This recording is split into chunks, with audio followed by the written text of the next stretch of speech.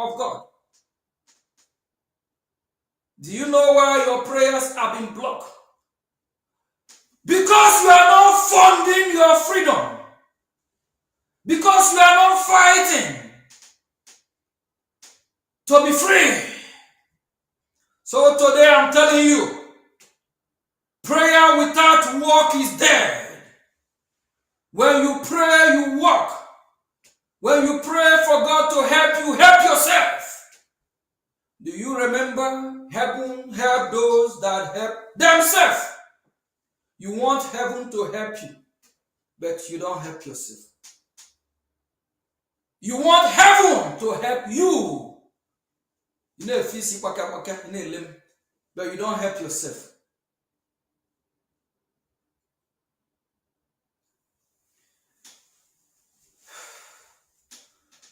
Please, Biafra, wake up.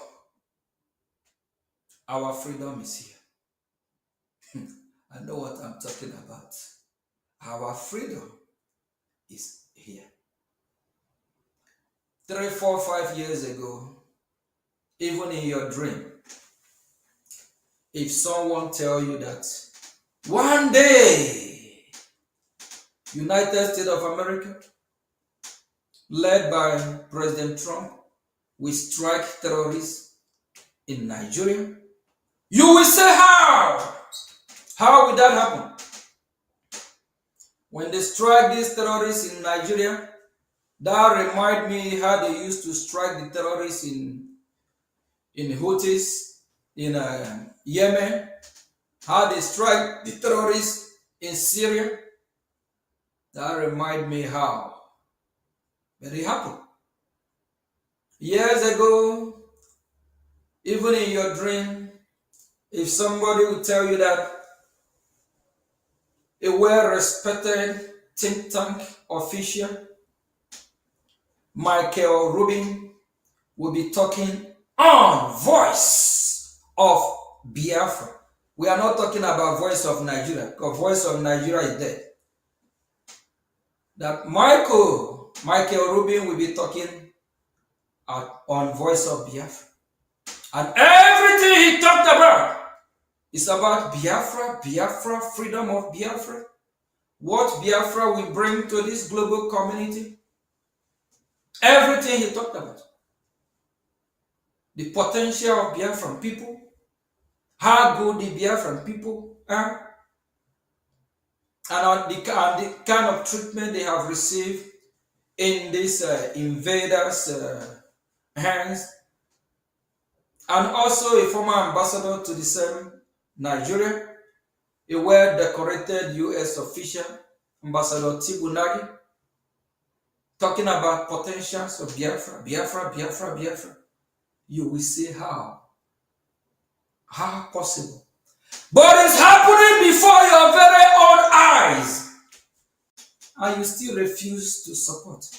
And it's happening under Biafra Republic government in exile. And some of you still fighting this same government. Some of you are still there dreaming about 100 men. And those of you that are using Brgie disease from it. Brgie is registered. It's an entity of its own being. ROGIE.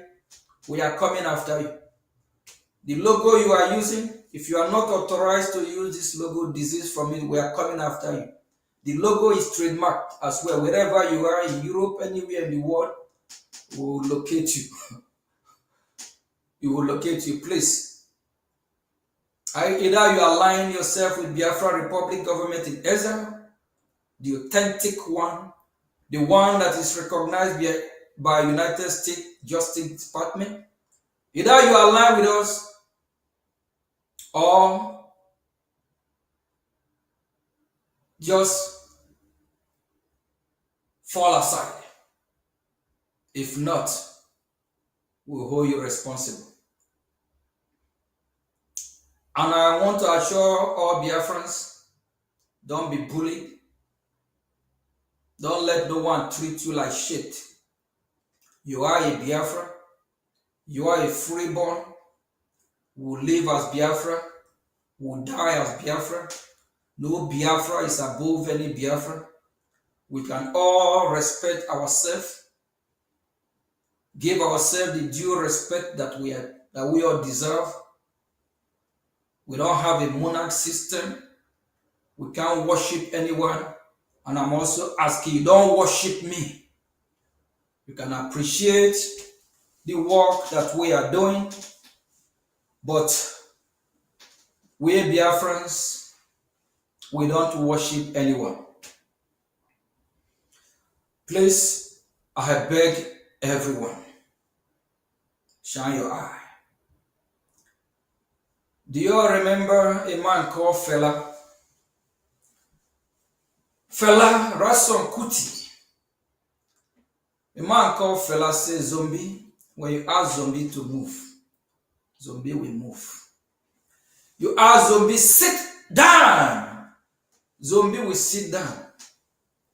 You ask zombie, lift your hand, zombie will lift hand. Zombie don't ask question. You ask zombie, tell zombie to jump inside lagoon, zombie will jump inside lagoon. You say zombie jump into that burning fire, zombie will jump inside. We are not zombies. We ask question. Our freedom comes from self-dependent, number one. By being free, we have the right to ask question. It's our right. We are not zombie. Please, if something is not going right, analyze the situation. Ask yourself question. Is this how it should be? We respect everyone that is fighting to free Biafran people, but we will not worship you. Because Biafrans, we only worship him above, our God. We don't worship human being. We don't worship idol. Our hope is in the Lord. It's in our God who lives in heaven. That's where our salvation will come from. And we believe he will bless our work. We will practice what we preach.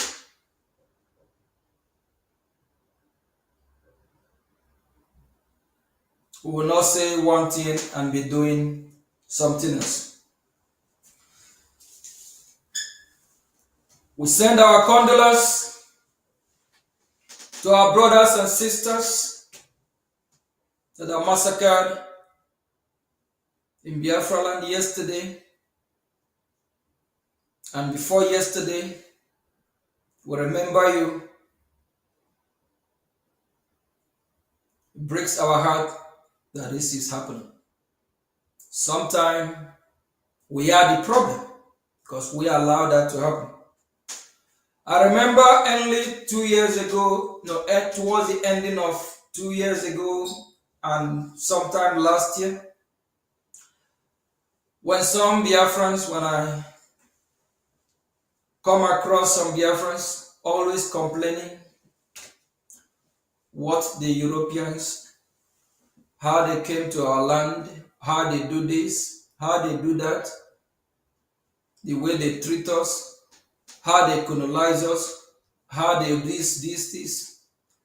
Biafrans, we need to outgrow and be matured. If you allow somebody come inside your house, remember before that person come in, you open your door. Then if you lock your door and this person come in forcefully, you forcefully remove that person from your house.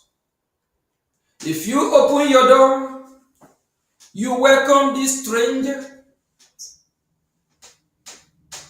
with all your heart. You feed the stranger, give him water to drink, food, everything. Even give him the water you're supposed to use, you drink by yourself. Or even give him the food you're supposed to use to feed your children. Then when the hunger comes, who do you blame? Do you blame yourself that opened the door? Do you blame yourself that refused to feed your family first before you feed the stranger? Do you blame the stranger or you blame yourself? Do you blame the stranger that it is because of him you gave him everything, both your house, you even offer him your wife? Who should be blamed? You, the owner of the house. You, the head of the family. Take that responsibility of blame. Everything that happened to we Biafrans, we blame ourselves. We take full responsibility because we allow it to happen. If we have not been fighting back, fighting these Islamic jihadist terrorists, if we allow them to come and take over our land, if we allow them to convert us to Islamic jihadist terrorists and worship the kind of Islam they worship, if we allow them or give them our daughters, sons and daughters in marriage, are we going to blame them? Or are we going to take full responsibility? Like the cities or village where the massacre happened yesterday. If the Biafrans from that community have come together, raise funds to support our security, if they have come together and do everything they're supposed to do you think the massacre yesterday will happen? The answer is no. It's because some Biafrans still believe in their buying and selling, because some Biafrans are just so self-centered. It's all about them. They don't care about anybody else. Until it happens to you, you will understand. But even if it don't happen to you directly, we Biafrans, we are one family. Anything that have happened to any Biafra, it affects all of us. Please, I urge all Biafrans, come together under Brgie, under Biafra Republic government in Ezra. We don't want to disappoint our partners, our allies. They are watching. They are watching. I wish I can say a lot on air here about what is happening. They are watching. They are following. They are trying to see how serious we are as well.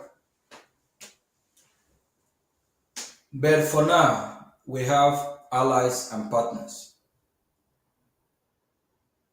Waiting for the right time to do what they're supposed to do. Instead of keeping them waiting for so long, I urge every Biafran to hasten up. Let's do what we're supposed to do so that they can come to our rescue today, tomorrow. Because we already have a proper structure of how to gain our freedom. One of the problem that the Iranian government people are having today, when this Ayatollah family, this Islamic regime that have occupied Iran for over 47 years, a lot of Iranians flew abroad. And the ones in abroad, they are well educated. You have engineers, doctors, lawyers. Instead of them putting themselves together to fight for their people at home, they feel relaxed. They didn't really act upon to save their family in Iran. Even while United States of America is doing everything to help the people of Iran. The Iranians don't even have what we have. The game changer that we Biafrans have today is the Biafra Republic government in exile. The Iranians don't have a government like exile government that we have. They are not well structured. If they have a government in exile, it will be easy for United States of America to work with their government in exile. But we are so lucky, we are so blessed that we have a government in exile that is working on behalf of the Biafran people, fighting for the Biafran people. The Iranians don't have government in exile, such as Brgie. We are blessed that we have a government in exile. The team of Mazi Nnamdi Kanu, the team of every other group, join your government. The earlier you realize that Brgie is here to stay, the earlier you realize that Biafra Republic government in exile is a game changer to liberate and free Biafran people, the better for you and I. The more we delay, the more time we waste, the more it will be longer for us to be free. Because this government is the legitimate government and the government that United States of America is aware of. I'm proud that I'm part of this government, and for the members of the government, the cabinet, rep and admins, and Biafrans at large that believe in Brgie, thank you. God bless you. Keep fighting, keep fighting. Our freedom is here. Please stop fighting Mazi Ogechukwu Nkere. The more you fight me, the more you hurt yourself. And remember, karma is real. My hands are clean. I do nothing wrong. If my crime is to fight to free the people of Biafra, that means I love that crime. If my crime is to go to Washington to educate and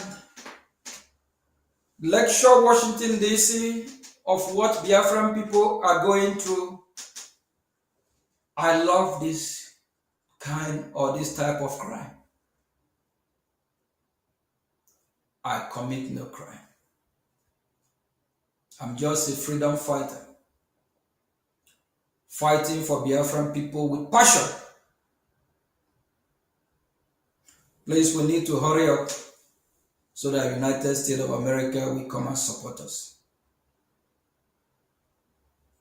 The momentum is on our side because the Nigerian government, they are making it easier. They are proving truly that they are a terrorist state. They are proving, yes, that they shouldn't be trusted. In Washington, D.C., Brgie have defeated Nigeria. We have defeated Nigeria from Washington, D.C.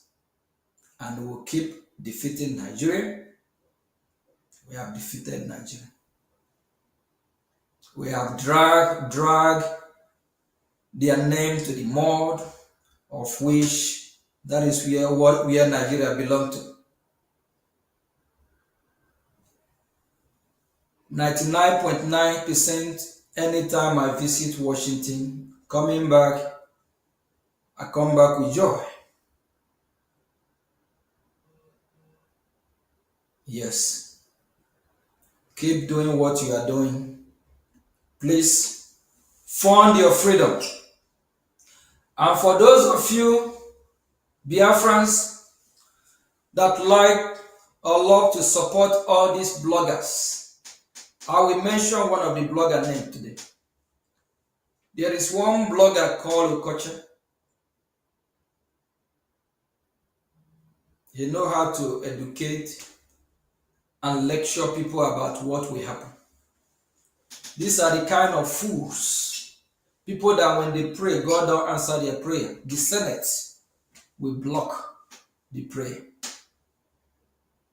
I don't see any reason why a Biafra will tell you, Fulani Islamic jihadists, they are coming, they are on street B, approaching to street A, they are here. And the same person is not preaching, how are we going to stop these jihadists? The same person is not contributing to stop the jihadists. Somebody like this will caution, if he don't know, his hand is full with innocent blood of Biafra.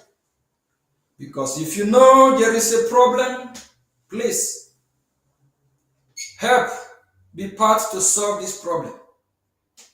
Those that are exempted from the curse of the land are those that are ignorant of what is happening. But if you are aware that these terrorists are coming, to kill Biafrans, and you refuse to support, you refuse to fight for the same Biafrans, rather, like somebody like this, Okosha is making money.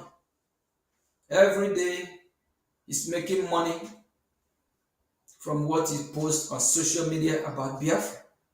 And I believe he is a Biafra. Making money from the blood of the innocent Biafran Christians. People like that, the land of Biafra will not bless them. We are not saying bring all the money you make, at least support, so we can fight these terrorists. Is it the one they call Nonso? Nonso always come, tell you everything that is happening. When the terrorists will come, where they coming from, who they working for. But at the end of the day, ask these people, what are they doing to support the Biafran people by fighting back? How are they supporting? These are people that whatever they do, the Senate of God will block it. Please, I beg you, all genuine Biafrans,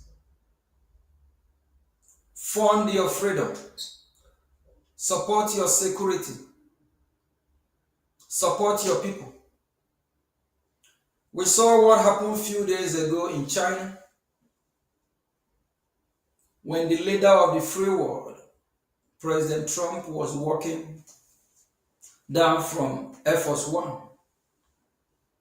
Actually, I make a screenshot of the picture.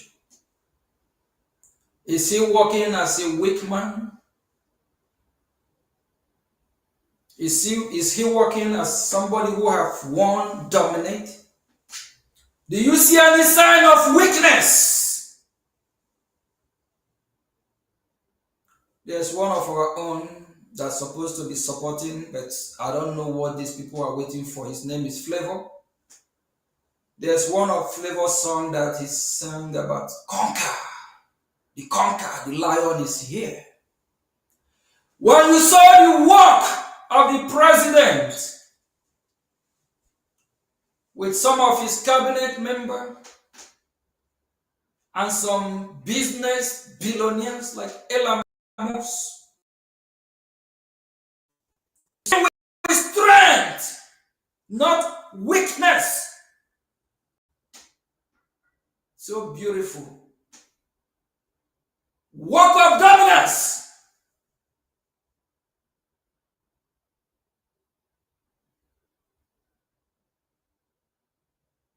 You achieve your peace through strength.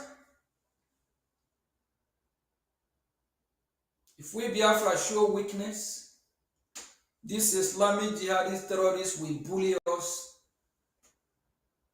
They will play with us like we are their toy. We have the men. We have men that can get this job done. Where are the Odogus? It's not just about wearing Isiago. You wear Isiago, a lion dress, showing your strength, how Biafrans are mighty and this and that, but your own village is overrun by 4-5 Fulani herdsmen with AK-47. Even when you see these herdsmen, some of them look like people that have not eaten for a whole year. When you hear one gunshot, you will run away. You run and leave your wife behind, your children behind. Where are you going? Please, it's time we defend our land. I wish I can keep talking. I'm not trying to make this program, this briefing long. It's already long. It's over 30-40 minutes, but it's just necessary I talk to Biafrans. Yeah, time is coming when I will spend for those that can, listening for that length of time, like hours, 1 or 2, 3, since we have our voice of Biafra, or a whole day, just go on program to talk to our people. Remember Mazi Nnamdi Kanu used to do that. Mazi Simon Ekpa, the same. It's just that the time we are is not time of talking. This is time for action, because freedom is not giving. It's not about talking. You take your freedom. You take your freedom. If I have what it takes, you already know what I will do. For those that believe in me, I will burn Nigeria down. Yes. Because if you don't burn Nigeria down, Nigeria will burn you down. Our brothers and sisters, that is Islamic jihadist terrorists, took their life yesterday. Do you think these Christian Biafrans that were massacred yesterday, do you think if they know that this is going to happen to them and they have what it takes, they have the opportunity, they're not going to burn Nigeria down? I will answer that for them. Yes, they will. If you don't burn Nigeria down, Nigeria will burn you down. If you don't chase Nigerian Islamic jihadist terrorists out of your land, they will chase you out. And remember, if we allow these terrorists in Nigeria to chase us to Ambazonia, Ambazonia is not free. Ambazonia is fighting to free themselves from Cameroon. Ambazonia will not, they will kick our ass back to Biafra land. If we run to the Oduduwa people, the Yoruba people, remember, they hate us with passion. Two-face. They either here or either there. Or where are you going to run to? Benue people, they are part of those that kill us during the genocidal war. Maybe we run to Benue, they might accept us this time. But the problem is that Benue is not even free. Then apart from Benue, where else are you running to? You run to the north. They will say, welcome aboard. Now we have you in our own domain. They will just finish you there. Take your land, everything. Then if you don't want to do that, you decide to run back to the Gulf of Guinea. CUC high sea. How far will you swim? Since we don't want to run anywhere, it's high time we protect our land. And if you don't want to protect yourself, please remember your loved ones. Uncle, nephew, niece,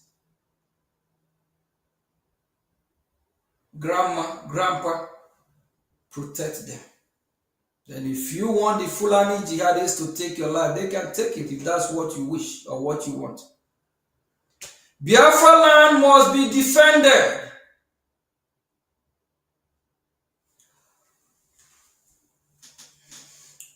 Our freedom is in our hand. United States of America will not give us our freedom. What they will do is to support our effort to recognize us.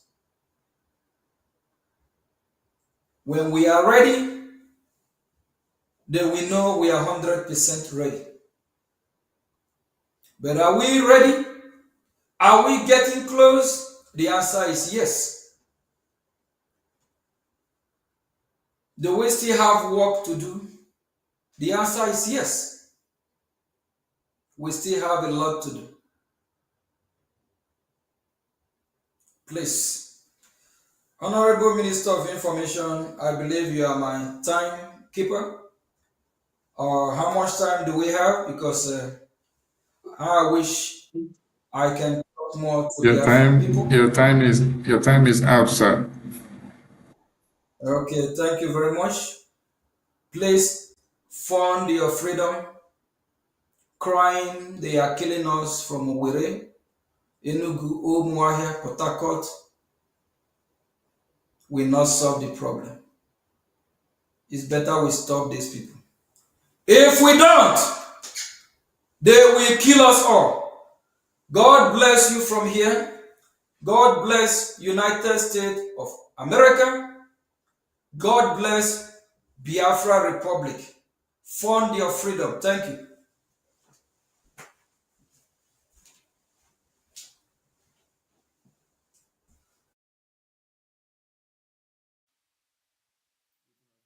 Again, this is Voice of Biafra Television. And we've just listened to the Prime Minister of the Biafra Republic government in exile. We take a short break before we continue this segment.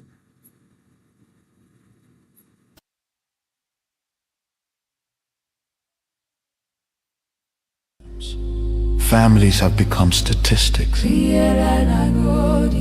And yet, those in power continue to speak in rehearsed tone. Detached from the suffering of the people, observers say. This is no longer a matter of isolated incidents. This is systemic failure. A collapse of responsibility. A nation where innocent lives are wasted daily. As fear grips the population, a new reality emerges. The people have lost confidence. Trust has been eroded. Hope has faded.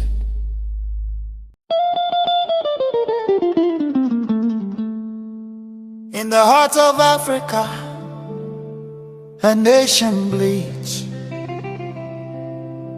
Not from a single wound, but from 1,000 cuts, inflicted by a false union, never meant to endure. This is the story of Nigeria. A giant built on false foundations, now straining beneath the weight of its own contradictions.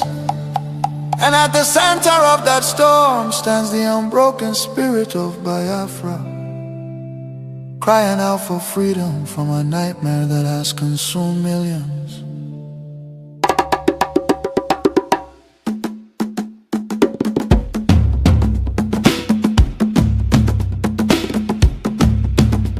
It began with the rivers of blood in 1966. Thousands of Biafran men, women and children, professionals, traders, students and families who had built lives across the Federation became targets in the northern city, fueled by ethnic hatred and religious hostility. Mobs descended upon innocent civilians. They were slaughtered in their homes, in crowded markets, and aboard trains carrying desperate families back to the east. Streets were littered with bodies, rivers choked with corpses. Survivors returned to the east carrying trauma, grief, and the painful realization that they were no longer wanted in the Nigerian Union. Biafra, Biafra.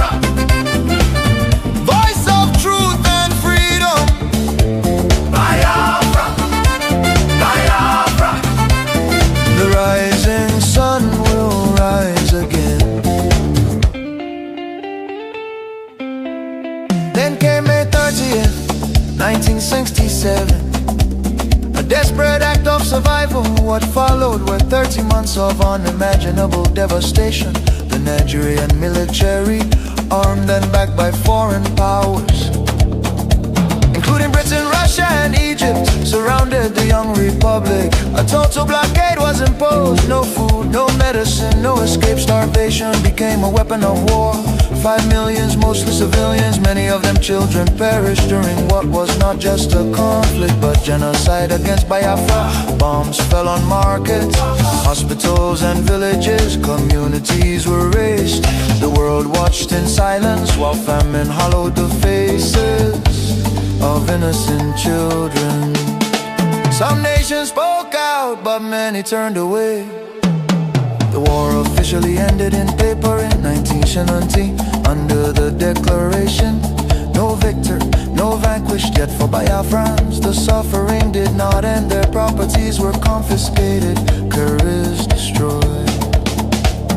Biafrans were given only £20 regardless of how much they had. Entire families struggled to rebuild shattered lives. The promise of reintegration faded into disappointment. Marginalization deepened in Nigerian government appointments. Infrastructure and control of resources from Biafran land. Oil flowing from the Biafra land enriched the center, while much of the east remained neglected. Roads deteriorated, industries collapsed. Biafra, Biafra. Voice of truth and freedom. The rising sun will rise again. The nightmare did not disappear, rather it evolved. Across Nigeria today, violence and insecurity continue to devastate communities. Armed attacks by Fulani herdsmen, terrorists, have left villages destroyed, farmers killed, women violated, children orphaned and churches burned.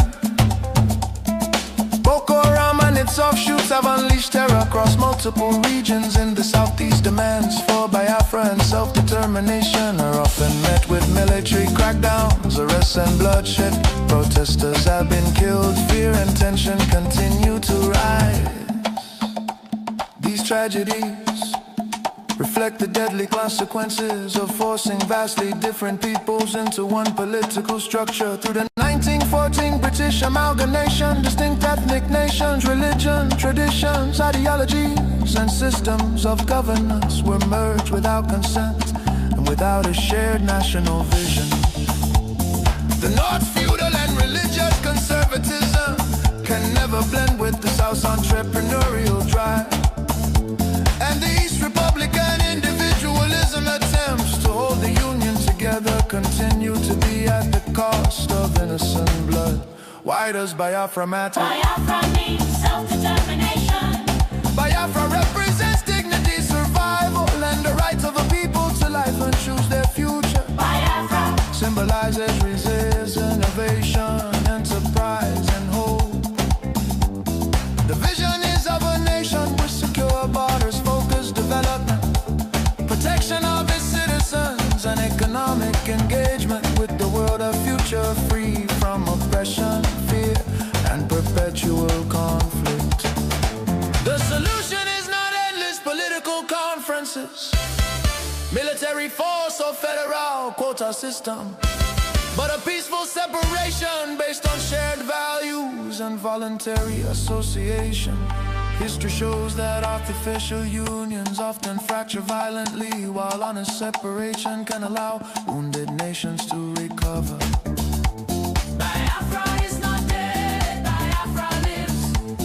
It lives because the desire for freedom cannot be extinguished. Nigeria's ongoing crisis, corruption, insecurity, poverty, and division are proof that one structure cannot hold people with dangerous diversities together. For the million already lost, for the children yet unborn.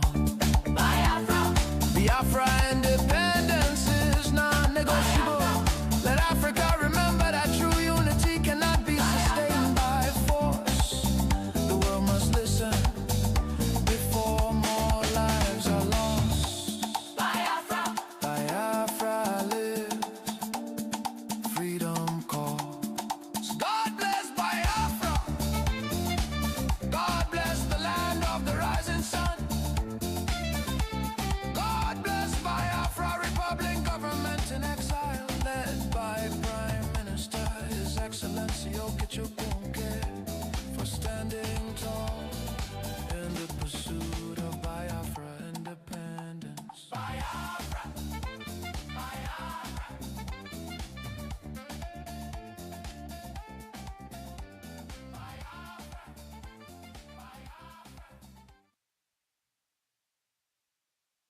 Welcome back to Voice of Biafra Television, where we tell you that it is without mincing words. We've just listened to the transmission from the Biafra Republic Government in Exile Headquarters, Baltimore, in USA, from the Honorable Prime Minister of the Biafra Republic Government in Exile. And it is left to the people of Biafra to do the needful. Every Friday, the Biafra Republic Government in Exile gathers to raise funds to defend their babies, women, and children, and to project the cause of the Biafra restoration, recognition, and the actualization of Biafra. Do not be left out. The Zoom is there. The GoFundMe link is there. Join from everywhere you find it and be a part of this very memorable time. Because the time will come when you will be asked, did you partake in the restoration, the defense, and the recognition of Biafra? You should have something to say and to give as proof. On Sundays, we do have town hall meetings where we gather to discuss and also to raise funds to support our quest for Biafra independence and restoration. We implore all Biafrans not to sit on the fence. Come and join forces with Brgie to defend your lands and to get Biafra recognized. Because the more you continue to be stupid and sit idly by, the more the terrorist outnumbers you. The money you're supposed to pay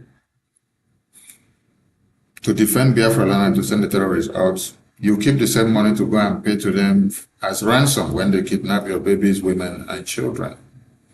You do not expect the Biafra Republic Government in Exile or the Biafra de facto government in the homeland or the BDF to use their tongue or their saliva to fight and to defend Biafra land.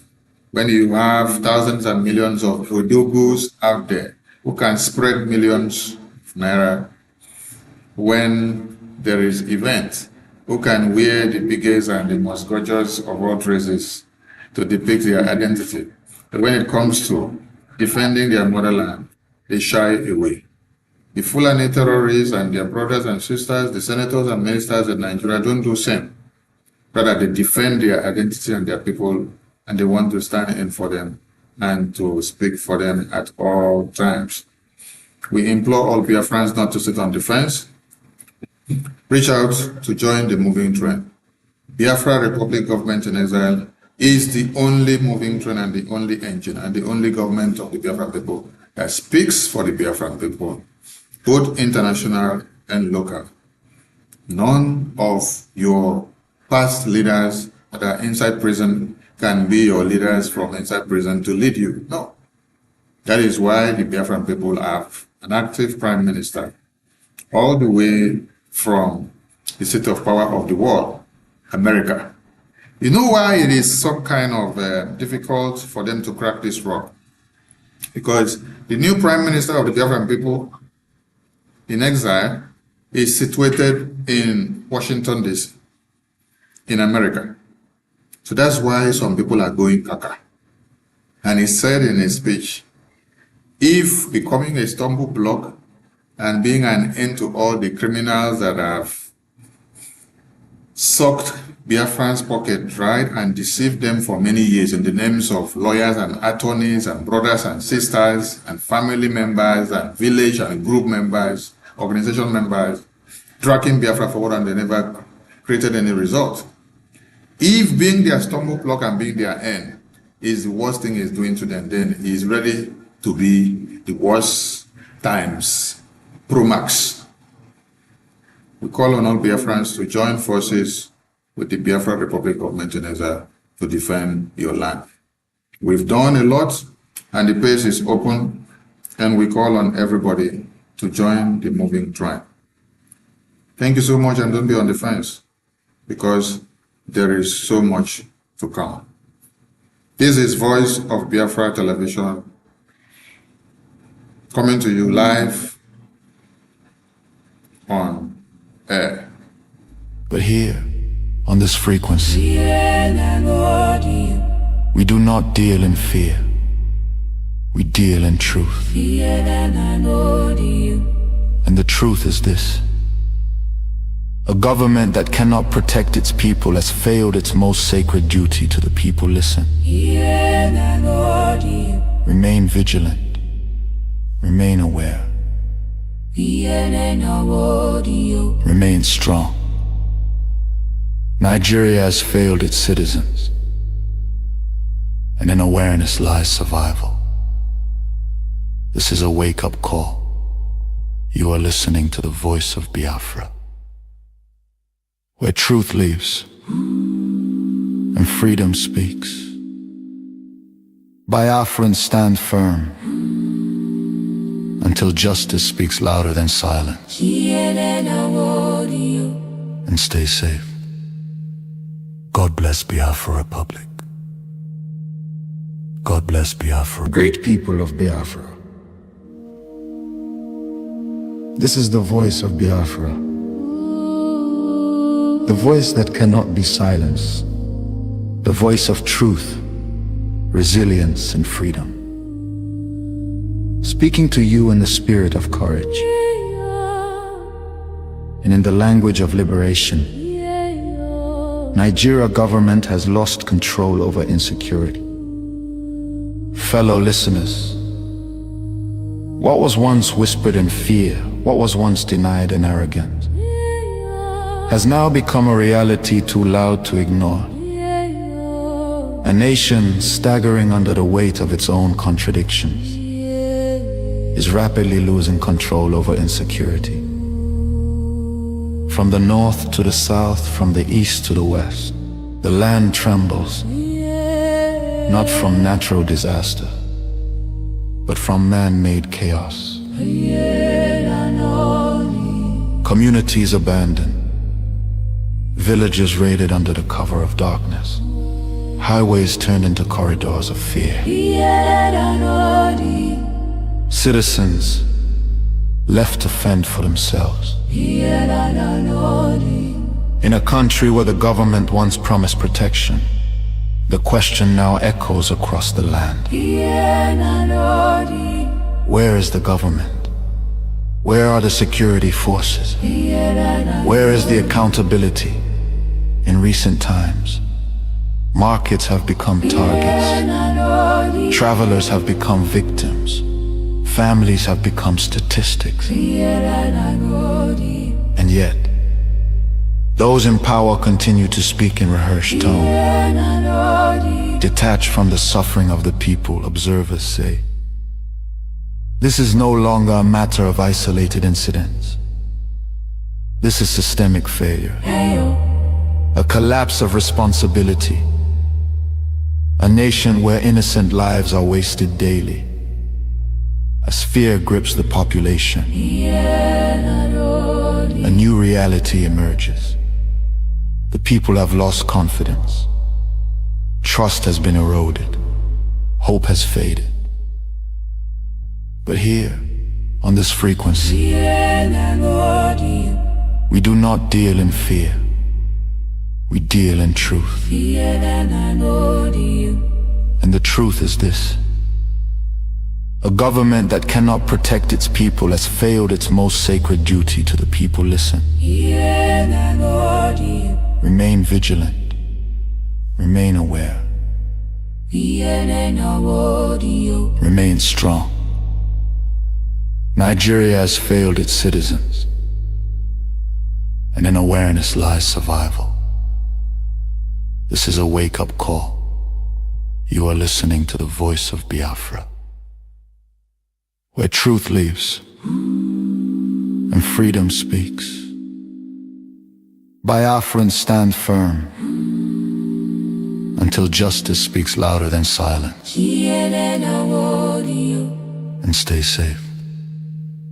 God bless Biafra Republic. God bless Biafra Republic, government in exile.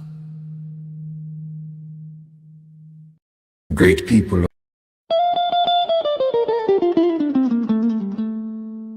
In the heart of Africa, a nation bleeds. Not from a single wound, but from 1,000 cuts, inflicted by a forced union, never meant to endure. This is the story of Nigeria, a giant built on false foundations, now straining beneath the weight of its own contradictions. And at the center of that storm stands the unbroken spirit of Biafra, crying out for freedom from a nightmare that has consumed millions.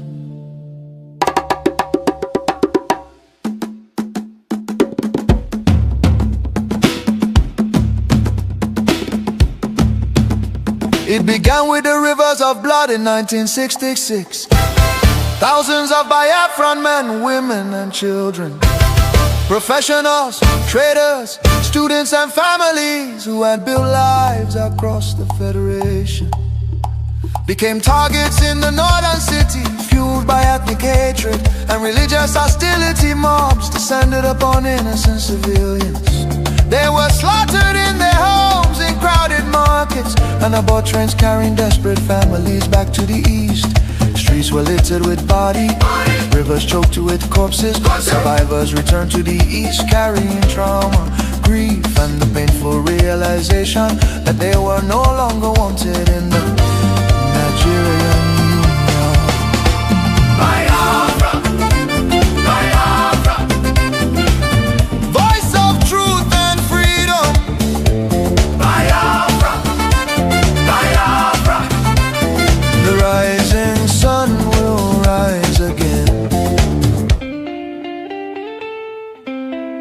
Then came May 30th, 1967, a desperate act of survival. What followed were 30 months of unimaginable devastation. The Nigerian military, armed and backed by foreign powers, including Britain, Russia and Egypt, surrounded the young republic. A total blockade was imposed. No food, no medicine, no escape. Starvation became a weapon of war. 5 million, mostly civilians, many of them children, perished during what was not just a conflict but genocide against Biafra. Bombs fell on markets, hospitals and villages. Communities were razed. The world watched in silence while famine hollowed the faces of innocent children. Some nations spoke out, but many turned away. The war officially ended in paper in 1970 under the declaration, no victor, no vanquished. Yet for Biafrans, the suffering did not end. Their properties were confiscated, careers destroyed. Biafrans were given only 20 pounds regardless of how much they had. Entire families struggled to rebuild shattered lives. The promise of reintegration faded into disappointment. Marginalization deepened in Nigerian government appointments. Infrastructure and control of resources from Biafran land. Oil flowing from the Biafra land enriched the center, while much of the east remained neglected. Roads deteriorated, industries collapsed. Biafra, Biafra, Voice of truth and freedom. The rising sun will rise again. The nightmare did not disappear, rather it evolved. Across Nigeria today, violence and insecurity continue to devastate communities. Armed attacks by Fulani herdsmen, terrorists, have left villages destroyed, farmers killed, women violated, children orphaned and churches burned. Boko Haram and its offshoots have unleashed terror across multiple regions in the southeast. Demands for Biafra and self-determination are often met with military crackdowns, arrests and bloodshed. Protesters have been killed, fear and tension continue to rise. These tragedies reflect the deadly consequences of forcing vastly different peoples into one political structure. Through the 1914 British amalgamation, distinct ethnic nations, religion, traditions, ideologies, and systems of governance were merged without consent and without a shared national vision. The North's feudal and religious conservatism can never blend with the South's entrepreneurial drive.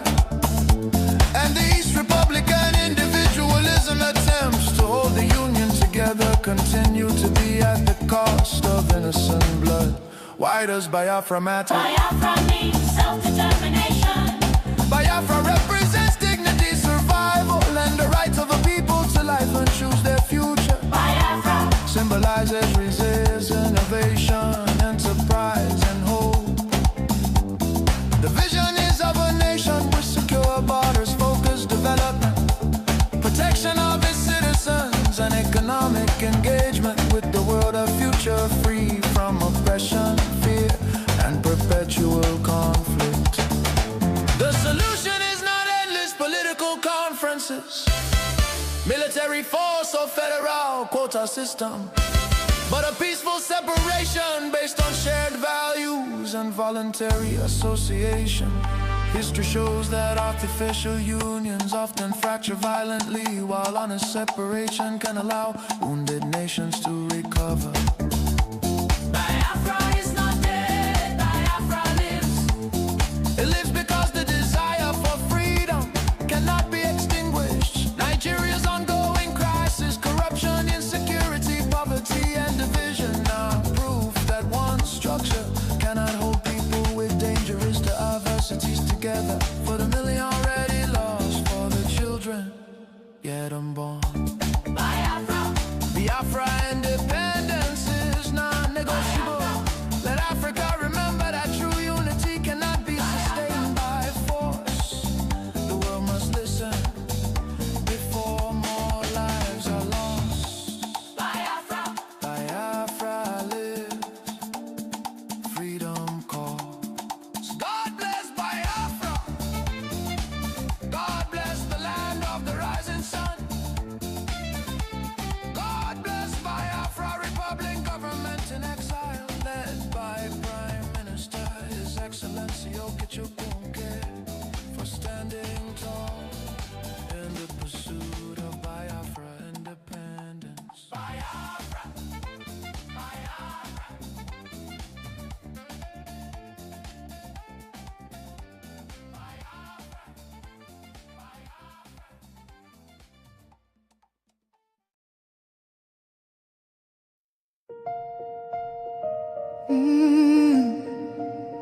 Can you hear the cry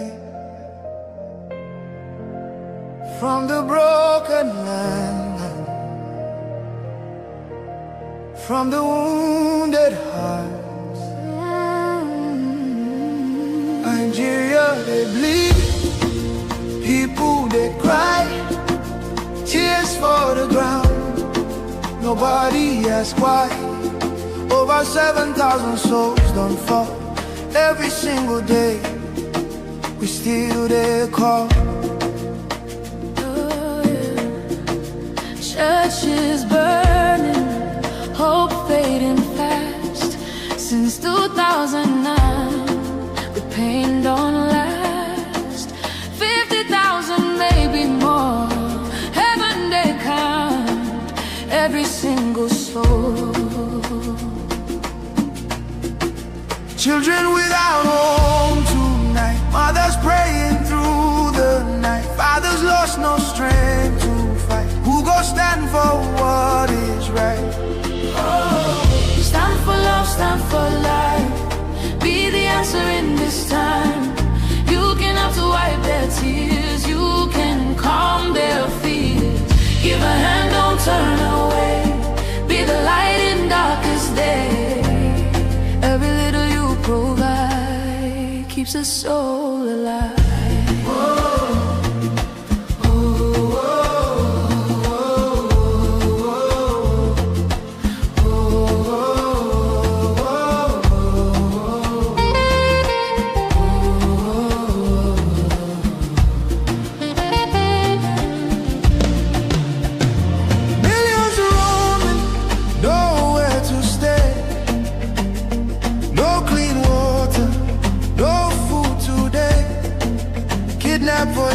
mind in chains, silent echoes filled with pain.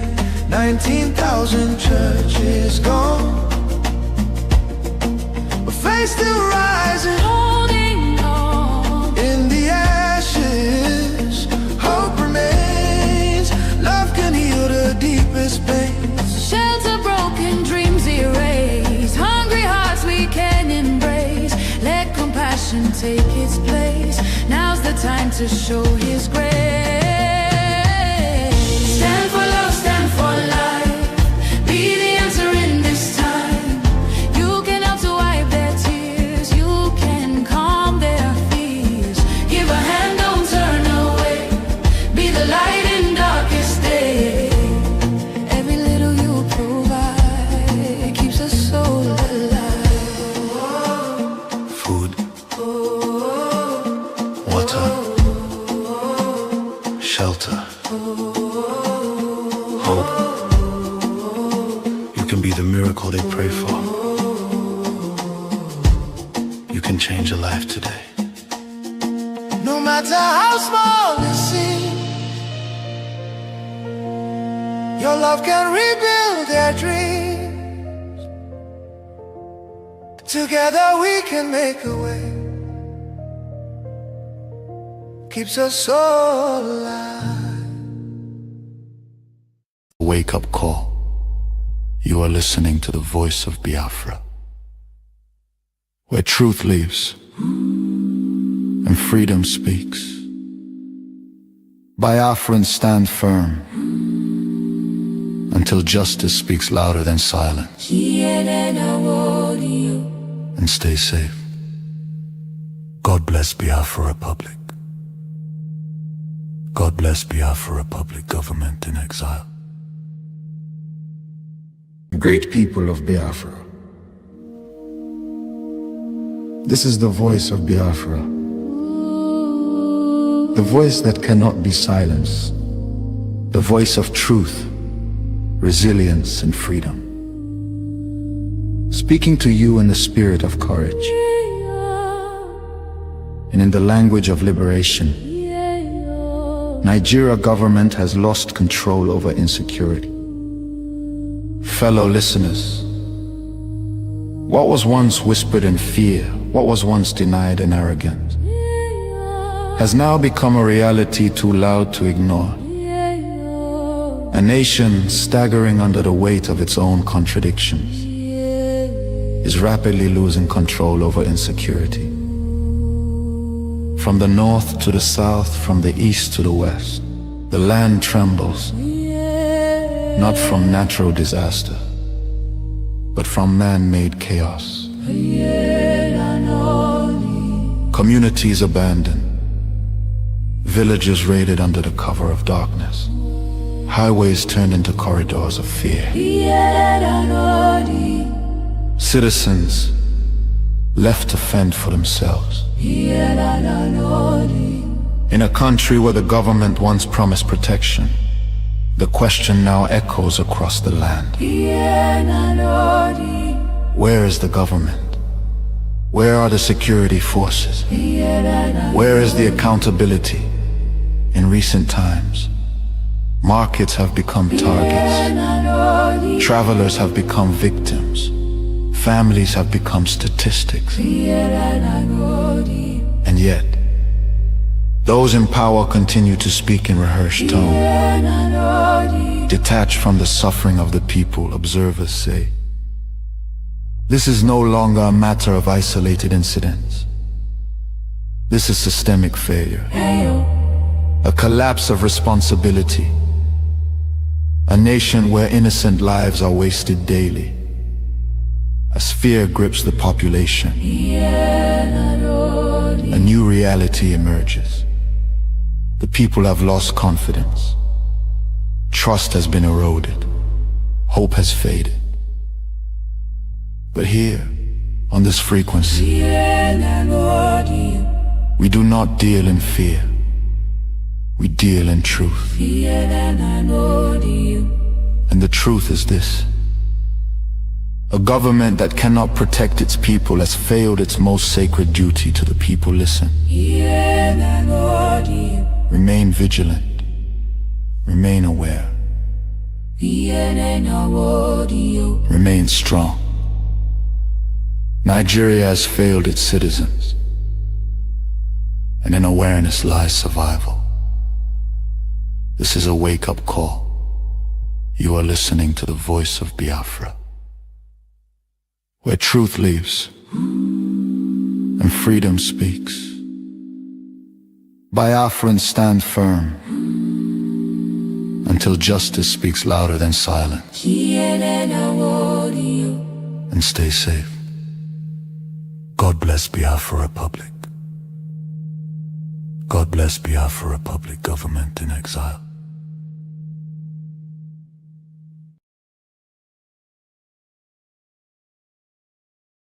Sovereign state That of bipartisan Biafra, act, Amazon, drafted in amidst the 1999 triumph by of Chief, liberal who was democracy wicked and the multinational in world 2012. order, following the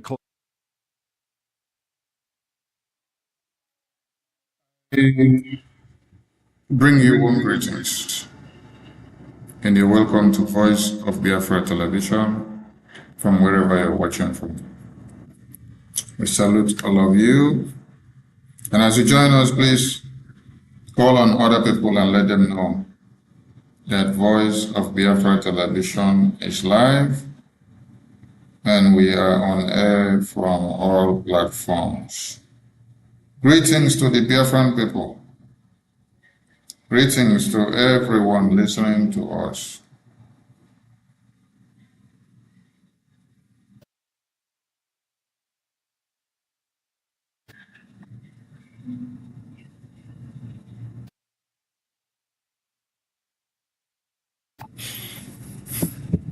Welcome to Voice of Biafra Television, and in this frequency, we give you the news the way it is. It doesn't matter how many of those that are trying to show themselves against the Christians that are being slaughtered on a daily basis. People of Biafra. This is the voice of Biafra. The voice that cannot be silenced. The voice of truth, resilience, and freedom. Speaking to you in the spirit of courage and in the language of liberation. So in our renewed quest for Biafra, we are moreover, not the driving. administration has not made its Yes, good to have you all back again, and I hope we are coming out very clear. Let's check if we are very clear, if we are loud. All right, we are live and direct on all platforms. We are on Facebook, we are on Twitter, we are on YouTube, and we are also on the Voice of Biafra Television, coming out live the entire region of Africa.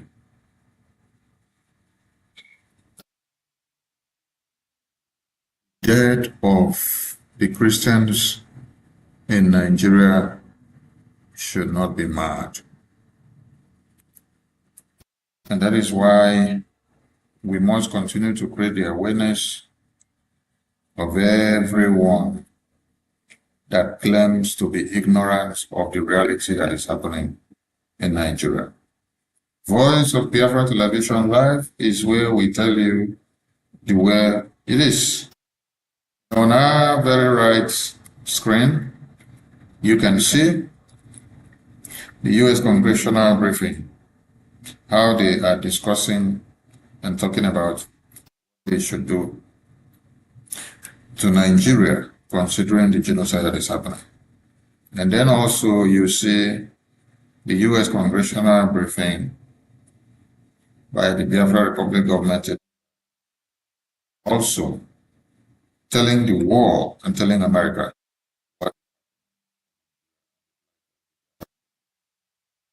Greetings once again, and you're all welcome. Today's segment may not be very long, but we appreciate everyone that will be listening to this message and will be sharing it far and wide. Yes, let us start by appreciating the U.S. government for what they've done and appreciating the entire Biafran people who are standing their ground, Biafra Republic government in exile. The Biafra Republic government in exile has come to stay, and it is the only voice of the Biafran people that speaks from Washington, D.C. The voice of the hopeless, the voice of the battered, the voice of the hungry, the voice of the motherless, the voice of the fatherless, and the voice gives assurance and hope to every Christian in Nigeria, letting them know their cases are considered and not forgotten. Appreciate those that are piloting the affairs of Biafra at this time, His Excellency Honorable Okechukwu and the entire cabinet of Brgie. If you do not know this man standing here, where you see the American flag behind him, then you are living in denial, because this is the man that is shaking Nigeria from Washington, D.C. He's done it not once, not two, not three, not four. And he continues to. Nigeria is in quagmire. Nigeria is receiving the pain of the good works that he's doing in Washington, D.C. It is through his political and diplomatic campaign that Biafra has been brought up in the U.S. Congress for the very first time in history. It is through his political and diplomatic engagement with the U.S. lawmakers that has made the American lawmakers now have the boldness to speak of Biafra and to drag out Nigerian government is really in reality. Because they have been telling all of you long before now that the situation in Nigeria is about climate change, that it is about the economy, that it is about the changes in geographical areas. They've told you that it is because the inflation that is happening in other parts of the world is what is driving the insecurity in Nigeria. No, this has been a fat lie. The Biafran Republic government in exile have been able to bring these issues up and to let the entire world know and understand that Nigerian governments have been lying. The big question is, why will Nigerian governments be lying? Yes. Why will Nigerian governments just decide to lie for what they are not supposed to? Are they lying because they just love lying and they enjoy the lying? Or they just want to keep the entire world in the dark? Yes, they want to keep the entire world in the dark because they see it very important that if they do so, nobody will take anything serious that comes out from you that lives in that contraption called Nigeria. But it is incumbent on you to wake up and to tell the entire world that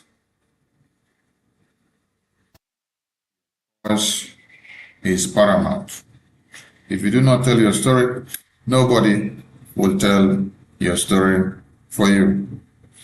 Appreciate all of you. The headline today says many NGOs benefited from Christian genocide in Nigeria silently. I did stress on this yesterday, but it is very important that I stress on it again today. And also, for the first time, I'm going to display something on the Voice of Biafra television, so that some of you will see. And just hope this input will work for me. Yeah. And I want you all to see what I have to display. Yes. The entire world looks up to see a society of serenity. And in this same society of serenity, you also look up to see evil. That is why the people of Biafra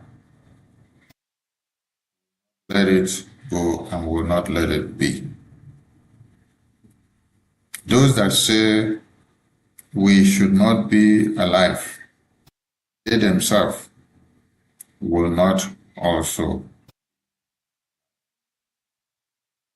Yes. It is only the Biafran Republic government in exile that speaks for the Biafran people. Yesterday, I stressed this issue, and that is the only government of Biafran people. That is why today, from the back end video you can see here, you see the U.S. congressional hearing, and then you see the Biafra congressional briefing that happened on the 18th of September. So as to connect the dots. Yes. Biafra Republic government in exile was created for a reason. And for that very reason, we are here to uphold that very reason, which the Biafra Republic government in exile was brought about. We are not going to allow anybody to destroy that very reason that the Biafra Republic government in exile was brought about. You may not have seen all our leaders that started the Biafra Republic government in exile till today here with us, but I tell you, the mandate and that vision which we all had and brought up to this very day is what this very Prime Minister and the Biafran people and the entire. So if there is any monkey that is raising their heads from anywhere and thinking that they can be able to destroy that very cause, I tell you, you have made a very big mistake and you are playing with fire. Tonight,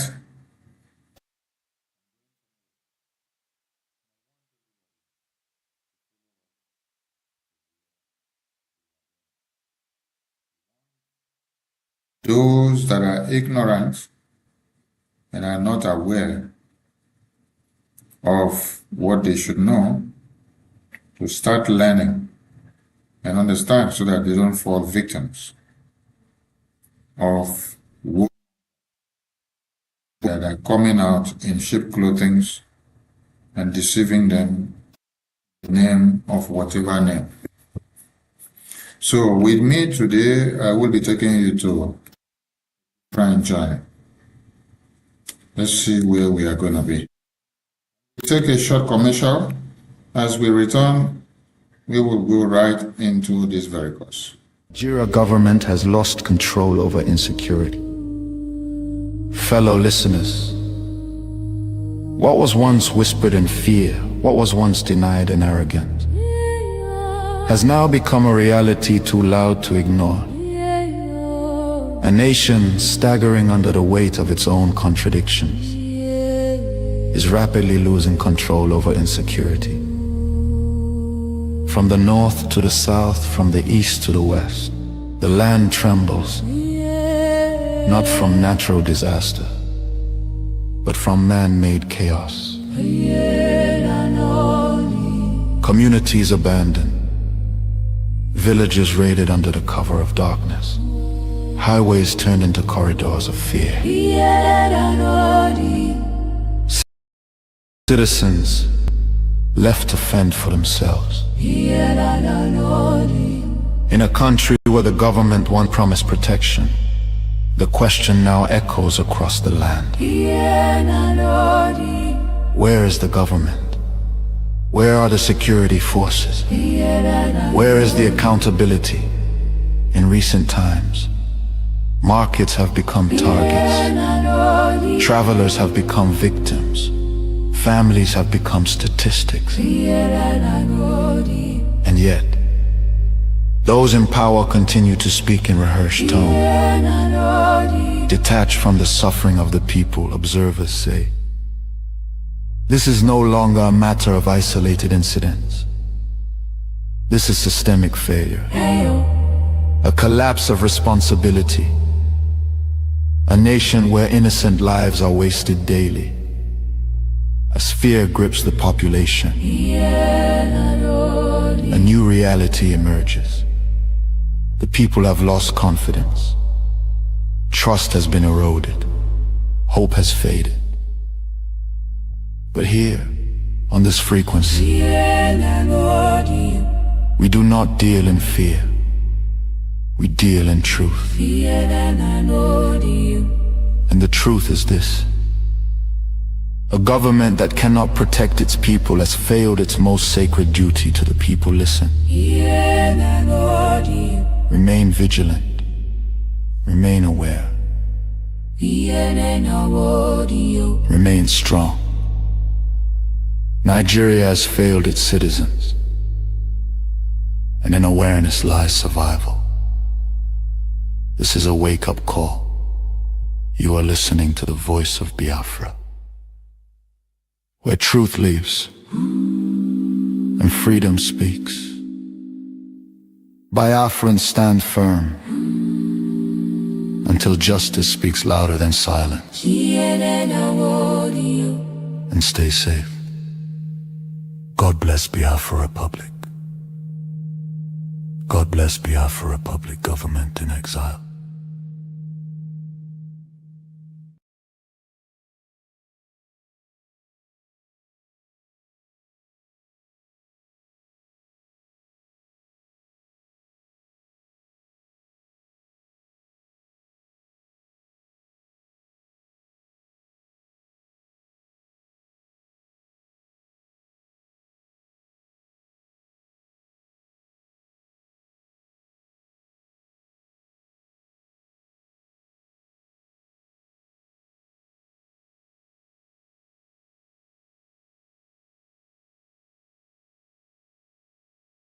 Great people of Biafra, this is the voice of Biafra, the voice that cannot be silenced, the voice of truth, resilience, and freedom. Speaking to you in the spirit of courage and in the language of liberation. Nigeria government has lost control over insecurity.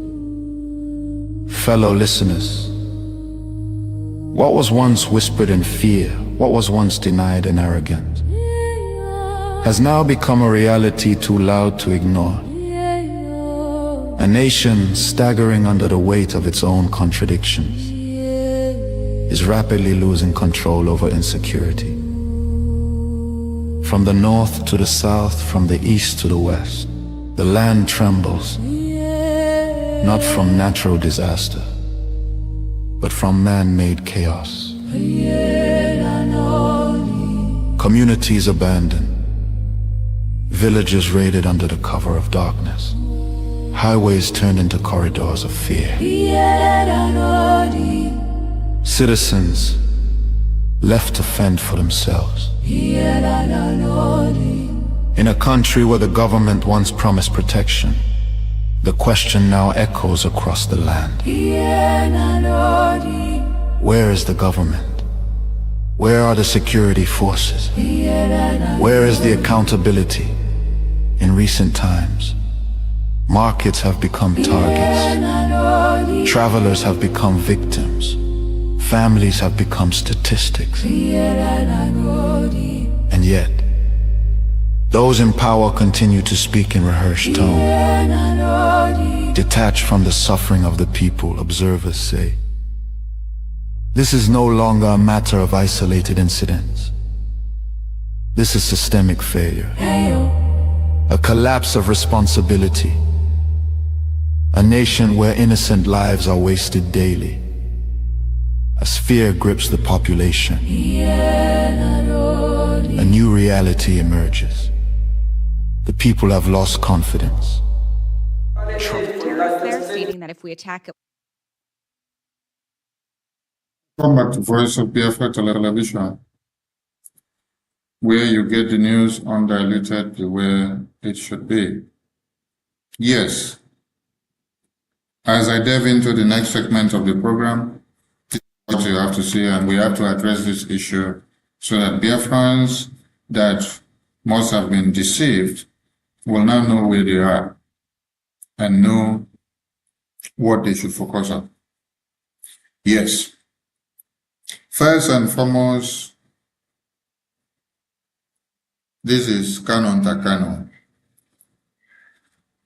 This is Canon Takano. I want everybody to look at it very well.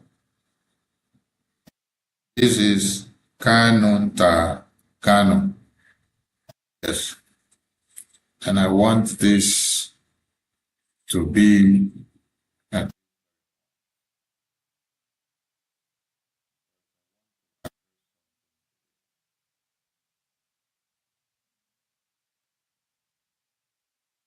then this is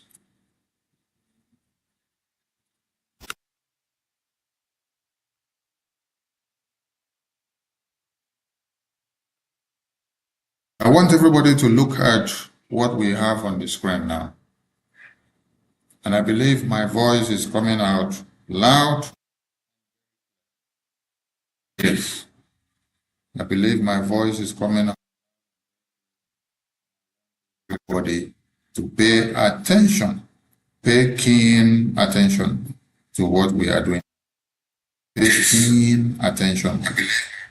Pay keen attention. Yes, I'm checking the phone and our voices are coming out very, very clear.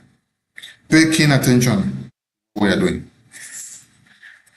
Now, on this very flyer on the screen, where you see Canon Takano, what is written there? What is written there is that those who claim to be fighting for the restoration of Biafra in IPOB is the same rogue element are attacking.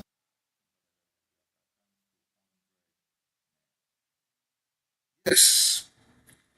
And then on this other flyer, you see that Nnamdi Kanu's brothers, which is Canon Takano, the wife, the lawyers, the DOS, Igbo politicians, AVID, and WIC.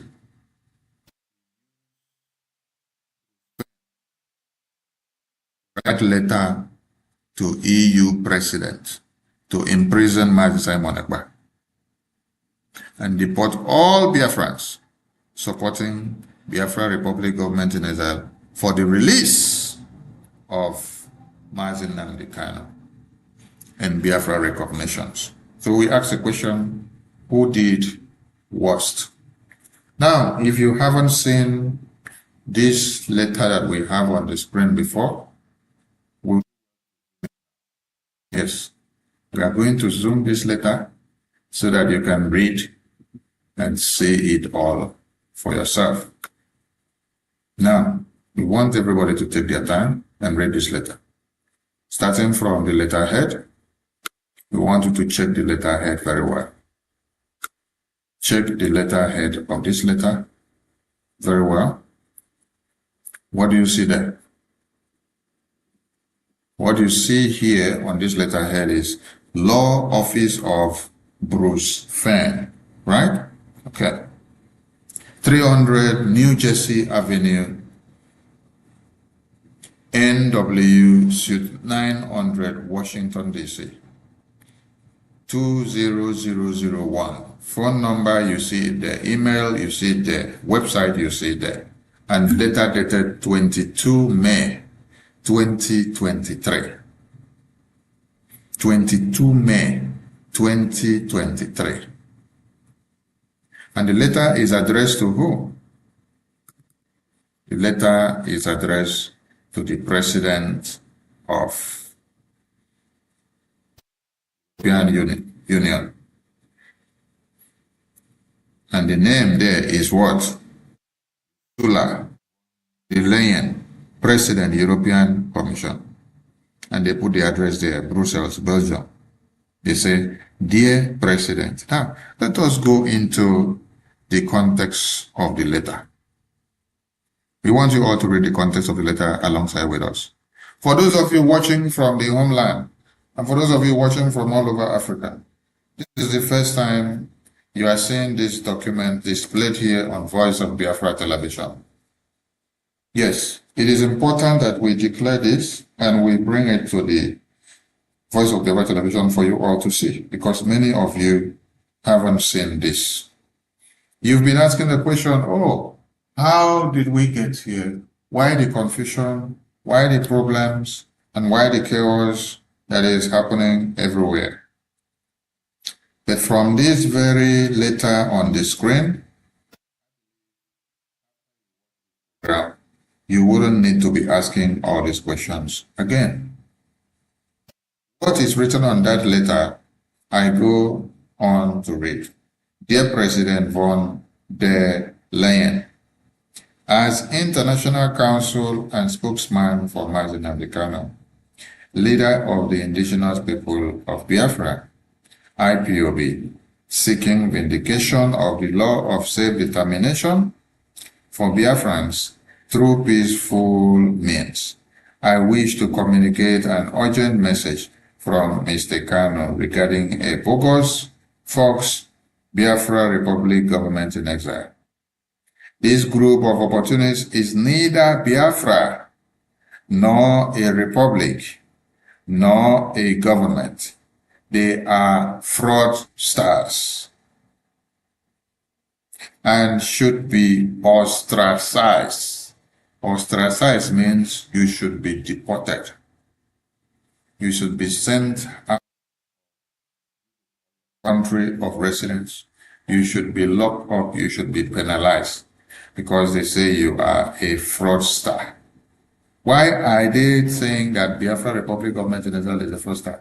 Because we are fighting for Biafra independence. Because we have stopped these groups of people from scamming people and collecting money from them for many years without nothing to show for it. Since 2012, they've been shouting along and raising flag and doing protests all over the world. But they were unable to arrange only one diplomatic U.S. congressmen and women, just for Mazi Nnamdi Kanu to be able to talk to the U.S. lawmakers that make policies that will affect the world. So what they've been doing was, they play hanky-panky, they make money, they enjoy themselves, they share the money, they do whatever they like, but some of them pay themselves salaries from this money of the blood of Biafrans. But nothing to show that they have been able to engage or to even have meeting with the U.S. lawmakers. Just for Mazi Nnamdi Kanu to put Biafra on the table and have a one-on-one discussion with them. Since 2012 down to this very day, they've not been able to record such success. So on seeing that Biafra Republic government in exile with able hands came in 2022 and were able to establish headquarter office in Baltimore, and were able to establish Biafra Republic government in exile liaison offices all over the world. They saw it that Biafra Republic government in exile have actually gotten to the right point of what they were unable to do for years. Their anger became that why should Biafra Republic government in exile have representatives be this fast, give all this in just 2 years, when they have been in the circle for over 12 years and they were unable to achieve anything compared or near or similar to what Biafra Republic government in exile have achieved in just 2 years. So they had to look for a way of making sure they lock up all Biafrans that are working to the restoration of Biafra under the Biafra Republic government in exile. It shocked you to understand that Biafra Republic government in exile submitted a congressional testimony to the US government, telling them about the plight of the Biafran people, telling them about the Christian genocide in Nigeria, telling them about the kidnapping of Mazi Nnamdi Kanu and all Biafrans that have been kidnapped, telling them about the imprisonment of Mazi Simon Ekpa in Finland that Finland government did in collaboration with the European Union, which is working in line with this letter that these Mazi Nnamdi Kanu brothers, Kanu Ntakanu, Bruce Fenn, the lawyers, the attorneys, and the entire family of him and the DOS, Walibo Congress, AVID, and all groups that are all over this world who are the enemies of Biafra restoration. They came together, they wrote this letter, they sent it to the European Commission. And they stood as a testimony. They stood as a testimony to Nigerian government. They supported Nigerian government to tell Europe that Biafra Republic government in exile are fraudsters. But this is the same Biafra Republic government in exile who is taking the cause of Biafra to Washington D.C. for Washington D.C. to hear our voices and to hear our cries and to come to the aid and to the recognition of Biafra. The people that did this are not too far from you. This was done by Kanu Ntakanu, Mazi Nnamdi Kanu's brother. This was done by Emmanuel Kanu, Mazi Nnamdi Kanu's brother. This was done by the wife of Mazi Nnamdi Kanu, Uchechi Kanu. This was done by DOS. This was done by Walibo Congress. This was done by Igbo politicians. This was done by World Igbo Congress, Organized Igbo, AVID groups, and all the groups of criminals who do not want Biafra to come, but they want to be making money and continue to shout all hail Biafra from January to December and from the first year to the 20th year. So when you see that Mazi Simon Ekpa is in prison today, Kanu, the brothers of Mazi Nnamdi Kanu, they hired a lawyer and then they wrote this letter and they said Mazi Nnamdi Kanu is the one that ordered them to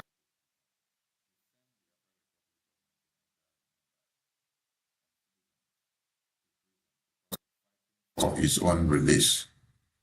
Yes, and because of fighting for the restoration of Biafra and the recognition of Biafra. We are reading this letter to you today for you to understand why. They staged a protest in Finland. They gathered in Finland in 2023. And then they submitted this letter in the same 2023. Yes, this letter you see here was submitted in 2023. You can see the date today, May 22, 2023. And then they staged a protest. And in that protest, they carried a placard which they rated Biafra Republic government in exile is a fraud. Who did they use to do this? They used Bruce Fenn. That is why you see that the Biafran people got so vexed when they see that anybody has made his or herself a willing tool and useful to be used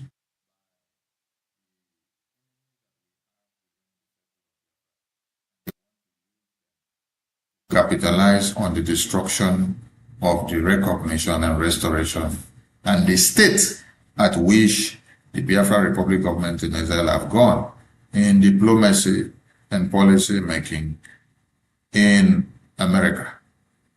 Biafra Republic government in exile have gone very, very far.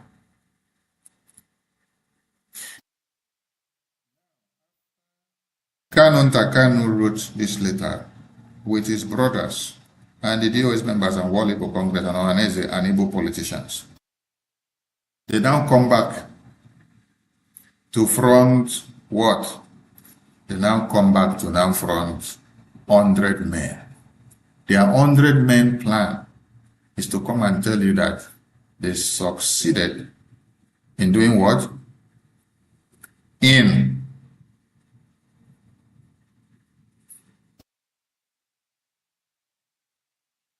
tell you that they succeeded in doing what? In sending the Biafra Republic government in exile members to prison, Simon Agba to prison, and that they are looking up to send many other Biafrans to prison. That is what you see from here. And what they are doing now is to front the 100 men madness. Now, I ask you, Biafra Republic government in exile have held a congressional briefing in the US Congress. The Prime Minister of the Biafra Republic government in exile goes on and on educating the US lawmakers on a daily basis about the plight of Biafran people. Very congressional briefing that you see on the screen behind where the US lawmakers talking. It was on the 20th of November, 2025.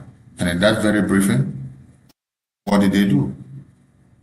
The lawmakers that the Prime Minister of Biafra Republic government in Israel have educated so much about Biafra took up Biafra in that very congressional hearing, and they had to hear about Biafra spoken for the first time in the US Congress, where they were having a public hearing, where nobody had expected that such will come up. Nobody expected that such will be coming up in the US congressional briefing. So it shocked everyone to have seen that Biafra was spoken of in the US Congress on 20th of November. All glory to the Biafra Republic government in exile. When you now see Kanu Takanu, after they have written this order letter and sent to the European Union, telling them that the Biafra Republic government in exile stars and that they should be ostracized, sent out of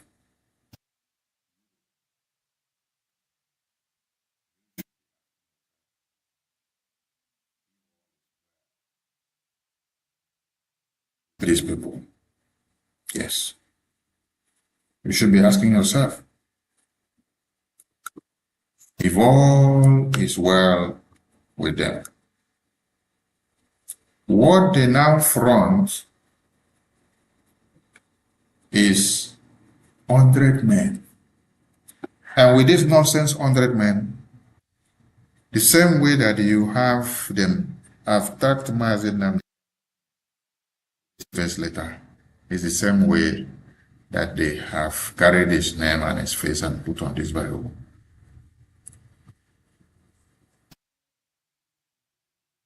We're working so hard to see that Biafra is recognized in Washington D.C. I want all of you to ask Kanu Ntakanu, and ask Emmanuel Kanu, and ask Ejimako, and ask Maxwell Okpara, and ask Bruce Fenn, POS, and ask the wife of Martin Amdekano, and ask War Congress, and ask Wanese Ndibu, and ask all these groups of lunatics what they had done or what they had achieved.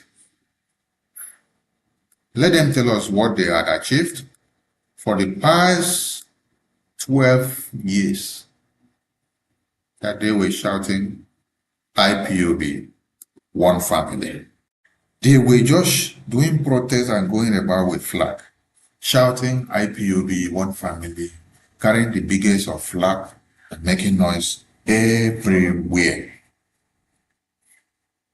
Until now that the Biafran people decided to come together and then form a government. They are not happy that there is a government, and it's not just a government, but a proactive government that is doing something. Many of you are falling for this trap of 100 men. I wonder how you will be falling for a group of blind people who have lived for the past 15 to 20 years, but they could not go into Washington, D.C. to deliver anything and to have a result. But Okenkere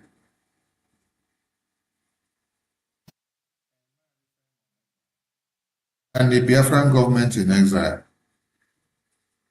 started going to Washington.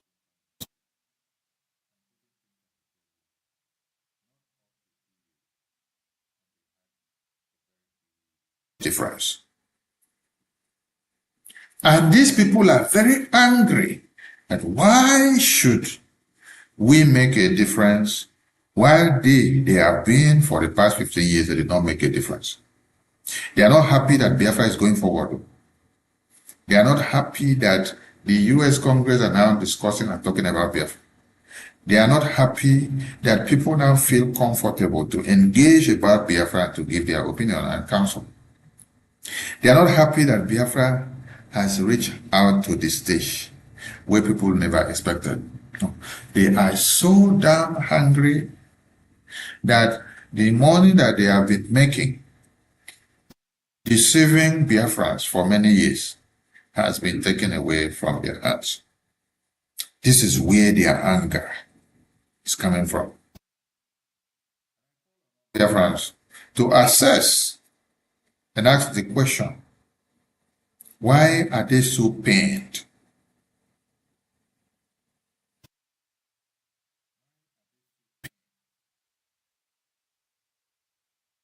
So pained, and who will help them out? Pain in them is so much that they don't know what to do, and they don't know how to be able to hide it. Because we are not stopping them from doing what they were supposed to have done. If they were doing well, I tell you, we wouldn't have had the Biafran Republic government in exile to come in to make a difference. It's only when you are making no difference, that is when another people will tend to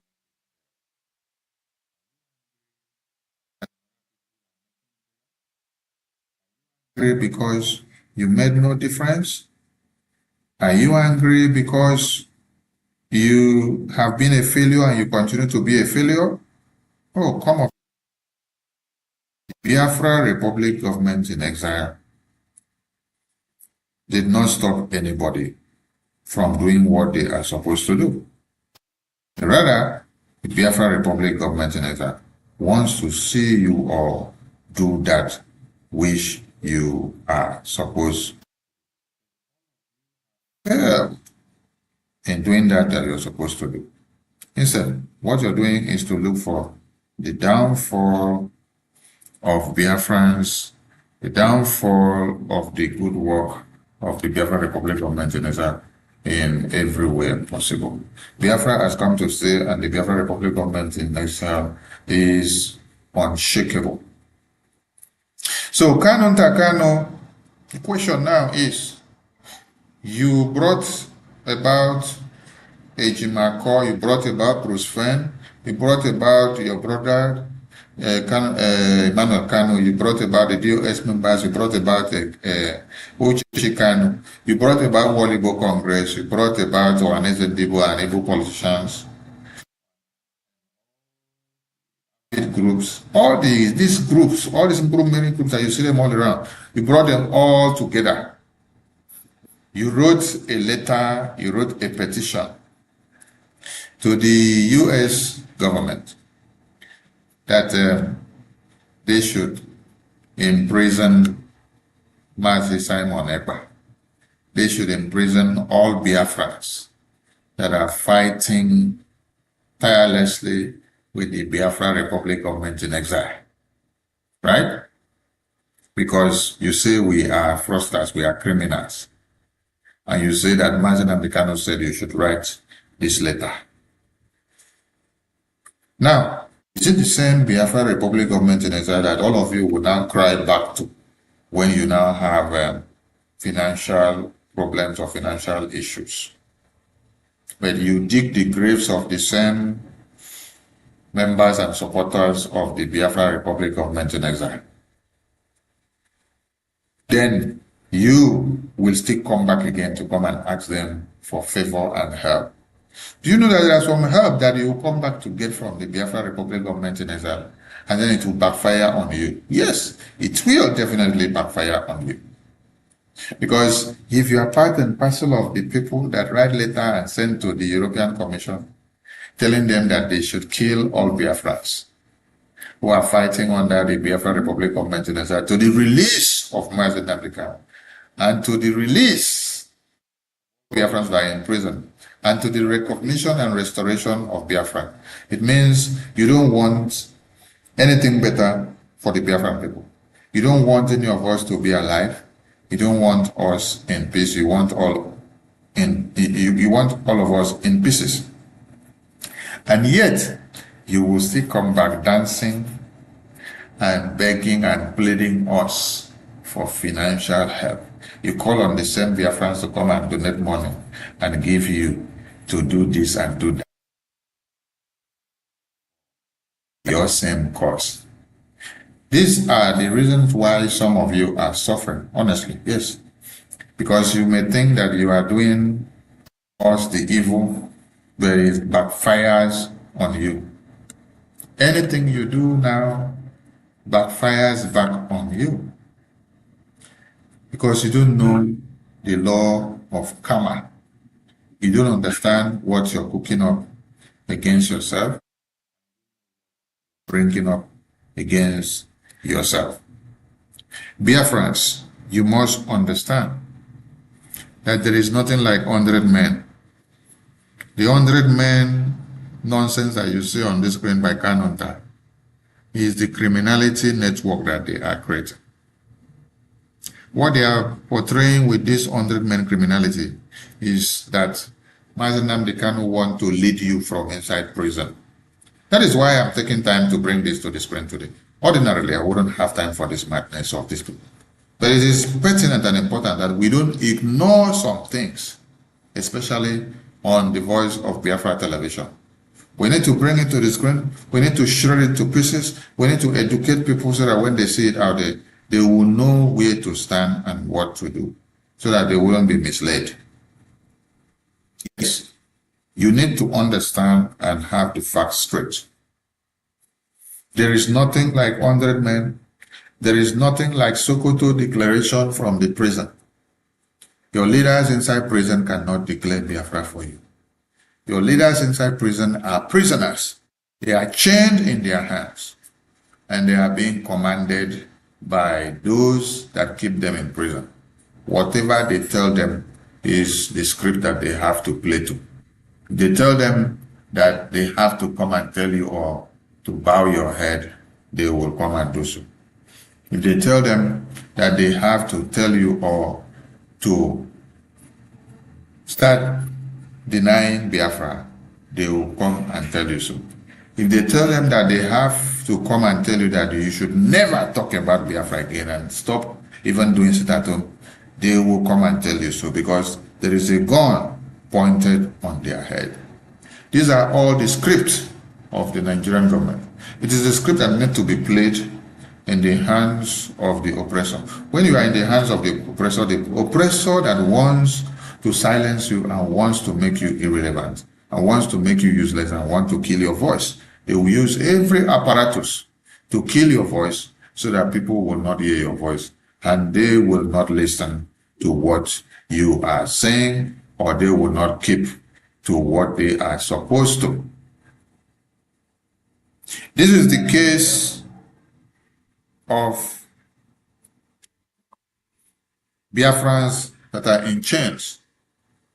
If they are thinking, if Nigerian terrorist government are thinking that they can be using Biafran prisoners that are in their chains to galvanize their brain and send out message and destroy the mindset and the focus and determination of the Biafran people, I tell you, they have failed very, very woefully.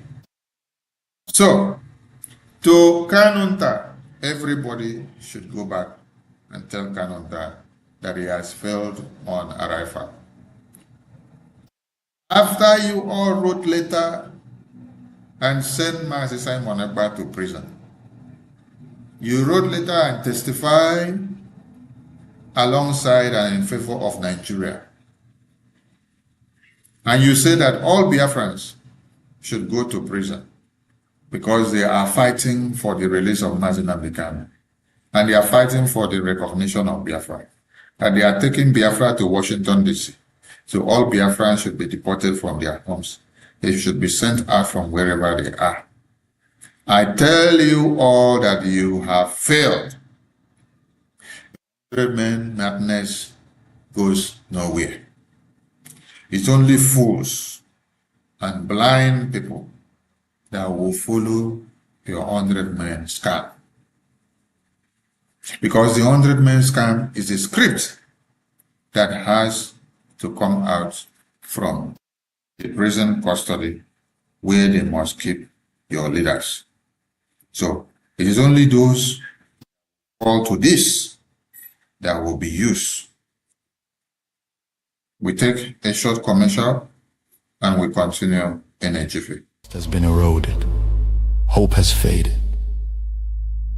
But here, we do not deal in fear. We deal in truth.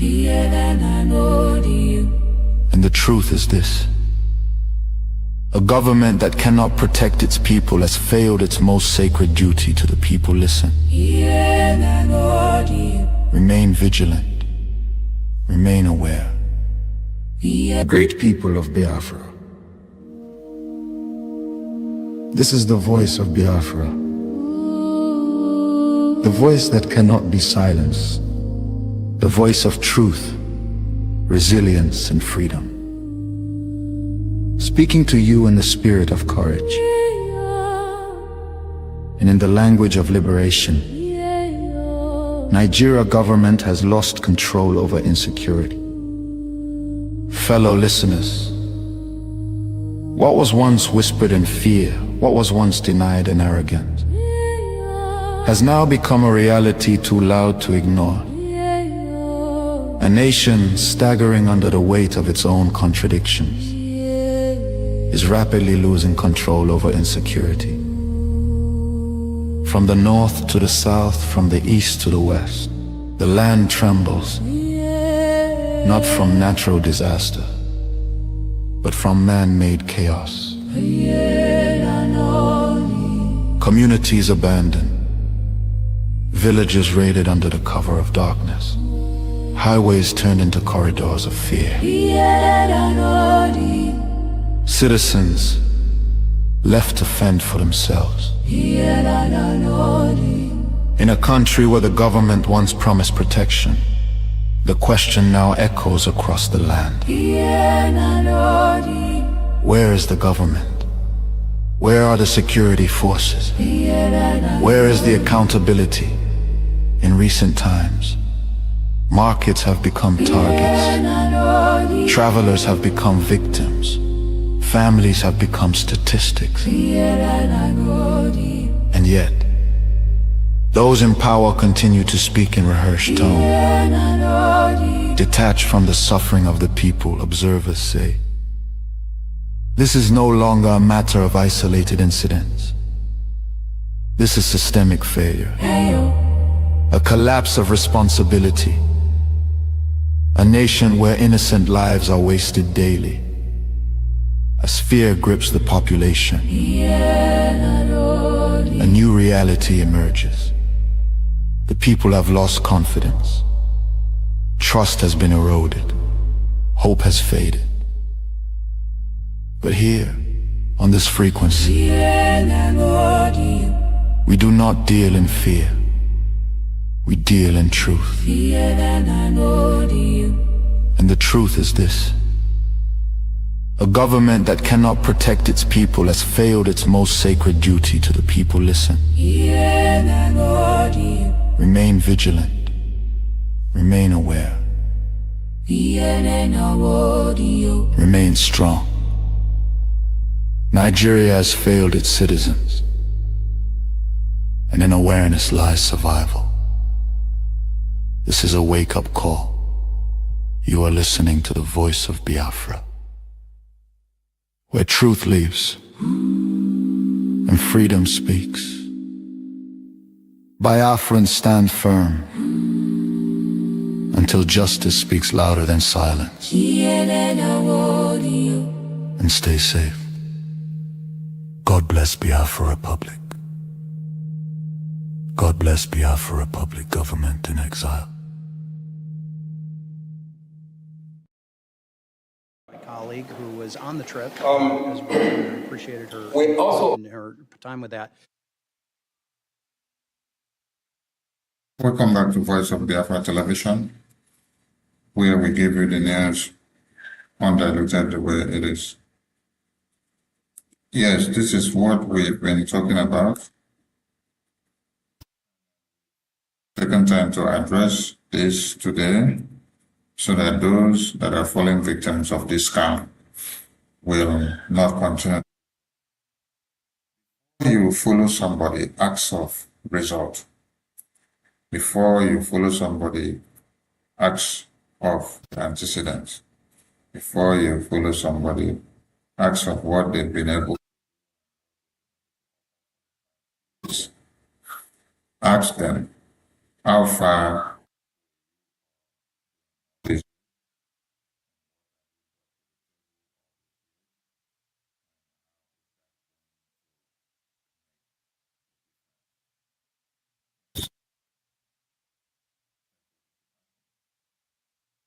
they are able to tell you about what they are going to achieve and what they have achieved before now. When you look at their report card and you see that they have done anything to pick off and to follow, then you can be able to. But for these people here that are campaigning and pushing these 100 men, they are the same people that sent Master Simon about to prison. They are the same people that came together with World Igbo Congress and Igbo politicians. They testified in the court of Finland against Biafra Republic government in exile. Clapping for them and you're joining them, you are actually clapping for the imprisonment of Master Simon Ekpa. You're clapping for the imprisonment of all Biafra Republic government in exile members.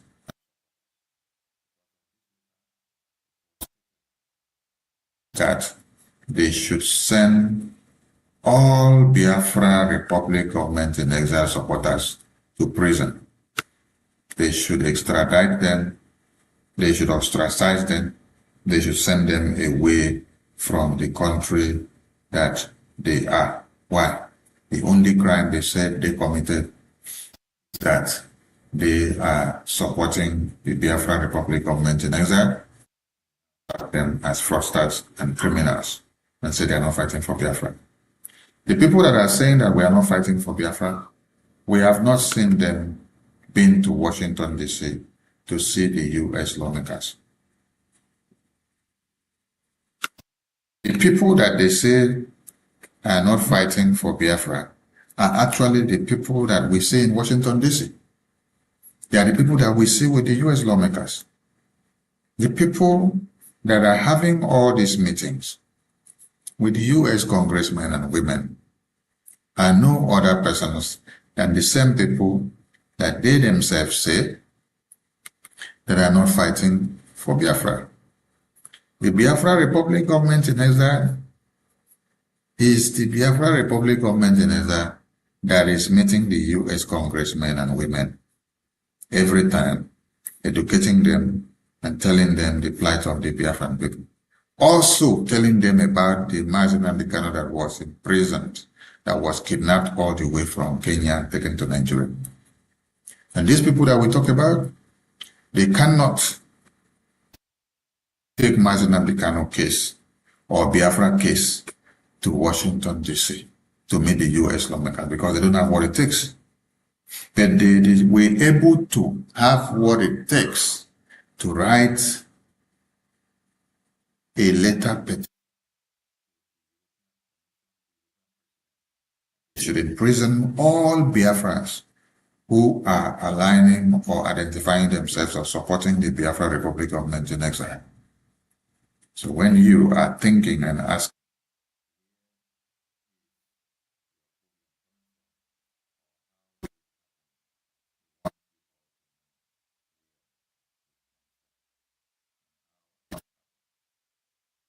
what's happening to you, you will be asking, what is happening, or why is it happening, or so who did that?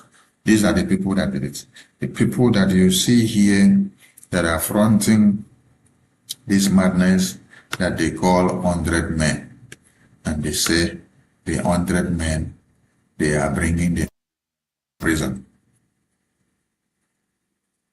We want all Biafrans who have been deceived by this 100 men madness, who are aligning with them, to remember and to look at this very letter. This letter here on the screen was dated. This letter here on the screen was dated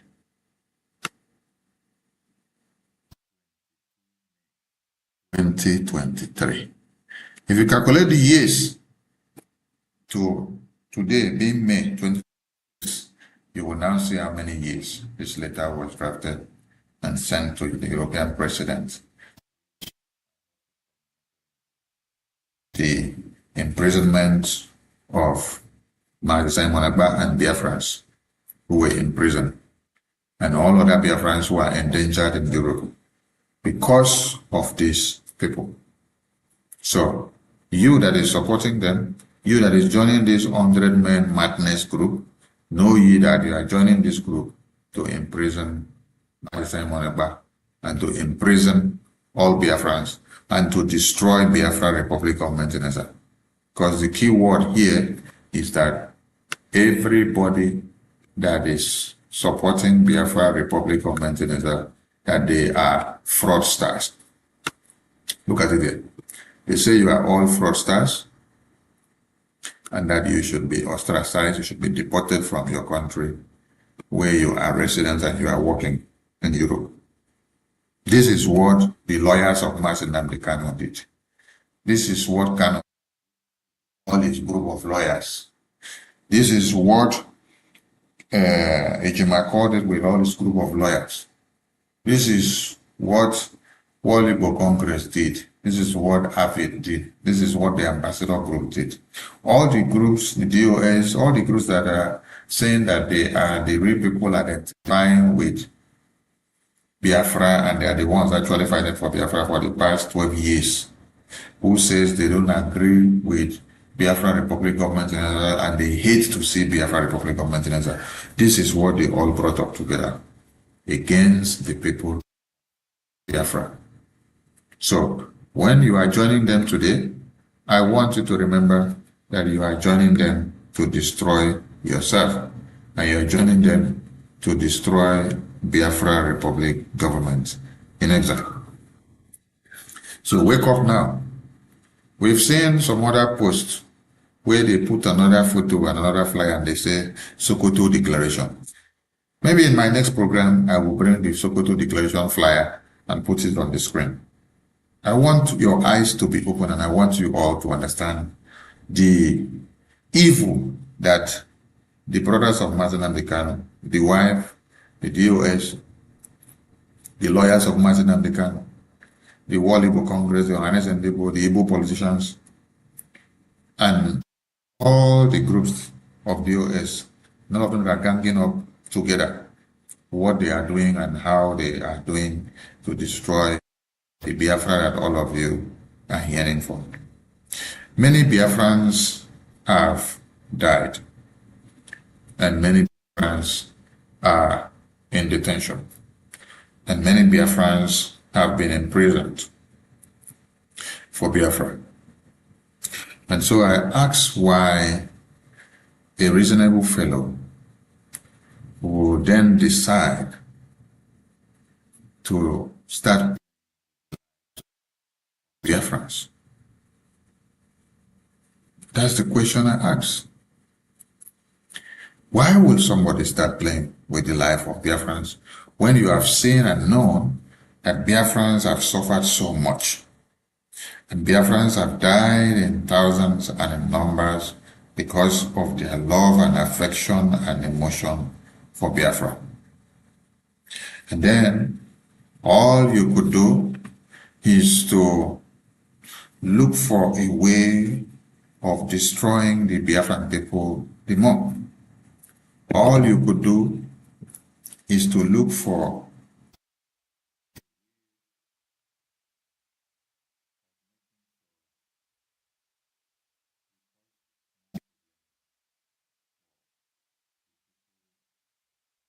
Biafra that have sacrificed so much already.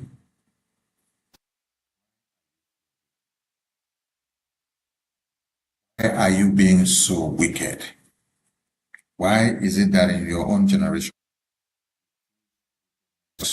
over goodwill? Why is it that in your own generation you prefer not to come together as the people of the Somaliland? The people of Somaliland, you see today that all of you are speaking of.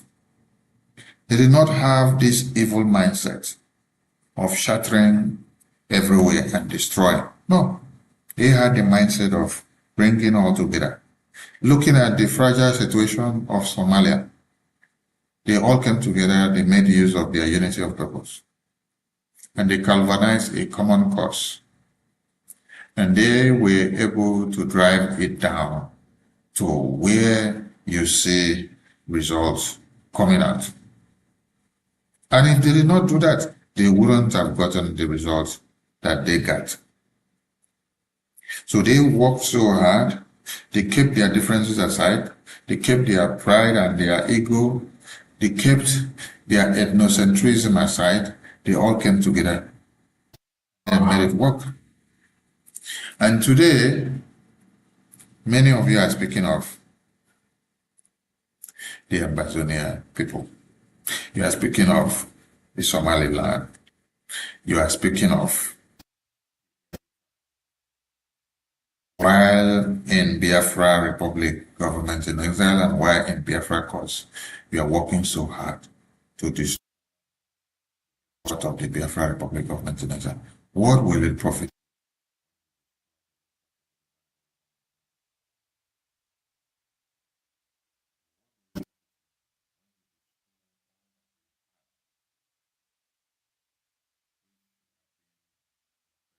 Of all.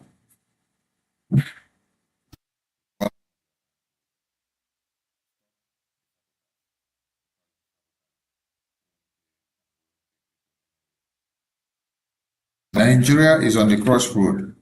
You sleep and wake up and you see a series of genocide happening in Nigeria today. Have you ever wondered why it is happening so? it is for the appointed time, because Nigeria is about time it gets down to where it should have been.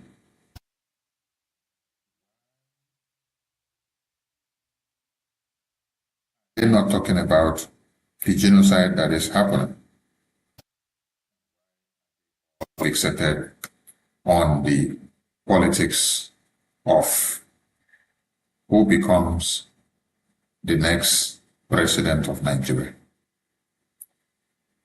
The next president of Nigeria is the only case or the only thing that they talk about now.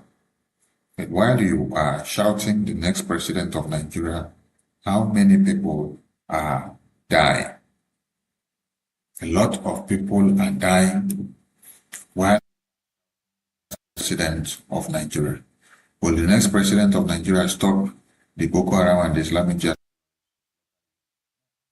Shouting the next president of Nigeria does not stop who is to be slaughtered next. The people that have been mapped out for slaughter have been mapped out. Stopped because the terrorists already have their plan. Many of you are now hell-bent on only posting the videos and photos of the people that are massacred and slaughtered after they have been massacred and slaughtered. The videos of the massacred and slaughtered. Is that all you got? Oh, you have nothing else. Oh, I see. All you got is what is to be massacred and slaughtered, and you get nothing to offer. You need to wake up, because when they finish in the next community, your own community will be next. Peter Obi is an agent of Nigeria.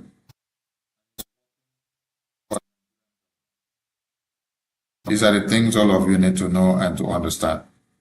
Peter Obi is not fighting for the common cause of Nigeria. He's fighting for his own pocket. Peter Obi was used by the British government in 2023 to distort the minds of Biafrans on their determination for Biafra independence. And at the end of the day, they pay him off his quota. That the puzzle. Today again, he has been picked up and mapped out for another quest.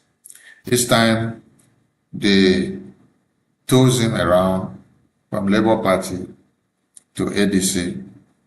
From ADC now you see him in NDC. Very soon you will see him again jump out from NDC to another party.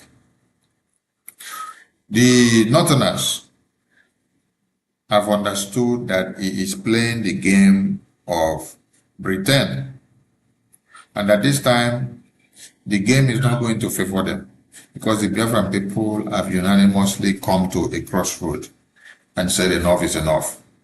Is either you let Biafra go or you get it hot. So Peter Obi must find a way to play the game that he has played in 2023. Ask yourself a very simple question. Why didn't they bring Peter Obi, or you did not see Peter Obi since the time of Buhari, or since the time of Murtala Mohammed, or since the time of Yaradua, or since the time of Goodluck Jonathan?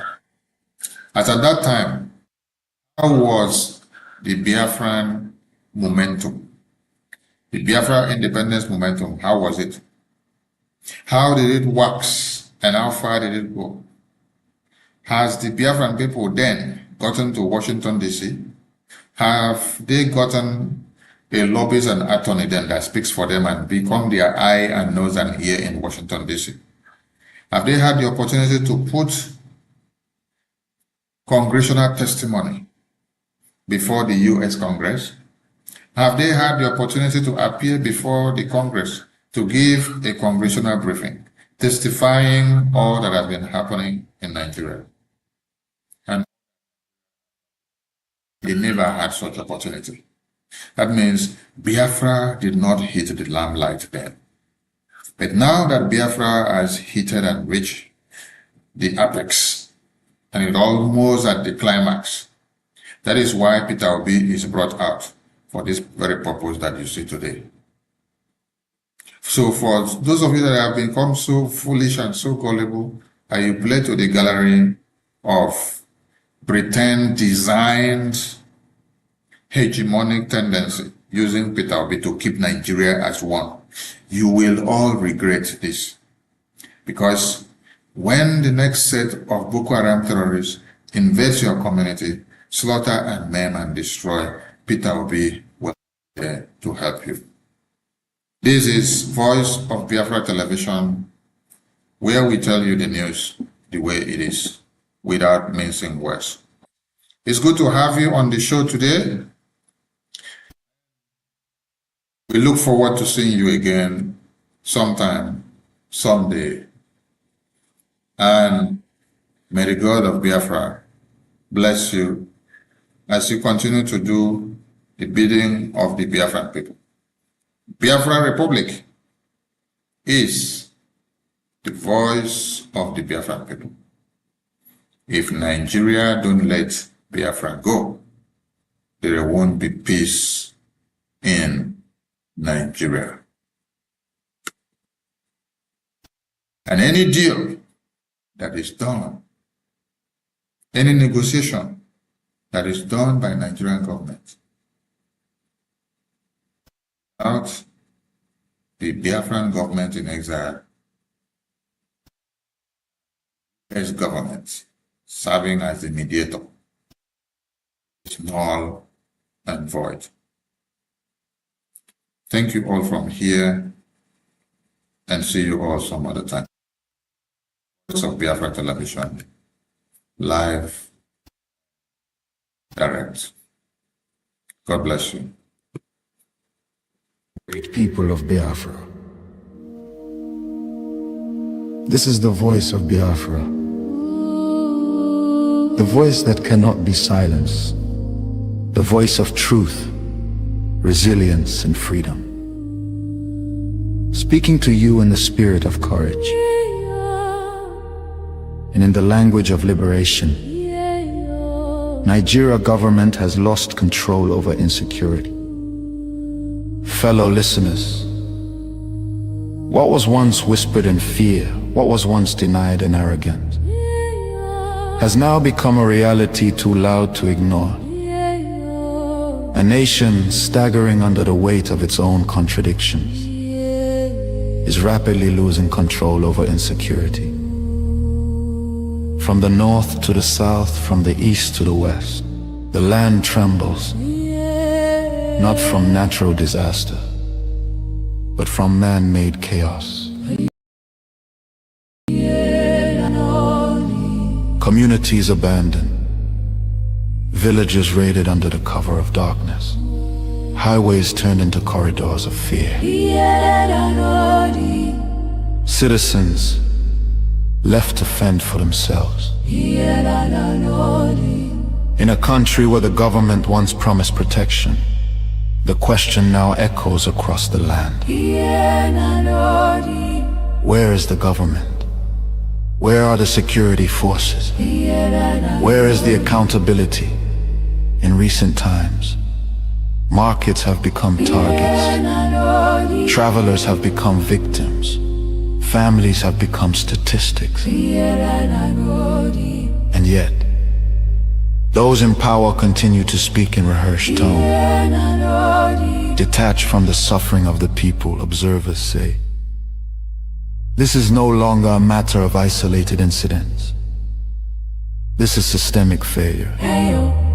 A collapse of responsibility. A nation where innocent lives are wasted daily. As fear grips the population, a new reality emerges.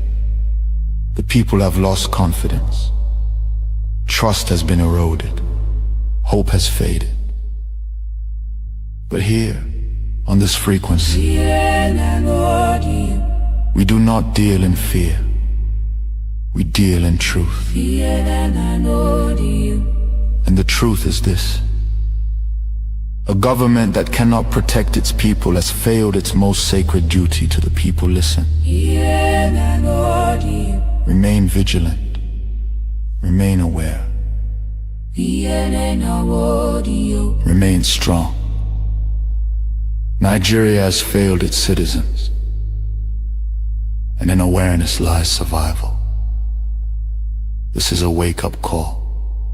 You are listening to the voice of Biafra, where truth lives and freedom speaks.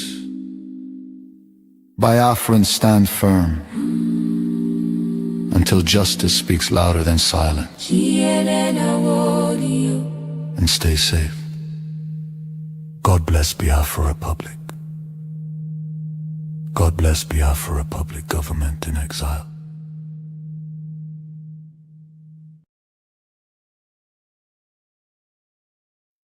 Voice of Biafra, voice of freedom, voice of truth for every generation, voice of Biafra, Afro Biafra. From the land of the rising sun, from the land of courage, from the people of truth, rising above every silence, speaking hope to the world. Voice of Biafra, Voice of freedom, voice of truth for every generation, voice of Nia, voice of Biafra, voice of courage. rising sound of a nation. Who speaks for the people? Who carries the truth? Who rises for freedom? Who rises for freedom? Deep announcer voice, Voice sound of truth, the voice of a rising nation. the voice of a rising nation. Voice of Biafra, Biafra, Biafra. Voice of Biafra, voice of Biafra, voice of courage. rising sound of a nation.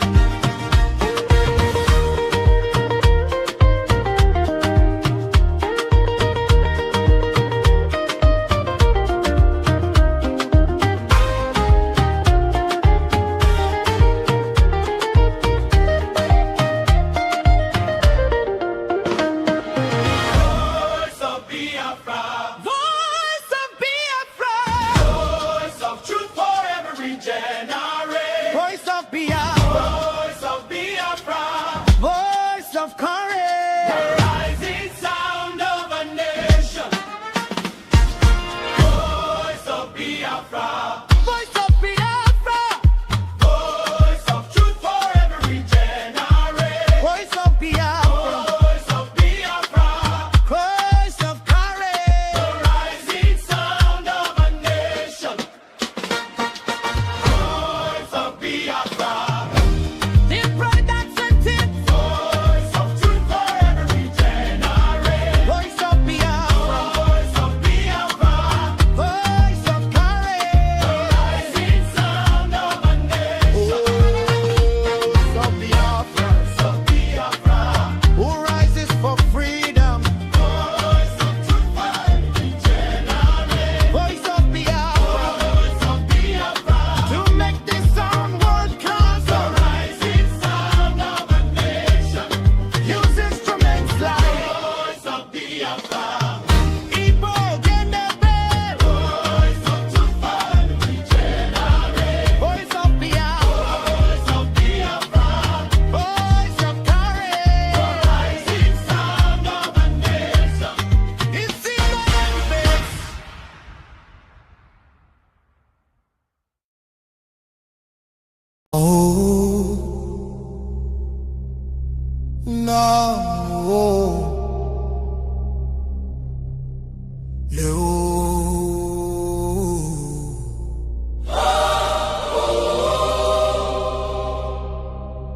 From every village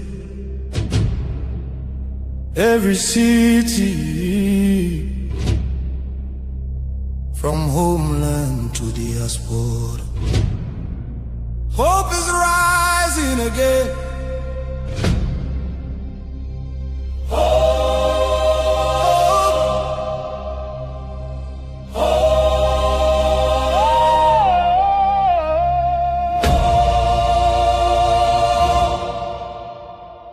Biafra now our only hope. Biafra now our only hope. Hope for today, hope for tomorrow. No more pain, no more sorrow.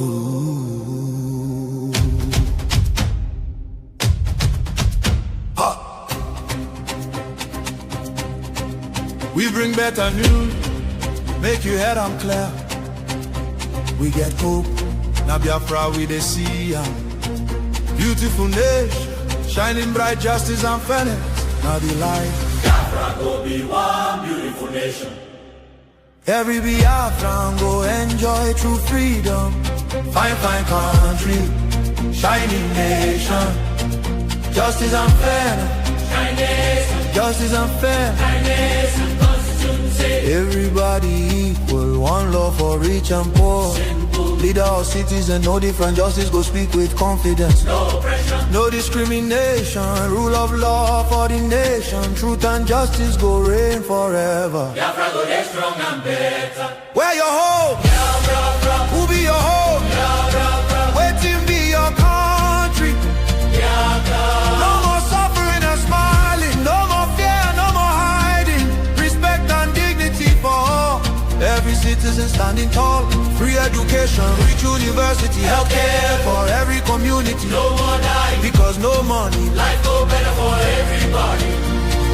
Biafra now our only hope. Biafra now our only hope. Stand up now, make we claim our. Biafra now our destination. Women go deliver safe for hospital. Citizen go get support every month. Better roads go connect every city. Modern railways and airport. Clean water go flow for houses. Electric light go shine every night. Security go protect every family. Day and night. Everything go right. You fit waka free for midnight. Go your road without fear. Kidnapping and violence disappear. Peace and progress everywhere. Mama and Papa go get retirement benefits. Nobody go kill you for Biafra and go free. Now wahala, the person don't buy for him head. Oil and gas beneath our ground. Now the people wey get the land go control them. Resources go serve the people.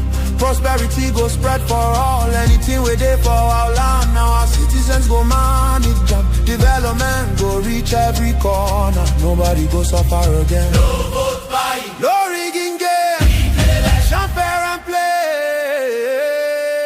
One woman, one vote. One man, one vote. Your voice go matter every day. Biafra now our only hope. Biafra now our only hope. Hope for today. Hope for tomorrow. No more pain, no more sorrow.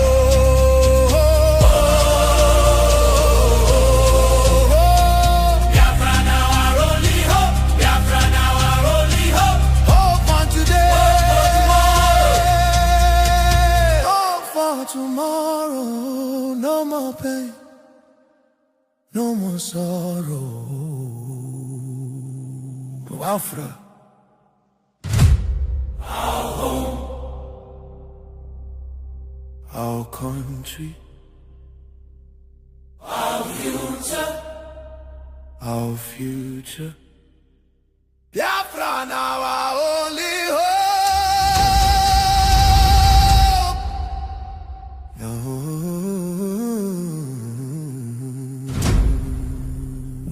La, la, la, la, la, la, la, la, la, la.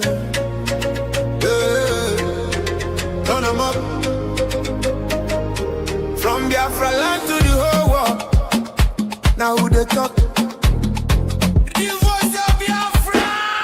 We know they hide again, we don't show face. Children wake up in no fit race. From village squad to overseas, everybody they have frequency. We they stand the dig bar, no shaking. No more silence, we they breaking. From the east side to the diaspora, now we be the real voice of Biafra. Biafra, make them hear us. Biafra, nobody can stop us. Biafra, fire they burn. Anywhere you they make you tune and turn. Signal down strong, you don't reach everywhere. From Africa go Europe, then they hear I'm clear. We they talk truth, we know they fear.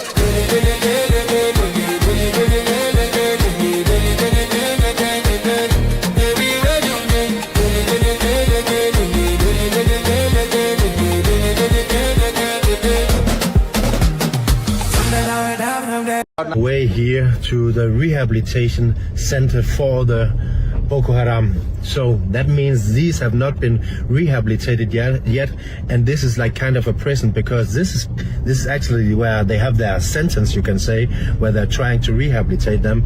So this will be even more risky than before, but let's see if we get the allowance to get in. So this is not so easy to get into this rehabilitation center. So the people are very friendly, and the one is calling his boss, and another is calling his boss, and another was calling his boss, and now we're going to meet with our general of everything. Yeah, they are imprisoned inside here. I'm not sure if these are, they're probably not. If maybe they are, they could be Boko Haram, and then they are allowed to get outside, because he just told me some few of them will get a pass or something to get outside to, yeah, get some water here from the well, or maybe, yeah, little by little try to go out in the town to rehabilitate. So it could be, but they are inside here, and there's like 100 plus Boko Haram members inside here. Oh, so this is one of the security guys from the rehabilitation center. So he's going with us to the general to get the approval, and he's telling us now that there was an explosion here the 24th of December at Christmas, where there was a mosque, which was there was a suicide bomber, but there was also some people collaborating with these guys, and inside the rehabilitation center, they think that there was a guy collaborating with these Boko Haram from outside. So he's now taken to court, right? They have took him to the general there. But how is it possible for him to collaborate with Boko Haram from outside? Because we can't know. Sometimes they used to go out. They will say that they want to go and buy some things. They will move out from morning till night. Isn't it a problem that they are allowed to go out when they are like terrorists? Shouldn't they be inside until they are like more rehabilitated? Yeah, exactly. Yeah. I mean, when they are released for good, will the government have a place for them? No, the problem with, when they release them for good, the government will give them some money and give them to start some business. So they will release them to go back to their area. So after a long meeting with that very important person inside that office here to get into the rehabilitation center, or at least he thought himself that he was very important, a little annoying type, if you know what I mean. But the thing is, it got me in more troubles than a solution to get inside the rehabilitation center, because it seems that all the stuff I was doing, I just been doing, you know, I was not allowed. I needed a permission for everything from the governor, not even from the general. I mean, I needed from the governor to visit all these other places with the Boko Haram and the ones who fight them and everything like that, to document it. He was like, which company are you from? Where are you from? I never heard about that, anyone like getting a permission for that without a license from the governor and etc., etc. So I was just like, no, don't worry, I just got a picture with them because I could see where things were going, right? Did you take any videos and stuff like that? But I was like trying to kind of man flirt. I'm like, okay, I see, I totally understand. So you're from here, I heard you were in the military doing a really good job, so I just changed a little subject, you know, he forgot about what I actually just did, which was not allowed. Anyway, I don't give up so easily, even rejected with a warning from the general. So we head on to another Boko Haram rehabilitation camp, trying to get access, this time the biggest with many hundreds inside. This is the place. Yeah, this is the headquarters of the rehabilitation center. Yeah, Maiduguri, which is the rehabilitation center of Boko Haram, basically. I managed to get inside for a short while, but without filming much, because all eyes were on me, and suddenly I needed to speak with the manager running this place. He told me politely I needed to leave immediately. My contact also told me the general from before had called all the rehabilitation camps and likewise places, warning them. But this is filmed from inside the rehabilitation camp, and this is Boko Haram. Then I heard that the Boko Haram repenters, or I should know, many still with Boko Haram minds, were preparing to get out in the bush and fight. So now the military armed them, so we drove back. But it definitely didn't feel more secure. Not me, thank you. Oh, a little more to think about now, because all of them, they have like weapons here as well. So they are former Boko Haram, so you will never know what they're going to do. But they're actually going in the bush now, right? In the bush. Even here in the night, they will go out. You will sleep in the bush also? I'm living like 1 month in the bush. So they're spending month in the bush before come back. Ah, so now when they go, there will be 1 month? There is some people now, they come. Some people, they come. They go and replace the person they come and relax more. Ah, so they go on shift? Yes. Yeah. Some come in, some go. Yeah, so they will go out and hunt their old friends, I guess. But it's still very crazy to think about that these people, they have killed a lot of people when they were like in Boko Haram, and then so just now being here with all these former Boko Haram is just crazy, because as you probably know, they did a lot of evil stuff, all of them probably, but now they are trying to do the right thing, or I'm not sure if they are forced to it, and they can probably turn side every moment. Okay, so this was interesting. So now their kind of leader was here, and they were giving ammunition out to these former Boko Haram, because now they're going out in the bush, and he wouldn't let me allow to film that, because the military is also coming, because they will go together with the military, and these former Boko Harams will show the military where their old friends, where the Boko Haram are, so they can tell their locations. So that's why they go together with the military to hunt them down and fight them. Repenters are former Boko Haram. So all these people here, they were Boko Haram. They killed a lot of people, but they went into rehabilitation. Now I want to ask these old Boko Haram, but now repenters, some questions. When the 14 Boko Haram da suka yi repentance, suka yi switching, suka dawo suna taimakawa vigilantes, civilian JTF suke fighting da su, shine ke son yayi. Was it because of money or saboda kudi ko saboda poverty? They say they don't have this answer. They don't want. Shima yace, don't worry. Shima yace, if there is any answer, if you doesn't refuse to answer, just say you don't have answer. Yeah, that's okay. You can refuse to answer also. Boko Haram, they are killing people. So what's the reason they're killing people? Because of the money, or because of the religion, or because of what? That's why you want to know. Yeah. I'm thinking about now, when you see a white person like me now, because when you see a white person like me now, because you were indoctrinated to hate me, you were indoctrinated to kill me, you should kill all Westerns, right? How do you feel when you see me now? Do you feel the same, like, is he bad, is he evil, or how is it?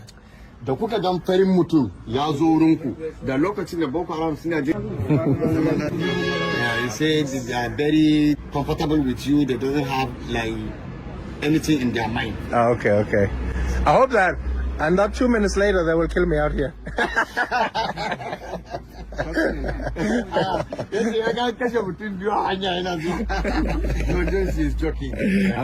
joking. Just when I'm standing here, joking, thinking I'm okay, there comes this man from the side with something hidden inside his jacket, approaching me, but luckily getting stopped by one of the others. They took him away, and I was later told he had a knife in his jacket, which he tried to attack me with. This is where I realized that many of these people will never change. They are still Boko Haram terrorists inside, now just being paid by others for a moment. Many don't regret a single thing, and this guy would have been a hero of Boko Haram if he stabbed me and finished the white Western guy for good. And later my contact was told he had a knife under the jacket, but I guess he's just taken into the rehabilitation camp again, or probably just still walking around freely. Stop him, see why you are. And their mind are already fucked up. Yes. So you never know what they can. Yes, that's why you stop him. Yeah. That's why you stop him. Because maybe if he killed me, if he go back to Boko Haram one day, he would be a hero. Yes. That's why. Yes. This is actually very dangerous to be here for a white man, because their mind can just change like that and then stab you. Yes. I'm very happy that you saw the same as me. But back to this meeting with these former Boko Haram, or still Boko Haram, who knows?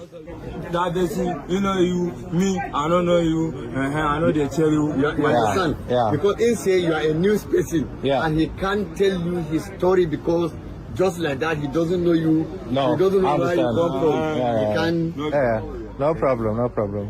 When they are killing people out in the bush, I mean, why do they also kill other Muslims? Me yasa mutane suke kashe musulmai irin Boko Haram? Me yasa suke kashe musulmai a jeji tunda sun ce wancan musulmai ne? A yanzu a cikin wasu. So as a Boko Haram, how many people did you kill, you think? Ka taɓa kashe mutum nawa a Boko Haram? No, you're not answering. You're not answering. This man say he killed like 100 people. 100 people. So you killed, I mean, normal people around Maiduguri and in the bush. Ajeji, the cikin Maiduguri, ko kuma Ajeji. Only in the bush. Only in the bush. What was your age when you started? Shekaran ka nawa ka fara fada da su? Shekara na 10. 10 years. 10 years, starting with the gun. Ka so fara da bindiga. Yes. And the elders, they forced you to kill. Manyan da suka dinga sa ku kuna kashewa.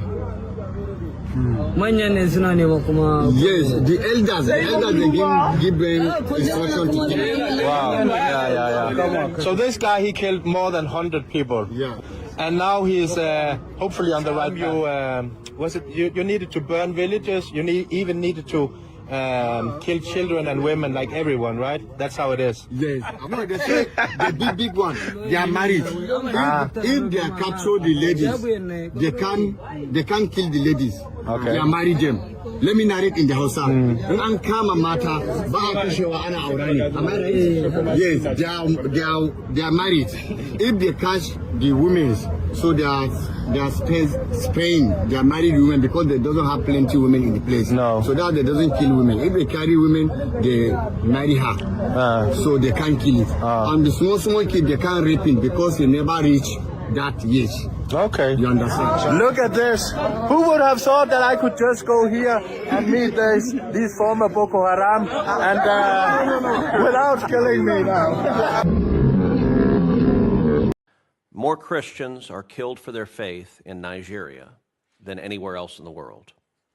Since 2009, Islamic jihadists have murdered more than 50,000 Christians in Nigeria, and more than 20,000 churches, schools, and religious institutions have been destroyed, most burned to the ground. Scores of Christians and several others were kidnapped over Holy Week. Nigerian officials have been, unfortunately, complicit in facilitating these atrocities. At the state level, a dozen Nigerian states implement Islamist blasphemy and Sharia laws. At the federal level, the government looks the other way at Islamist violence. The result is, unsurprisingly, yet more jihadist violence. Last year, I introduced the Nigeria Religious Freedom Accountability Act, which would require placing Nigeria back on the country of particular concern list and impose sanctions on officials involved in enforcing blasphemy and Sharia laws. The U.S. government knows who they are at both the local level and the federal level, and they should be held accountable. I'm sorry to say that Nigerian officials are, at a minimum, in denial of the government's role.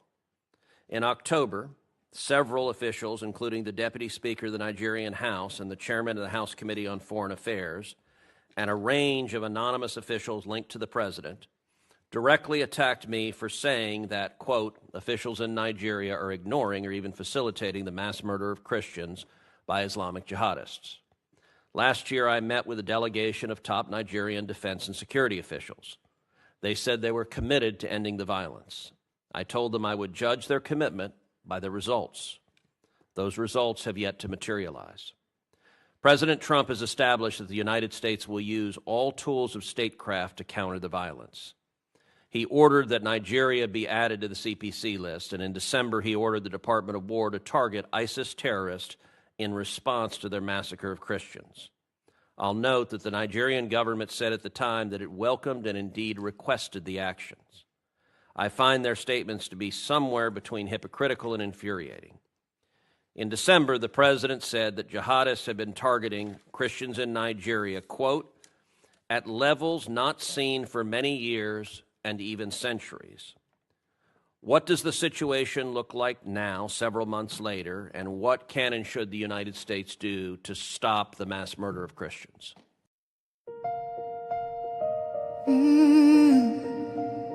Can you hear the cry from the broken land, from the wounded hearts? Nigeria, they bleed, people they cry, tears for the ground, nobody asks why. Over 7,000 souls don't fall every single day, we still they call. Churches burning, hope fading fast. Since 2009, the pain don't last. 50,000, maybe more. Heaven they count every single soul. Children without home tonight, mothers praying through the night, fathers lost no strength to fight. Who go stand for what is right? Oh, stand for love, stand for life. Be the answer in this time. You can have to wipe their tears. You can calm their fears. Give a hand, don't turn away. Be the light in darkest day. Every little you provide keeps a soul alive.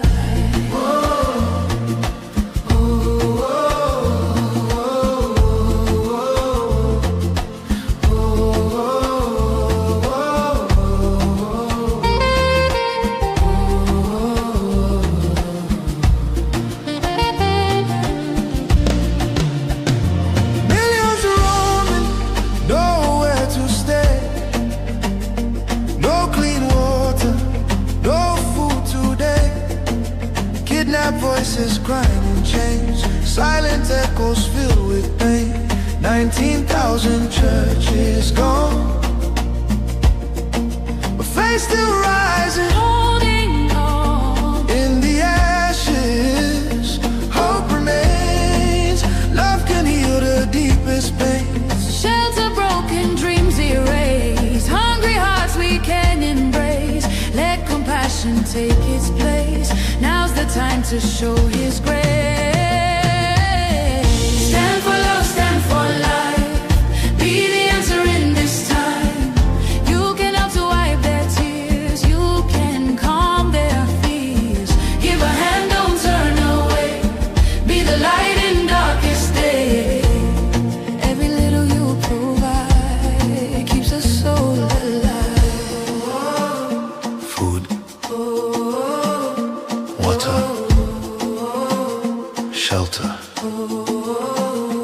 hope. You can be the miracle they pray for. You can change a life today. No matter how small it seems,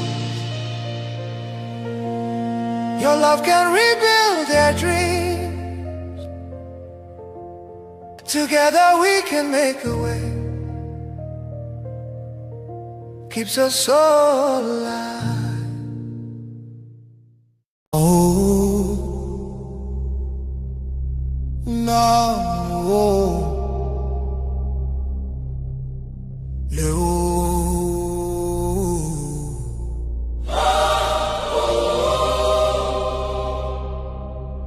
from every village,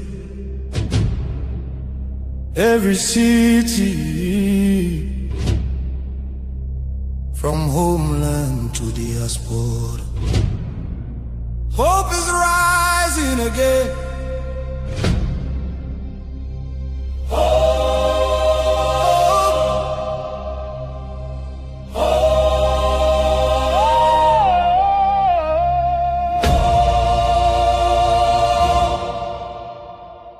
Biafra now our only hope. Yes, now our only hope. Hope for today, hope for tomorrow. No more pain, no more sorrow.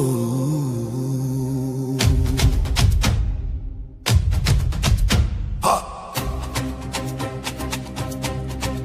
We bring better news, make your head on clear. We get hope, now Biafra we dey see ya. Beautiful nation, shining bright justice and fairness.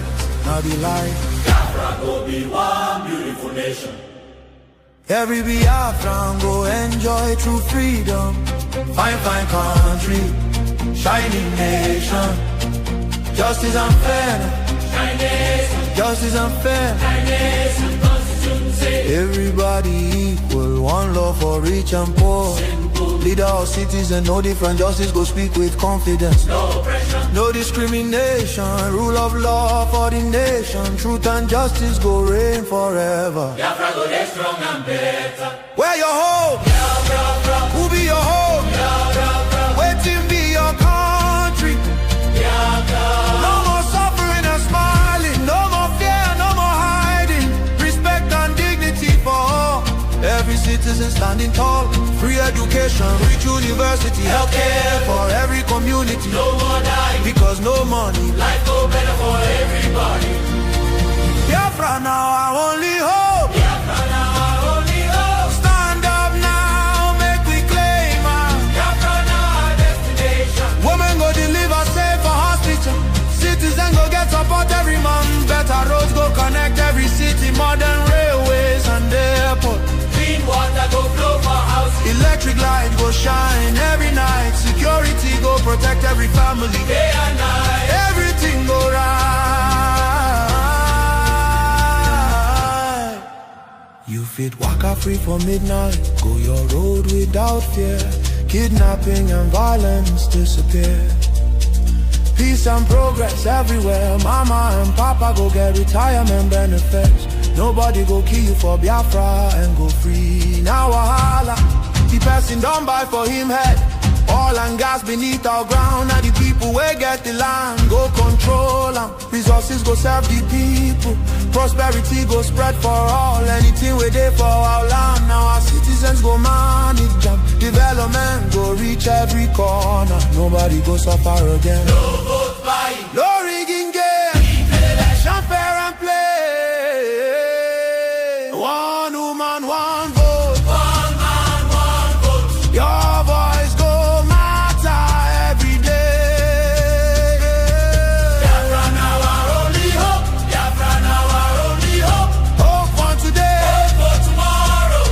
No more pain, no more sorrow.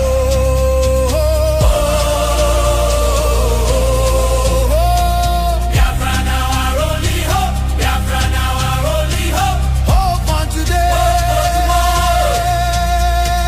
Hope for Hope tomorrow. for tomorrow. No more pain, no more sorrow. Biafra. Our home. Our country. Our future. Our future. Biafra now our only hope.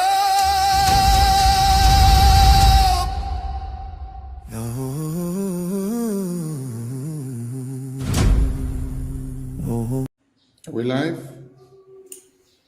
Yes. Greetings to everyone, and you're welcome to Politics Insight on Voice of Biafra Television once again.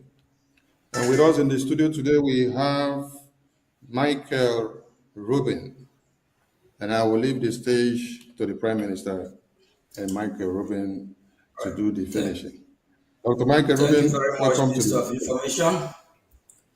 It is a great honor to be here today with Dr. Michael Rubin, one of the most respected think tank official and foreign policy leader in Washington, D.C., and a great friend of Biafra and Biafra Republic government in exile.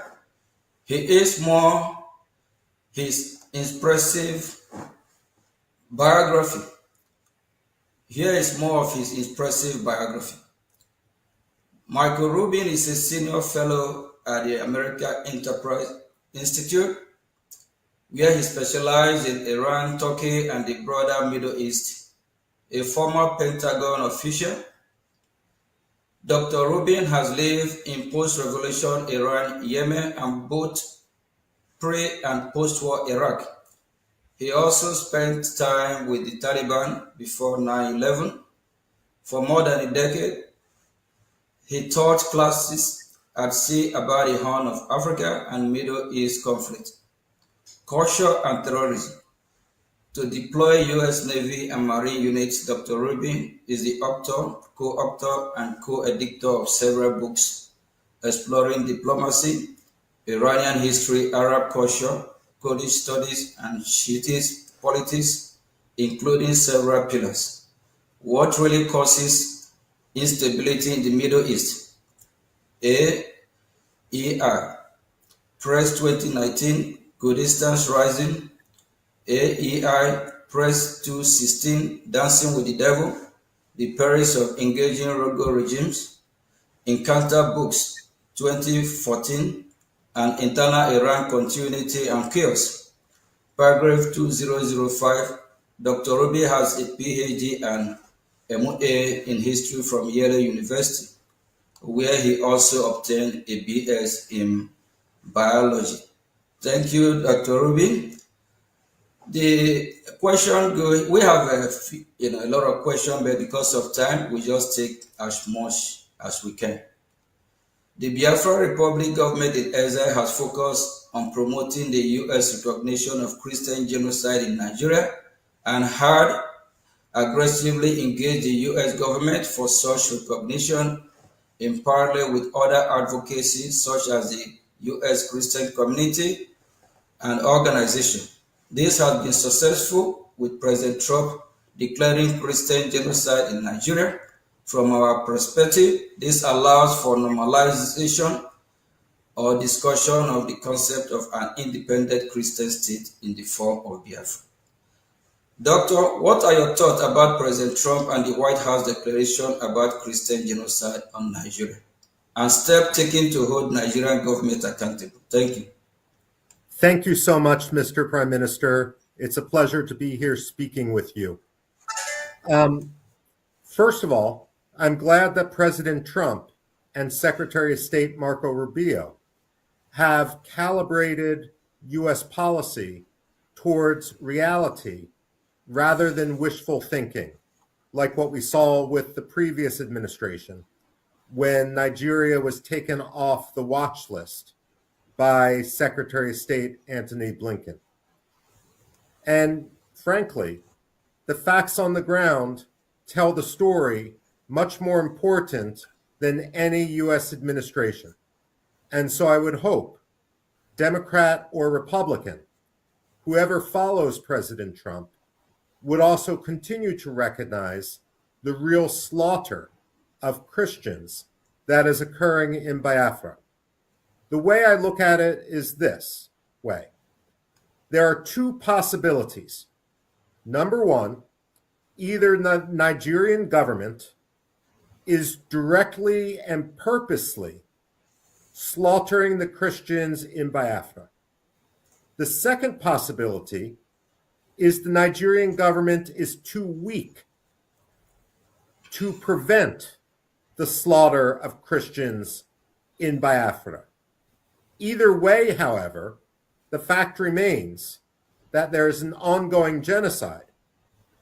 If the Nigerian government is purposely and directly seeking genocide against Biafra, then the United States must recognize Biafra to help protect it. And if the Nigerian government is a failed state and too weak to prevent the actions of the Fulani militias, then the United States should stop recognizing the fiction of Nigeria and recognize the independence of Biafra. In reality, Nigeria is a colonial empire. It's an artificial state, and it's a failed state.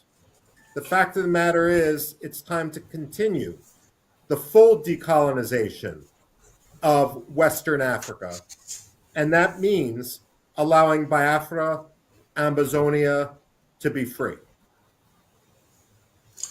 Thank you very much, Doctor. What are your thoughts on the interconnection between the Nigerian Christian persecution issue and how it ties in with Biafran aspiration?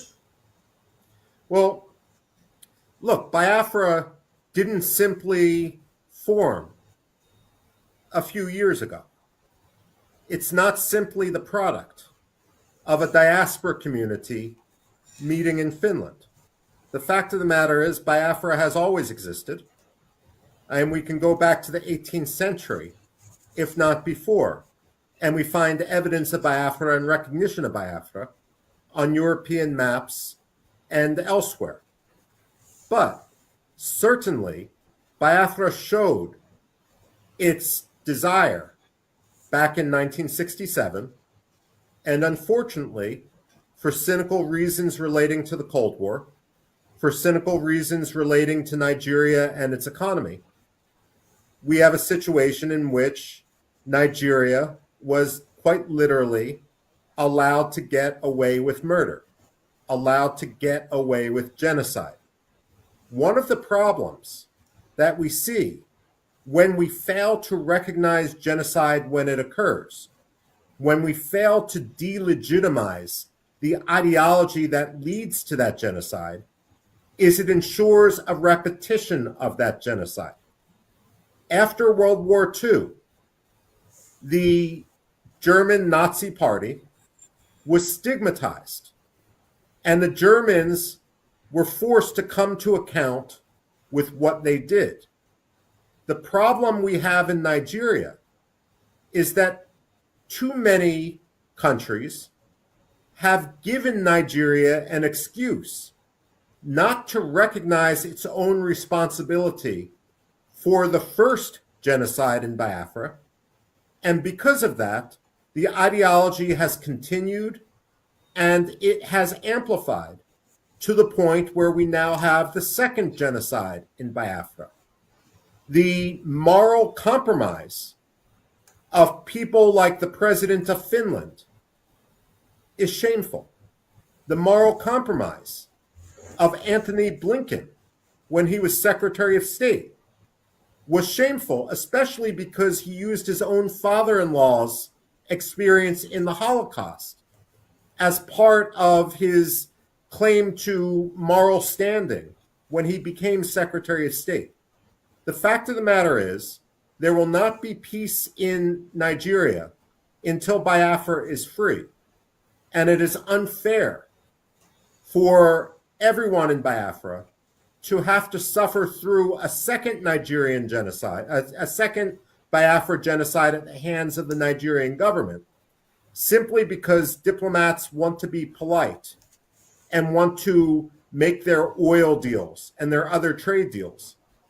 The Christians of Nigeria should not be sacrificed so that some Europeans can make a quick contract. Thank you very much, Doctor. I'm so encouraged with your words, your expertise, and your knowledge. I hope people are listening and learning from the expert and for who care for humanity. Thank you. The Biafra Republic government in exile, Brgie, heavily invests in time and energy and in high-level engagement in Washington, D.C. While the New Biafra movement has existed since the late 90s, a professional engagement campaign led by Brgie in Washington, D.C. is a very recent phenomenon, being less than 2 years old. Due to this change in strategy? In some ways, we have more sources in the past 2 years than the previous 20.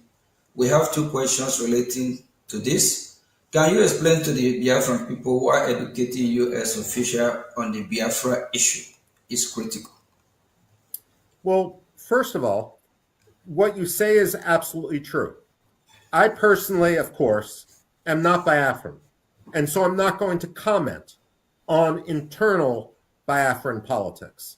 What I would say, however, is that whatever one's political belief as a Biafran, the most important thing is education of people outside Biafra, of people outside Nigeria, to understand the Biafran cause. And there's absolutely no doubt that great progress has been made over the last 2 or 3 years on the issue. Now, there's been two issues or two dynamics that have allowed to this success. The first is the lobbying campaign that the Biafran community in exile has undertaken in Washington. You have made people aware. You don't need to spin. You don't need to create facts. All you need to do is educate. Because unfortunately, the Nigerian government is creating the facts with its own perpetuation of genocide in Biafra. Frankly, however, the Biafran community has also become lucky in Washington simply because of the sheer incompetence of the Nigerian embassy. The fact of the matter is, there is not an embassy more lazy in Washington, D.C. than the Nigerian embassy.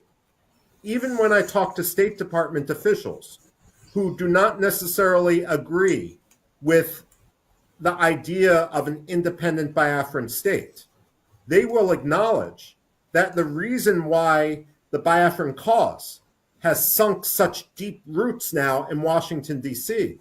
is not only because of the lobbying efforts, but also because the Nigerian government has not managed to contradict or explain any of the assertions made by the Biafran community or its own Nigerian actions. So the fact of the matter is, you have had great success. And the reason why this is important is because genocide happens in the dark. When you shine a light on the slaughter of Christians in villages and towns in Biafra, then their deaths are not in vain. There is accountability. We can look at any number of episodes. Kosovo in 1999 with Bill Clinton, or more recently, the military action in Iran. And we can recognize the importance of understanding how the slaughter of a country's own people led to intervention. And so, in the case of Nigeria, while no one is talking about intervention right now, the fact of the matter is people are talking about sanctions against Nigeria. And frankly, the Biafran case for independence is going to become even more important as an element of U.S. national security, as a U.S. interest. If the government in Mali falls, then we are going to refocus on the problem of jihadism, of Al-Qaeda, of Islamic extremism, of the Islamic State in West Africa. And while, of course, Mali and Nigeria do not share a direct border, the fact of the matter is that if Mali becomes a safe haven for Al-Qaeda, Nigeria is going to be its target. And if the Nigerian government is as incompetent and as permeated by Islamists as we've seen over the last several years, then the United States not for reasons directly of religious freedom, but for reasons of stability and security in West Africa, will have absolutely no reason, no choice, but to recognize the state of Biafra as an independent country. Wow. Thank you very much. And the Nigerian terrorist government, they always make our job easier for us. The Biafra Republic government in exile has a transactional approach in engaging the U.S. government, making a beneficial offers in the areas of defense, security, and natural resources in exchange for U.S. political support, similar to what Somaliland is doing. What are your thoughts on this approach? Well, look, when it comes to the aspirations of Biafra, just like when it comes to the aspirations of Somaliland, another country which had suffered genocide, in this case at the hands of dictator Siad Barre, who, by the way, after he was overthrown, was granted asylum by the government of Nigeria, a fellow genocidaire government. The fact of the matter is, Biafra and its lobby should make any number of arguments because different policymakers in Washington will be motivated by different ideas. There's not a magic formula. Personally, the morality of the Biafran cause matters to me. To the evangelical Christian community, solidarity matters, the protection of Christians. But you're absolutely right, Mr. Prime Minister. And Biafra has a lot to offer. And the point is that Biafra needs to do what is in Biafran interests. It needs to have a symbiotic relationship with the United States. And if that means a military base for the strategic Gulf of Guinea, if that means energy deals with American companies, that's fine. The fact of the matter is, we should be supporting you for practical, realpolitik reasons. We should be supporting you for moral reasons. We should be supporting you for security reasons. All of them go together in a way that is beneficial to both countries. Thank you very much, Doctor. As a follow-up to the previous question, Brgie have offered the U.S. military base in Biafran territory, which would provide the U.S. valuable access to the Gulf of Guinea, which we know is very, very important. We believe this is valuable, given increased terrorism in West Africa and the loss of U.S. presence in the Sahel. This idea of having U.S. military base in Biafra has been spoken about by foreign policy experts in Washington, D.C. What do you think of this idea? I think it's a very good idea. Realistically, the United States isn't going to establish a military base before much more formal recognition of Biafran autonomy, if not independence. That said, I would add to your litany of reasons why this is important that the Gulf of Guinea is now the international hub of piracy. And therefore, it becomes extremely important to the security, to the freedom of navigation, to the energy flow. Now, technically speaking, when it comes to maritime law, piracy is an act that occurs 12 miles outside of a country's borders, once it's outside on the high seas, outside of its territorial waters. What Nigeria has done is categorize many of the acts of piracy as occurring inside its territorial waters in order to depress the statistics. But the fact of the matter is, Nigeria, number one, is dishonest with regard to its security. It's become a major source of instability in the region. And at the same time, Biafra has the resources which Nigeria wants to loot. The dynamic which the United States has to be very careful about is this. we've seen, for example, in both Pakistan and to a lesser extent Egypt, governments demanding that the United States assist them with defeating extremists. And in a way, it's a dynamic of extortion. Pakistan supports the Taliban, for example, and then demands that the United States gives it security assistance to defeat the Taliban. But it's never going to defeat the Taliban because it wants the billions of dollars in American security assistance. What the Nigerian government wants to do is similar. It wants to, on one hand, promote and catalyze the Fulani militias and other Islamist extremists in the Middle Belt, in the North, and in Biafra. And it will say, you need to give us millions, billions of dollars for our military in order to defeat this threat. But it's like the arsonists saying, you need to give us millions of dollars, billions of dollars to put out a wildfire without admitting that they themselves started it. So what the United States needs to do, military base or not, is to call the bluff, the cynicism of Abuja. It needs to tell the Nigerians, we know what your game plan is, and we reject it. And the fact of the matter is, you have become a terror sponsor. You should be designated a state sponsor of terrorism. And we have concluded that the only way to protect the security and stability, as well as the Christian community, is to recognize Biafra. Thank you very much, Doctor. For years, the Nigerian government has used terrorism in the country as an excuse to ask for arms sale to Nigeria. Instead of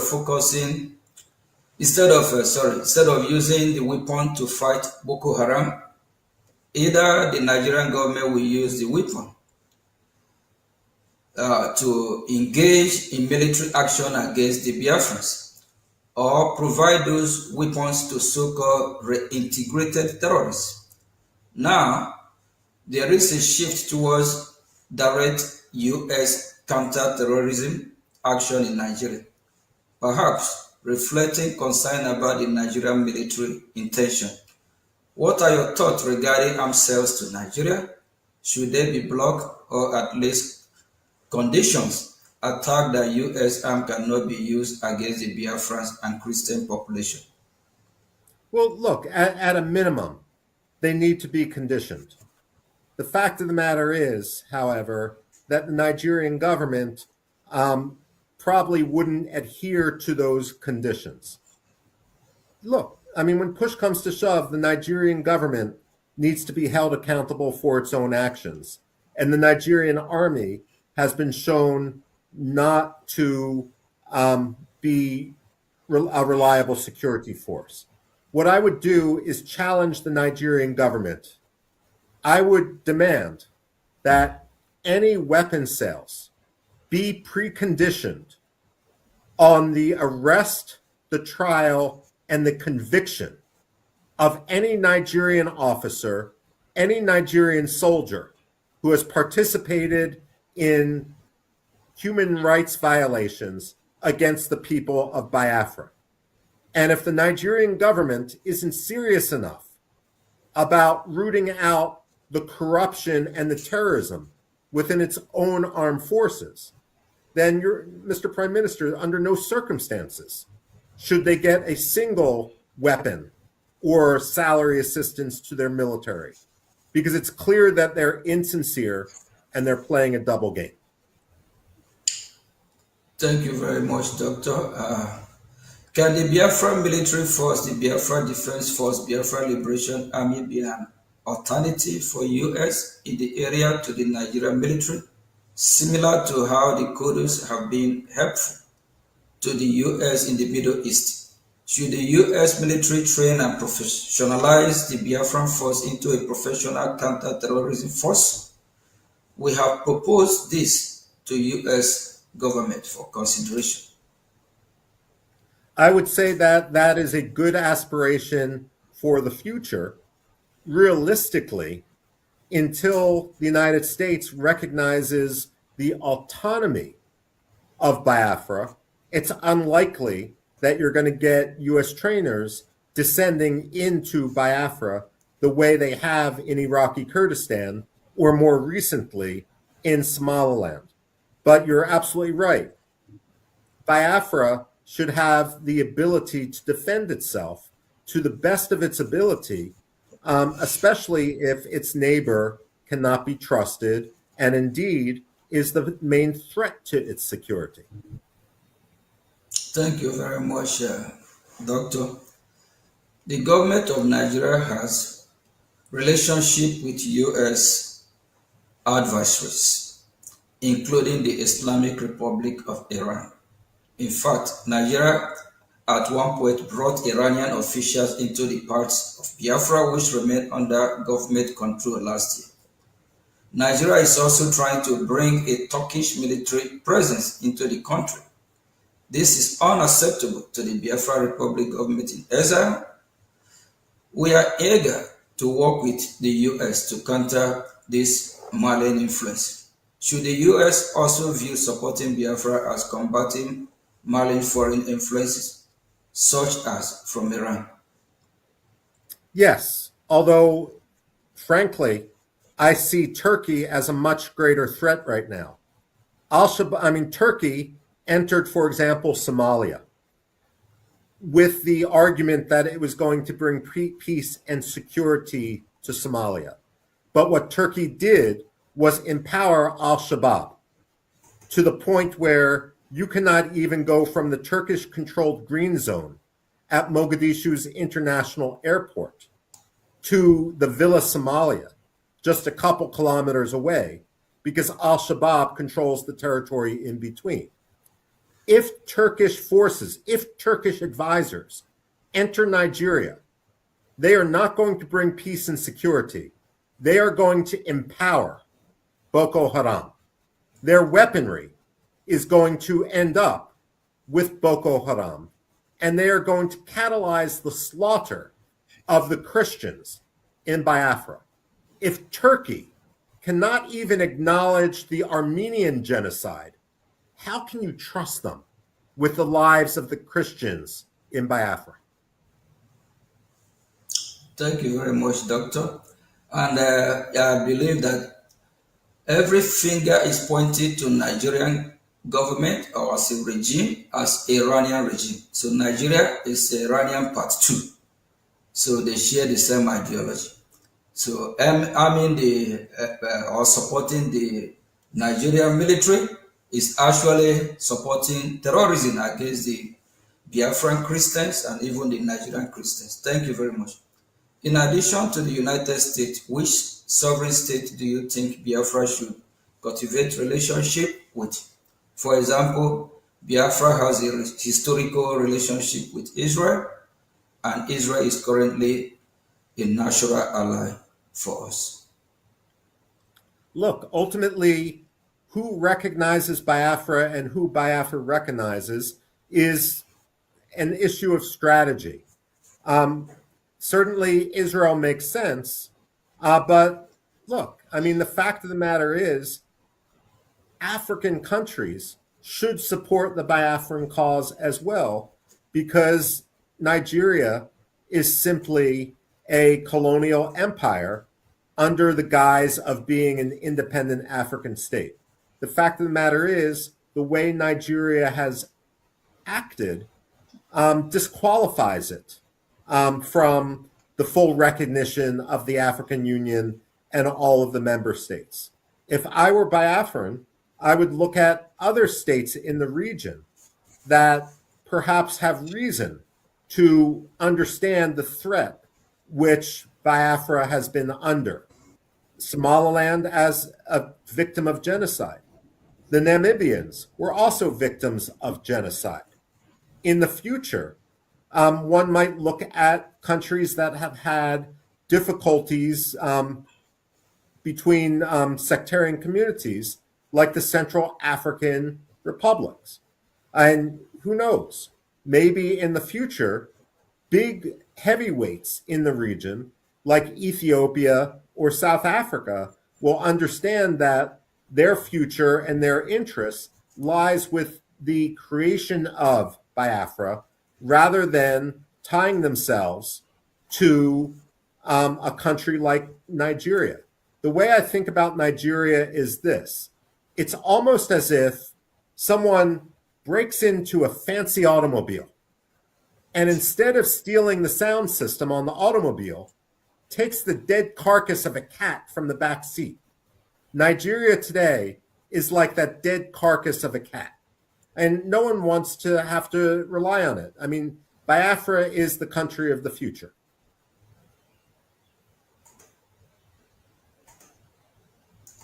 Thank you very much, Doctor. Are there other independence movement or non-state actors you think Biafra should have relationship with? We have contact with the Ambazonia. Somaliland is being pointed out as a successful example. Well, I mean, certainly Somaliland is successful. And the reason Somaliland is successful is, like Biafra, it has a clear history and clear borders. And it also has a national unity that is born from the trauma of the initial genocide. And Ambazonia makes sense as well, simply because, look, Ambazonia should be independent. Cameroon had its opportunity, and it failed in its compact, much like Mogadishu, Somalia, failed to uphold its contract. And when you fail to uphold your contract, the contract is violated, and then you can go in the other direction. So when it comes to Ambazonia, I mean, absolutely, they have every right to be independent, and frankly, their national history is going to be tied to Biafra's and vice versa, and it makes sense if both countries support each other as they struggle for independence. I mean, it's the English expression, the whole is greater than the sum of the parts.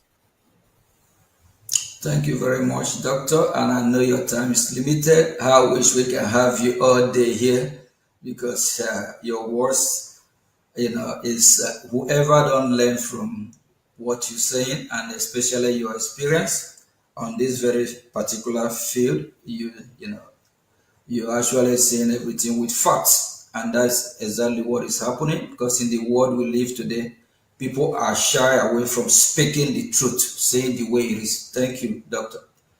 Biafrans and people around the world are closely monitoring the war in Iran. You have written extensively about the Iranian democratic opposition, including Reza Pahlavi. What lesson do you think the Biafrans can learn from the successes and missteps of the Iranian opposition, both of which you have wrote about? Okay. I've criticized Reza Pahlavi, a man who I've known for almost 30 years, because, number one, the disorganization of his office. If you cannot organize your own office, how do you expect to organize a country? That's point number one. Point number two is, I believe that Reza Pahlavi, or at least many of his aides, became a little bit too comfortable in exile. I've compared them to the White Russians from the time of the Bolshevik Revolution, where many of the exiles would talk about revolution, talk about returning, but really they wanted to attend the cocktail parties and the social scene in European capitals. I don't see the same mistake occurring with the Biafrans. I see the Biafrans as much more willing to sacrifice for their own country. And we see that because so many Biafrans are fighting. I mean, not just with words, not just with television cameras, but also literally fighting for their own survival right now. And so ultimately, I see a cohesiveness within the Biafran diaspora. The only warning I would have, again, is the only message which the American audience should hear, which the European audience should hear, is about the justness of the Biafran cause. If there are disputes politically within the Biafran diaspora, those should be handled internally. And ultimately, those will be decided when there is a referendum or elections in an independent Biafra. But it's not the job of any Biafran official to complain about any other Biafran official. And one of the reasons that I believe that the Biafran movement has been successful so far, again, is because the Biafrans have been keeping their focus, at least to the American audience, on the broader principles. Too many people among Reza Pahlavi in Iran have started attacking other opposition figures without understanding that the only adversary which they should be targeting is the Islamic Republic of Iran and its murderous regime. And so in this, I commend the wisdom of the Biafran diaspora for recognizing that the principle has to come above the politics. Thank you very much, Doctor. I know we have thrown a lot of questions on you. In conclusion, do you have a final message to Biafran people? And Biafran people love you so much. You have been in their midst several times, and they appreciate you being on VOB, on Politics Insight today. What is the final message you have for Biafran people? Thank you. Look, my final message is this. Every dictator wakes up, every Democrat wakes up knowing when his term in office is going to end. Every dictator wakes up knowing that today will be his last. Over the years, I've had the ability to interview people. Lech Walesa in Poland, for example. People in Iraq after the fall of Saddam Hussein, and others. And what they say is, we fought and we fought and we fought. And sometimes it seemed hopeless. But then when the change happened, it happened much faster than anyone expected it would. And I suspect the same thing is going to happen with regard to Nigeria and the collapse of Nigeria. It may seem far off, and diplomats, American diplomats, European diplomats, may seem to almost with tunnel vision just support the status quo. But as Nigeria collapses, it will be amazing how quickly things change. And so it behooves the Biafran community not only to advocate for their cause, but to plan for the day after. So when the Republic of Biafra is internationally recognized, it can start its operation right away. Its ministries, its economic philosophy, its legal code will all be prepared so that Biafra and the Republic of Biafra will be successful. And in that, I have no doubt that you will. The human capital, the intelligence, the lived experience of the Biafrans put them in a category much closer to Somaliland than to a country like South Sudan, which failed almost as soon as it began. And so I commend everything the Biafran community is doing in order to preserve its national rights and in order to protect the livelihood of the Christians who are now undergoing an ongoing tragedy. Thank you very much, Michael, Senior Fellow at the American Enterprise Institute. We really appreciate you, and we are honored to have you in VOB. I know this what we went through before the interview. We have some difficulty at the time, and we appreciate your patience. We love you very much. Keep doing the good work to save the minority, also Christians that have been persecuted, even non-Christian. God will reward you. Humanity love you. On behalf of the Biafran people, I'm saying a very big Thank you. And the global community that know what you are doing, they love you very much because we know you are doing this from the bottom of your heart. And we have heard all you said, and we believe that those viewers that are listening and U.S. government, they know the right thing to do because Iran of Africa is Nigeria.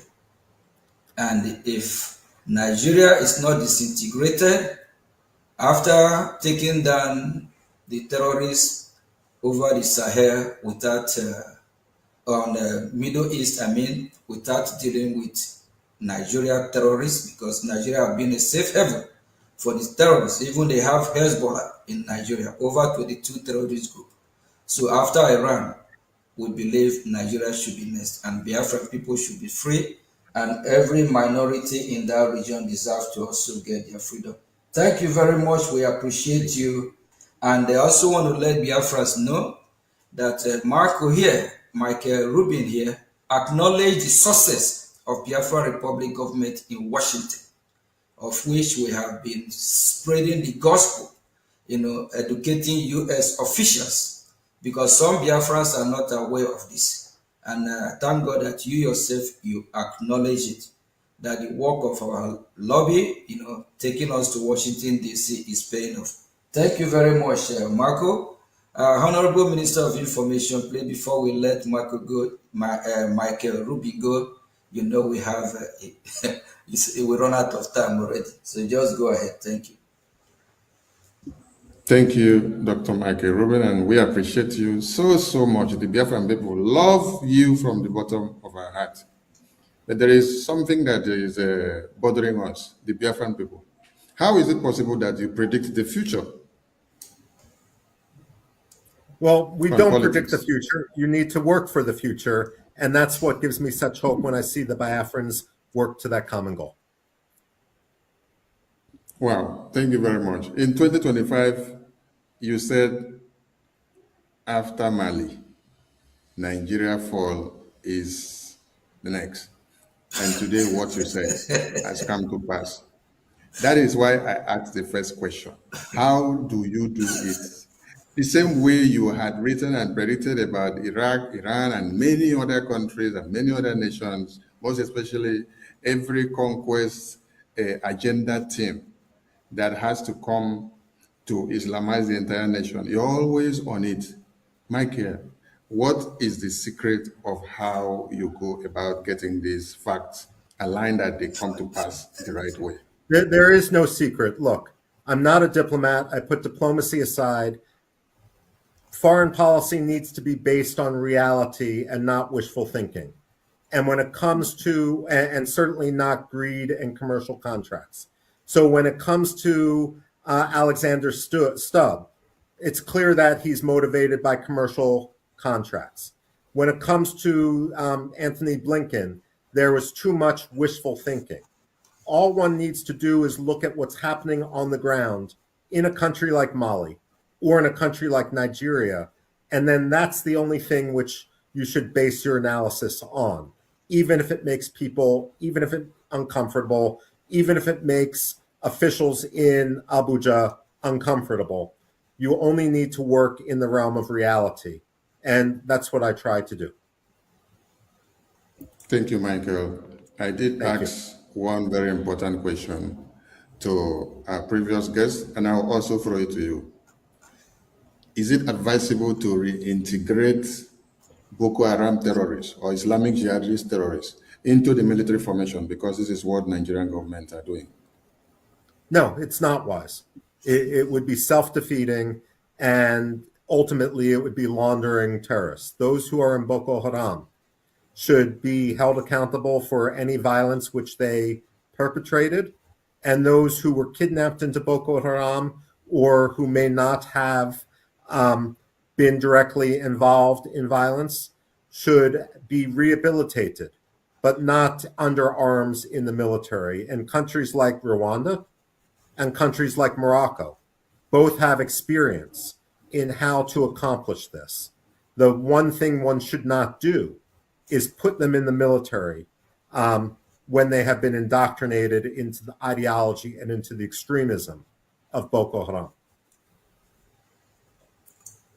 Thank you, Michael. I leave it there because of time, and we are so happy to have had you on the show. Thank you. Prime Minister, over to you, sir. Yeah, thank you very much, Mike. Really appreciate, and hopefully in near future, we have you on VOB again, where we might you might have more time, because your word and your insight, your knowledge is encouraging, it's uplifting. Great people of Biafra. This is the voice of Biafra. The voice that cannot be silenced. The voice of truth, resilience, and freedom. Speaking to you in the spirit of courage and in the language of liberation. Nigeria government has lost control over insecurity. Fellow listeners, what was once whispered in fear, what was once denied in arrogance, has now become a reality too loud to ignore. A nation staggering under the weight of its own contradictions is rapidly losing control over insecurity. From the north to the south, from the east to the west, the land trembles, not from natural disaster, but from man-made chaos. Communities abandoned, villages raided under the cover of darkness, highways turned into corridors of fear. Citizens left to fend for themselves. In a country where the government once promised protection, the question now echoes across the land. Where is the government? Where are the security forces? Where is the accountability? In recent times, markets have become targets. Travelers have become victims. Families have become statistics. And yet, those in power continue to speak in rehearsed tone. Detached from the suffering of the people, observers say, this is no longer a matter of isolated incidents. This is systemic failure. A collapse of responsibility. A nation where innocent lives are wasted daily. As fear grips the population, a new reality emerges. The people have lost confidence. Trust has been eroded. Hope has faded. But here, on this frequency, we do not deal in fear. We deal in truth. And the truth is this. A government that cannot protect its people has failed its most sacred duty to the people. Listen. Remain vigilant. Remain aware. Remain strong. Nigeria has failed its citizens, and in awareness lies survival. This is a wake-up call. You are listening to the voice of Biafra, where truth lives and freedom speaks. Biafrans stand firm until justice speaks louder than silence. And stay safe. God bless Biafra Republic. God bless Biafra Republic government in exile. Great people of Biafra. This is the voice of Biafra. The voice that cannot be silenced. The voice of truth, resilience, and freedom. Speaking to you in the spirit of courage and in the language of liberation. Nigeria government has lost control over insecurity.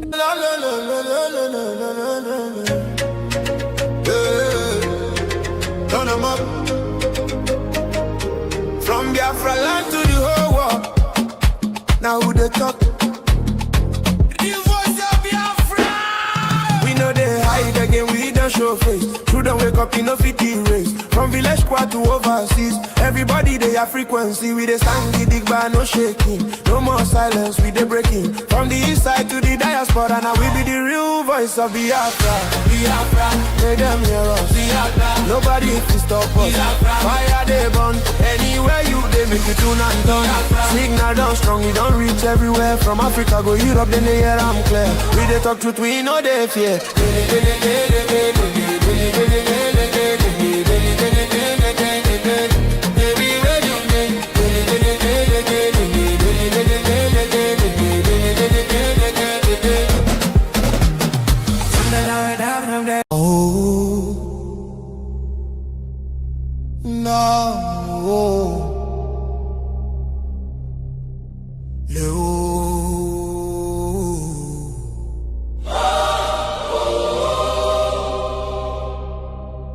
From every village,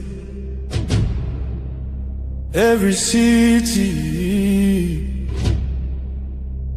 from homeland to diaspora, hope is rising again.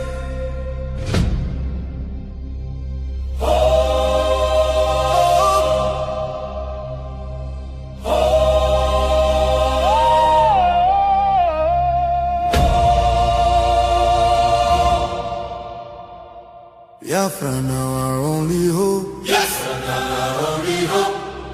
Hope for today, hope for tomorrow. No more pain, no more sorrow.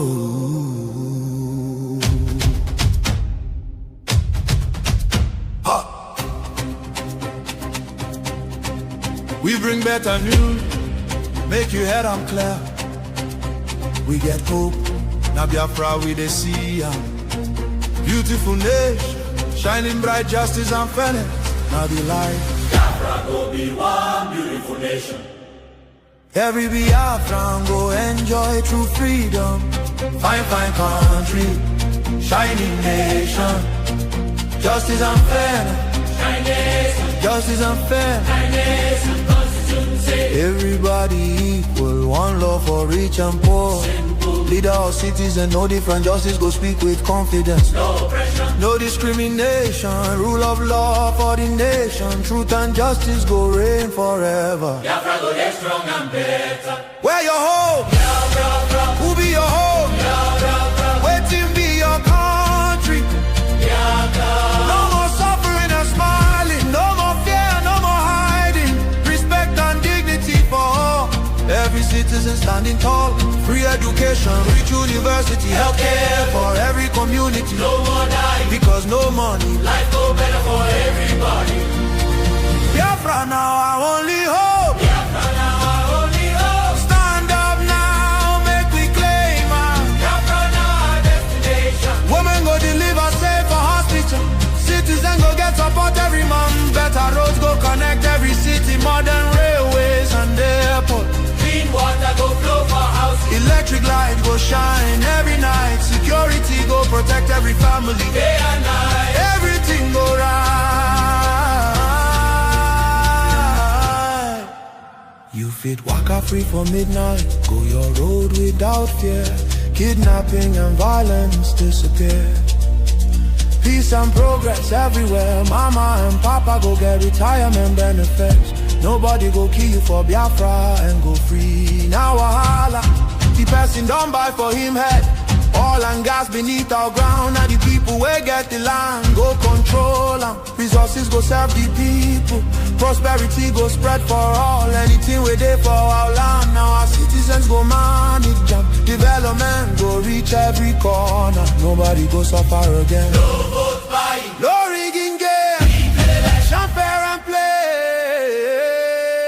One woman, one vote. One man, one vote. Your voice go matter every day. Biafra now our only hope. Biafra now our only hope. Hope for today. Hope for tomorrow. No more pain, no more sorrow.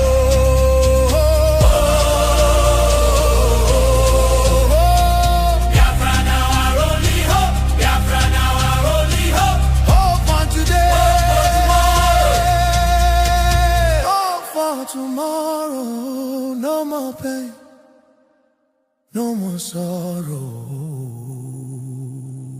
Biafra, our home, our country, our future, our future. Biafra now our only hope.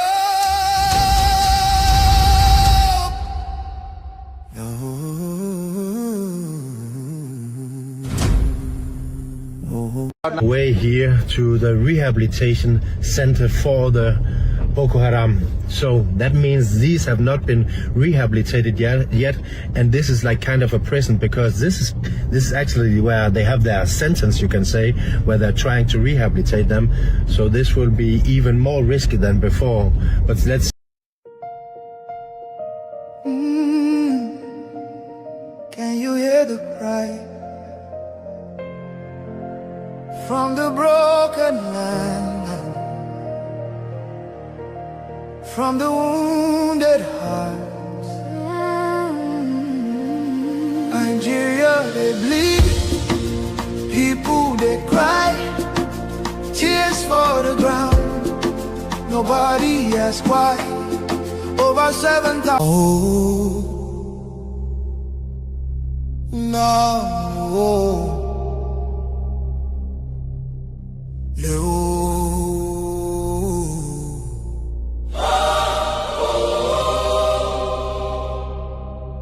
From every village, every city, from homeland to diaspora, hope is rising again.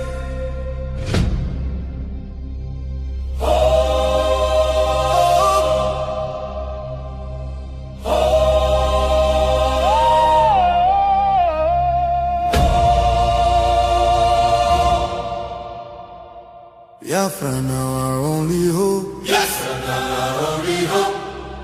Hope for today, hope for tomorrow. No more pain, no more sorrow.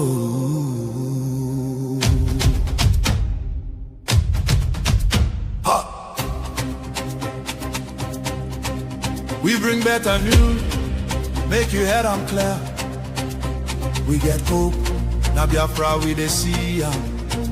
Beautiful nation, shining bright justice and fairness. Now the light. Biafra go be one beautiful nation. Every Biafran go enjoy true freedom. Fine, fine country, shining nation. Justice and fairness. Justice and fairness. Everybody equal, one love for rich and poor. Leader or citizen, no different, justice go speak with confidence. No oppression, no discrimination, rule of law for the nation. Truth and justice go reign forever. Biafra go get strong and better. Where your home? Biafra. Who be your home? Biafra. Waiting be your country. Biafra. No more suffering and smiling, no more fear, no more hiding. Respect and dignity for all. Every citizen standing tall. Free education, rich university, healthcare for every community. No more dying, because no money. Life go better for everybody. Biafra now our only hope. Biafra now our only hope. Stand up now, make we claim our Biafra now our destination. Women go deliver safe for hospital. Citizen go get support every month. Better roads go connect every city. Modern railways and airport. Clean water go flow for houses. Electric light go shine every night. Security go protect every family. Day and night. Everything go right. You fit waka free for midnight. Go your road without fear. Kidnapping and violence disappear. Peace and progress everywhere. Mama and papa go get retirement benefits. Nobody go kill you for Biafra and go free. Now wahala, the person don't buy for him head. Oil and gas beneath our ground. Now the people wey get the land go control them. Resources go serve the people. Prosperity go spread for all. Anything we dey for our land. Now our citizens go manage them. Development go reach every corner. Nobody go suffer again. No vote buying. No rigging game. Election fair and play. One woman, one vote. One man, one vote. Your voice go matter every day. Biafra now our only hope. Biafra now our only hope. Hope for today. Hope for tomorrow. No more pain, no more sorrow.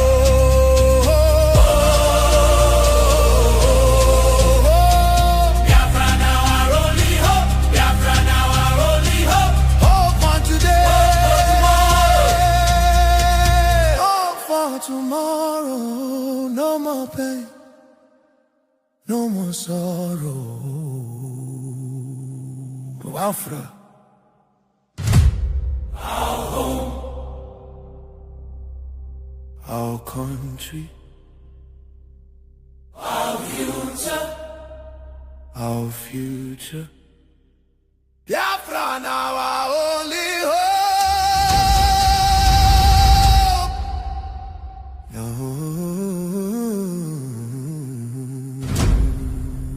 No.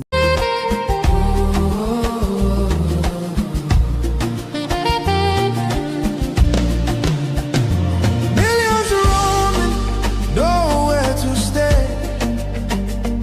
No clean water, no food today. Kidnapped voices crying in chains. Silent echoes filled with pain. 19,000 churches gone, but faith still rising. Holding on.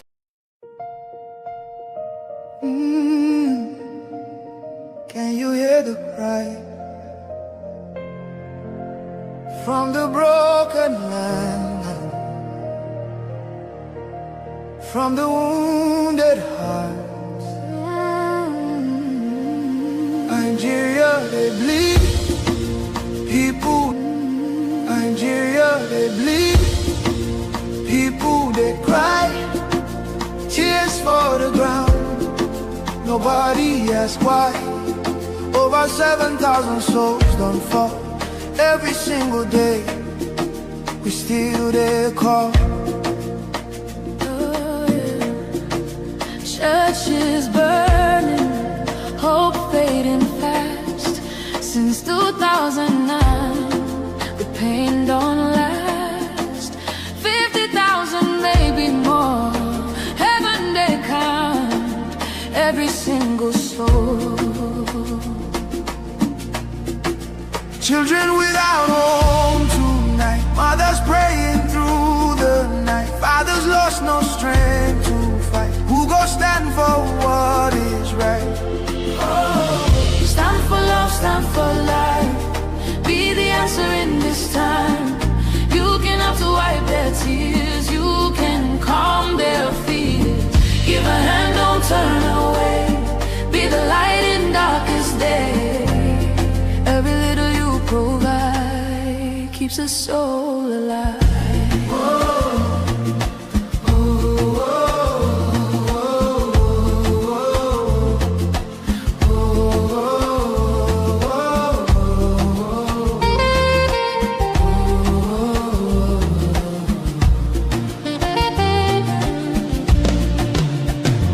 Millions roaming, nowhere to stay. No clean water, no food today. Kidnapped voices crying in chains. Silent echoes filled with pain. 19,000 churches gone, but faith still rising. Holding on. In the ashes, hope remains.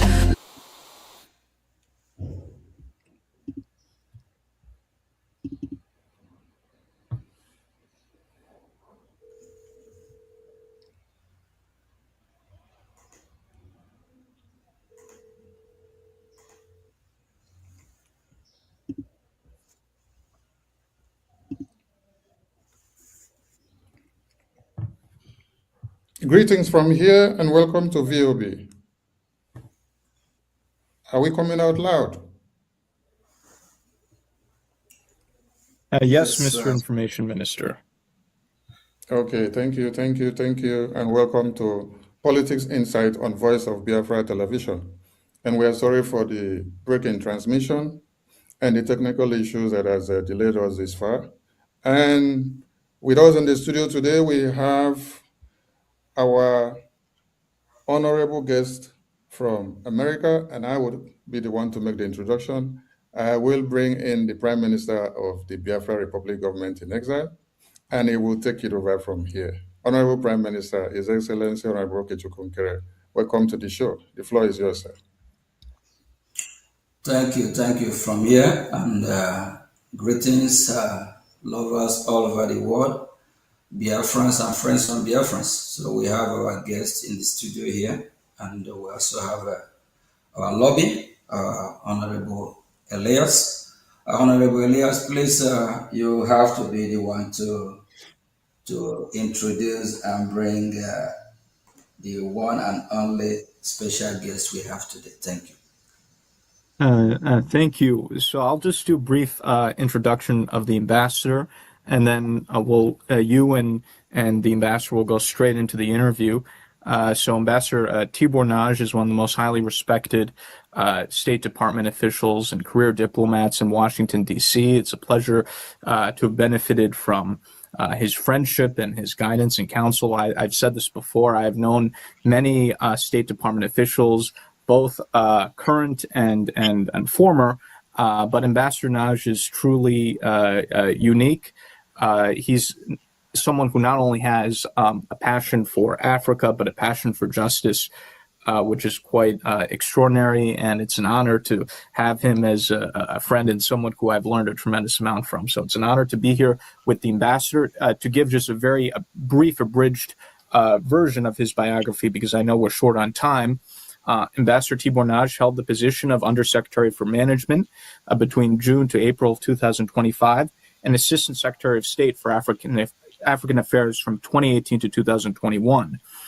From 2003 to 2018, Ambassador Nagy was Vice Provost for International Affairs at Texas Tech University.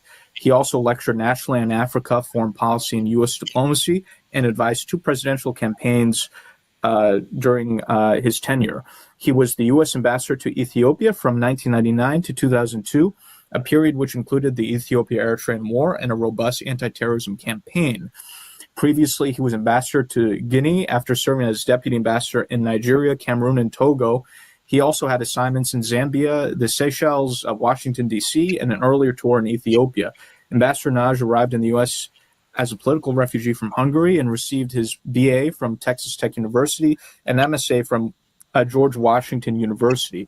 His U.S. State Department awards include commendations for helping prevent famine in Ethiopia, supporting the evacuation of Americans from Sierra Leone during combat, supporting efforts to end the Ethiopian-Eritrean War, and managing the U.S. Embassy in Lagos, Nigeria during political and economic crises.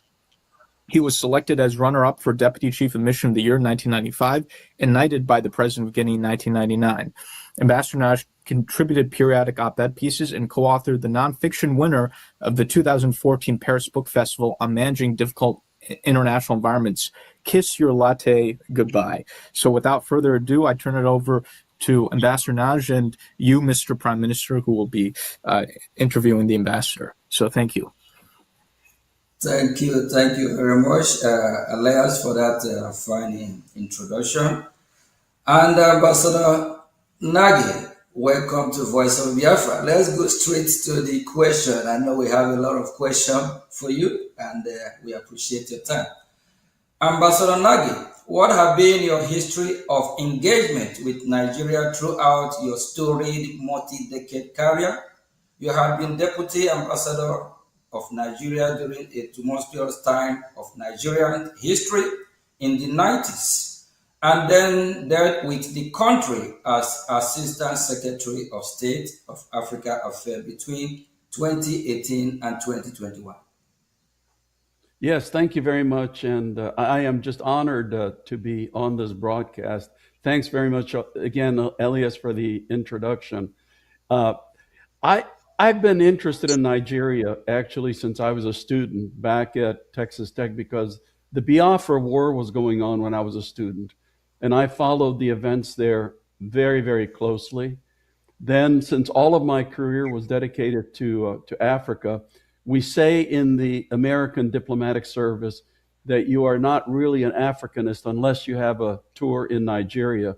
So I was very honored to be picked as the deputy ambassador back in the early 1990s, and I served a very distinguished American ambassador, Ambassador Walter Carrington, who many Nigerians still remember as being a champion for freedom. During my time in Nigeria, it was the military dictatorship. And because I got to know the country, I fell in love with the country and the people. I've been following Nigeria very closely ever since. It has broken my heart to see what such a country with incredible potential has suffered because of bad governance and other things. So for me, Nigeria is obviously one of the most critically important countries, not just in Africa, but frankly in the world. Thank you very much, Ambassador. Ambassador, why do you have a passion for justice for the people of Biafra, as well as similar groups such as Ambazoni? Yeah, that's also a great question, because I mentioned just a minute ago that I know the incredible potential that Nigeria has. And I also know, specific to Biafra, that it is the part of Nigeria that contains so many resources. It is actually the part of Nigeria that makes the country rich. And also, as I said, I've been following events in Biafra since I was a student.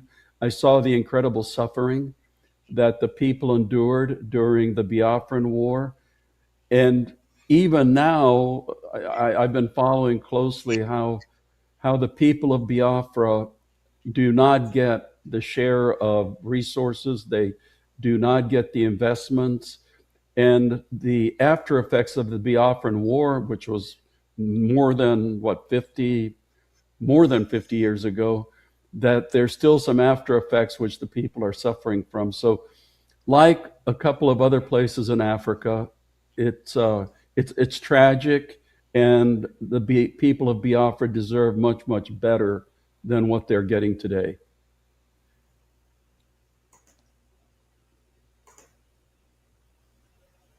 Thank you very much, Ambassador. The Biafra Republic government in exile has focused on promoting the U.S. recognition of Christian genocide in Nigeria and had aggressively engaged in lobbying campaign for such recognition in parallel with other advocates such as the Christian community and organization. These have been successful, with President Trump declaring Christian genocide in Nigeria. From our perspective, this allows for normalization on discussion of the concept of an independent Christian state in the form of Biafra. What are your thoughts about President Trump and the White House declaration about Christian genocide on Nigeria and steps taken to hold the Nigerian government accountable? Yeah, the whole issue of Christian suffering in Nigeria, as you know, has been quite controversial in the United States, has gone back and forth. And the people who deny Christian suffering use an argument which I would label as plain sophistry, because people say, people who object to the concept of Christian suffering say, oh, you know, if you look at Nigeria, there are many more Muslims who die because of terrorism and violence and extremism than Christians. And what those people refuse to admit is that there are several consecutive crises going on in Nigeria at the same time.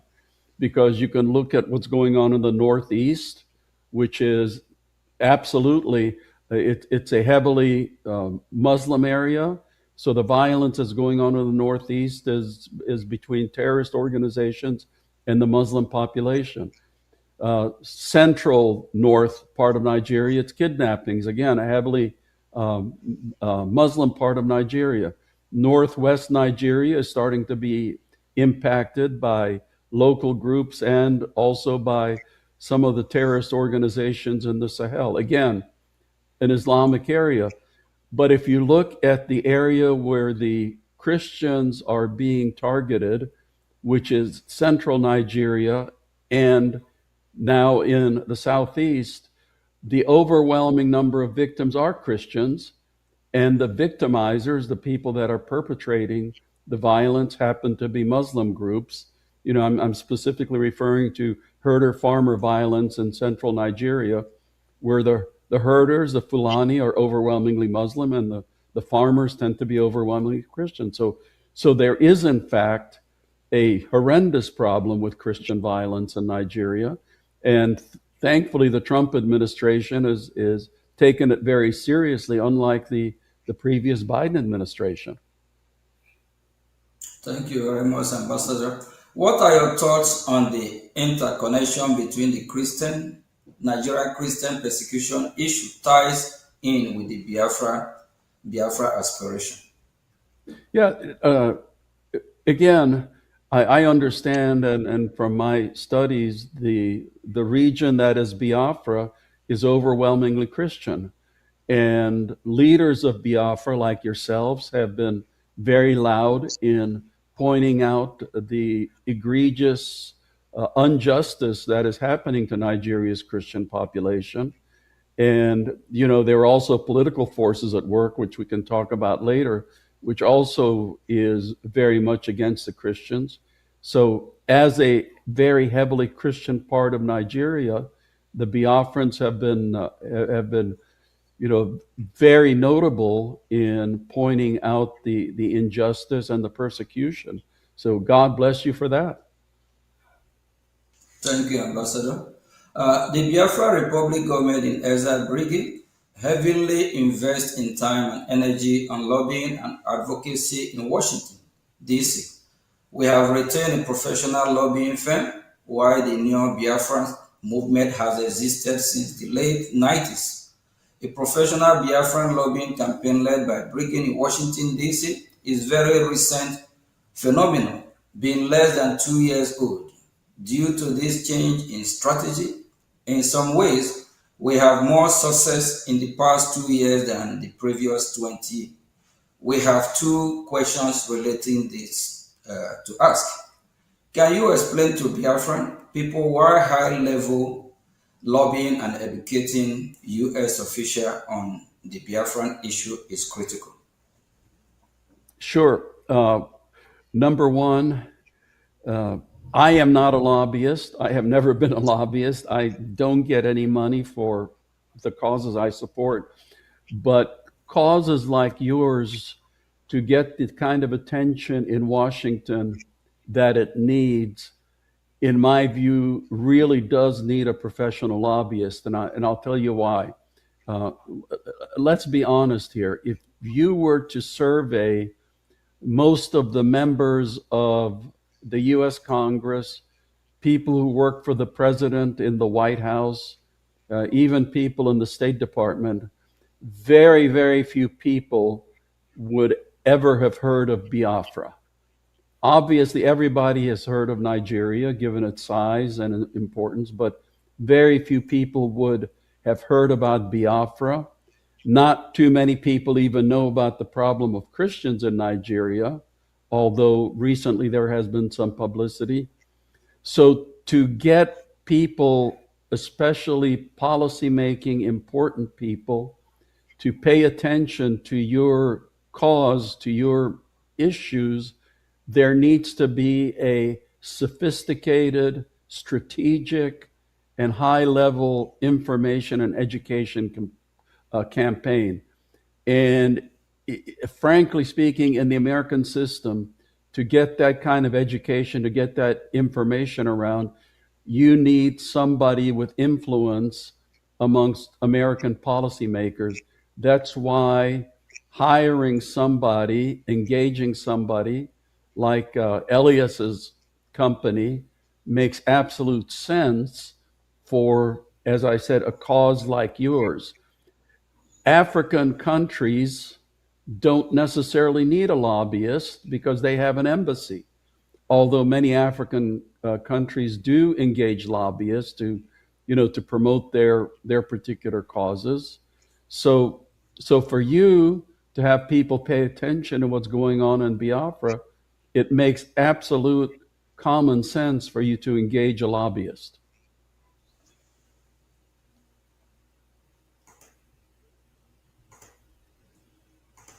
Thank you very much, Ambassador.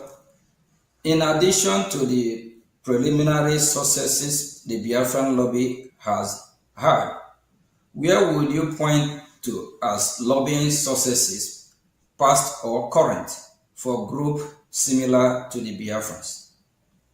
Yeah, for groups such as yours, lobbying is really about the only way that they can get their cause into the attention of American policymakers. So I would point, in the past, liberation struggles, which were trying to get justice for their cause, the African National Congress, leading to the freedom in South Africa, the Sudan People's Liberation Movement.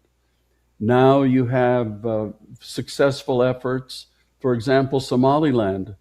Like you, Somaliland has gotten a lot of attention recently. Your friends across the border in Anglophone Cameroon, Southern Cameroon, the Ambazonians, they're also trying to pursue their cause for justice. So again, these are the kind of causes that get the best efforts through engaging with the lobbyists in Washington. Thank you, Ambassador. So what you're saying is that what Biafra Republic government is doing is the right way to get the attention of U.S. government, and the right way to also get our freedom, correct? Absolutely. And again, it means engaging the right person, because unfortunately, as with anything, there are some people who are very effective at doing this, and there are other people who are not so effective at doing this. So it's essential for you to engage somebody who knows the people in Congress, who knows the people in the White House, who knows who does what at the U.S. Department of State, to make sure that your cause is promoted the way that you want to promote it. Thank you very much, and special thank you to our lobby, Elias, for being our voice in Washington. Thank you, Elias. The Biafra Republic government in exile has trans-action approach in engaging the U.S. government, making beneficial offers in the area of defense, security, and natural resources in exchange for U.S. political support, similar to what Somaliland is doing. What are your thoughts on this approach? Okay, so, I am not now speaking for the U.S. government. That's very important to say. I am no longer working for the U.S. government. I've now retired 4 times, so currently I'm retired. But obviously, Biafra has incredible natural resources. Biafra has incredible human resources. So, if you're offering that kind of a transactional deal, then in my view, that would be looked at positively, from especially people in the Trump administration, because as you mentioned, President Trump has been a very transactional president. He's not looking for, long-term this or long-term that. He's looking for what is the interest of the United States of America. And as Secretary of State Marco Rubio himself says, whenever the United States engages overseas, it should meet one of 3 qualifications. Does it make America more secure? Does it make America stronger? Does it make America more prosperous? So what you are wanting to offer obviously would meet, I think, all 3 of those criteria. Yeah, thank you, Ambassador. But Ambassador, we believe that your voice matters. You might be retired, but you still ambassador, and we believe that U.S. government is still listening to you. Thank you very much. As a follow-up for the previous question, Biafra Republic government in exile, which is Brgie, I think you already answered that question. So let me just go on. And for years, the Nigerian government has used terrorism in the country as an excuse to ask for arms sale to Nigeria. Instead of using the weapon to fight Boko Haram, either the Nigerian government will use the weapon to engage in military action against Biafra or provide those weapons to so-called reintegrate terrorists.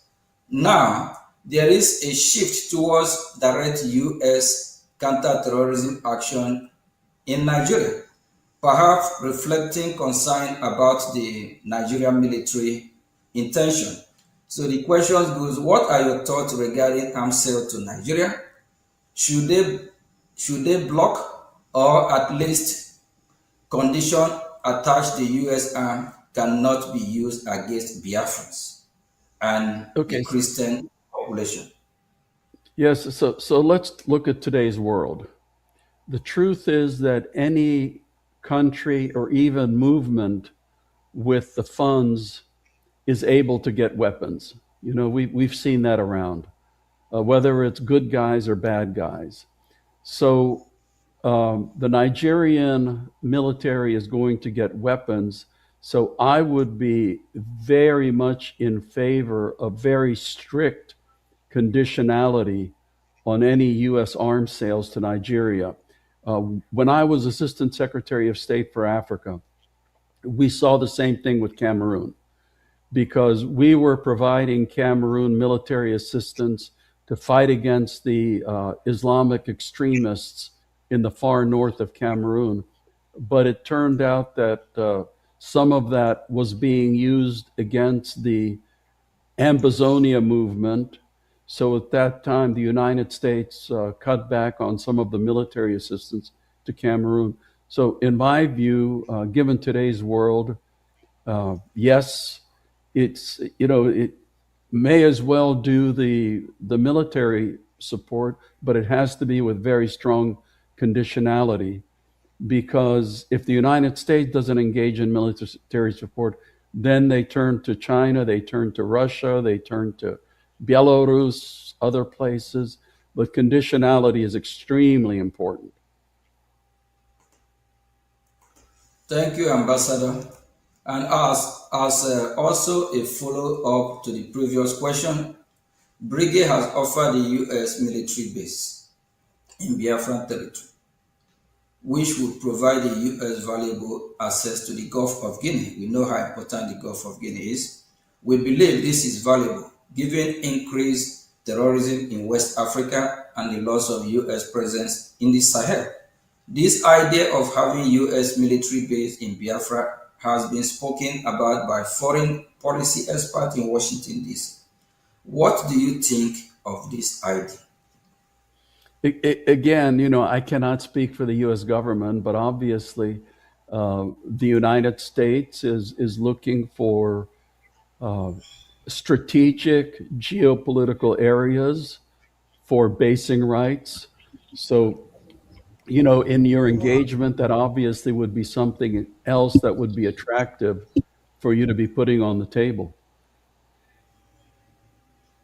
Okay, thank you, Ambassador. I also have another question regarding this. Can the Biafran military force, the Biafran Defense Force, Biafran Liberation Army, be an alternative for the U.S. in the area of Nigerian military, similar to how the Kurds have been helpful to U.S. in Middle East?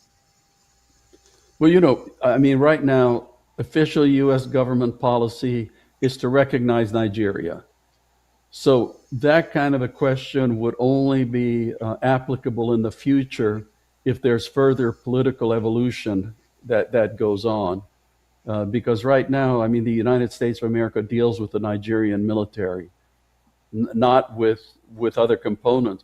even in the case right now of Somaliland, which actually runs its own territory, it has an army, and I know that our own Pentagon would be very open to engaging with them, but their engagement is limited because the United States policy is still to view one Somalia instead of individually recognizing Somaliland. So, your situation probably would be similar. So it would depend on future evolution.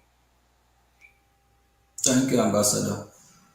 While our focus is achieving self-determination for Biafra, we do follow the event in broader Nigeria as well.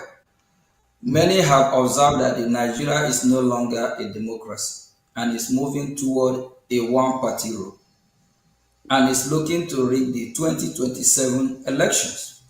What are your thoughts on this, and what should the U.S. reaction be if the 2027 election do end up being rigged? You may have a unique insight into this, given your time as U.S. Deputy Ambassador to Nigeria during the annulment of the 1993 election and the rise of Sani Abacha. Yeah, I mentioned I was there when Bashir and Abiola actually won the election. I got to know him pretty well, and he was an extremely frustrated man because I think the results were obvious to everybody, but Sani Abacha, Sani Abacha made himself the ruler of Nigeria. So Nigeria's had a very precarious political past, and it is in very dangerous territory again. You gentlemen all know that there was an understanding, not formal, but informal understanding, that Muslim presidents would be followed by Christian presidents. And there was also an understanding that if the president was Muslim, the vice president would be Christian, and vice versa. And we also know now that that agreement has been broken. We've had Muslim presidents now, I think, for, if I'm right, for over 10 years. So the political situation is precarious. There have been some fairly influential people recently, including some of your human rights champions, who have cautioned that if people don't look out, then the country's on its way to the same road that unfortunately we have seen in some other African countries of it becoming a single party state. I think, when democracy was restored and Obasanjo became president, I think it was a very well-devised plan to make sure that there would be at least two, if not more, national political parties. And it would be tragic for the rest of Nigeria if that system was now overthrown.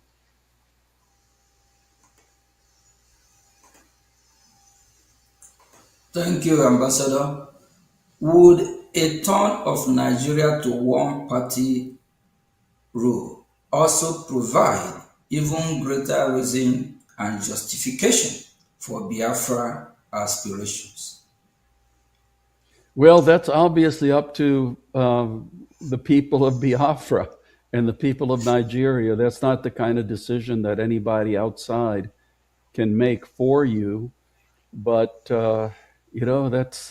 that's definitely something that I'm sure that your leaders would put into the equation, because I understand that the whole thrust for what you're wanting to achieve is coming because the people feel marginalized. They feel like second-class citizens. They feel like they have not been getting their share of the national treasures, even though they are providing much more than their share to the nation. So, that's the kind of frustration that leads people to look around and say, there must be a better way to do this. Thank you, Ambassador. I know because of time, we still have a few more minutes left. From our conversation in Washington, D.C., U.S. officials are open to exploring possibility with us, which by their own admission, they will not have even considered just one or two of these years ago. We suspect that this is not only due to our education campaign, but also U.S. dissatisfaction with the Nigerian government. What are your thoughts on the performance of the Nigerian government, as well as how we can keep pushing the envelope forward? You are absolutely right. It's almost like a demand and a supply factor, because on the one hand, you have American policymakers who have become extremely disappointed in Nigeria. The victimization of Christians has been probably the most dramatic recent issue which has popped up, which American politicians and policymakers of all parties are looking at and saying, this is absolutely wrong. But as we all know, sitting here, that Nigeria is undergoing a series of extremely difficult and very serious crises. Most countries, any one of which would be existential, but somehow, you have to say the Nigerian people are extremely tough, because they always get through these crises one after the other. But now they're going on at the same time. And with all of the crises going on, with all of the disappointment in Nigeria, all of a sudden you have your group, which is stepping forward, which is educating people and informing people about this solution that might be right in front of their eyes if they were to follow it, or if they were to support it. So you have the interior factors and you have the exterior factors. And all I can say is that you are making your push at a very timely moment of history. Thank you very much, Ambassador. And, we always are going to be grateful for somebody like you with your voice, and also our lobby here, Elias. We have already, pushed a lot in Washington, D.C. A lot have happened, a lot of education, meeting after meeting, just like throughout last week. Even we traveled far and wide, all the way to even Florida. So it's just a lot. And the people of Nigeria, those that identify themselves as Nigeria, are crying. They are tired. They can't afford food to eat, no road, no electricity, nothing is working. Everything is just falling apart. The people themselves are tired. Thank you very much. And and can I just can I just say one thing? One thing I have noticed: Nigerians who leave Nigeria end up doing extremely well. When I was vice provost at Texas Tech, I was in charge of all the international programs, and we had quite a few Nigerian students.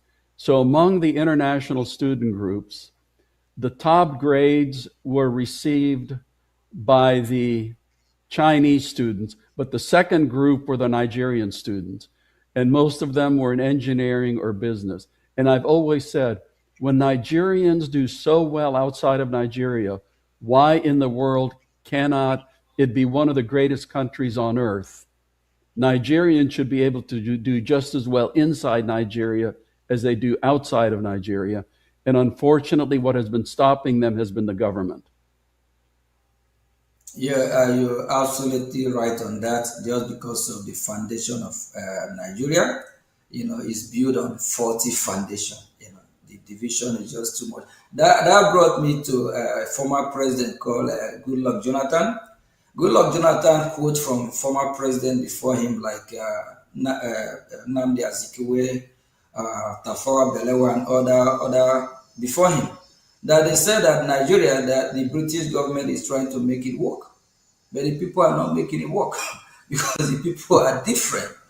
So they always like if the Yoruba today happen to be the president, from the southeast Biafrans, they're not gonna like it. If the North happen to be the president, both the southwest, southeast, they have problem.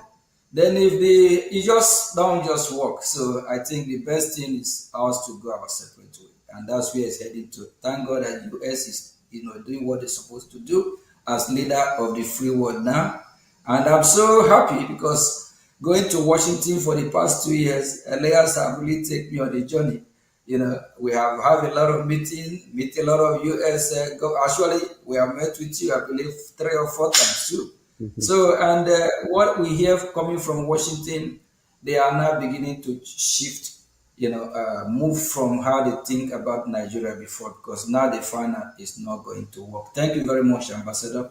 And just one thing I want to add, Prime Minister, too. I think another timely aspect, and Ambassador, you might find this interesting, is that unlike in the 1960s during the first Biafran civil war, when you had a strong sense of Nigerian nationalism, because so many communities throughout Nigeria had been marginalized, unlike in the 1960s, a lot of Nigerians outside of Biafra, people from other tribes and other regions of the country, are not opposed to what the Biafrans are doing because they themselves have been victims of either bad governance in Nigeria or have been victims of terrorism and these general plights. So if you in monitoring and speaking with non-Biafrans, the mindset of a lot of not the government but the Nigerian people is, okay, if the Biafrans want to go, let them go, because we're also suffering a lot of the same issues. So I think the good thing is I don't think we're going to have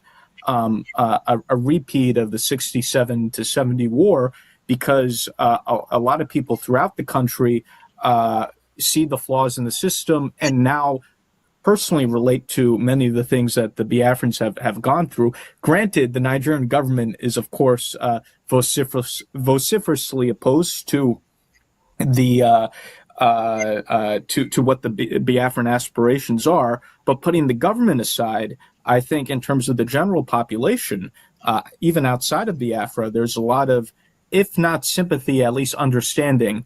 And I don't think the Nigerian government will even have the moral support to engage in heavily militarized conflict against the Biafrans. I think what they're doing against the Biafrans is already unpopular throughout the country. Even many non-Biafrans have criticized the Nigerian government for their heavy-handedness in dealing with the Biafrans. And I think from a population perspective, I think many things are moving our way. Of course, the Nigerian government has its vested interests, and they'll be much more aggressive towards the Biafrans for the foreseeable future. So I just want to add that perspective as well. Thank you very much, Elias. And Ambassador, I know we have thrown a lot of questions on you. We just have a few more to go.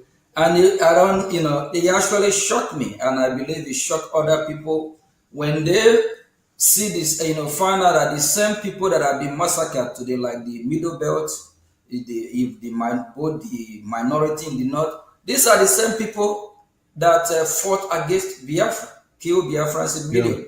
And these are the same people that years ago, all of them be campaigning one Nigeria to save Nigeria. The same Nigeria they try to save is killing them. So they themselves, I believe, they want to leave, they want to exit Nigeria. They are getting tired. We need to save the life of the Middle Belt, minority in the North, even the Muslim moderate, whether Muslim moderate or whatever, no one deserves to die. So, each region just have to go their separate way. I believe even the North will live better on their own, the Southwest will be better on their own, the Southeast, which is Biafra, will be better on our own, and the Middle Belt, and they are good in agriculture, did not have a gold. There's gold in Zamfara, so the Southwest have minerals, and they also have a potential of surviving as a country of their own. We Biafrans also, we also survive on our own, of which if they don't, we will help them. Thank you very much, Ambassador. Ambassador, we have just two more questions for you. What are your thoughts on how Biafrans should frame the Biafran struggle to the U.S. government and to international audience who may be unfamiliar with the conflict? I personally think that Elias is eminently qualified in that regard, because the way to do it is to present very much what you were just saying, is that Biafra, I think, historically, the term was used in the 17th century, in the 1600s. So there is a distinct history, there is a distinct people, there is a close historical record. Then you had the horrendous circumstances of the war, the incredible suffering. I forgot if it was up to 2 million people who died. Now you're a region of anywhere from, I don't think there's been a census, but I know estimates go from 50 million to 70 million people in the region, very heavily Christianized. The last thing Biafra would want is to have any part of Sharia law, which exists, I think, now in 19 northern states of Nigeria. So it's almost like, I've heard Elias, it was, I think, Michael Rubin, who referred to a second wave of decolonization, that the first wave of decolonization in Africa was against the European powers that had colonized it. Now, colonialism is not necessarily by somebody who's a different race, because being Hungarian, we were colonized by Austrians and Russians along with the Turks.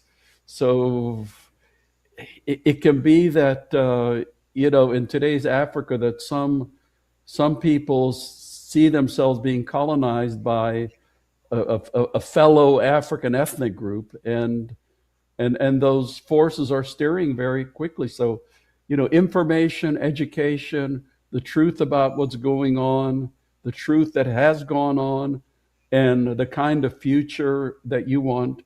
I have never, said it has to be independence. My own campaign has always been for justice and equality and fairness for all of the people, and that's what I absolutely believe in, and that's the points that you should be making. Thank you very much. Thank you. Thank you very much, Ambassador. And that justice, that's where we are. Because when you mention of Sharia law, we are Christians, 100% Christians. From we Biafrans, that's who we are as Christians. Sharia law is a no-go for Biafran people, and this Islamic jihadist terrorists, with their own ideology, they said we must be converted to Islam, of which they want to Islamize us. So automatically the division is there. It's just we need justice, because it's not going to work, and justice have to play its own role, its own part here. Since we are not going to accept that Sharia law, and it's part of the reason why all feeling the middle belt and even a minority in the north, and they are actually pushing it towards the Biafran territory to try to see how they can penetrate with this so-called Sharia law and whatever they call it. Elias, I just want to quickly add to this. This is not an overblown concern. This is a very legitimate concern. Senator Ted Cruz, for example, has introduced legislation addressing this issue of the spread of Sharia law in Nigeria. It's throughout the north, but what people are less aware of is that the radical Islamic politicians in Nigeria are trying to bring it into the Middle Belt and even into the South. So, for example, in some parts of the Southwest, what we call the Yoruba traditional territory, they're now discussing in some states the introduction of Sharia law, which is very, it's not native at all, because, Ambassador, as you know, the Yorubas, they're a mixture of Christian and Muslim. They tend to be very moderate. Sharia law is really not indigenous to those people at all. And even with the Biafrans, Sharia law has not yet been introduced, but now the Nigerian government, for example, we've noticed propaganda recently talking about this concept of Igbo Muslims, which is very strange. And we see this as the beginning of what they're already trying to do in the Southwest, of trying to now push Sharia law into the Southwest. So they're slowly bringing Sharia from the North into the Middle Belt and even in the South now, or parts of the South. And if they continue to do that, I do think there's going to be significant unrest in Nigeria, not just in Biafra, but throughout other parts of Nigeria, if they tried to impose Sharia on Christian or moderate Muslim populations. Yeah. And I think this is something the U.S. government has to be engaged on. Yeah. Yeah, because people should remember that the reason South Sudan split off from Sudan was the whole issue of Sharia law. Because the South Sudanese were Christians or animists. Like me, they like drinking their beer. And when the extremists tried to implement Sharia law, that really added to the desire for separation and freedom. Yeah, thank you very much, Ambassador. Before I find a question, let me add something there. Let me add something, please. Ambassador, do you think with the Nigerian Constitution of 1999 having the Sharia law, since then down to this time, with the numbers of massacre of babies, women, and children that have gone so up to this very point, which also necessitated Senator Ted Cruz Accountability Act legislation invoked. We've seen like 5,191 in 2021. We've seen like 5,061 in 2022. We've seen 8,222 in 2023. We've seen 6,500 in 2024. 2025 has 7,500 Christians massacred. Looking at the future or in the next 2-3 years, do you think Christians have a hope or they will still be alive in Nigeria with the Sharia law? Absolutely. No, Christians absolutely have a hope because they have to stand up and against this kind of what I call religious intolerance. If you remember when Sharia law was introduced in the northern states, the deal was that it would not apply to Christians. So when Ramadan came along, Christians were supposed to be able to continue their meals. Christians were supposed to be able to continue buying traditional beer and things like that, but that's not how it turned out. Now, when there's Ramadan in the Sharia states, everybody has to participate, whether they're Christian or Muslim, because they have their religious police. So, that, like I said, they tried it in Sudan, and the South Sudanese said, no, we are out of here. Take your Sharia law. If you want it, that's good for you, but we are Christians, and we're not going to deal with it. Thank you very much, Ambassador. I think you just answered that question that Christians have to stand up and have their own Christian country. Yep. Christians in the Middle Belt need to stand up if they want to live, and they will be well better off having their own territory and worship their God.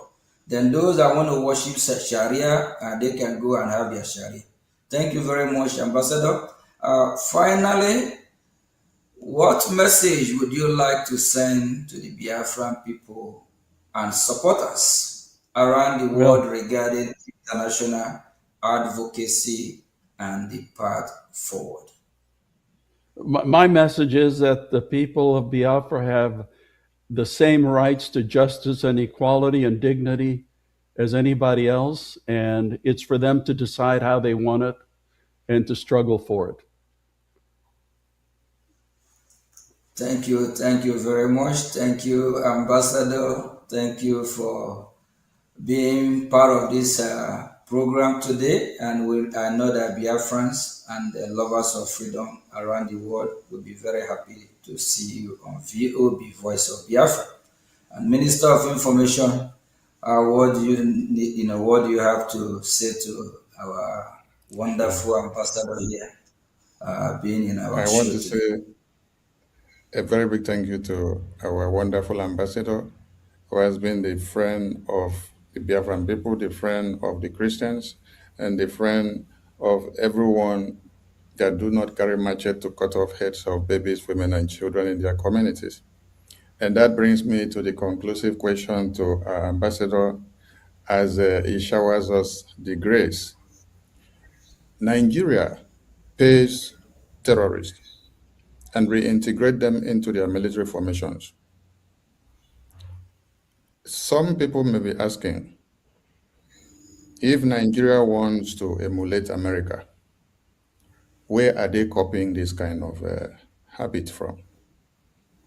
Is it okay for Nigerian government to pay terrorists and reintegrate them into the military formations? When I went through some documentaries the last time, they said they are trying to use the terrorists by reintegrating them into their military formations to go after another terrorist.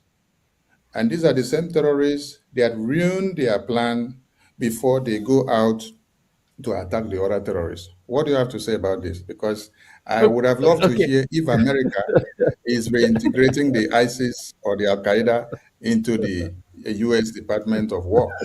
Thank you, sir. So do you turn the hyena into a guinea fowl by bringing the hyena into the guinea fowl house? I don't think so. Ambassador, what is that not the same playbook of Afghanistan by Taliban, right? Yeah, no. Anyway, listen, thanks so much for having me, and God bless you, and God bless your struggle. Thank you very much. Thank you. Thank you. Thank you. Bye-bye. Thank you very much for having you. Thank you. Thank you. Okay, Biafrans, we just, is this not wonderful? Having somebody like Ambassador Tibunage, is that not wonderful? And on the 4th of May, 9 a.m. Eastern Time, 2 p.m. Biafran time, we'll be having a Marco Rubin on our show. So please tune in as well. And, Marco Rubin is someone who we're really familiar with. And, he advocates for freedom of religion. He also advocates for freedom for oppressed one. So it's somebody that you will want to hear from him. Before we conclude, Honorable Minister of Information, I think you can take it from here. We have few, still have very few time. Then Elias, I think Elias, you go first before Minister of Information. We are he's the information minister, so he can wrap it up, and he will be the one to say we should stay or continue, because we are here in his territory. Thank you very much. Well, thank you, my honorable ministers. This was indeed a very historic and enlightening interview with Ambassador Tibor Nagy, who's a very storied diplomat here in Washington, D.C., who's played a critical role on U.S. policy in Africa. This was indeed an extremely historic interview, and I'm very proud of both of you and appreciative to the ambassador for his generosity in participating in this program. Thank you very much. Minister of Information. Thank you so much. I don't know how to express my appreciation, because every day we are making it work and we are making it better. I want to appreciate Honorable Elias for your good work for Biafra, and also our Honorable PM for doing what God has ordained you to do, because the tempo is getting high. So if ambassadors of America are telling you that reintegrating a terrorist into your military formation is a no-no idea, then it means Nigeria got this recommendation from a madman. Because it's only when you have some kind of recommendation from a madman that you will be tilting your head downward, and that will land you in the lagoon. And Nigeria has landed in the lagoon because that is what we are seeing today. Their military formations are overrun on a daily basis. And there is no day you sleep and wake up without hearing that babies, women, and children have been slaughtered, communities invaded. And the worst has happened that field marshals, generals, and commanders of the Nigerian military formations are taken down daily by the notorious Boko Haram terrorists.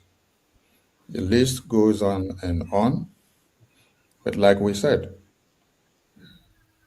Biafrans have hope because we have created the space for that.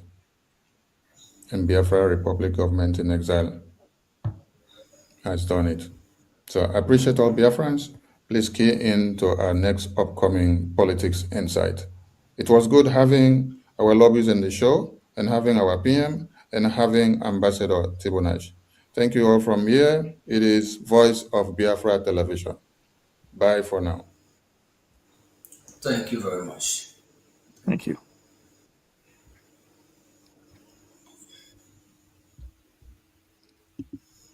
Oh, no,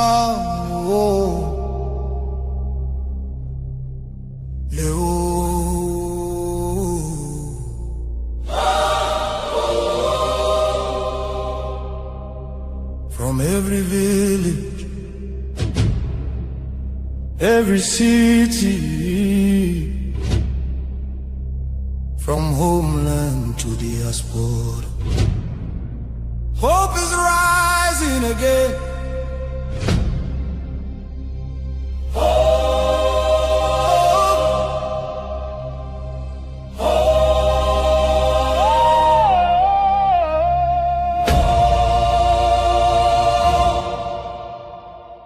Biafra now our only hope. Yes, now our only hope. Hope for today, hope for tomorrow. No more pain, no more sorrow.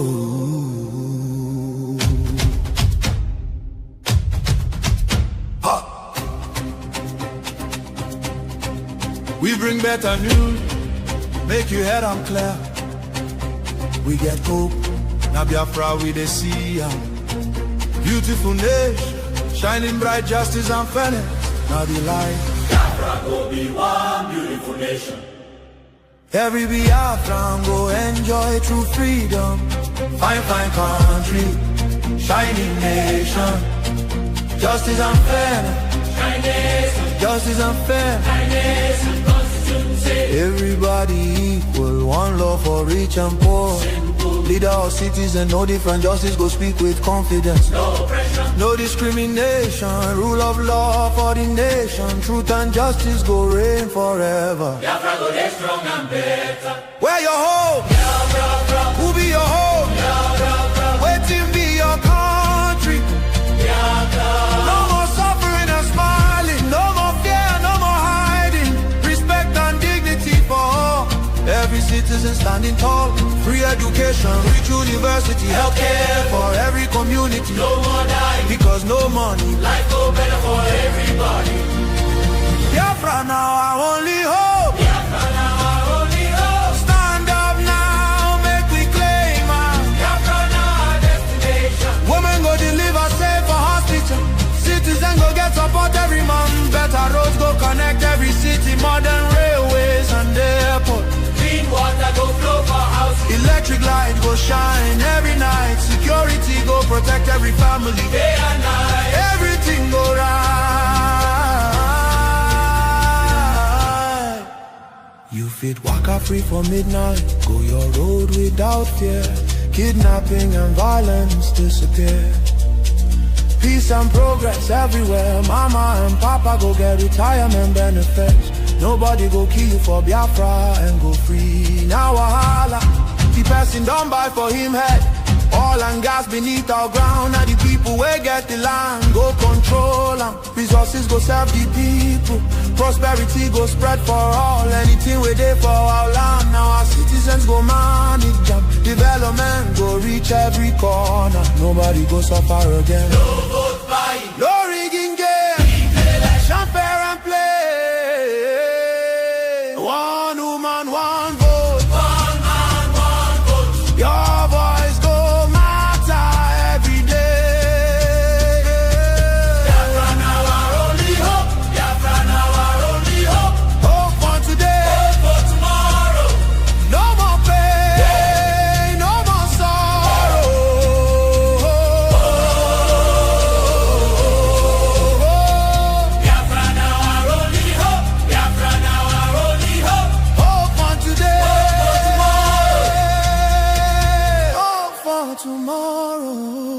No more pain, no more sorrow. Biafra, our home, our country,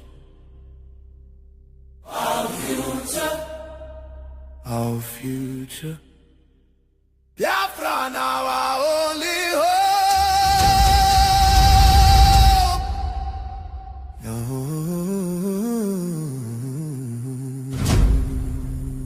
Love can heal the deepest pain. Shelter broken, dreams erased. Hunger.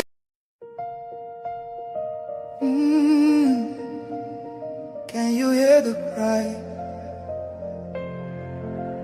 from the broken land, from the wounded hearts?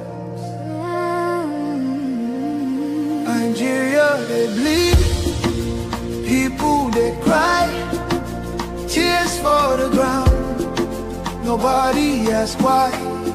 Over 7,000 souls don't fall every single day, we still there call. Churches burning, hope fading fast. Since 2009, the pain don't last. 50,000, maybe more. Heaven they count every single soul. Children without home tonight, mothers praying through the night, fathers lost no strength to fight. Who goes stand for what is right? Stand for love, stand for life. Be the answer in this time. You can have to wipe their tears. You can calm their fears. Give a hand, don't turn away. Be the light in darkest day. Every little you provide keeps a soul alive.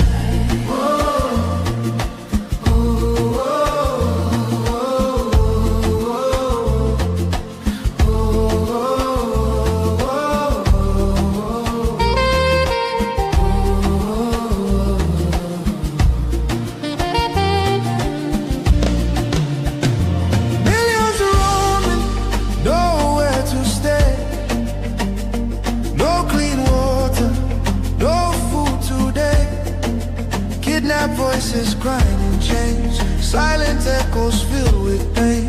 19,000 churches gone, but faith still rising, holding on. In the ashes, hope remains. Love can heal the deepest pain.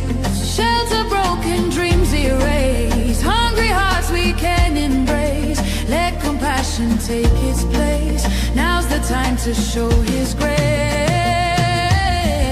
Stand for love, stand for life. Be the answer in this time. You can help to wipe their tears. You can calm their fears. Give a hand, don't turn away. Be the light in darkest day. Every little you provide keeps a soul alive. Food, water, shelter, hope. You can be the miracle they pray for. You can change a life today. No matter how small it seems, your love can rebuild their dreams. Together we can make a way. Keeps us all alive.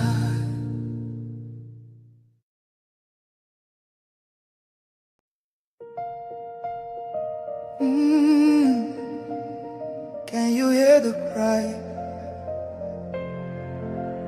from the broken land, from the wounded hearts?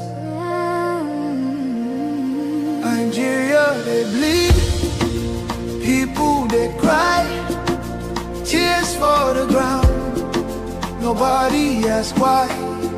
Over 7,000 souls don't fall every single day, we still there call. Churches burning, hope fading fast. Since 2009, the pain don't last. 50,000, maybe more. Heaven they count every single soul. Children without home tonight, mothers praying through the night, fathers lost no strength to fight. Who goes stand for what is right? Stand for love, stand for life. Be the answer in this time. You can have to wipe their tears. You can calm their fears. Give a hand, don't turn away. Be the light in darkest day. Every little you provide keeps a soul alive.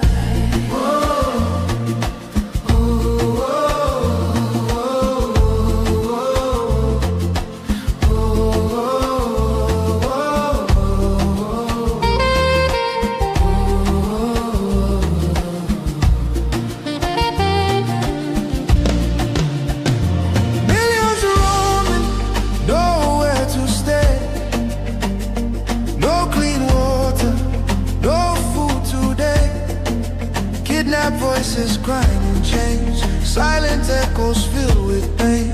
19,000 churches gone, but faith still rising, holding on. In the ashes, hope remains. Love can heal the deepest pains. Shelter broken, dreams erased. Hungry hearts we can embrace. Let compassion take its place. Now's the time to show His grace. Stand for love, stand for life. Be the answer in this time. You can help to wipe their tears. You can calm their fears. Give a hand, don't turn away. Be the light in darkest day. Every little you provide keeps a soul alive. Food, water, shelter, hope. You can be the miracle they pray for. You can change a life today. No matter how small it seems, your love can rebuild their dreams. Together we can make a way. Keeps us all alive.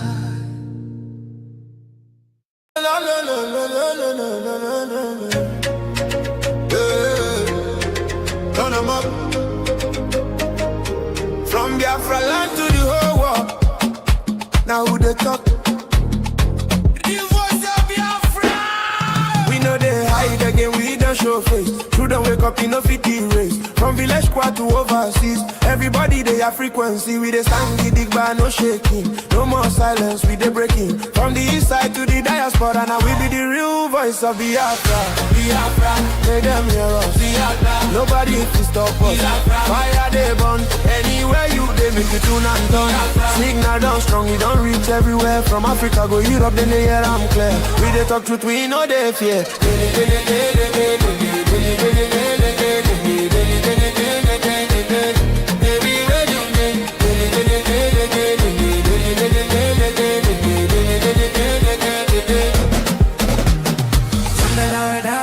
Great people of Biafra. This is the voice of Biafra. The voice that cannot be silenced. The voice of truth, resilience, and freedom. Speaking to you in the spirit of courage and in the language of liberation. Nigeria government has lost control over insecurity. Fellow listeners, what was once whispered in fear, what was once denied in arrogance, has now become a reality too loud to ignore. A nation staggering under the weight of its own contradictions is rapidly losing control over insecurity. From the north to the south, from the east to the west, the land trembles, not from natural disaster, but from man-made chaos. Communities abandoned, villages raided under the cover of darkness, highways turned into corridors of fear. Citizens left to fend for themselves. In a country where the government once promised protection, the question now echoes across the land. Where is the government? Where are the security forces? Where is the accountability?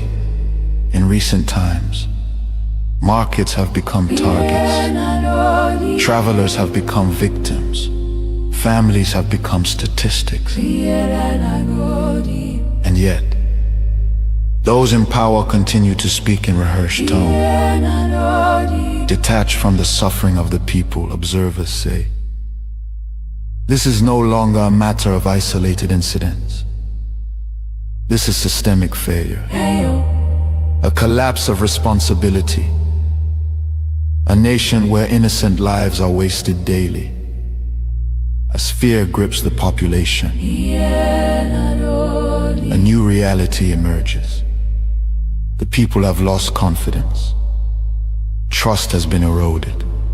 Hope has faded. But here, on this frequency, we do not deal in fear. We deal in truth. And the truth is this. A government that cannot protect its people has failed its most sacred duty to the people. Listen. Remain vigilant. Remain aware. Remain strong. Nigeria has failed its citizens, and in awareness lies survival. This is a wake-up call. You are listening to the voice of Biafra, where truth lives and freedom speaks. Biafrans stand firm until justice speaks louder than silence. And stay safe. God bless Biafra Republic. God bless Biafra Republic government in exile. I'm Barrister Daliop Solomon Manturi, the National President of Birom Youth Molder Association, presently in NTV community where women and youth came out en masse and staged a protest over the unwarranted arrests and detention of unarmed young people who were offering complementary security services to the existing federal security on ground by helping them with the intel and to also cover some loopholes where if there is any suspicious movement, they could call on the conventional security for needed response. But we learned from them, 4 of them that are here behind me, were giving such a service, and military personnel from nearby community, Mejanke, came into this community and arrested these young people and whisked them to Gashish FOB. That was on Saturday, a day before yesterday. And it was around 9 p.m. of Saturday. And surprisingly, even the community leadership came out and confronted, and inquired from the military personnel that, why have you arrested these young men that are keeping watch over this environment? Can I have these boys back? They said no, that they were arrested, one, for moving in the late hours, and secondly, for playing snooker, which there is no snooker in that place. It's an old stock that has already been destroyed. There is no possible for people to have been using that snooker. And thirdly, that they were drunkards. And I don't know where in Nigeria that drunkenness has been termed as an offense that will warrant an arrest of people, and then they are They are kept in continued detention for good 2 days, and not only tortured, they were brutalized, they were subjected to all sorts of inhuman treatment, as if they are not members of human family in this environment. So that particular act is highly condemnable and unacceptable, and we call on the relevant security agency, particularly the Operation Enduring Peace, to please, as a matter of urgency, arrest those individuals, those security personnel that arrested these 4 people and investigated them, because as far as we are concerned, for them to have come and arrested young people that never had armed. Imagine if these guys were in possession of knives, what would have happened? They would have been possibly dead by now. And imagine if they were vigilante in possession of these then guns, they would have massacred them in this particular environment. So that one is condemnable. And the attackers, look at their houses all over this environment. We've never heard of one-day military operation going to sack their house, going to arrest the militant. But when the innocent locals who are trying to develop their self-defense mechanism out of courage will now be arrested and then tagged as terrorists, as bandits. It is not only here this incident happened. 3 days ago, an incident occurred around Downwall in Riom local government. The military were invited. That this is a situation. When they went there, the young people that gathered courage to evacuate one of the victims that was brutalized and injured fatally by the Fulanis and their terrorist cohort, when they were rushed to the hospital, on their return home, the same military went and arrested these young people, tagged them as Birom terrorists, circulated their photos, and today they are in detention at the STA facility in Jos. The question to ask is that, who then are the killers of Plateau people? Who are the ones giving encouragement to the armed people to come? Because if unarmed and few individuals that are trying to stage a defense set mechanism in their location against external intruders that come with sophisticated weapons and then are arrested and are not in any way, the communities are not giving security cover, how much more then of our security as people in this general area? It is very obvious by our firm position that those repentant Boko Haram that were conscripted into the Nigerian military are the ones deployed to Plateau and are the ones perpetrating this, and are now projecting the military as complicit. Otherwise, why should there be this kind of arrest? What happened? Tell us what happened immediately after the arrest of these civilian guards who were simply standing watch in front of their houses. Now, after the arrest of these young people, we want to believe for their pictures to have gone viral, which it was not Fulani that arrested them, it were personnel of Nigerian military. Now, they may have shared it with their cohorts, whom we believe are the terrorists. Now, after sharing those pictures, they now circulated everything and termed these people as terrorists. And then they have known that communities within this environment have already been crippled, have already been weakened. And therefore, the attackers came last night and attacked Hurum, a nearby village, and 4 people killed. 5 others are presently in the hospital as a result of fatal gunshot they sustained. Now, that is how helpless the situation has become. And we have managed this morning to address the people having agreed to open the road so that there will be movement. Therefore, we are calling that please, as a matter of urgency, there should be an overhaul in the military architecture so that our people here can breathe and breathe well. If the military family is not ready to fight terrorists, then they should better be taken back to the barracks and be replaced with Nigerian mobile policemen so that they can come and man the security, because people are losing confidence daily on the Nigerian military on daily basis. The attackers, the terrorists are killing them. The attackers are also killing us. Instead of us to join hands in synergy to fight against the terrorists, you are now weakening and crippling communities that are staked their self-defense so that the attackers will come and have their field day. The same thing happened in Shono. And the same last night, there was another attack in Shono, close to security point. And 2 people were killed. 2 princes were killed. The former traditional ruler of Shono was also, a sustained injury, and a pastor. They are currently on admission. And then we have not seen the military coming to conduct and then carry out their kinetic and their agility in arresting situation, but they can only come into communities and arrest young people that are trying to defend their communities against external aggression. Which kind of lifestyle is this? Which kind of world are we into? If the heroes of those days will come to life and see what is happening to Nigerians, they will weep bitterly, because that is not the Nigerian they fought for it to be a united entity. Great people of Biafra. This is the voice of Biafra.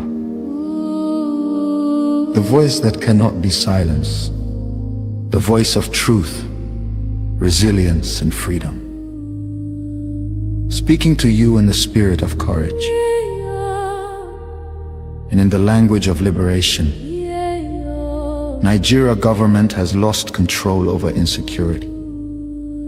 Fellow listeners, what was once whispered in fear, what was once denied in arrogance, has now become a reality too loud to ignore. A nation staggering under the weight of its own contradictions is rapidly losing control over insecurity. From the north to the south, from the east to the west, the land trembles. Not from natural disaster, but from man-made chaos. Communities abandoned, villages raided under the cover of darkness, highways turned into corridors of fear. Citizens left to fend for themselves. In a country where the government once promised protection, the question now echoes across the land. Where is the government? Where are the security forces? Where is the accountability? In recent times, markets have become targets. Travelers have become victims.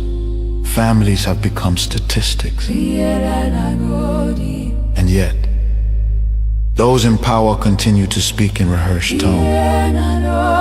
Detached from the suffering of the people, observers say. This is no longer a matter of isolated incidents. This is systemic failure. A collapse of responsibility. A nation where innocent lives are wasted daily. As fear grips the population, a new reality emerges. The people have lost confidence. Trust has been eroded. Hope has faded. But here, on this frequency, we do not deal in fear. We deal in truth. And the truth is this. A government that cannot protect its people has failed its most sacred duty to the people. Listen. Remain vigilant. Remain aware. Remain strong. Nigeria has failed its citizens, and in awareness lies survival. This is a wake-up call. You are listening to the voice of Biafra, where truth lives and freedom speaks. Biafrans stand firm until justice speaks louder than silence. And stay safe. God bless Biafra Republic. God bless Biafra Republic government in exile. Justice go reign forever. Biafra go dey strong and better. Where your home? Biafra. Who be your home? Biafra. Waiting be your country. Biafra. No more suffering and smiling. No more fear, no more hiding. Respect and dignity for all. Every citizen standing tall. Free education, rich university, healthcare for every community. No more dying. Because no money. Life go better for everybody. Biafra now our only hope. Biafra now our only hope. Stand up now, make we claim our Biafra now our destination. women go deliver safe for hospital. Citizen go get support every month. Better roads go connect every city. Modern railways and airport. Clean water go flow for houses. Electric light go shine every night. Security go protect every family. Day and night. Everything go right. You fit waka free for midnight. Go your road without fear. Kidnapping and violence disappear. Peace and progress everywhere. Mama and papa go get retirement benefits. Nobody go kill you for Biafra and go free. Now wahala, the person don't buy for him head. Oil and gas beneath our ground. Now the people wey get the land go control them. Resources go serve the people. Prosperity go spread for all. Anything we dey for our land. Now our citizens go manage them. Development go reach every corner. Nobody go suffer again. No vote buying. No rigging game. Election fair and play. One woman, one vote. One man, one vote. Your voice go matter every day. Biafra now our only hope. Biafra now our only hope. Hope for today. Hope for tomorrow. No more pain, no more sorrow.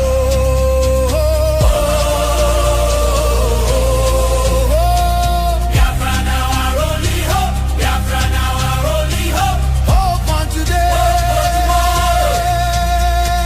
Hope for Hope for tomorrow. No more pain, no more sorrow.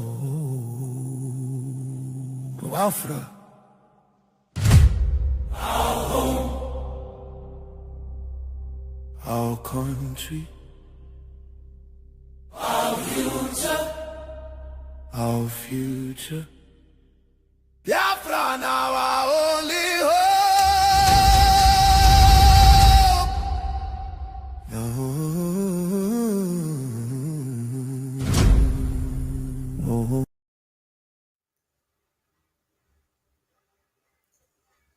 Greeting, fellow Biafrans and our allies and viewers all over the world. Good afternoon from here. With me, I have our lobbyist, Elias, Washington, and Madison.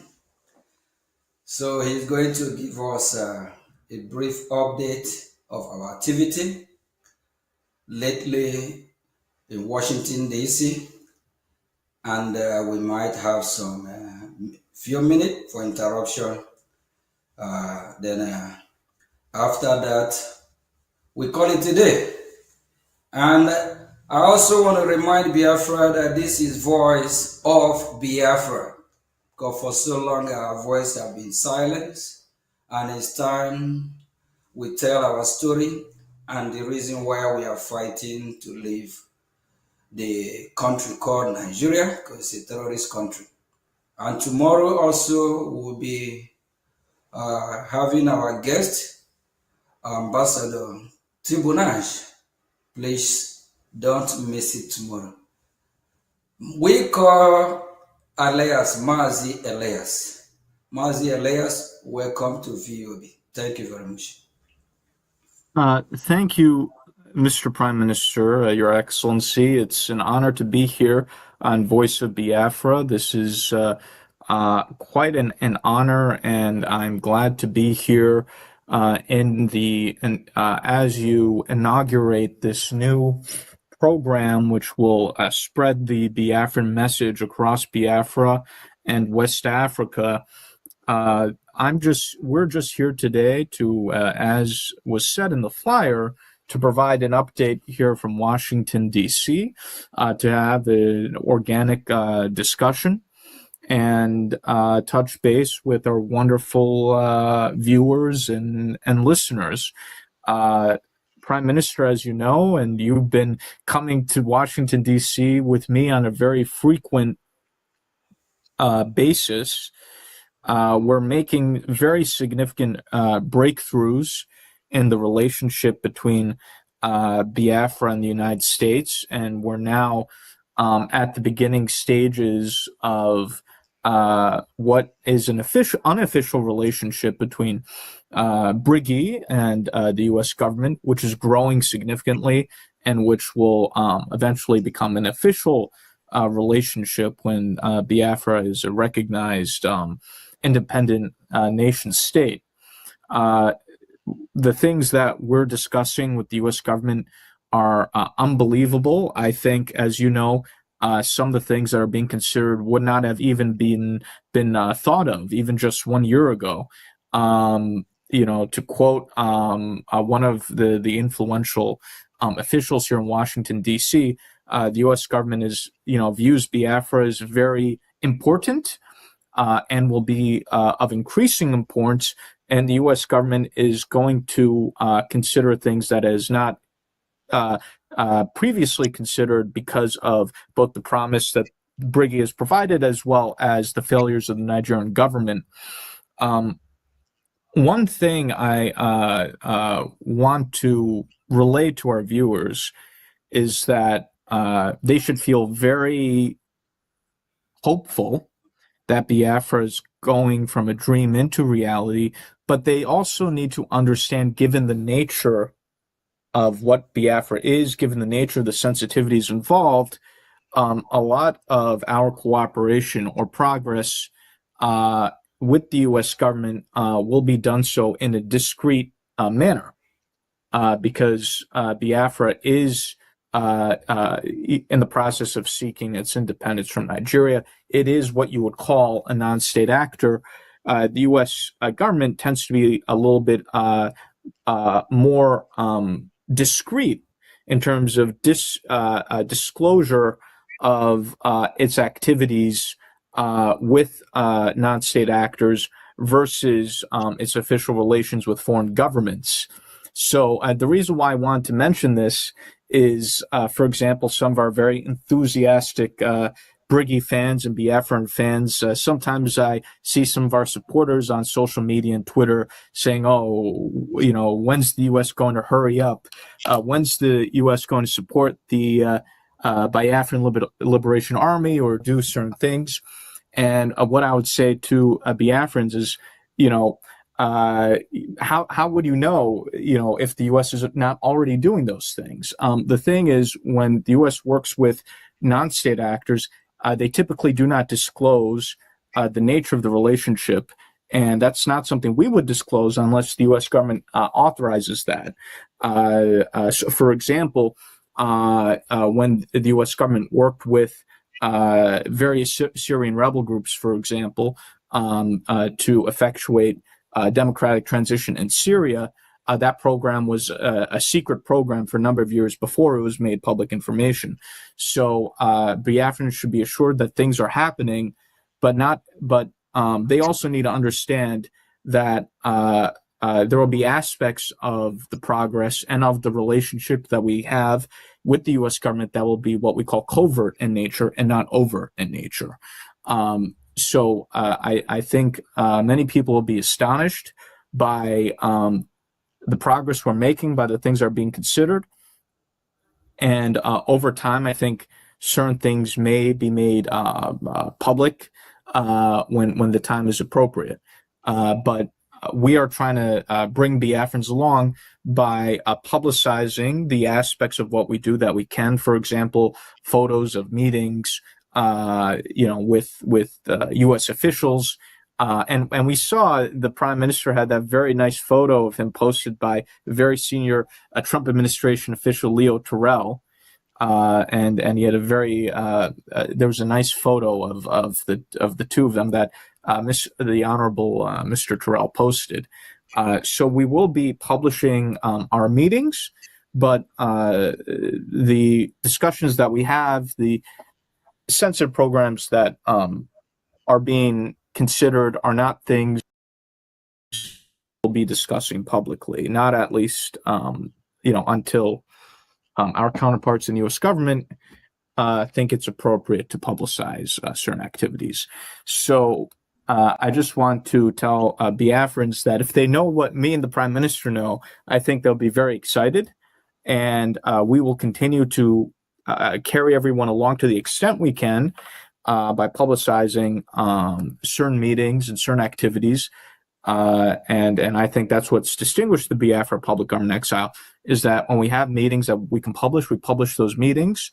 And so the Biafrans have a sense of the activities that we're doing. And there's a fine line between discretion and transparency, because, we want to show that the Biafra government wants to show that it's doing the work.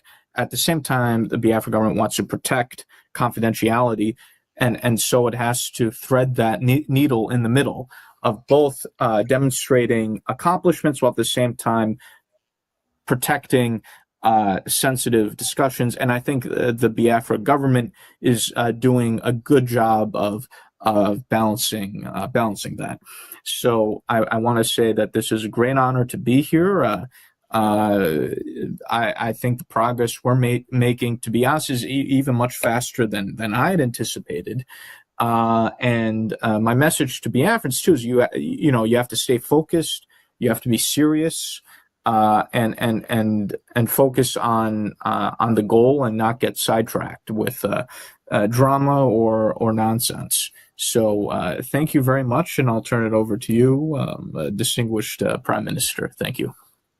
Thank you very much, Honorable Elias. It's like every other day, we do have the opportunity to meet, because just like for the past few weeks, it's a lot of meeting, Yes. And we actually have to travel outside the metropolitan area, which is Washington D.C. area. We travel far away from Washington D.C. So all for Biafra. We just want to encourage Biafrans to be hopeful that our freedom, is here. And you touch light on something I really want to ask you, that if somebody have even whisper on your ear 2 years ago that what we have achieved and where we've been today, that we're going to achieve this milestone, what will you say? Oh, people have admitted to me privately, they're shocked about what we're doing. 2 years ago, what we're doing, the accomplishments we have, what the U.S. government's considering, people, if you asked someone 2 years ago, they would have told you, oh, you're completely crazy. So it's amazing what we've achieved. The environment is completely different than 2 years ago, even from a year ago. So things are very quickly shifting in our favor. And as you know, Prime Minister, certain individuals who didn't even consider Biafra now seriously considering Biafra, people who thought that, oh, this is completely unrealistic, all of a sudden they want to come on board. So it's been a very big shift, even within the past 6 months, I would say. Even it's like on a monthly basis, it's now shifting in our favor. Yeah, just like Ambassador, that will be at the VOB tomorrow. 2 years ago, if you have asked him to come to Voice of Biafra, the name Biafra, they were like, what? Because Washington, D.C., have not really know much about what is happening in Nigeria and how bad Nigeria situation is. So the Biafra Republic government in exile, we actually do a lot of work, lecturing, talking. Like our last meeting, if you recall, we spent almost 2 hours, right? Elias, correct? Yes. Yes. So, talking, and now Washington ear is wide open. They want to listen. And the good thing about it is that most members of Congress, they are willing to be part of this. They want to be involved because it's disturbing seeing what is happening from Nigeria, how they are killing, hanging people, beheading people, burning people alive. It's disturbing. Even our last meeting, I recall asking this member, they want me to show him some horrible. So I'm glad that Washington D.C. Now start talking about Biafra. And the last hearing of which Senator Ted Cruz just a few days ago he was there, and Dr. Wale was there. Even Mike Anoy, you see them, like somewhere like Mike Anoy, just few months ago, even few weeks ago, when you talk about Biafra separated from Nigeria, he will tell you no, no, no. So we can hear him say that, it's time to divide Nigeria. It's an option now. It's no two ways about it. And we also hear from former President Trump advisor, Dr. Wale, also talk about Biafra. So Biafra must be free, and we are glad that people in Washington, congressmen and women, are now reasoning with the Biafran people because this truth is out there. It's no longer hidden. You can just tell that even after the president of the free world warned Nigerian government to make sure that they secure, they secure the life of innocent citizens, whether Biafra or Nigeria. What is still end up massacre after massacre, killing after killing. So Washington don't want to turn a blind eye anymore. And we believe that after Iran, we we believe after Iran, Nigeria will be next because Nigeria is actually part two of Iran. They work together. Iran also sponsor a terrorist in Nigeria. Even the northern part of Nigeria, you agree with me. We know based on our information, Hezbollah is supposed to be in Lebanon, correct? But Hezbollah is in the north of Nigeria. They even have their cell, or you call it prison there.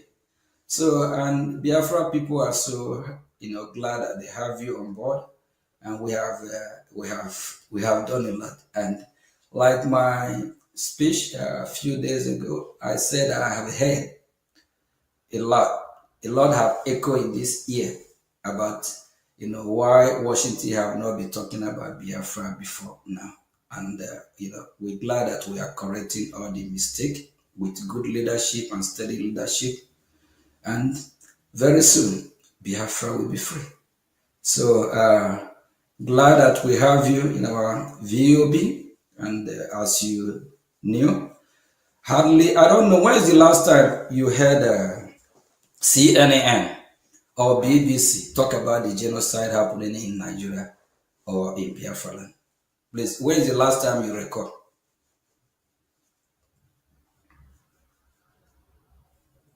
Honorable Elias?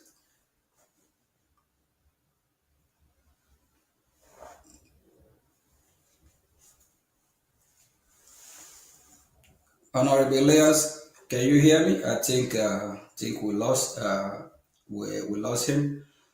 Nigeria, all the gutter media in Nigeria have not been talking about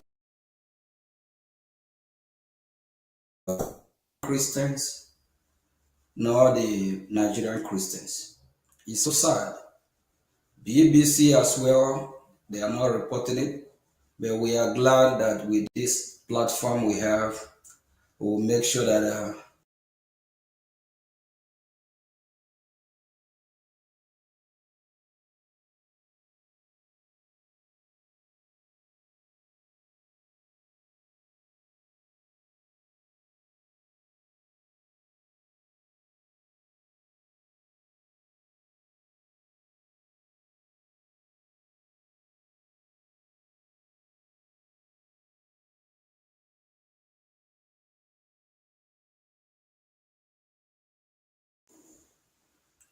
Hello?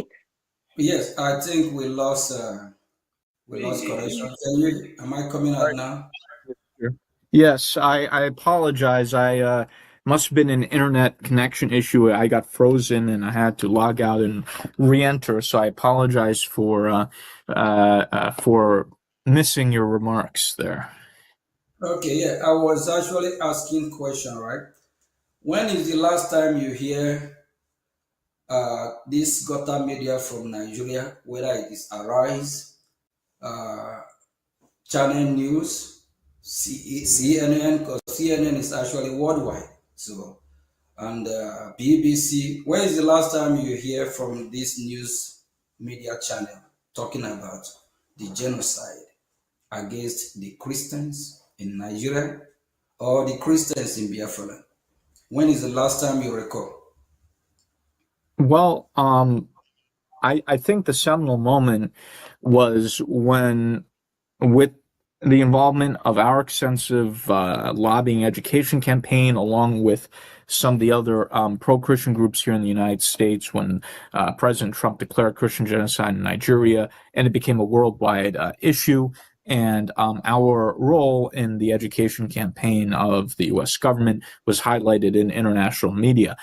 As far as I recall, there's not been that much attention on Nigerian Christian genocide or the Biafra issue previously, at least to this extent. There was some talk about Christian persecution in Nigeria previously, but very little coverage of the Biafra issue, and even not that much coverage of Nigerian Christian genocide issue. I mean, some very committed members of Congress were talking about it, but it wasn't a worldwide international topic that it is today, where now I think every member of Congress wants to talk about Nigerian Christian genocide and persecution. People are now talking about the Biafra issue.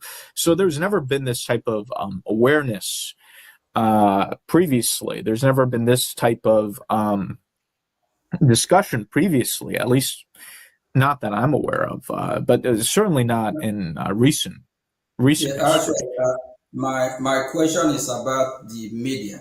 Like, Arise is in Nigeria, Channel News in Nigeria, Nigeria, BBC there in Nigeria. What my question is that, when do you recall, when is the last time you heard this news media channel like Arise, CNN, BBC, and Channel News talking about the genocide against the Christian Biafra or the Christian Nigeria?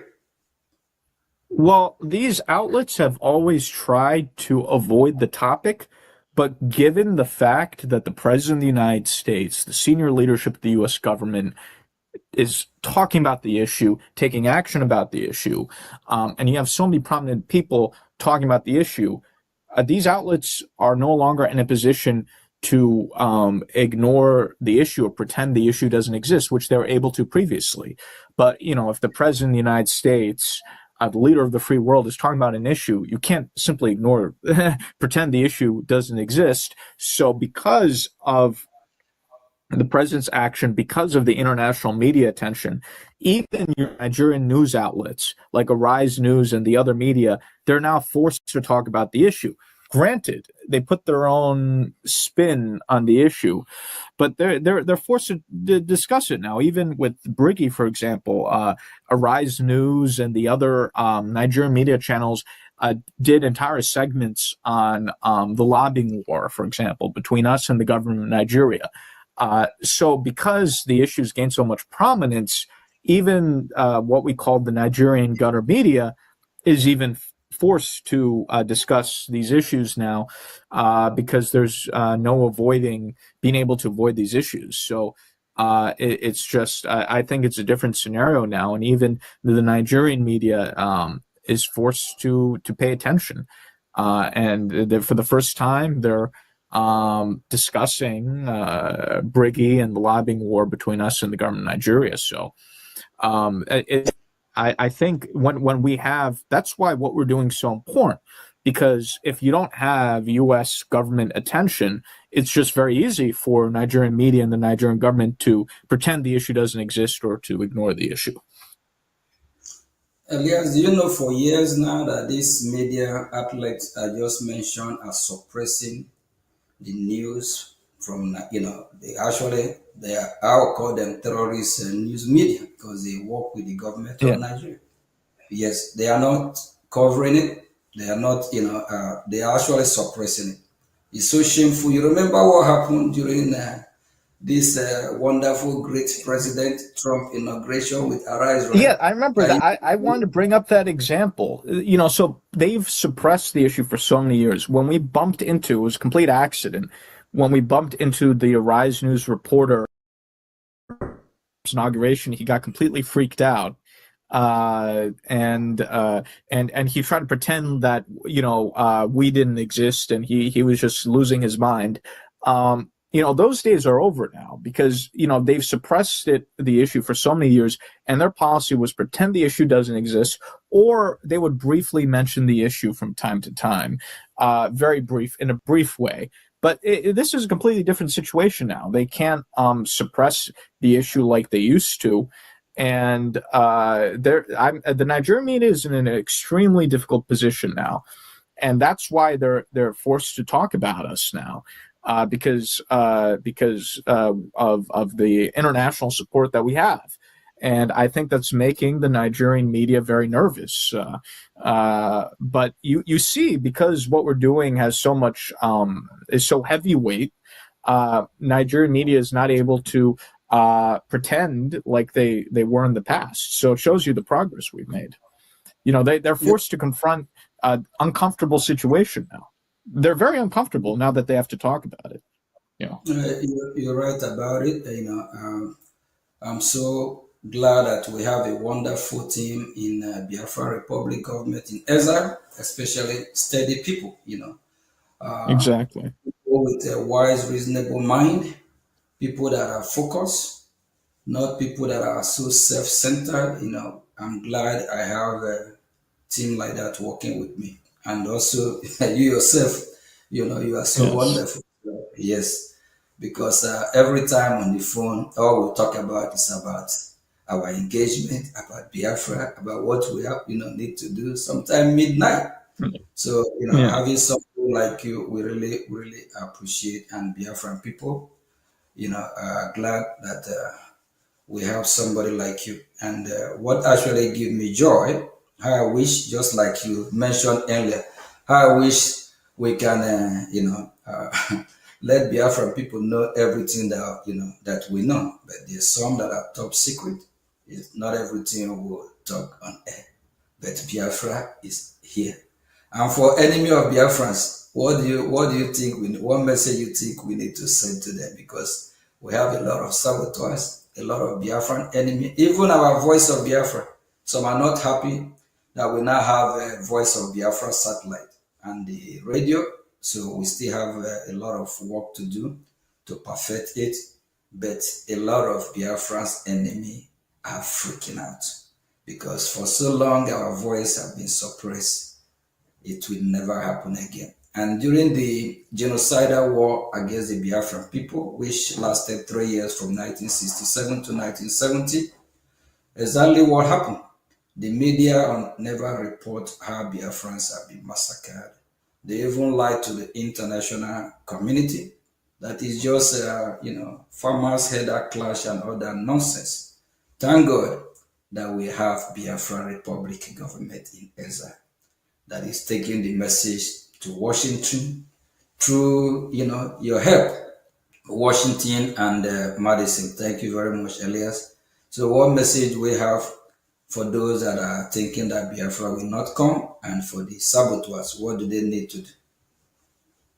Well, they should be prepared for a lot of pain because we're going to be exploding this next year. So I think both the Nigerian government and the internal saboteurs should be ready for a lot of pain, and they'll start to see us, I think, assert certain things in the very near future. So we're slowly going to open up the door more and more. And I think both the Nigerian government and the internal saboteurs, they're going to be in for many shocks. So I think they need to, as you said, put on their seatbelts. Otherwise, they're going to fall off the car. Yes, and for Biafrans that are still, not supporting, what message do you need to, what do you think they need to do so that we can move as fast as we can? So what is your message to Biafrans that are not supporting what we are doing? Yeah, or Biafrans what that what don't I believe what we are doing so far? Yeah, so what I would suggest is, look, things always take time in any movement, in any revolution. It's understandable. What I would say to Biafrans now is, I think until this point, there's been a lot of chaos and instability in the Biafra movement. I think for the first time with the Biafra Republic Army in exile under your leadership, Mr. Prime Minister, we have a right group of people who are solid, who are stable-minded. There's been considerable restructuring of the government, weeding out of bad elements in the Biafra government leadership. And now we have a solid group of professionals in the Biafra government. It's very solid, very stable, the right group of people, professional people, committed people, and we're undertaking things in a very serious way, in a stable way. So what I would suggest is to Biafrans who may have been a little bit disoriented, given the chaotic nature for in which previous Biafran organizations were run or things were done in the movement, I would say, no one's forcing you to do anything, but watch carefully what we're doing and use your common sense. When you see that the Biafra Public Government in Exile is the only organization that's getting results, that has a pathway, that's a serious pathway to achieving Biafran independence, I think you should then become involved and become supportive. It's understandable that some Biafrans, given some of the amateurishness and mismanagement of previous Biafran leaders, are maybe somewhat reluctant to get involved. They're watching what's happening. But I think now that the Biafra Public Government in Exile under your leadership, Prime Minister, has shown incredible stability, incredible effectiveness, no drama, no chaos, which has always plagued previous Biafran leaders and organizations. I think it should encourage Biafrans to feel comfortable enough now to jump on board the winning train. So I think this is a turning point. For the first time, we have a Biafra organization with the right people, that's very stable and that doesn't have any crazy drama or nonsense. And I think that's very important. I think for whatever the reasons, there was a lot of chaos and drama previously, but that's no longer the case. So I think because we're in the situation we are in now, that should encourage Biafrans to feel comfortable to now get involved with supporting the Biafra Public Government in Exile. And there are many ways to get involved. Not everyone has to get involved in a public manner. You can people can support behind the scenes. So I think now Biafrans who should take a new look carefully at what Brgie is doing, and I think Biafrans who have common sense and who are thoughtful can look at what Brgie is doing and make a judgment for themselves. And I think based off of that judgment, they should be inclined to be supportive and to get involved, because I think Brgie is doing all the right things. And I think everything is now laid out in a way that Biafrans can now join in and be supportive. It's understandable that some Biafrans were a little bit confused or reluctant in the past, but now that things are clearing up and everything is laid out with the Brgie structure that we have, I think Biafrans should set aside past conceptions or notions, look at Brgie with a fresh pair of eyes, come to conclusions on Brigie's effectiveness, which they'll see that it's been very effective, and then come on board and be supportive. This is the time. This is the right time for the Biafrans to join, to come on board the winning train and support Brgie. Thank you very much, Honorable Elias. Thank you, and thank you for all you do.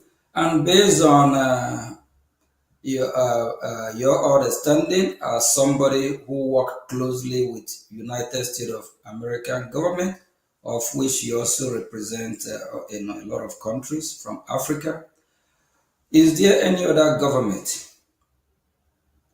Biafran government, that is working hardly, very hard, or working with United States of America government, apart from Brigade, that a government that that probably still that one can look up, even a U.S. government FARA document showing that this group or this government, they are fighting to liberate Biafra people. Is there any other government, based on your own knowledge or understanding, apart from Biafra Republic government in Gaza? Yeah, Brgie, the Biafra Republic government in exile, is the only government in exile, not just only government in exile, but is the only Biafran political entity, you could even say, that has high-level relations with the U.S. government.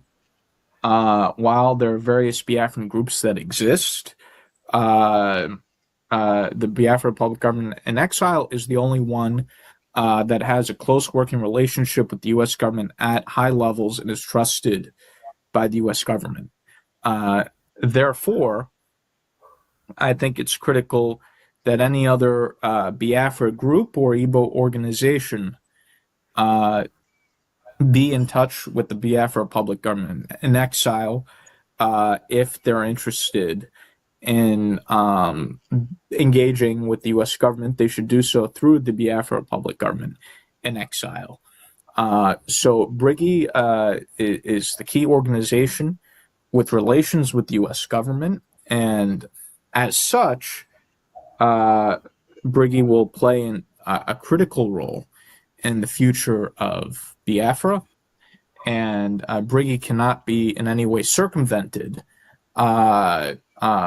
from decision-making on Biafra, because any attempt to go around Brgie in some way means you're trying to also cut out the U.S. government. So Brgie is the only organization that has that's viewed in a serious way by the U.S. government. Thank you very much, Honorable Elias. And Biafran people, you have heard it from, we call him Mazi Elias. So we Biafrans have given Honorable Elias a title as well, Mazi Elias. And he worked closely with U.S. government. So he knows more than a lot of us, and is somebody who represents not just Biafran people. He also represents other countries from Africa. So this is his field, this is his profession. So he have given the Biafran people, a well meaningful advice. If you're a Biafran and you love freedom for your people, you love freedom for Biafra, come on board, support Biafra Republic government in exile. This government is government of the people, by the people, and the government officials, they are servants of the people. These are men and women that volunteer their time, their effort, their energy to serve the people of Biafra. Please, you are welcome on board.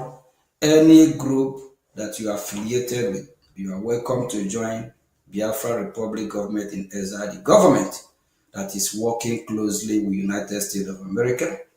And I, as the Prime Minister of Biafra Republic government in exile, I am a living witness. I have had series of meetings with U.S. government officials. So I heard what echo in my ear, and I also heard what we need to do, and their advice, and what is expected of us. We need to unite, we need to focus, we need to organize, We also need to know that United States of America have our back. The question is that how ready are we? Are we ready for our freedom? And I also want to remind Biafrans what happened in Iran. Why Iranian citizens are protesting on the street, even not minding that the Iranian terrorist regime is killing the citizens of Iran. Iranians are so determined to go out the street, protest, make a loud noise, and it get to the ear of the president of the United States of America, the president of the free world, and he told the Iranian people they should keep protesting, that freedom, their freedom is in their hand, meaning that help is on the way. If the Iranian people have stopped protesting, sending a strong signal to the world about what is happening, if they have stopped to alert the world that they are ready to be free, do you think what is happening in Iran today will be happening? And do you know that very, very soon the people of Iran will be free? So my fellow citizens of Biafra, we need to make some noise. We need to show how serious we are. And we need to stop this emotional blackmail that the Nigerian terrorist state have used on us. We are so glued with our past. Let's focus on the present. We understand that we have Biafrans that are, have been massacred, and like Mazin Namdekan is kidnapped from Finland, from Kenya, by this terrorist Nigeria. And we also understand that Mazi Simon Ekpa likewise is arrested, all because of fighting for the people of Biafra. So we're not going to dwell on past. Let's dwell on present. And the present is what we revive our past. We that are fighting are the ones that will free all the political prisoners, because that's what they are. They are political prisoners because they are locked up because of agitating or fighting for Biafra freedom. So let us all stop this emotional blackmail that the Nigerian terrorist state are using on us and support the current leadership, of which I'm the Prime Minister. So Biafra Republic government in exile will do everything humanly possible to release all political prisoners. It's a task. We represent the entire Biafra, so we don't represent some group of Biafra and avoid other group of Biafra. So all Biafrans are citizens of Biafra, so we'll do everything humanly possible to free all political prisoners. So your support, we hasten it. Your support, we speed it up. But when you keep dwelling on the past, we'll go nowhere. So let's dwell on the present and focus on the government that is making it happen. The government that have taken the cause of Biafra to Washignton D.C. because for over 10, 20 years, Washignton D.C. have not been talking about Biafra like today. Please, your support will go a long way. Thank you very much. And Honorable Elias, let's get your closing remark to Biafran people. I know you already encouraged Biafran people. I'm still getting a message that they would like you to speak more, but because of time and other engagement, and we'll be wrapping up. So Honorable Elias will also be at VOB in near future, very soon. Thank you very much. Yeah, thank you. It's an honor to be here. What I would say to Biafrans is the issue now is not even external support, because we're making huge progress with international support. In fact, I think the challenge is if the Biafrans themselves can move quickly enough and show that they're ready for their independence. So how fast everything moves in a way depends on you, the Biafran people. And I think you need to show seriousness. I think you need to show determination.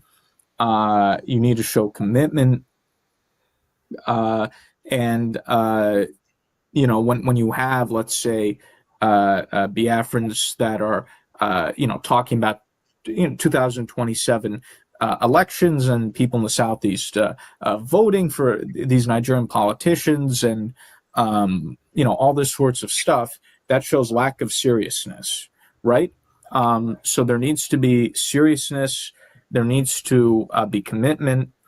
There needs to be an understanding that we're dealing with international diplomacy at this point and not noise making and not all this emotionality. So I think the Biafrans have to show greater seriousness and determination. And part of this will, yes, depend on external support, but part of it will also depend on the Biafrans themselves. If you show the necessary level of maturity that's needed for what we're trying to embark on.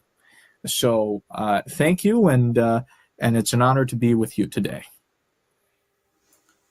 Thank you very much, Honorable Elias, and I'm still going to be seeing you in a few days. We have other engagement in Washington because it's all we do. So it's all about Biafra, freedom of Biafra, freedom of Christians, whether in Nigeria, Middle Belt, Biafra, is our job, and we have to free them. So the voiceless, we have to make sure that we send the message to the international community to come to, to our aid. And while we Biafrans also need to focus. It's time that we change the dimension. It's time that we all align with Biafra Republic government in exile. The leadership of which I'm the Prime Minister, so Washington, D.C., U.S. lawmakers in Washington, D.C., they are pleased to have somebody like me, and they are pleased to know that I'm steady, and I'm somebody with common sense. I'm not somebody that they cannot count on or rely on. That's what matters. So last week we traveled out of town for a very important gathering, of which we also have some very meaningful meeting. Just a few days ago in Washington, I came across some of the members that we met at the occasion. They remember who I am, and they always say good luck, in what we are doing. So they wish us well because they know we are fighting a just cause. Please, if you're a Biafra, support the current leadership. Ask yourself question: if this leadership of Brgie is delivering, the answer is yes. Of which Honorable Elias pointed out earlier. He also talked about how the Nigerian newspaper have talked about our impact in Washington, D.C. Actually, there's a time they are attacking us, right?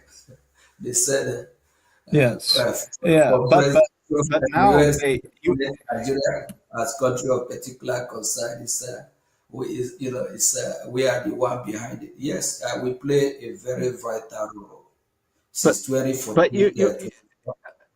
go ahead. Yeah, Prime Minister, even the Nigerian government media, if you notice, if you watch Arise TV, unlike previously when they let's say mocked IPOB or mocked different Biafran leaders, now they even the Nigerian government media is very careful in the way they talk about you and Brgie. Because they're now reporting on these international news stories about you and Brgie, and they're much more careful now with what they say, and they're a little bit more respectful. So the Nigerian gutter media is very, they feel a little bit nervous. I think they feel very nervous. Yeah, because our message is sinking in, and I also want to appreciate Biafrans that are active in social media. Just like Mike Arnold that we talked about earlier. We remember months ago, if you talk about Biafra or about separation, before, it's all about how things will work Nigeria, one Nigeria, but, based on what he himself observed and what he has seen, he came to a conclusion that Nigeria will not work, that Nigeria will not just work.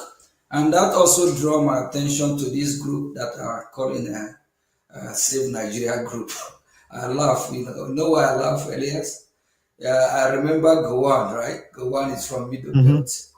Yeah, Gowon fought and he killed Biafrans in millions. He tried to save Nigeria. Gowon try hard, very, very hard to save Nigeria. The same Nigeria that he tried to save is the same Nigeria that is killing his people. Even our former leader, Ojukwu, told Gowon that Gowon would be alive and watch Nigeria kill his people. And it's happening. Yes. Yeah, his community is being killed, is the one being killed, yeah? The one that tried to save Nigeria, just like this young man called Henson, whatever his name is. I'm like, what's wrong with him? You can't save Nigeria. You can't. A former president named Obasanjo said Nigeria insecurity can never stop. Obasanjo said Nigeria insecurity can never stop. That means what is happening, it just can't stop. And I thank God that Washington D.C. is beginning to realize, like one of the speaker at the hearing just a few days ago, he compared Nigeria to like Yugoslavia, right? Yes. Yes. So Nigerian people, they need to go and get their own separate country. So like if the Fulani people, if they believe Nigeria is their country, they can go coexist with the North, like the Hausa, we call them Hausa Fulani. So we encourage the Middle Belt. Nigeria can't be saved. Don't deceive yourself. And the funny thing is that the more they try to save Nigeria, the more Nigeria killed. It happened in Lekki Toll Gate.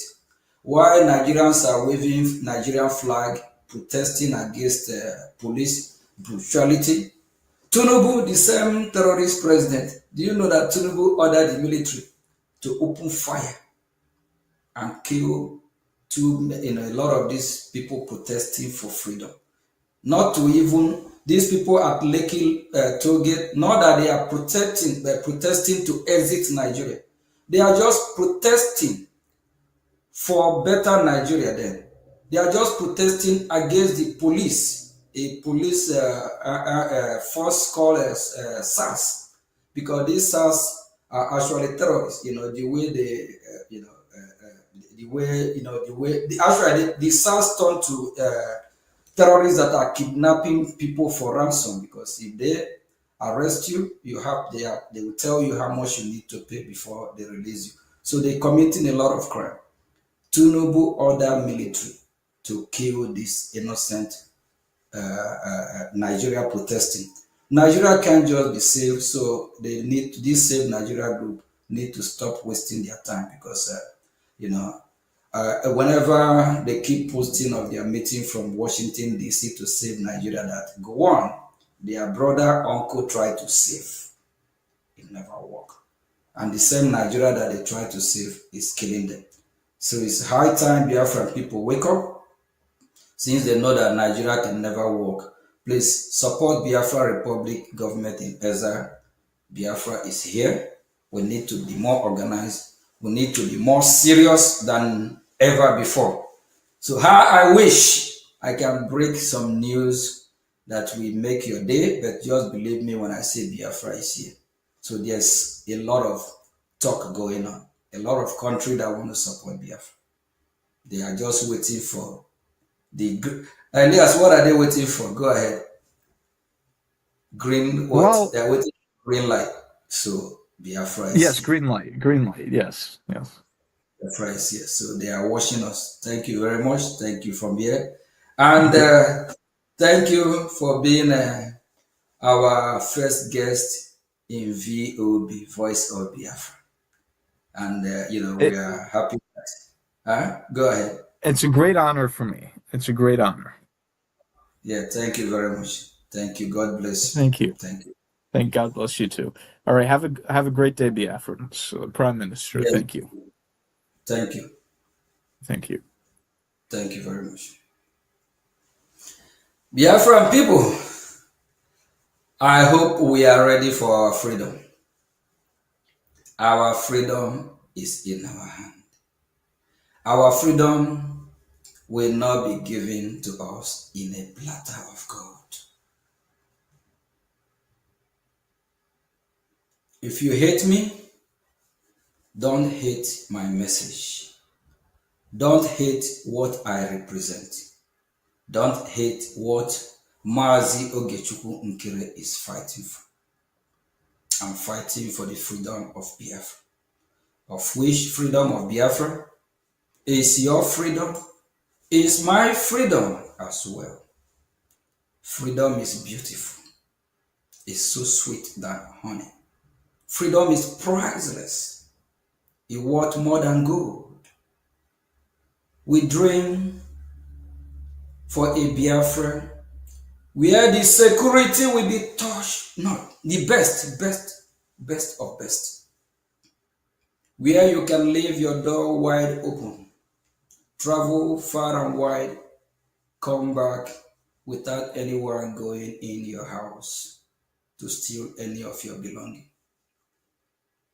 A Biafra where midnight you can walk on the street of Biafra without Islamic jihadist terrorists kidnapping, chasing you. A Biafra where you have a steady electricity. A Biafra where you have good education system. A Biafra with hope.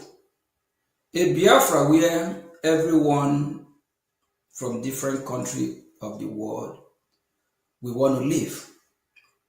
A Biafra where people want to travel, like the way people travel to Dubai, America, Hong Kong, Singapore.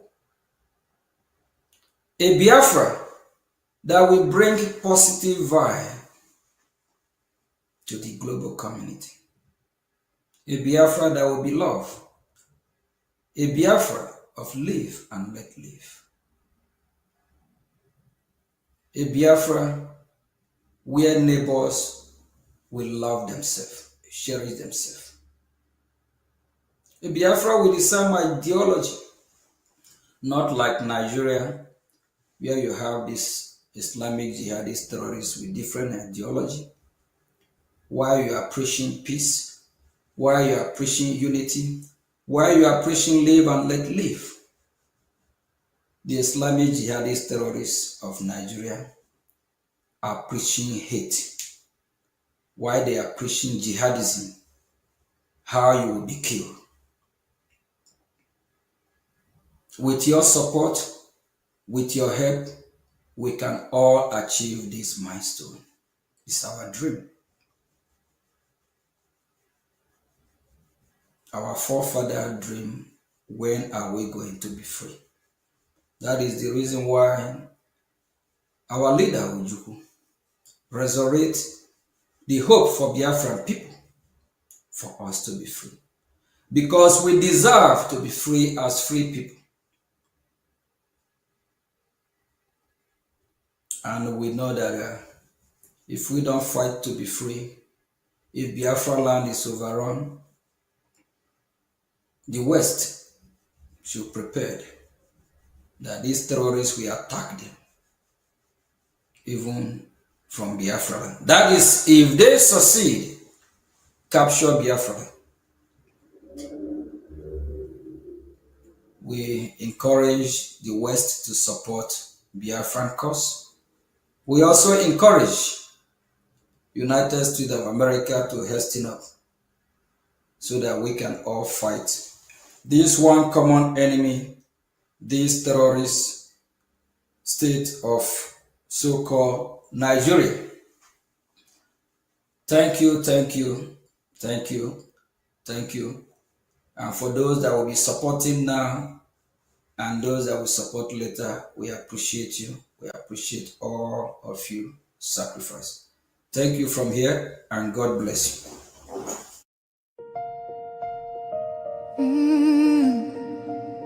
Can you hear the cry from the broken land, from the wounded hearts? Nigeria, they bleed, people they cry, tears for the ground. Nobody asks why. Over 7,000 souls don't fall. Every single day we still there call. Churches burning, hope fading fast. Since 2009, the pain don't last. 50,000, maybe more. Heaven they count every single soul. Children without home tonight, mothers praying through the night, fathers lost no strength to fight. Who go stand for what is right?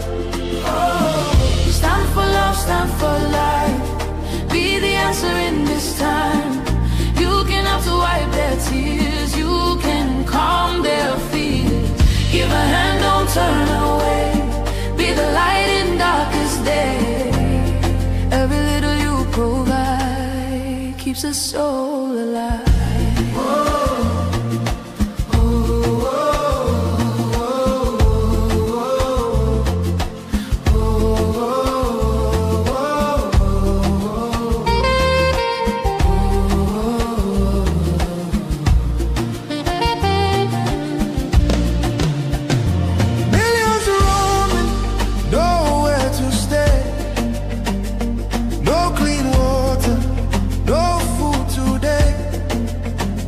Voices crying in chains, silent echoes filled with pain.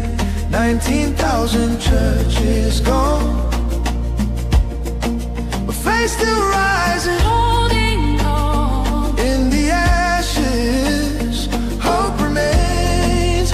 Love can heal the deepest pains. Shelter broken, dreams erased. Hungry hearts we can embrace. Let compassion take its place.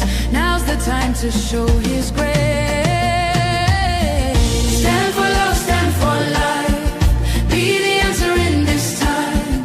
You can help to wipe their tears. You can calm their fears. Give a hand, don't turn away. Be the light in darkest day. Every little you provide keeps a soul alive.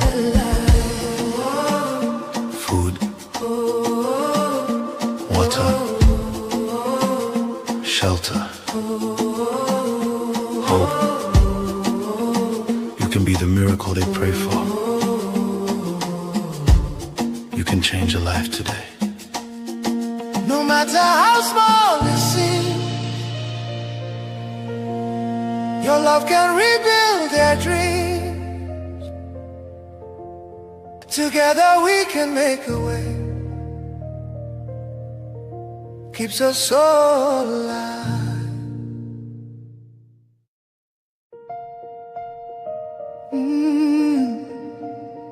Can you hear the cry from the broken land, from the wounded hearts?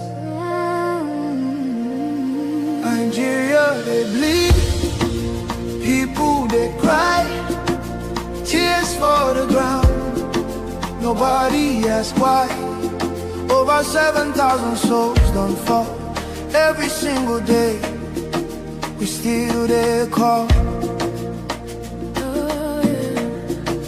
Churches burning, hope fading fast. Since 2009, the pain don't last. 50,000, maybe more. Heaven they count every single soul. Children without home tonight, mothers praying through the night, fathers lost no strength to fight. Who go stand for what is right? Stand for love, stand for life. Be the answer in this time. You can have to wipe their tears. You can calm their fears. Give a hand, don't turn away. Be the light in darkest day. Every little you provide keeps a soul alive.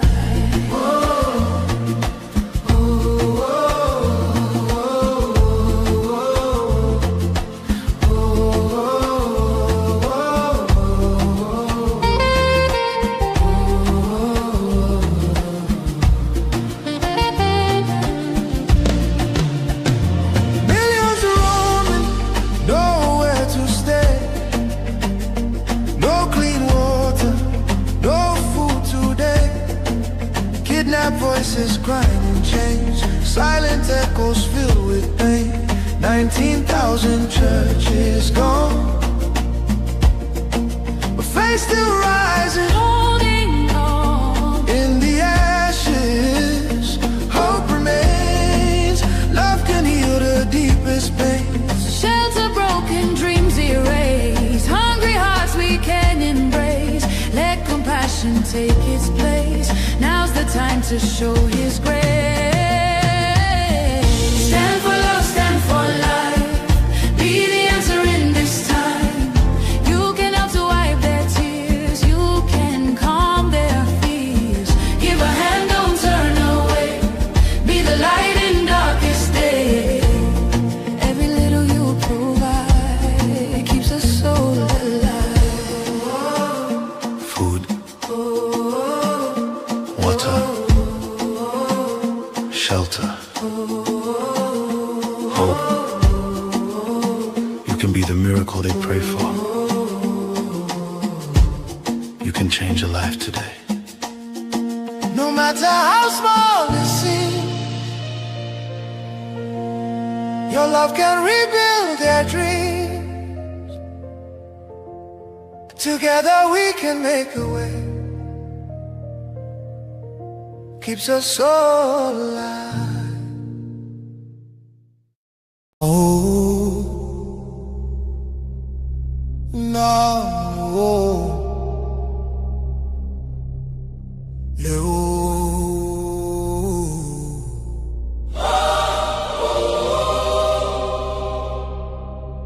From every village, every city, from homeland to diaspora, hope is rising again.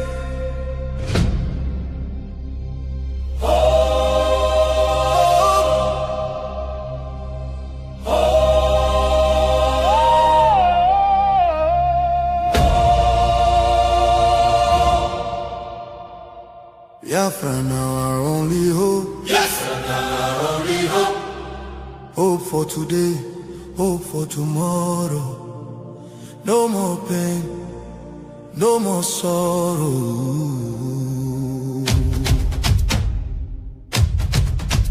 Ha! We bring better news, make you head on clear. We get hope, now Biafra we dey see ya. Beautiful nation, shining bright justice and fairness. Now the light. Biafra go be one beautiful nation. Every Biafran go enjoy true freedom. Fine, fine country, shining nation. Justice and fairness. Shine nation. Justice and fairness. Shine nation. Constitution say. Everybody equal, one love for rich and poor. Leader of citizen, no different, justice go speak with confidence. No oppression, no discrimination, rule of law for the nation. Truth and justice go reign forever. Biafra go get strong and better. Where your home? Biafra. Who be your home? Biafra. Waiting be your country. Biafra. No more suffering and smiling, no more fear, no more hiding. Respect and dignity for all. Every citizen standing tall. Free education, rich university, healthcare for every community. No more dying, because no money. Life go better for everybody. Biafra now our only hope. Biafra now our only hope. Stand up now, make we claim our Biafra now our destination. Women go deliver safe for hospital. Citizen go get support every month. Better roads go connect every city. Modern railways and airport. Clean water go flow for houses. Electric light go shine every night. Security go protect every family. Day and night. Everything go right. You fit waka free for midnight. Go your road without fear. Kidnapping and violence disappear. Peace and progress everywhere. Mama and Papa go get retirement benefits. Nobody go kill you for Biafra and go free. Now wahala, the person don't buy for him head. Oil and gas beneath our ground. Now the people people wey get the land go control am. Resources go serve the people.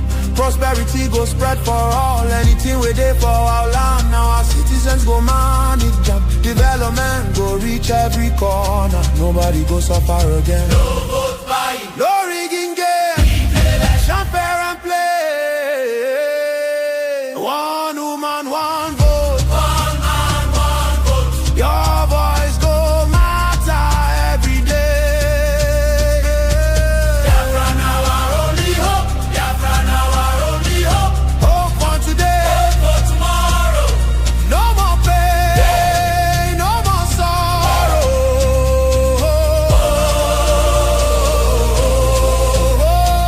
Biafra now our only hope. Biafra now our only hope. Hope for today, hope for tomorrow. No more pain, no more sorrow. Biafra, our home, our country, our future, our future. Biafra now our only hope. Oh.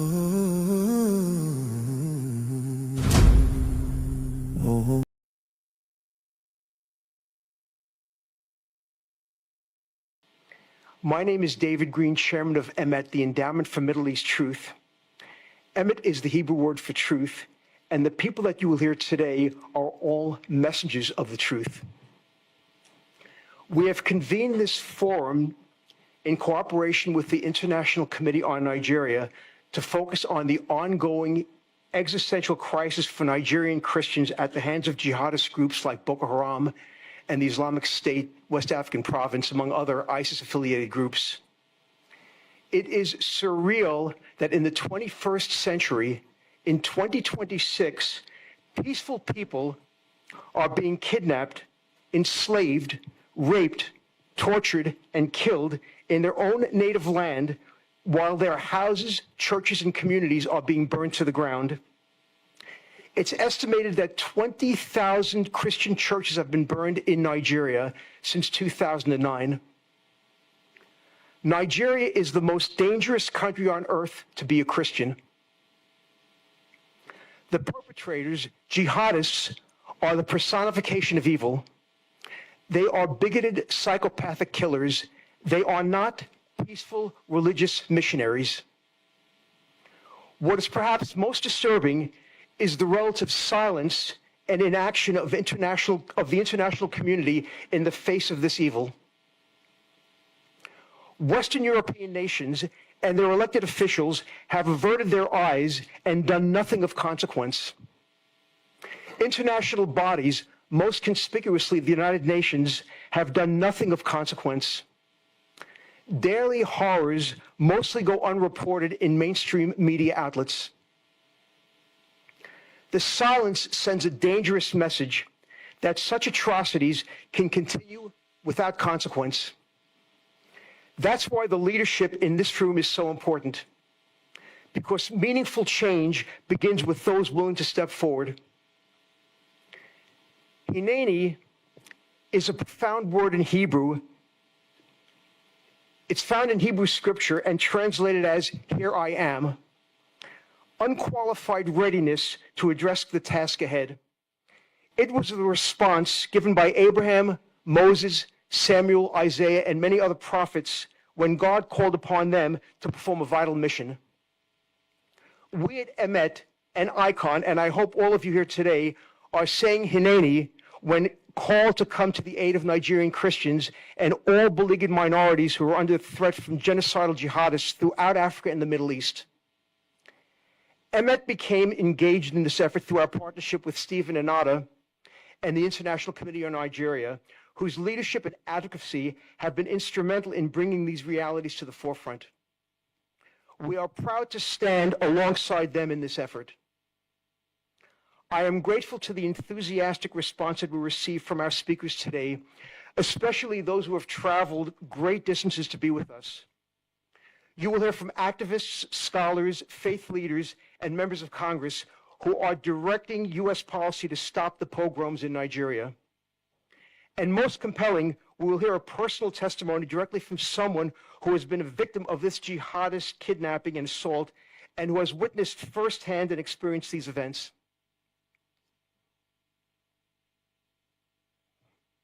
At this time, it's my pleasure to introduce Charles Jacobs, who will serve as our MC for the remainder of the program. Charles is well familiar with jihad in Africa going back more than 25 years. At that time, Charles, working with Christian Solidarity International, led a movement to free the jihad slaves in Sudan. Did you hear what I said? Africans are being enslaved in Sudan, throughout Africa. Shocking. Charles flew into a war zone several times to witness and document the liberation of the slaves. For this, he was presented with the Boston Freedom Award by Coretta Scott King. At that time, his partners in Congress were Representatives Chris Smith and Frank Wolf, who will be with us here today and have spent their lives helping Africans against jihadists. Charles heads the African-Israel Alliance. He's been widely published in the New York Times, Wall Street Journal, Boston Globe, and more. Ladies and gentlemen, Charles Jacobs. Thank you, David. You know, you're here for an incredible program. You know, what we have here today, we have the 3 top lawmakers who are doing anything and everything they can about stopping the jihad in Nigeria. Believe it or not, today you're going to hear from Frank Wolf, Chris Smith, and Ted Cruz. It's a hat trick.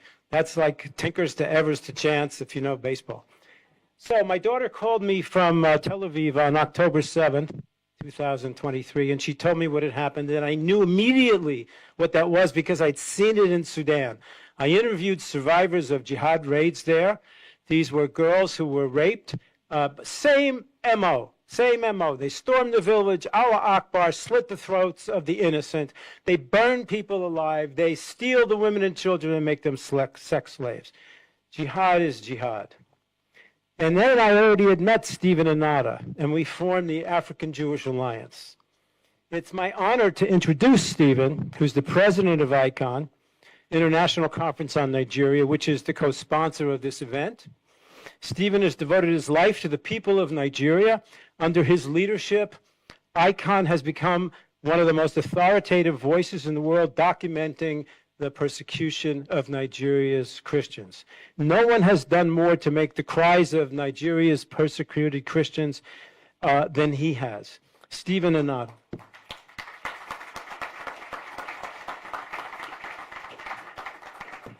Thank you, Dr. Charles Jacob. My name is Stephen Anata, Executive President, International Committee on Nigeria. We mobilize the international community for religious freedom, human rights, and atrocity prevention in Nigeria and the Sahel. Members of Congress, officials of the State Department, honored guests, ladies and gentlemen. This is an important moment for us to be present and gathered in this room. Nigeria is 5 minutes to midnight. A 10 alarm fire. This is a triage situation, and for more than a decade, it has been misdiagnosed. False narratives and false equivalencies. Framing genocide as climate change, farmer-herder conflict, terrorism as communal violence, and sexual slavery as isolated criminality have diminished the scale of atrocity and lulled the world into inaction. Akon and yourselves are here today to end that silence. We speak for the women and girls whose names the world does not know, and for those whose names it once knew and has since forgotten. They are schoolgirls of Chibok and Dapchi, Leah Sharibu, the farming wives of the Middle Belt, the students seized from dormitories in Zamfara, Katsina, Kaduna, and Sokoto, and the daughters of Burkina Faso, Mali, and Niger who have vanished into the forests and camps of terror and sold across the Mediterranean as sex slaves. They were taken by Boko Haram and ISWAP offshoot in the Lake Chad Basin by Fulani militants who raid Christian villages across Plateau, Benue, Kaduna, Taraba, Adamawa, and Kogi, Kwara, etc. by the so-called bandits of Nigerian Northwest who have industrialized mass abduction, and by JNIM, ISIS, and allied jihadist groups sweeping the Sahel.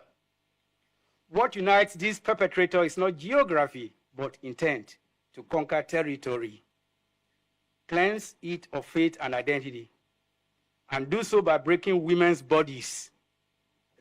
The survivors, ICON and PSJ's silent slaughter, have documented and described the same ordeal in different tongues, captured in this book. They were forced to marriages at gunpoint, raped by rotation of fighters, compared to bear children of their captors, sold between commanders, starved into submission, and punished for prayer. Those who escape return to communities that often cannot receive them.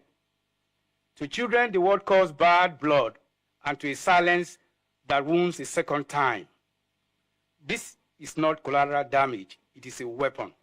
Deliberate strategy deployed as an instrument of genocide against Christian and minority communities and as a tool of terror against who resist. It meets by every measure in international law the threshold of crimes against humanity. ICON urges the United States and the international community to act on four fronts. Rescue those still held.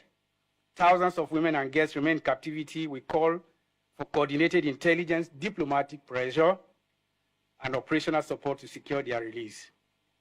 Expose and name the perpetrator with the tools of Global Magnitsky Act. Fund survivor rehabilitation. Establish dedicated U.S. and international funding for trauma care, medical treatment, legal aid, economic reintegration, and the children born of rape who must never again be abandoned. Prosecute as crimes against humanity.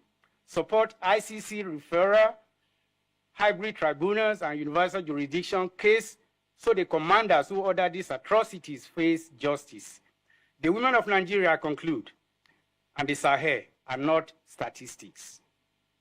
They are the conscience of this generation. History will record how the free world answered their cry or how it did not.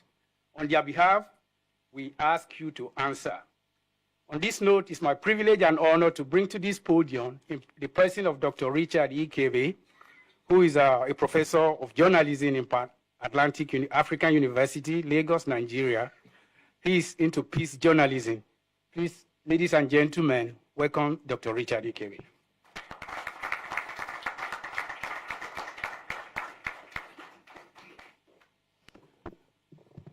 Thank you, Stephen. Thank you, David, and thank you. My name is Richard Ikebe. I come here with a very heavy heart this afternoon. Stephen and I have been on this journey since about 2010, amplified in 2017, basically looking for solutions. And there are some of you in this room who went around in 2017, received us. In so many places that I had spoken before 2020,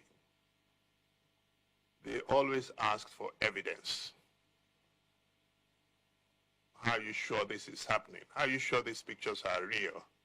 Are these doctored pictures? That's why we did this.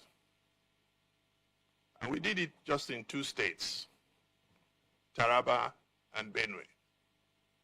And we did not rely on just hearsay. We went into government and we asked for questions. We asked questions, we got archived materials. We got government stamped documents. We got names of people. Remember, this is 2020, so this is 5 years old. the atrocities have not stopped. Nigeria is currently engaged in a major internal war across 33 states of the Federation. This is not my words. These are words of a sitting senator of the Nigerian Federation.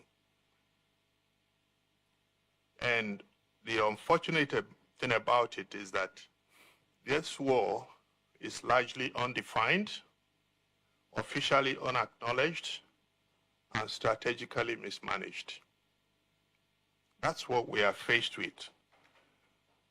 And because the country has not named it as a war, it has become even more difficult to stop. And that is why we're saying that the international community must become interested. Not because we hate Nigeria, but because we know that the consequences of this is going to affect everyone. It's therefore important that everybody joins hands together to see how we can find solution to it, because Nigeria is not a peripheral nation. Nigeria is one of the, Nigeria is the biggest population, has the biggest population in Africa, and one of the leading economies in Africa. What's the nature of the crisis? The nature of the crisis is that often it's been looked at as one crisis, but it's not one crisis. The different parts of the country that you go to, you will meet the different form of the same crisis. So it's one crisis that is manifesting itself in various ways. If you go to the Northeast, it's different. It's ideological, it's Islamic. If you go to the North Central, it's totally different. It's jihadist, and it is strong. If you go to the Northwest, it is communal, and it's almost ethnic. So you have to understand it for you to be able to say, these are the problems. So the question is, what is actually driving this? Stephen made a reference to that. It's not climate change. Is there a climate change problem in Nigeria? Yes, there is. But let me give you an example. Kebbi is in the far northwest. Kebbi and Lagos is in the deep south. Kebbi and Lagos agreed that Kebbi will grow rice and export to Lagos internal export, and send to Lagos for sale. So there is enough to grow food in the so-called arid Sahelian region. There's enough. Tomatoes come from Kano. Onions come from Kano. Vegetables come from Jos. So it's not climate change. It's not poverty either, because poor people don't kill poor people just because they're poor. Who is giving poor people AK-47 to go and kill other Nigerians? And these are the questions we need to be asking ourselves. Now, what we need to deal with, and this is for me, this is extremely important, that what we are faced with has a serious global dimension. Serious global dimension, because of what seemed to be the end of a multipolar world. ISWAP, ISIS, ISWAP is the variant of ISIS in West Africa, has taken hold and has seen Africa not just as a place to get a foothold on, but to use as a resource based. So you have ISWAP West Africa, you have ISIS Central Africa, you have Mozambique, you have Nigeria. So the whole of Africa is undergoing what you might call a new scramble. And the middle emerging countries in the Middle East have their finger on Africa. And this needs, if we can't, Nigeria alone cannot solve the problem. We need international cooperation for us to be able to deal with it. Because time is short, I could go into so many factors and dimensions of this problem. But the thing to bear in mind from this meeting is that it is not a problem that only one country can solve. It is not a problem that Nigeria alone can solve. The good thing is that America has expressed interest and Nigeria has expressed a willingness to work with America. But unfortunately, since December 25th, nothing has happened. And what has happened, actually, something has happened. Since December 26th, what has happened is that the perpetrators have become more enraged. And there is more killings, more abduction, more pillaging than before. Anything that the American government can do to continue to assist Nigerian government to stop this wreckage will be welcome. Thank you very much. Oh, yes. Can I have it? Yeah, I have it. Sorry. Thank you. I first met Mercy 2017, 2019. Okay, when we were here, we had some meetings at the Heritage Foundation then, and I was actually met in the course of all the struggle. I have met the parents. She's a Nigerian who was abducted in 2018 by Fulani jihadists, and she's a courageous advocate and survivor who, even after her release from a ransom payment to her abductor, continued to live under the ongoing threats. Despite this, she has transformed pain into purpose and uses her voice to bring awareness of the suffering of these vulnerable communities and the urgent need for protection and justice. God bless you. Mercy. May I introduce you, please? Come.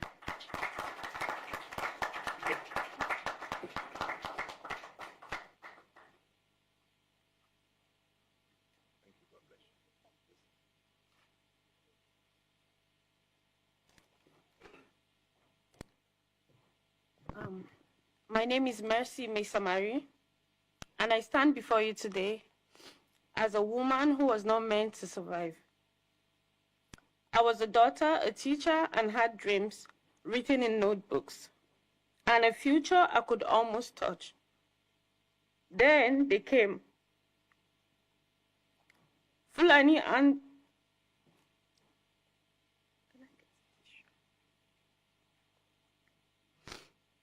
thank you.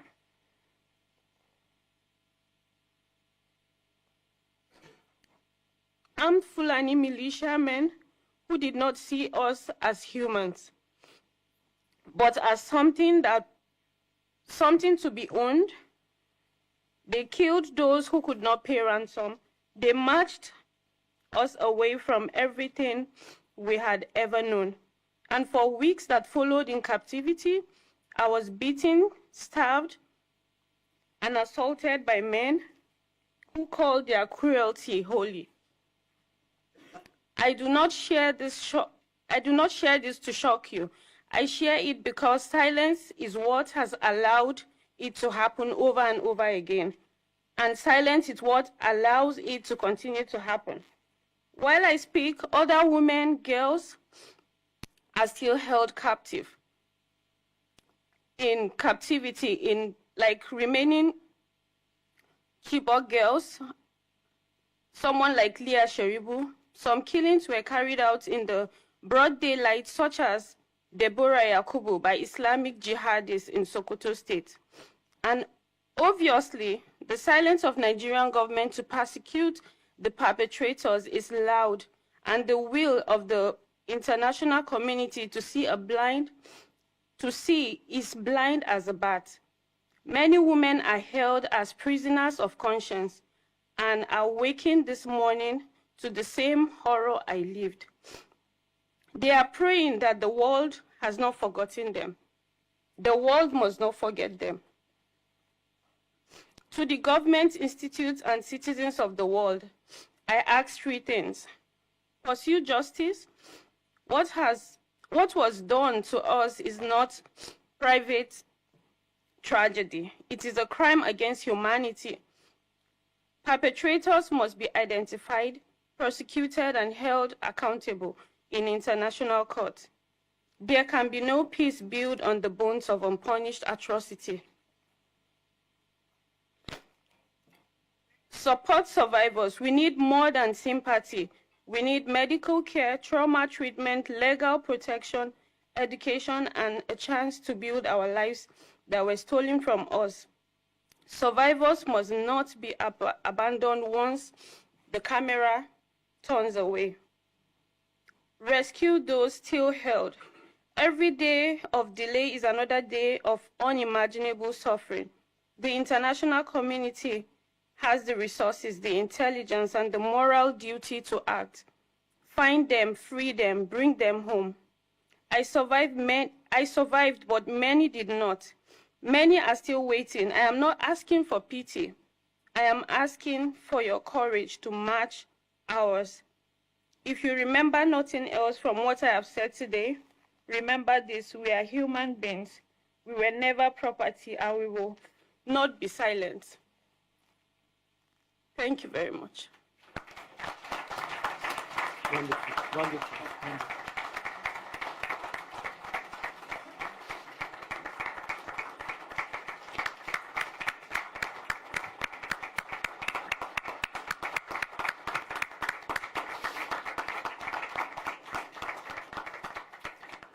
You know, I want to say something that in Sudan 25 years ago, we had the same problem, that the massacres were amazing, like awful, horrible, horrible. The slavery was there as well. And the Sudanese at that time said, well, we have to talk about the killings because murder is worse than slavery. And I remember saying to them, America is a place that tore itself apart over the issue of one man owning another. If you talk about the enslavement of black people, that will ring a bell that maybe even illogically may be stronger than the massacres. So I want to tell you the same thing. Look at what she can do, what she can do to an American public. We're living in this year, and on our watch, they're enslaving black people. Stop. And it's my deep honor to introduce my friend now, Frank Wolf. Congressman Frank Wolf served in the U.S. House for over 3 decades, and supposedly he's retired. But he's not retired from this cause. He has been and remains the Dean of U.S. International Religious Freedom Advocacy, and Nigeria has been the cause to which he's devoted most of his post-retirement energy. We don't have the time for history for this, but Frank Wolf is the institutional godfather of the entire U.S. religious freedom apparatus that makes any of the legislation we need on these matters possible. And there's one other thing. He never flinches. He chides the right people. So I want to quote you. Frank Wolf does not hesitate to tell Christians here that Nigerian Christians, quote, feel abandoned by Western churches. That's the right message. Frank Wolf.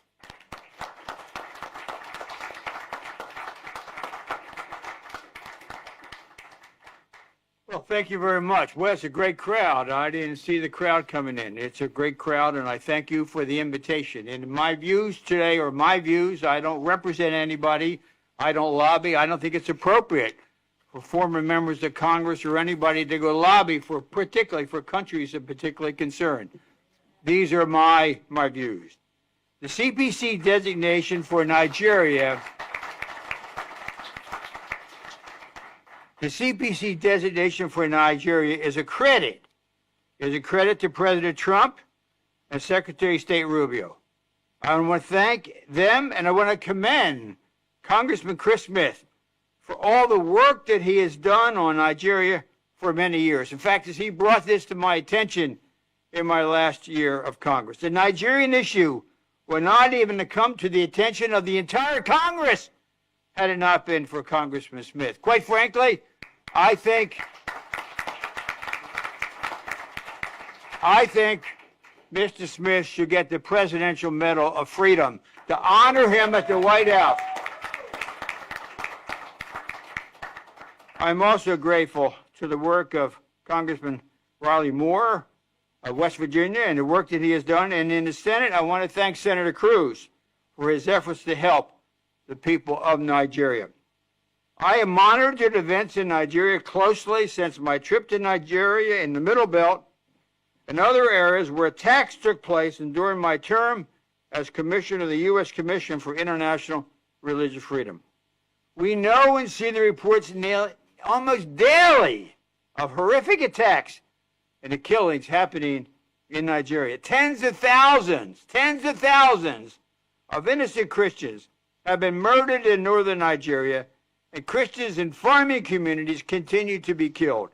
Moderate Muslims also face difficulty. People are dying almost every day, and it seems, unfortunately, to be getting worse, and it has been going on for years.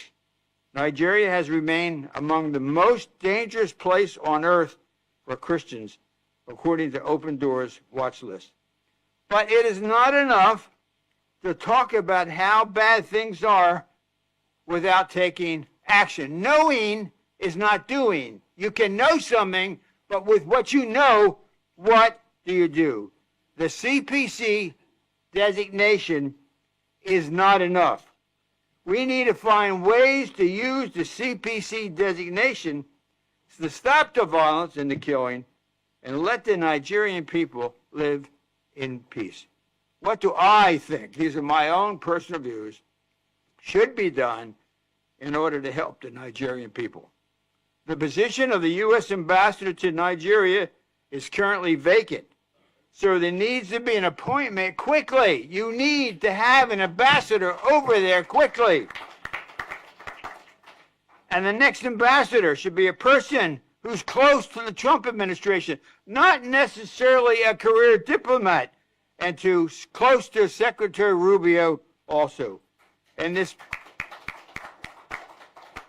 person should be committed to ending the violence and helping bring peace. As I said, this appointment needs to happen soon. The issue of Nigeria is so big and so important that it must be front and center. There should be a high-level person on Secretary Rubio's staff or an assistant secretary like Bob Destro when he was there, who was given the responsibility to monitor daily what is happening in Nigeria on a daily basis, every day, and should give an update on Nigeria to Secretary Rubio every week. This should be on the Secretary's schedule and a report of what is going on in Nigeria every week. The Public Affairs Office at the State Department should be circulating reports and articles to the media highlighting the events in Nigeria. Also, the issue in Nigeria must be bipartisan. My best friend in Congress was a Democratic member from Ohio, Congressman Tony Hall. We would work together on issues of Africa. We would travel there. We would be friends with each other. We would come together on how we were going to solve the problem, whether it be in Sierra Leone, wherever we would go and see Sudan. I urge Democratic members to work with Republicans to end what is going on there, the killing of Christians and moderate Muslims, and to give the Nigerian people an opportunity for peace. You all, everyone in this room, should urge members of Congress to create a bipartisan Nigeria caucus. There should be a Nigeria caucus up here on Capitol Hill, which meets at least once a month to keep the issue before Congress. House and Senate members should be encouraged to visit Nigeria so they can see firsthand what is going on and to meet with religious leaders and government officials. They should go to the areas of conflict and not just to Abuja or Lagos, but go up in the Middle Belt and go north and see and talk and listen to what is taking place. Many people have said, so goes Nigeria, so goes all of West Africa. The goal should be to have this issue well, and this is the important point, should be to have this issue well on the way to resolution before the end of the Trump administration. Because we don't know what the next administration will do or what the attitude will be with regard to Nigeria. So this issue should be well on the way of being resolved by the end of the Trump administration. Again, knowing is important, but knowing is not doing, and we have to do it. Thank you. God bless.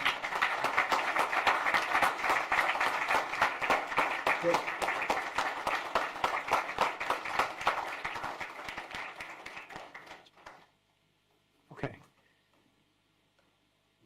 Leo Terrell, who's going to be my friend, is a fearless civil rights attorney and lifelong defender of the persecuted, the bullied, and the targeters. Today, he serves as the head of President Trump's task force to combat anti-Semitism at the Department of Justice. Under his leadership, that task force has gone after anti-Semitic harassment on college campuses and filed federal hate crime cases against people who intimidate Jewish students. Leo Terrell has sent a message that the United States will no longer tolerate religion-based hatred on American soil. And that is precisely why he belongs with us today, because the evil that assaults and even murders Jews in America is the same evil that burns a church in the Plateau State, the same evil that beheads a pastor in Benue, or drags a Christian schoolgirl into captivity for refusing to deny her Lord. Leo Terrell understands that jihadist hatred knows no border, and neither must our response. Please join me in welcoming Leo Terrell.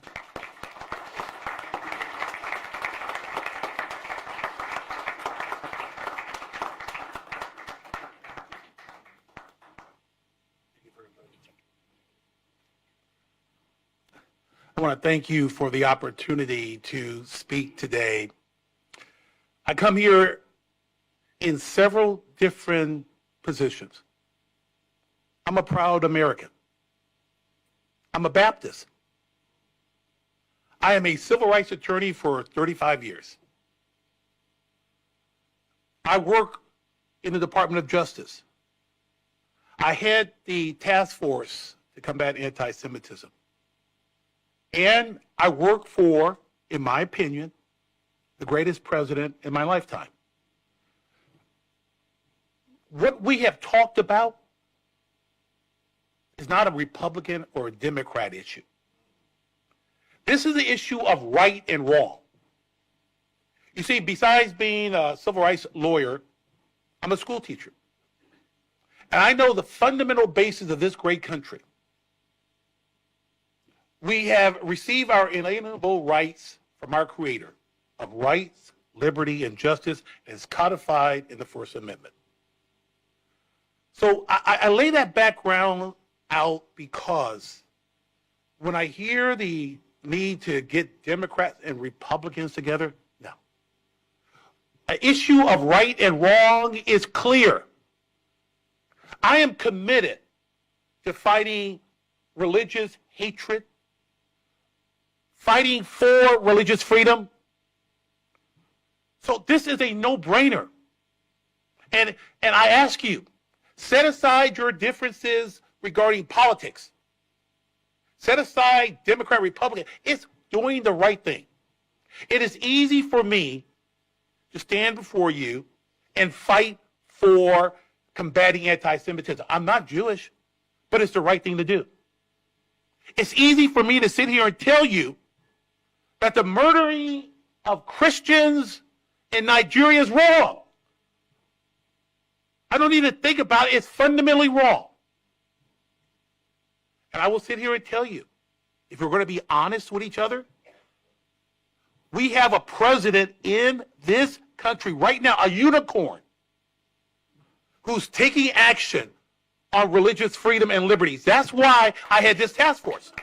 Forget about your differences on everything else about that man. But when it comes to religious freedom, he has made a commitment. I have listened to these great speakers. I have listened to the problems that's been going on for years. And I applaud you, sir. Talk is cheap. There's been a lot of talking. It's clear what the problem is. This president will take action. This president can take action. And he has demonstrated. What has happened is, year after year after year, you hear speeches about doing something.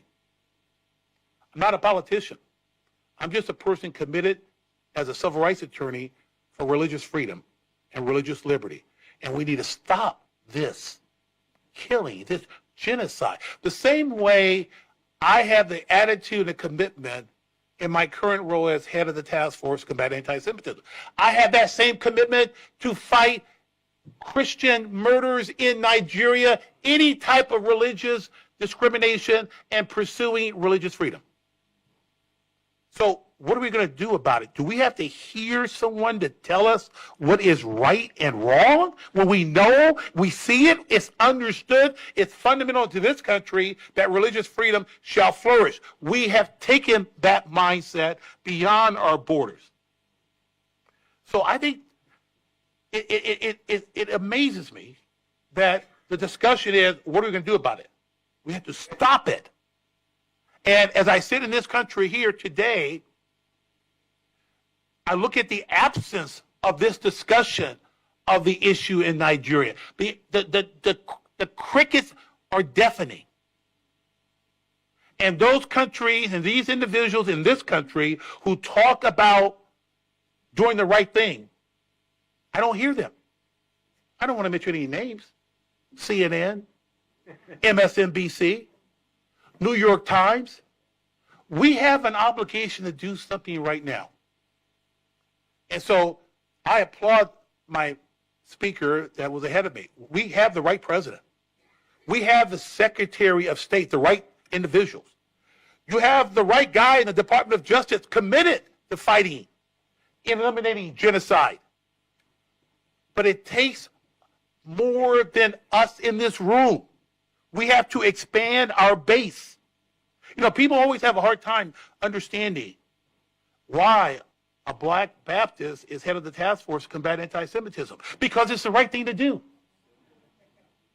So it's easy to be up here saying we have to stop the genocide in Nigeria because it's the right thing to do.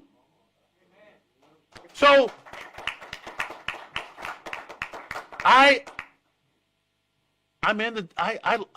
for those who knew me before, and I'll close by saying this, I had a job at Fox News working.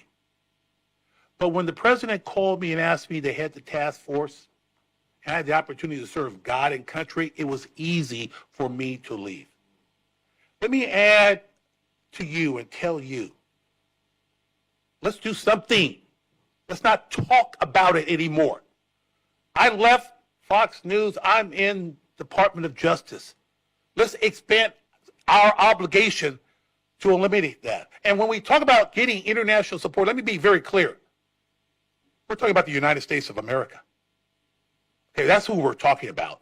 Because that's too vague for me. That's very ambiguous. As a lawyer, that's vague. It's the United States of America. And if we're going to be honest, it's President Trump and Marco Rubio. And it's those individuals who care about doing the right thing. God bless America. God bless Nigeria. God bless you. Thank you. Thank you. Thank you.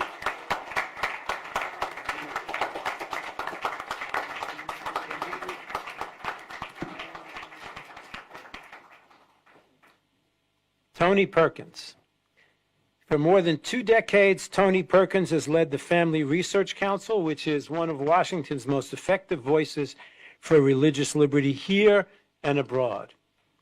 He served terms as president and vice president on the U.S. Commission on International Religious Freedom. He's testified at Chris Smith's March hearing in 2025 and said that Nigeria is the deadliest place on earth to be a Christian, and he urged the United States to redesignate Nigeria as a country of particular concern. Tony Perkins.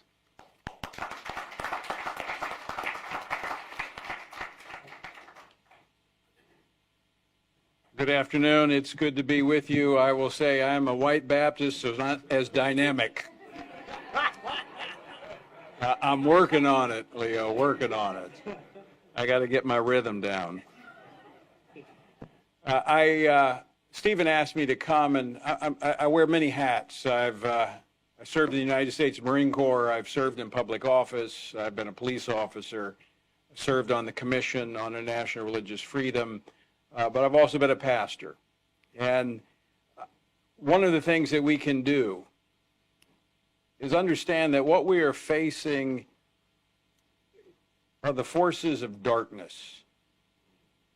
During my time on the commission, I adopted Leah Sherbu as my prisoner of conscience and prayed for her every morning and met with her family, and I have advocated for her before Congress. And I am grateful for Frank Wolf for the work that he has done for decades on behalf of the persecuted, and echo his comments on Chris Smith, who I was with yesterday. During President Trump's first administration, we were successful in working with Secretary Pompeo when I was chairman of the commission to get Nigeria for the first time designated, only to have it reversed by the last administration. And we were very close to having a special envoy being designated for Nigeria, and that was stopped after the election. But we have to understand the spiritual darkness and the forces that are at play. And so I take nothing away from what has been said. I amen everything that has been said. It is America. I thank you for putting a fine point on that. When we talk the international community, it's America. If we lead, some others will follow. Not many, but some will. But it's up to America to lead. And I know the world is a very dangerous place. There's a lot happening in the world. But to Frank's point, that every time I've met with him back, even when he was in Congress, he would ask me the question, where's the church? So that's why I'm here. And Stephen has asked me to come. And that's the aspect that I want to focus on. You know, in recent years, the situation facing Christians in Nigeria has moved beyond those isolated incidents to a sustained pattern of violence that now demands our attention, not only as policymakers, but as believers and as people of faith. You know, we gather here today at the U.S. Capitol, which is an emblem of hope and freedom for people around the world. But we're here not just to discuss a geopolitical issue, but to recognize that there is a human and a spiritual crisis in Nigeria. It's all across various parts of Nigeria, particularly in the Middle Belt, the northern regions. Christian communities being targeted by militants, including elements associated with the Fulani herdsmen and other extremist groups. Entire villages have been attacked, families have been displaced, churches have been burned, and for many, the simple act of worship has become an act of courage. As Christians, and I want to speak for just a moment. I want to speak to Christians. I'm putting my Baptist pastor hat on here for a moment. I should say robe, not hat. We don't wear hats in church. Would we tolerate this in our communities? Would we allow this to happen in our country? Why are we allowing our brothers and sisters to be enslaved and to be murdered and to be run from their homes? So what are we to do? Yes, we can look to our policymakers, and we appreciate them.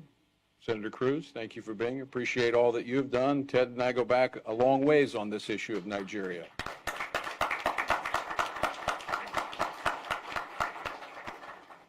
But the church must pray. We must be gripped by the brutality of the attacks on our brothers and sisters in faith, and first pray. Now somebody say, well, what's prayer? We need action.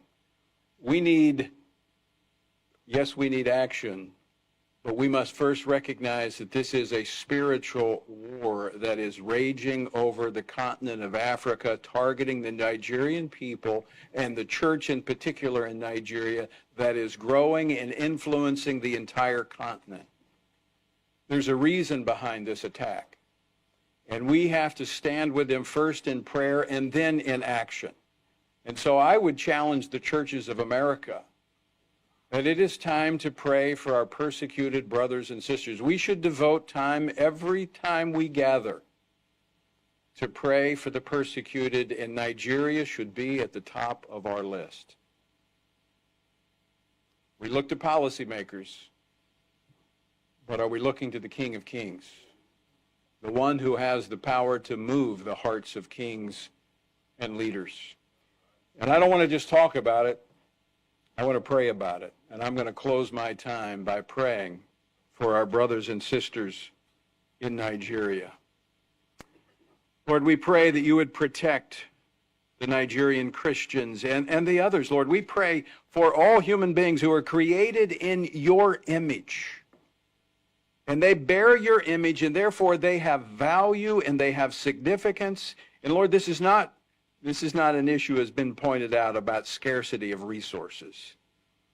This is about good and evil. This is about life and death. And so we pray for those that are being targeted and attacked. We pray for, Lord, walls of protection around them and the exposure of the militants and the terrorists seeking to harm them. And Lord, we pray that there would be others that will stand with the Christians and the persecuted in Nigeria. And I want to pray for those, Lord, that have every family that's been touched by this violence, every individual that bears the scars of this evil, that your supernatural healing power and comfort would be upon them. Lord, we pray also for those, even the perpetrators of this violence, that they would be struck by the evil that they've been a part of, and Lord, they might come to know the truth, that salvation would come to them. And Lord, we don't stop there. Father in heaven, we pray for peace for Nigeria, that there would be a swift end to the violence affecting that country. Stir in the hearts of the Church Universal, beginning in this country, to see the end of the violence of Nigeria. We stand with our brothers and sisters, and we pray that, Lord, if the leadership that's in that country won't stand for human rights and the protection of their people, remove them and put those in place who will. In Jesus' name, amen. Thank you.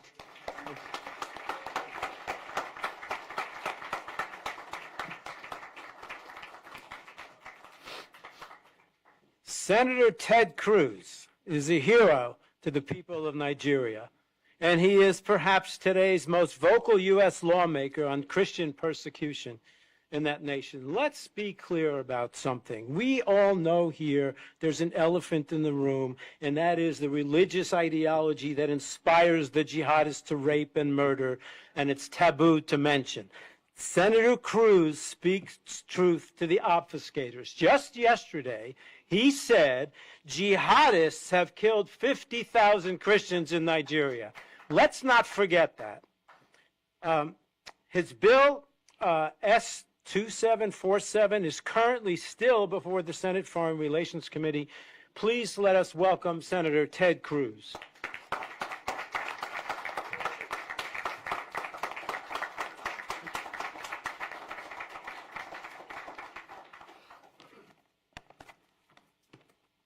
Well, thank you very much. Good afternoon.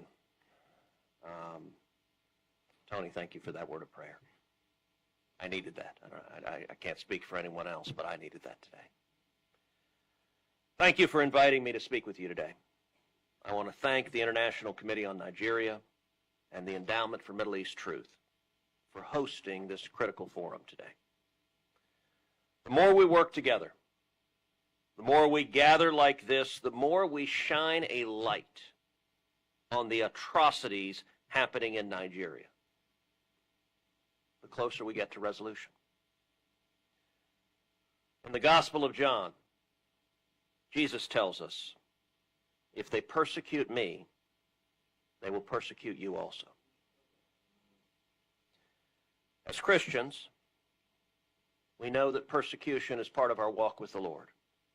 Since the church's founding, Christians around the world have been captured, beaten, and even killed for their faith. I want to begin by taking us back a few weeks to March 29th. Palm Sunday services were held around the world, ushering in the most holy and somber week Christians observe. Believers were united, waving palm leaves and branches, reflecting on when Christ rode into Jerusalem before his betrayal and crucifixion. But in north-central Nigeria, a very different Palm Sunday unfolded. On that single day, 53 Nigerians were murdered in 3 separate killing sprees. And the attackers were all targeting the same thing: Christians. Families were broken in a matter of minutes. Lives were stolen and cut short. And Christians in Nigeria yet again mourned another tragedy. This attack, both tragic and vile, is not unlike the persecution Christians in Nigeria have faced day after day, week after week, year after year. Even last year, more than 240 Christians were slaughtered in Nigeria during the season of Lent and Easter. Hundreds of stories like this have been documented, and more than 52,000 Christian Nigerians, 52,000, have been murdered since 2009. There is no place on the planet where more Christians are being killed than Nigeria. And these are not isolated incidents, they are part of a pattern. A pattern of targeted violence, systematic intimidation, and a failure, both within Nigeria and across the international community, to condemn and to take meaningful action against these crimes. Boko Haram and other Islamist groups have waged a ruthless insurgency marked by unspeakable brutality. They have burned churches to the ground, abducted and raped women and children, and executed Christians simply for refusing to renounce their faith.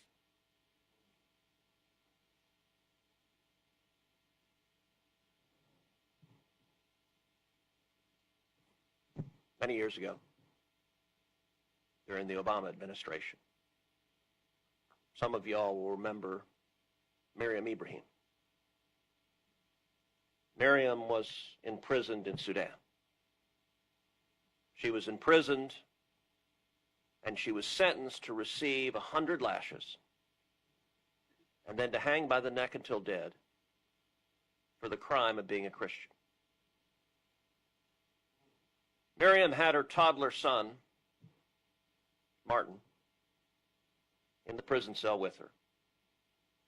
And she was pregnant, and they delayed the sentence till she gave birth to her infant daughter, Maya, whom she delivered while she was in leg irons. Now, I spoke about Miriam Ibrahim multiple times on the Senate floor, calling for her release, trying to shine a light. I will tell you, I begged President Obama to say her name. Samantha Power, the UN ambassador, Samantha Power, to her credit, did say her name. She spoke up for Miriam. And I said, why will Obama not do this? I don't understand. But even though he was silent, others around the globe were not. And so much light and attention was focused on Miriam that the Sudanese government relented and released her. And I actually had the opportunity, Tony brought her to D.C. I had the opportunity to meet her. I'd never met her. Little bitty woman. Can't weigh more than 95 pounds. And a quiet woman. And I remember asking her when I met her. Look, she was told, we will torture and murder you unless you renounce Jesus. Now, as Christians, we all hope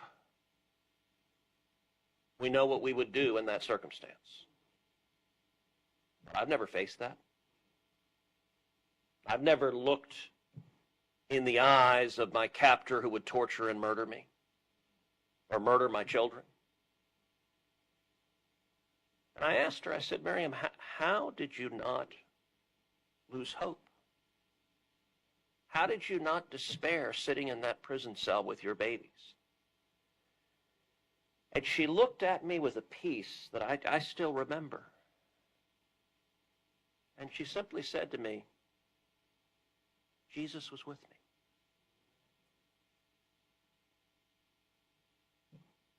That's powerful. That was powerful when Miriam went through it, and it is powerful now in Nigeria when Christians are going through it week after week after week. Religious persecution has come into the spotlight over the past years. But for too long, the stories of communities being destroyed have not made national or international headlines. More than 20,000 churches and Christian schools and institutions burned to the ground. Systematic oppression. So as Christians, and as human beings, we have an obligation to act. By the way, yesterday at the hearing that you referenced, Senator Cory Booker said, well, we should be concerned about the Christians being killed in Nigeria, but what about the Muslims? Why are you not concerned about them? And you know what I said? Of course I'm concerned about the Muslims. And yes, Boko Haram and the jihadists murder Muslims as well. And that is wrong and evil. But what they're doing to Christians is systematic persecution. They are deliberately singling out and persecuting Christians. And I did point out, I said for years, I have also been calling out communist China for imprisoning over 1 million Muslim Uyghurs in concentration camps. While the Biden administration continued to funnel millions of dollars to communist China that kept those concentration camps going. So let's be clear, as Christians and human beings, we have an obligation to speak out against murder and torture and slavery and atrocity wherever it might be found.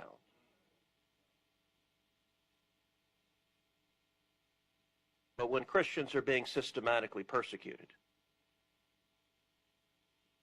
anyone who remains silent is complicit. Last year, I introduced the Nigeria Religious Freedom Accountability Act to protect Christians along with other religious minorities facing persecution in Nigeria by holding accountable Nigerian officials who facilitate Islamist jihadist violence and the imposition of blasphemy and Sharia law. And understand, the government is actively complicit in enforcing blasphemy and Sharia law as tools to target and persecute the Christians. Government leaders like to say these are rogue terrorists doing this, not us. But the government's hands are not clean. In many instances, they are actively enforcing the laws used for persecution. In other instances, they're simply looking the other way.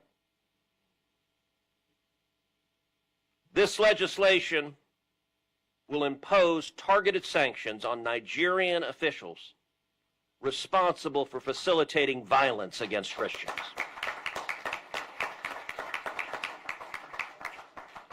Now, I'm very pleased, following my urging, that President Trump followed through and designated Nigeria as a country of particular concern. That was a very important decision the president made. And as awareness of the persecution has grown, we can say this is a step in the right direction, but there is more that can and should be done. As people of faith, as advocates for human dignity, we are called to something higher. We're called to speak. We're called to act. We're called to pray. Thank you for reminding us of that. And we're called to stand in solidarity with our brothers and sisters who cannot safely stand for themselves.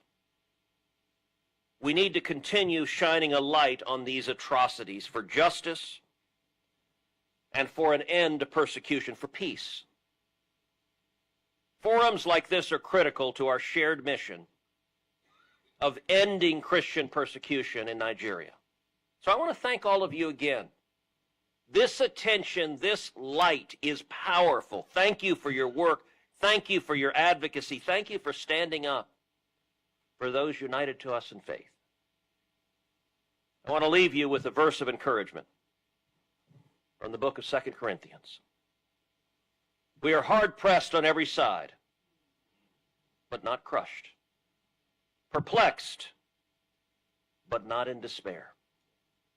Persecuted, but not abandoned. Struck down, but not destroyed. We always carry around in our body the death of Jesus, so that the life of Jesus may also be revealed in our body. For we who are alive are always being given over to death for Jesus' sake, so that his life may also be revealed in our mortal body. So then, death is at work in us, but life is at work in you. I look forward to continuing this fight alongside each and every one of you. And may justice prevail. We're going to like this a lot. Okay. Wonderful. Thank you. Is your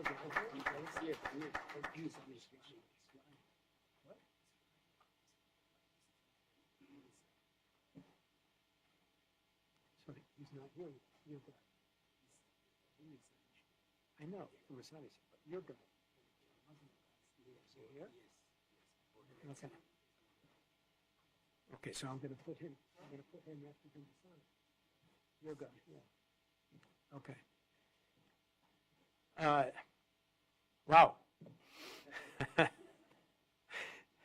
So I am honored and lucky to be able to introduce my friend Pastor Dumasani Washington, who is the founder and CEO of the Institute for Black Solidarity with Israel, IBSI. Before that, he was the outreach director of the over 10 million member Christians United for Israel. Dumasani is a pastor and an author. I love his books. You would be very, very lucky if you ever got a chance to hear this man preach. Pastor Washington has consistently called out the Western media's silence on the Islamist slaughter of Nigerian believers, and he has used his pulpit, his platform, and his partnerships on the ground to tell their stories when others will not. Please join me in welcoming Pastor Dumasani Washington.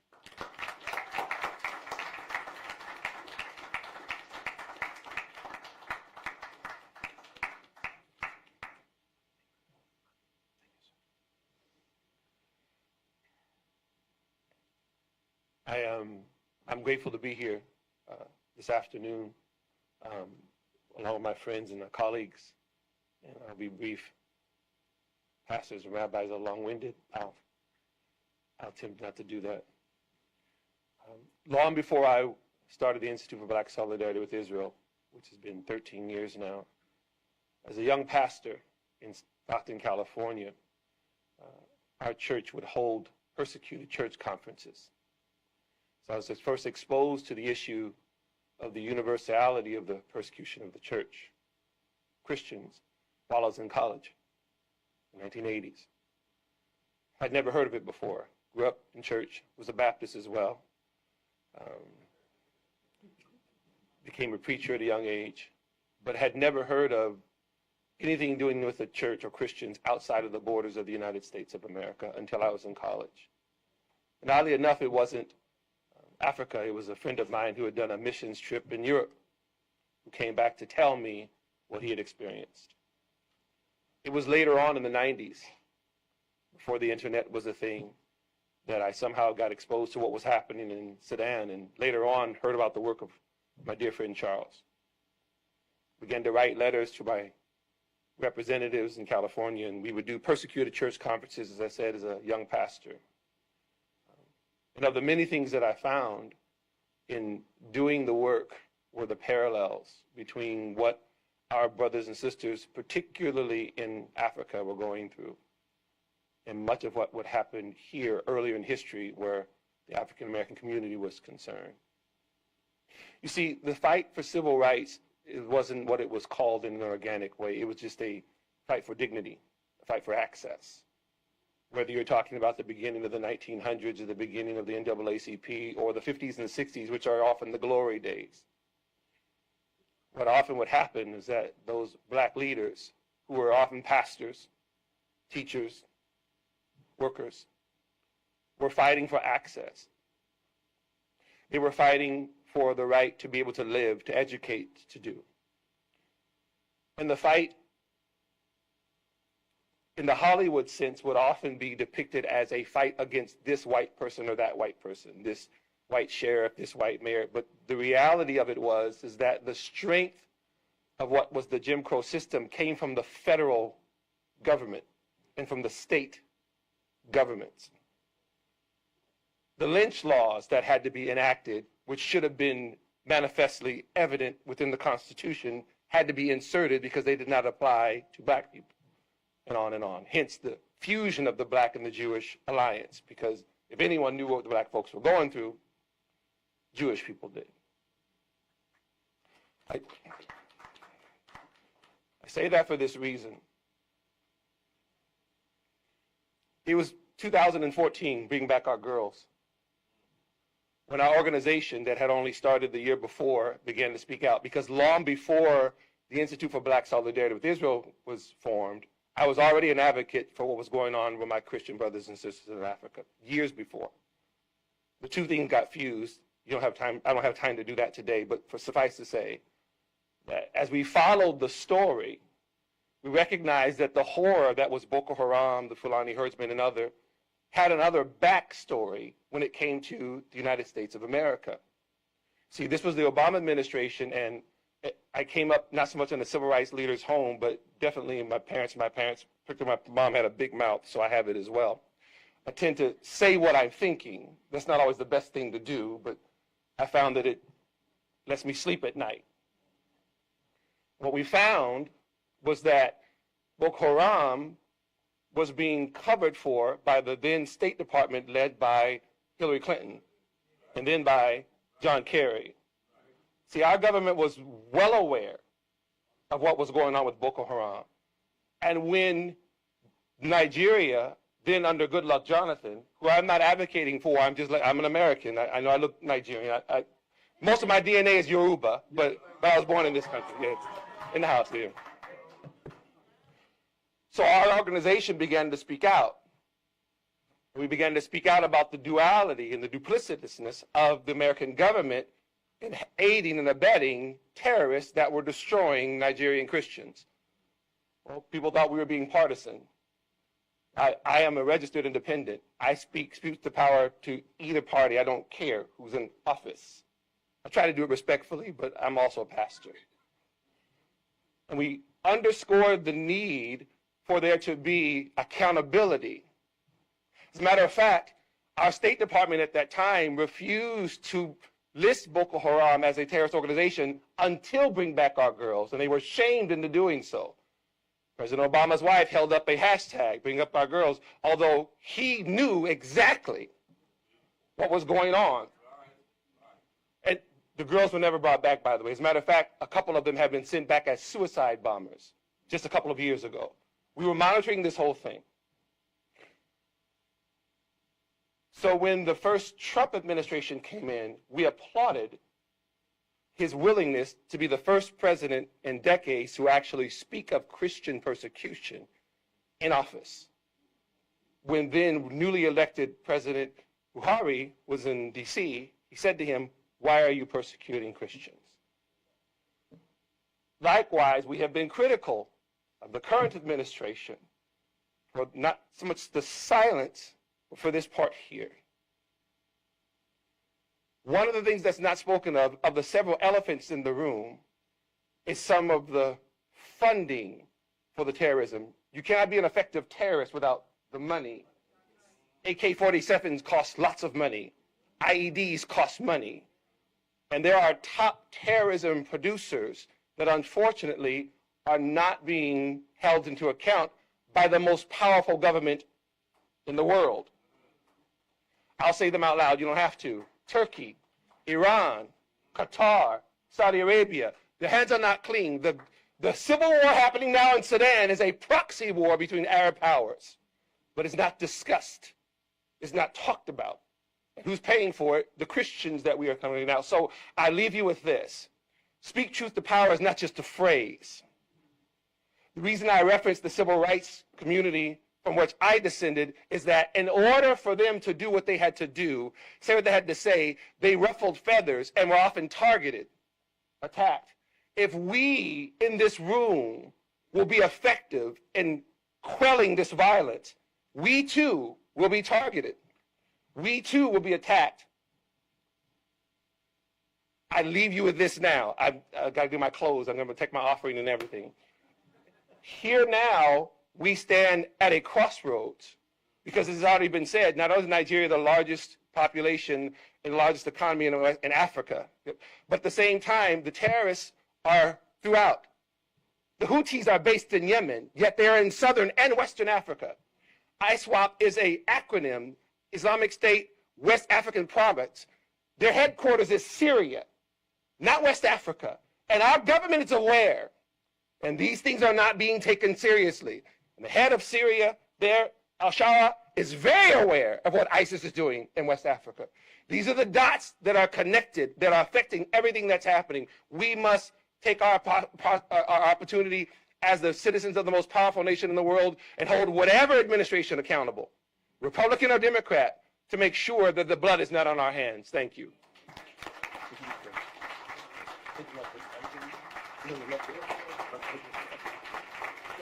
Wonderful, wonderful.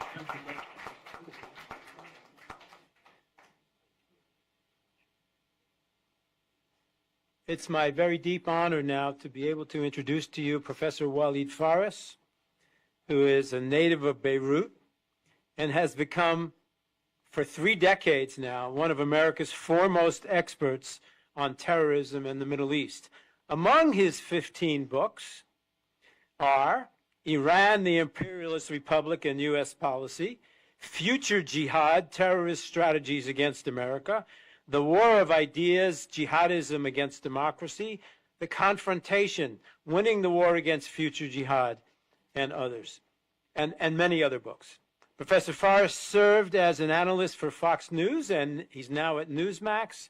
He has advised the U.S. Congress, the European Parliament, the United Nations Security Council. They didn't listen to him. He served as foreign policy advisor to presidential candidates Mitt Romney and Donald Trump, who probably did listen to him. Walid.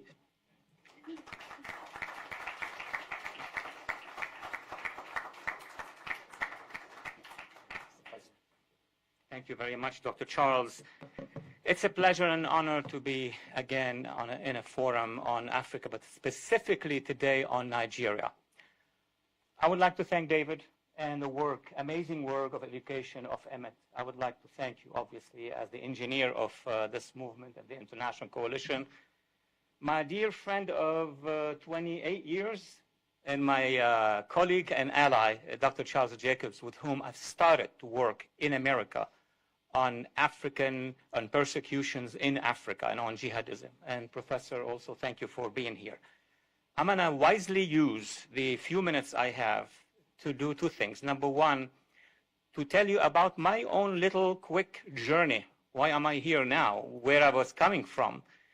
To understand how Nigeria's events that are happening right now, especially the massacre and the ethnic cleansing of defenseless communities, including the Christian community, but not just the Christian community. Speakers have already spoken about the fact that though there is a persecution and an ethnic cleansing of specific Christian communities, Muslim communities as well who are anti-jihadists, who are neutral to jihadists, have been also dealt with violence by the jihadists in general terms. My journey started, and you may find it a little bit surprising, as a young kid in Lebanon, Beirut, Lebanon, but I was interested in politics early on in my life, and my older brother helped me as well. One day in the late 60s, he showed me newspapers and pictures of massacres taking place in Nigeria. We were always overwhelmed by the Arab-Israeli conflict. That's the only conflict that exists in the world. Then wait a minute, why were there up to, and you could correct me, 1 million Christians in Nigeria killed in the 60s? And I was a kid and wanted to know more about it. So I tried to focus on the matter. 10 years later, out of my college, I published my first book in Arabic, so it was not well read in America. And I published a photo, a picture of Nigerian persecution in Nigeria. And that was my first writing about the matter. It was later translated into French. Copies are in Congress, so on and so forth. Then I left Beirut. Why did I leave Beirut in 1990? Precisely because of the same reason. The invasion of the free enclave of the Christians in Lebanon at the hands of a multitude of jihadist regimes and organizations and etc. That was the shock that forced me to leave, not just to go seek for a job. I didn't need a job. I had a great job. I was a lawyer and successful one. But for the purpose of educating others, for the purpose of teaching. I actually had a career of 20 years teaching in colleges here. And in every course on the region, Nigeria had a place. Africa had a place. But after 9/11, I started to move and shift my interest from persecution and etc. to try to know who's behind this. It's not happening by itself. It's not a digestion issue. There is a worldwide movement which we've baptized, I don't like the term for the jihadists, jihadism. This is when I started to meet with friends like Charles and others, and we attended conferences. And then we started to develop concepts like this one, meaning speak up, tell the American public. And why the American public? Well, it's easy, because America is the biggest country in power and ability. It intervenes, it helps. Or if it has different type of elites, it won't help. Like a speech that was given in Cairo in 2009, where then our president, and I'm not partisan as well, I am registered as an independent, to satisfy what the Muslim Brotherhood wanted from the United States. And there were 8 years of this, of support to the movement of the Brotherhood, to the Islamic regime in Iran. We went here, before we look at Nigeria or Lebanon or Syria or Yemen, we went through 8 years of actually diverting our attention from these persecutions. That's why many among you and NGOs said, why is it that the American public doesn't know? Because there was a policy. There was a policy of partnership with the Brotherhood, with the Khomeinists, and etc. That is something. It's not just on the left, it's also on the far right, as we see right now. People who consider jihadism as a colleague, as people who are doing yoga or something like that. So I was very honored in the 90s when I met Charles to have also had the experience of giving briefings in Congress and testifying to Congress. And who was the first congressman I testified to about the matter? He's sitting here, Congressman Wolf. Who was the second one I testified to Congressman Smith. So I had been able to do as much as I could and interact with these members who are the key players in making sure that the American public is educated and making sure that the administrations are doing the right thing. After 9/11, we worked with Emmett and other sister organizations, and we reached a point where focusing on the jihadist movement gave us a lot of explanation, not just about what is happening, what we should do about it. The most important briefing I gave to AFRICOM, I used to brief significantly our agencies or many national security agencies, and I pushed on the issue of Nigeria and also the other parts of Africa. And I brought a map with me to that meeting. I think it was about 2010, 2011. And there were all the generals and the analysts. And I showed them on the screen, this is the map of Africa, and every green dot is a location of a jihadist movement moving south. Because most of the jihadists, the Salafists, they came from Egypt, Sudan, and they started to move to Central Africa, and now they are almost in South Africa. I brought that, and then they realized, some of them criticized me, it's about, economy, about education, about psychology, the whole things that you hear all the time, as if there is no one connecting mode to all these forces coming down, not just into Africa, but also into Asia and Central Asia as well. Years later, I did another conference with the agencies, and I told them, in 2010 or 9, I showed you a map. Can you show it? They showed it. And then show the next map. That's 8 years after. The green has gone all the way down, including in Nigeria. We used to hear, you're the expert, we used to hear that Nigeria has a Boko Haram problem in the northeast, between Kano and those places. That's containable. And then we got the other side as well, northwest, where the Al-Qaeda for the Sahel, so on and so forth. And then slowly but surely, we saw these jihadists committing all these problems in the plateau. And then suddenly now we hear about who said Yoruba and Biafra. So that is not a matter of simple police activity. That is not a matter of we need to reform the entire Nigeria so we can moderate them. This is a game. This is a strategy by the jihadists. They have headquarters. Behind them you have the Muslim Brotherhood, and then you have the arms, Al-Qaeda, and all the jihadist groups. I teach that course. So now we have 2 candidates. I briefed the first candidate in 2012, Mitt Romney. There was a file. It was good. He lost. Well, we can't do much about it. But then the one that started to change things, I was the first appointed foreign policy advisor to our president now, but I was in 2015 and 16, and there was a file called Nigeria, and it has been pushed, and thanks also to members of Congress. So coming to now, what is to be done? Because that's what politicians and leaders need to know. Number one, it's talking about it, and the higher level, the better, because the American public is impacted by what the leaders are saying.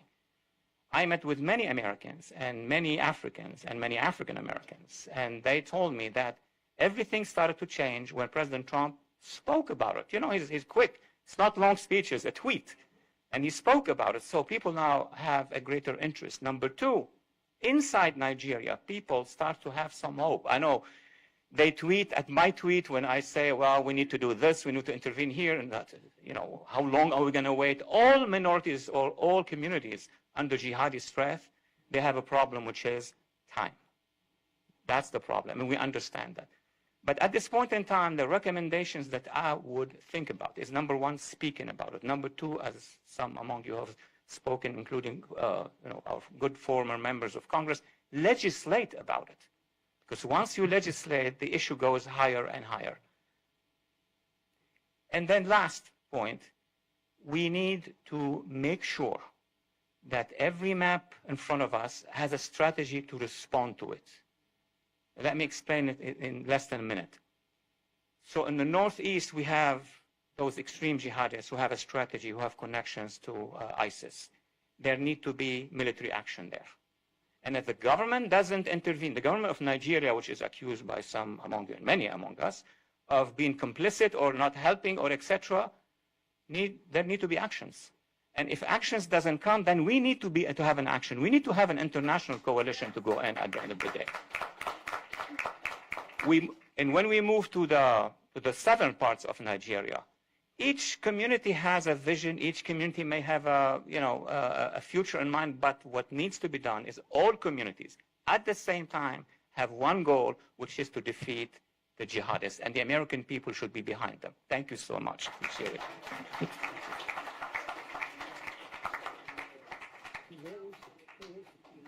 You got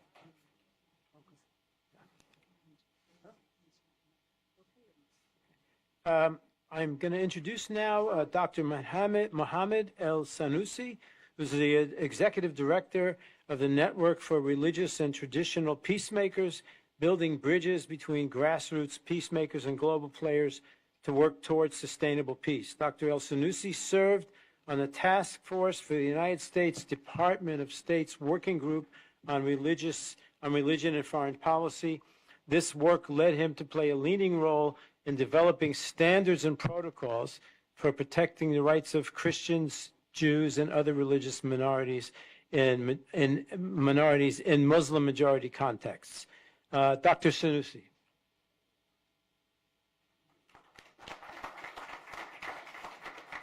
Well, thank you so much, Charles. Thank you for the introduction. And I guess I'm here this afternoon in my capacity as a commissioner on the United States Commission on International Religious Freedom. So really very happy to be with all of you here this evening.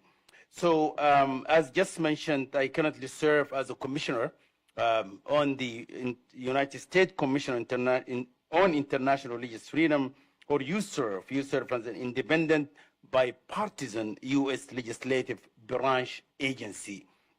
And we're blessed this afternoon actually to have the champion of this 1998 law, which call it the International Religious Freedom Act, which is actually created the agency that I am now serving on, as well as the Office of the Ambassador at Large for International Religious Freedom. So we're blessed to have former Congressman Frank Wolf. Thank you so much, sir. The commission actually uses international standards to monitor religious freedom abroad and make policy recommendations to the President of the United States, as well as to the Secretary of State and to the Congress of the United States. So we are like to also thank the Committee on Nigeria, or ICON, and the Endowment for Middle East Truth for convening this event focusing on the evolving terrorism landscape in Nigeria. This forum is especially timely given President Donald Trump October's 2025 designations of Nigeria as a country of particular concern, or CPC. In fact, the Commission has been actually recommending the designation of Nigeria for a long time. So we were really pleased to see President Trump actually designated Nigeria as a country of particular concern.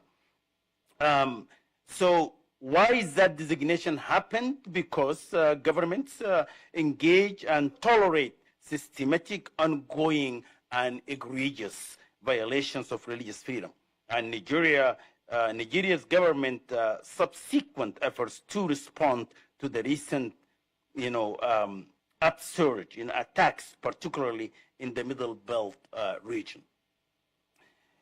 In 2026, Fulani militants, as you know, and criminal gangs, which the Nigerian media often vaguely calls terrorists or bandits, continue to target religious communities across the country.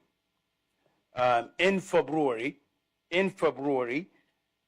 assailant killed 3 Christians and abducted a priest in Kaduna State, while Fulani militants reportedly killed 12 people, including one Christian farmer and 2 Muslim herders.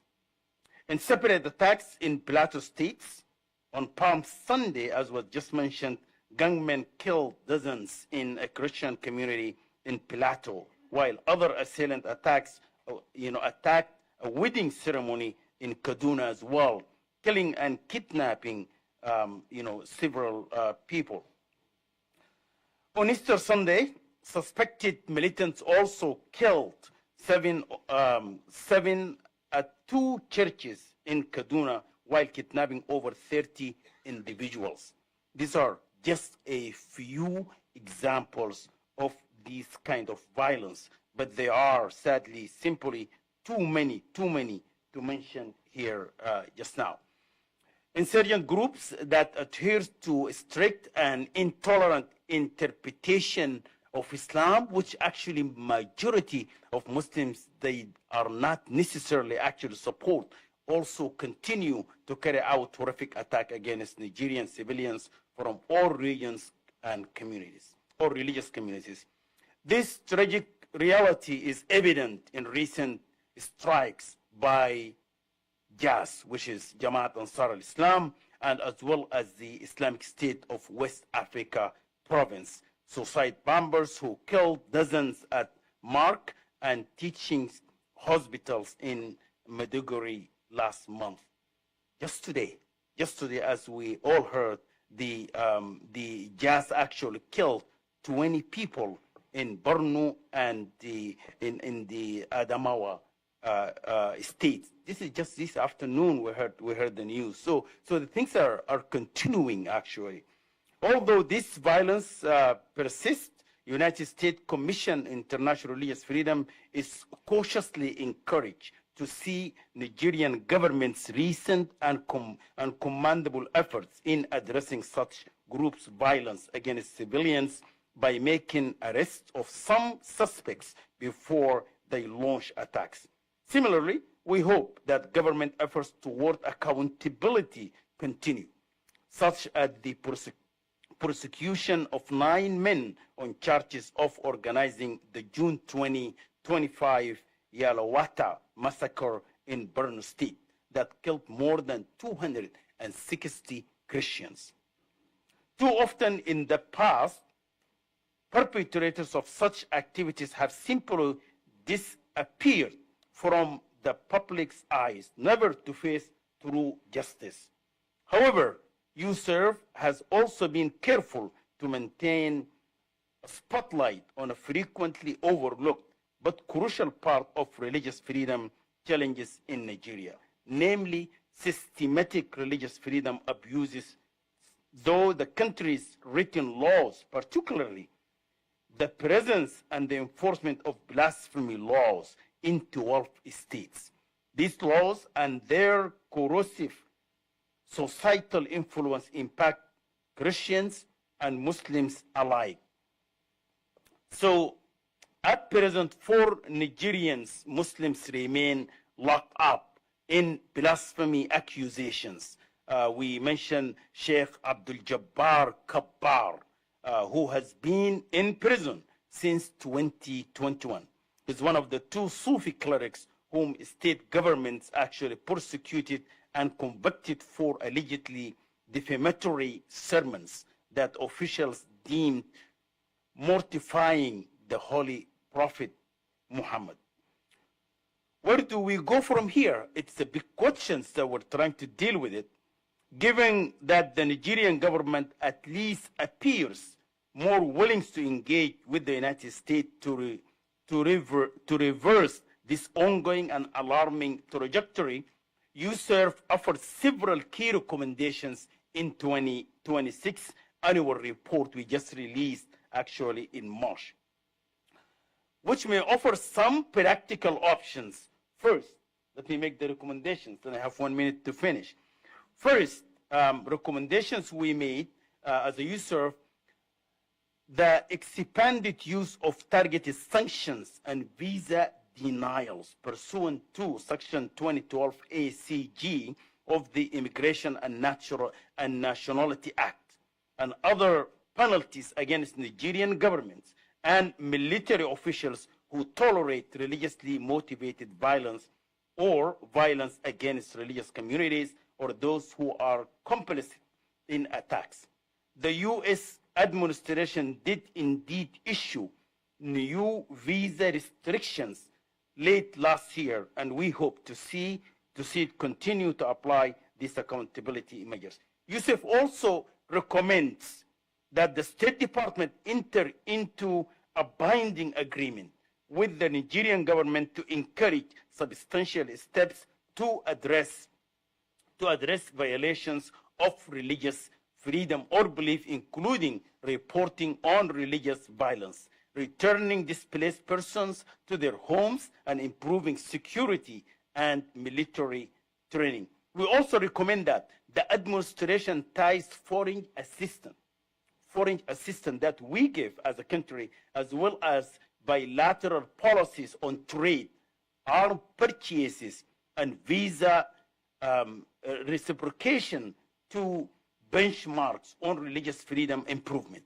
These are very important. Finally, we recommend that Congress uses its oversight role to monitor the effectiveness of this foreign assistance through a government accountability office, so that we are confident that the money is well spent and truly helps religious communities in Nigeria.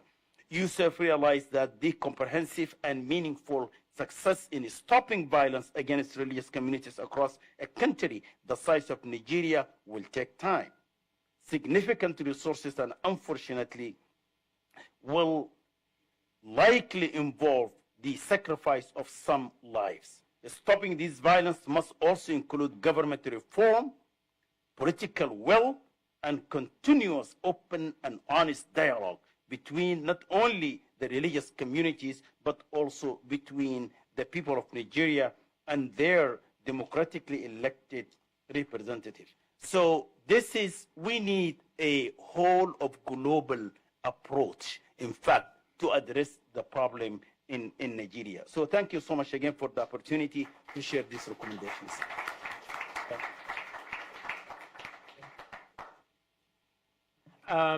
Professor Bob Destro. Hi. He's a professor of law. You know, we have 4 or 5 more speakers. They're great.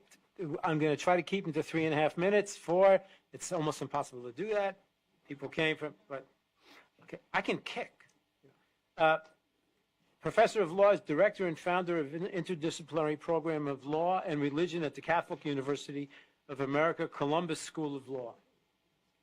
He's a former assistant Secretary of State for Democracy, Human Rights, and Labor, leading the State Department's worldwide policy and foreign assistance programs on human rights and democracy issues.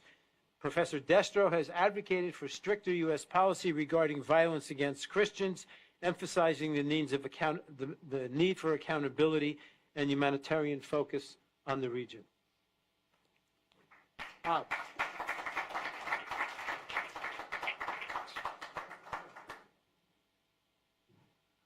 Well, thanks for having me. Thanks for putting on the program, and I promise I'm going to keep it short. And I'm going to do that by picking up on some of the other comments that other people have made.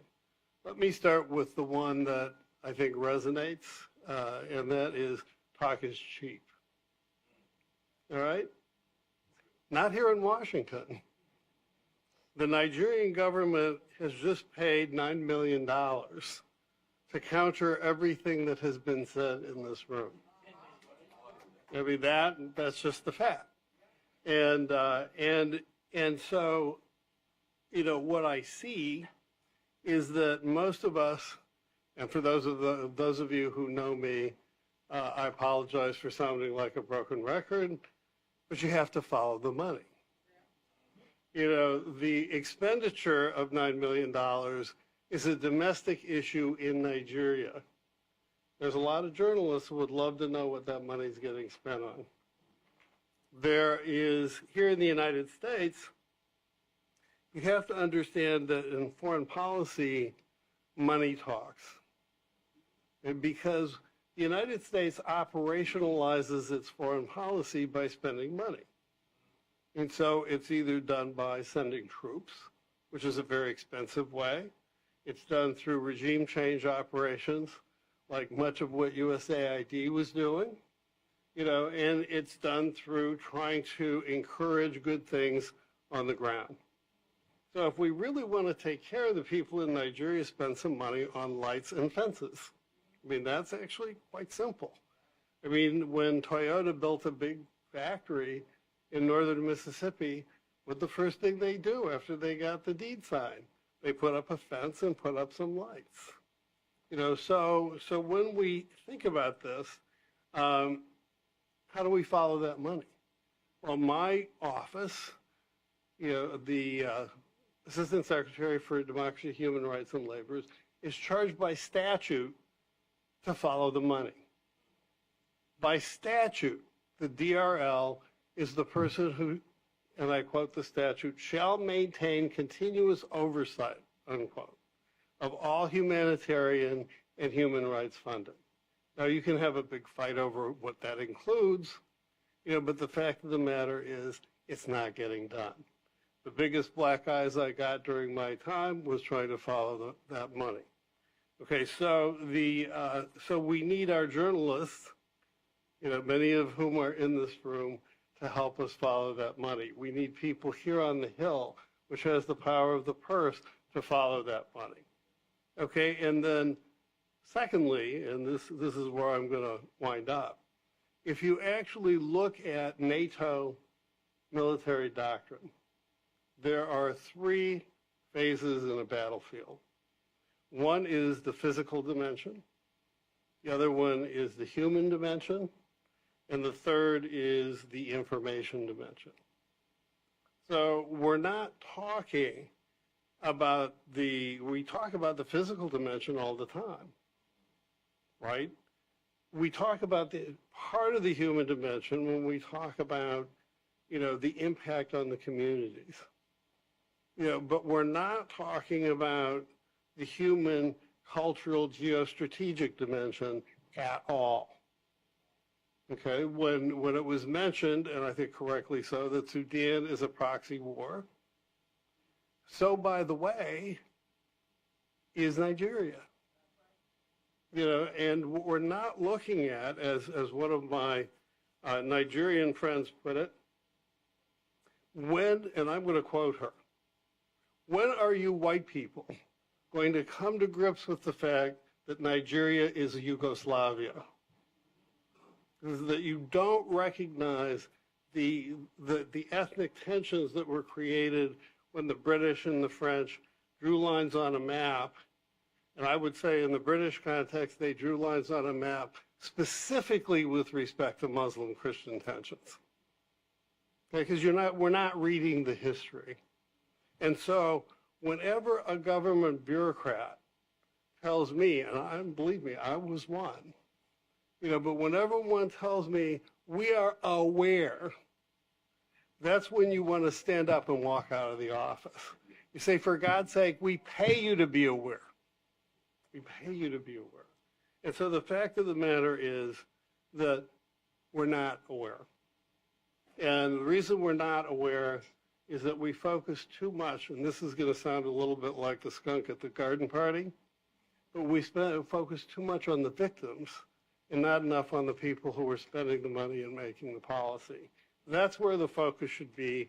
That's where the heat should be, and it starts here. Thank you. Thank you.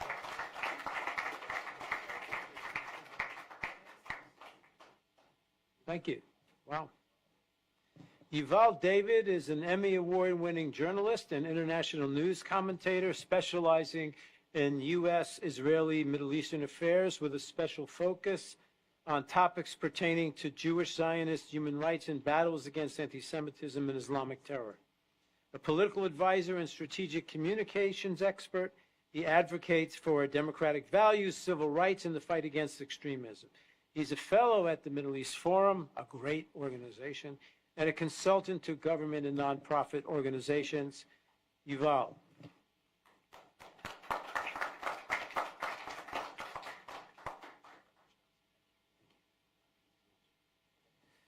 Good afternoon. It's an absolute honor to be here amongst great leaders, people who've inspired me to push harder, to be louder, and to take greater action, whether people like it or not. Also the policymakers, the advocates who are here, who understand that human rights are not abstract ideals, they are lived realities, and for far too many, those lived realities are under siege. I'm most honored to stand here in front of Mercy, who proves what leadership is, who proves what happens when you don't live as a victim, but you live as a resilient, determined survivor who takes what happened to you and drives forward into leadership, to inspire other victims to live beautifully, to live openly when you can, and to force other people who are not taking action to take greater action. You are one of the greatest heroes in this room, and I'm honored to speak in front of you. Today's discussion is not about some distant crisis. There are Nigerians in this room who understand that that crisis is at home. But this isn't a distant crisis to one land. It is about a present and escalating crisis that is spreading across the world, across Nigeria. Islamist and jihadist terror groups are waging a campaign of brutality, of systematic, targeted relentlessness. This is not random violence. This is ideological warfare. That same ideological warfare is happening here in the United States. We have had terrorist incidents that happened in the United States, and somehow all of these Americans are not paying attention to them. One of which that shocked me was before the Super Bowl a couple years ago, there was an ISIS terrorist who drove a truck across Bourbon Street in New Orleans, but because the NFL was having a Super Bowl that week, people quieted it down to not talk about it. There is this willful ignorance that is happening, and we cannot be afraid to address who is perpetrating it. But now we speak about Nigeria, finally. To speak about Nigeria on Capitol Hill, because the victims overwhelmingly are Christians and other vulnerable communities. For years, I partnered with governmental and non-governmental agencies in the United States and Israel and internationally to help women and LGBTQ people. That's how I was introduced to Nigeria, when we tried to help women and LGBT people flee severe oppression, flee from sex slavery, or let's use the harsher word, rape, to flee for their lives.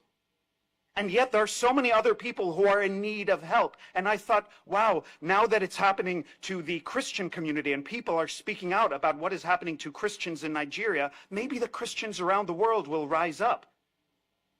I'm shocked.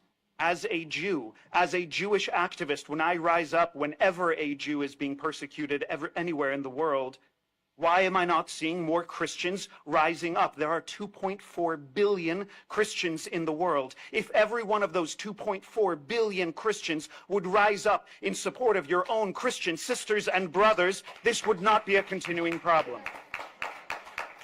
The facts are stark. Churches are being burned during worship services in Nigeria. Entire Christian villages are erased overnight. Women and girls are abducted, raped, and forced into sex slavery. Children are kidnapped and indoctrinated into Islamist extremist militias. Clergy are executed in front of their congregations for refusing to renounce their faith. The violence is not only brutal, it is strategic, and it is designed to do exactly what Islamism and jihadism aim to do, to terrorize, to displace, and to erase. In region after region, this pattern is consistent. Christian communities are driven from ancestral lands. Farmlands are seized, livelihoods destroyed, entire populations are displaced. Survivors are forced to flee or face death. Families are torn apart. Men are killed. Women are enslaved. Children are indoctrinated. Forced conversions are carried out under threat of violence or death. This is not a random chaos. This is targeted eradication. And when communities are wiped out, when churches are reduced to ash,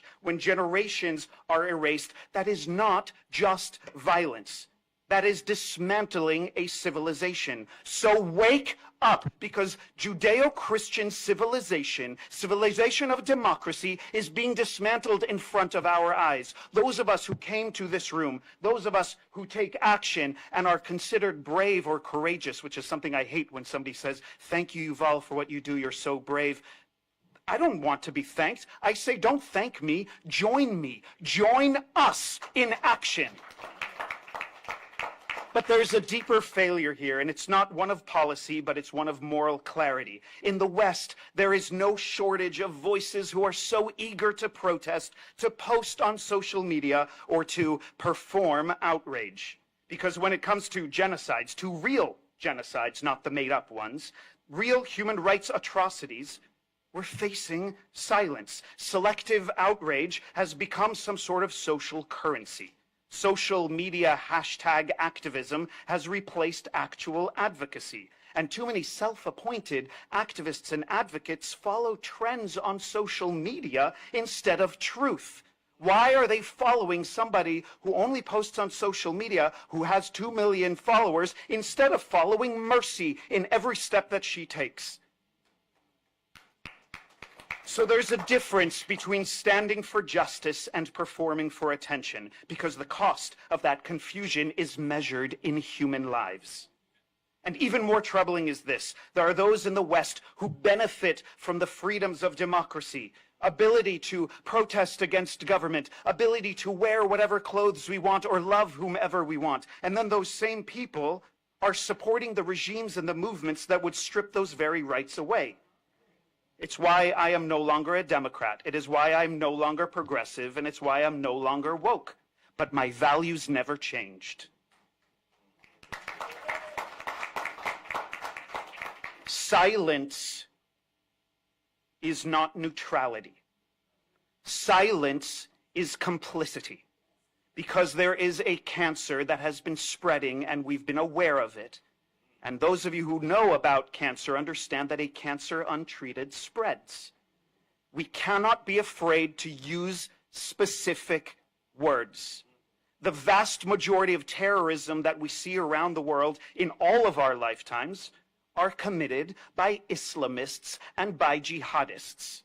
We need to address it. And you know what? It's not only the Christian world, the 2.4 Christian people in the world who need to rise up as the leaders this world needs. It's the 2.2 billion Muslims around the world. If Muslims are not jihadist and if they're not Islamist, then speak out against members of the Muslim faith who are committing horrific crimes.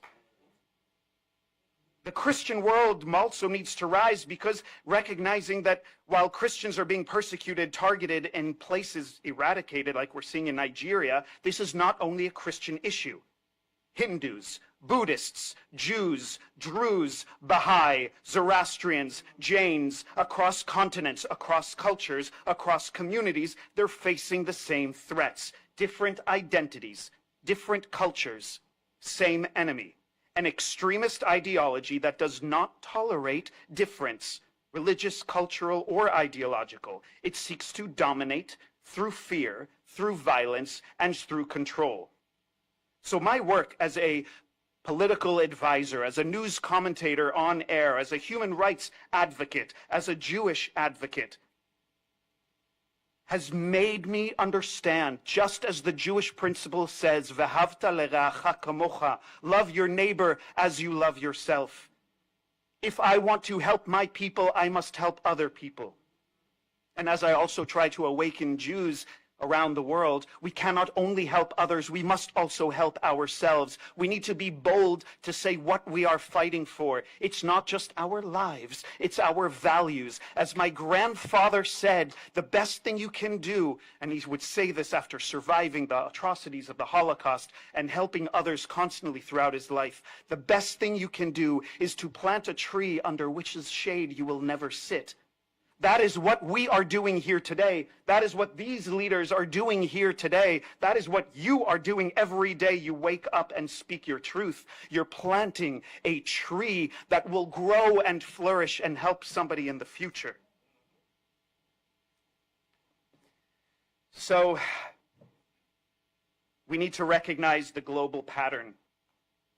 Christians massacred across sub-Saharan Africa, Yazidis enslaved and nearly annihilated by ISIS in Iraq, Israelis of all faiths, Jews, Christians, and Muslims, targeted in mass casualty terror attacks, rocket fire, stabbings, and kidnappings by jihadi groups, Jews targeted in synagogues across the United States and Europe, Hindus attacked in India and Bangladesh, Buddhists targeted in Sri Lanka, religious minorities persecuted under the Iranian regime, LGBT individuals executed, tortured, and persecuted under extremist regimes, women stripped of rights or actually never even allowed to have them at all. Different communities, same ideology, same violence. This moment right now as we gather requires more than awareness, it requires resolve. If you truly have faith, you have faith for a reason. It's like I say, I'm short-term pessimistic, but long-term optimistic. It is faith that allows me to be optimistic. And if you have that faith, it means you're fighting for the future. You're doing something for tomorrow because you can believe that something can be greater than what we have. Not in fear, not in retreat, but in strength, in solidarity, and in shared purpose to protect communities, to stand alongside other faiths, Jews, Hindus, Buddhists, and others who are facing the same violence, the same persecution, and the same threat.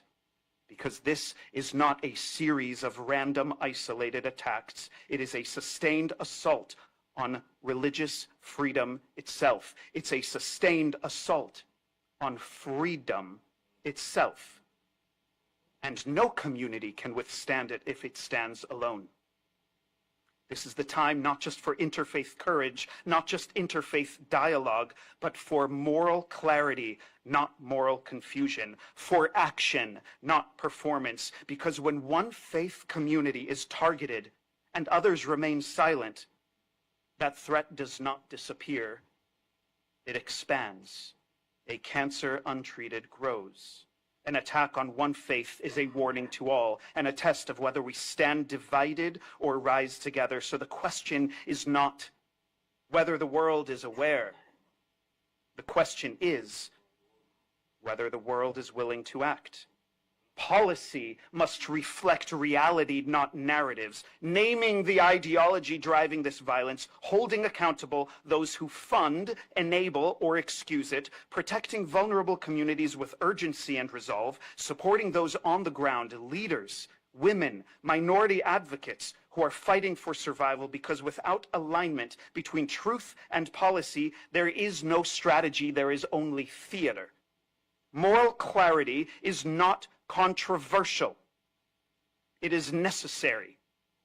And when people get upset by my angrily, as I'm doing right now, sharing the truth, if they think it's controversial, if they think it's challenging, I say, what makes it challenging for you? Let's have the conversation and let's focus on those values, because truth is not dangerous. Denial is. And silence does not create peace. It creates permission. So when I wake up and when I'm blessed to meet people like you, I remember why I have my own mantra. I don't fight back. I fight forward. And I need all of you to fight with me, and I want to fight with you to support everything you do. And for those who are still so silent, the silent majority that plagues many Western democracies, we need to make sure that they're not silent anymore. Because what comes for one of us comes for all of us. Thank you for having me today. Whoa, I didn't know about you. That was really good. Okay. Well, first things first. If the United States present President, Donald J. Trump, doesn't fix this problem, it's not going to ever go away. I'm not even sure that his successor will have the audacity and the grit to be able to try it. So on behalf of the people of the Federal Republic of Nigeria, both the ones that are injured, the ones that are free, the ones that are angry, my darling sister, we first of all say thank you to Donald Trump. We really believe in you, and we wish you well, and we want you to put your legs on the speed. Number two, It's always easy when you come to the capital of America to listen to them talk about issues in Africa and Nigeria. They're big on speech. You sometimes even wonder if that passion that is coming through were to come through with policies or even with taking responsibility for their rules in some of this crisis, maybe the world would be a better place. The world is running as a rainbow. And that rainbow has always had, somehow, over time, different civilizations leading it. Right about now, it's becoming unipolar, and the United States of America, thankfully, is leading it. What then what are the issues in Nigeria, and what do they need to know? One, there is always a conflict in trying to determine whether the conversation is the message of the Lord Jesus Christ, which you all believe so much, in conflict with the message of Muhammad, the preacher of the Muslim, and as such, you almost tend to get the impression that the terrorist will always be Muslim and the victim will always be Christian. Why is that? Well, that's a very big topic. We'll talk about it another day. But in Nigeria, we don't have a Christian-Muslim quarrel. We have a weaponization of belief. And that weaponization, frankly, didn't start from us. Ordinarily, Nigerians are not interested in quarrels. They're not interested in fights. They're not interested in guns. The destabilization of the Middle Belt, or if you like the Sahel region, has produced a big crisis. Some of those people are even looking for where to run to. And they have created a war economy where these types of nonsense they do, unfortunately, we're the victims here. Our country is the victim. Why? We're the largest black population in Africa, and we have a very large border, and we have a lot of Muslims living there. And when they come in there, what do? They behave the way they've always behaved and act irresponsibly. The bigger danger before us now is that democracy, which seems to be holding us up, is about to fail. The first time I was here, if you remember, well, I told you it was going to it's failing in Africa, and it failed in Niger, and failed in all of those areas. I'm not a preacher of doom. I just know my onions so well, and I'm so vested in the Nigerian issue that I tell you what we need to pay attention to. If democracy fails in Africa, most populous black nation, I will now ask you what then would be the rescue for it, and what's making democracy fail? The biggest gift of the United States of America to the world is multi-party democracy. It gives people the opportunity to have contestations of ideas, and people have an opportunity to decide and pick what path they want. So that if one party is not doing well, another party can easily come in. But if you sit and watch and see that Nigeria is now having a situation where we're not even sure whether we even have democracy anymore, or we have the rule of one man and his party determining that every other political party in the country will legally be unviable. That's difficult. You need to pay attention to that. The second thing I want to put on the table is this. What exactly should be the action that the United States of America under Donald Trump, what should they really do? When you designate a whole country CPC, what does that even really mean to us in Africa? Nothing. Because the consequences of that is shared by everybody, and since everybody is not guilty at the same time, everybody ignores it. What you need to do is you need to be designating people. They feel it more. You have enough intelligence, and if you don't have them, maybe you should use leadership of the world to another country that is willing to do something much more practical.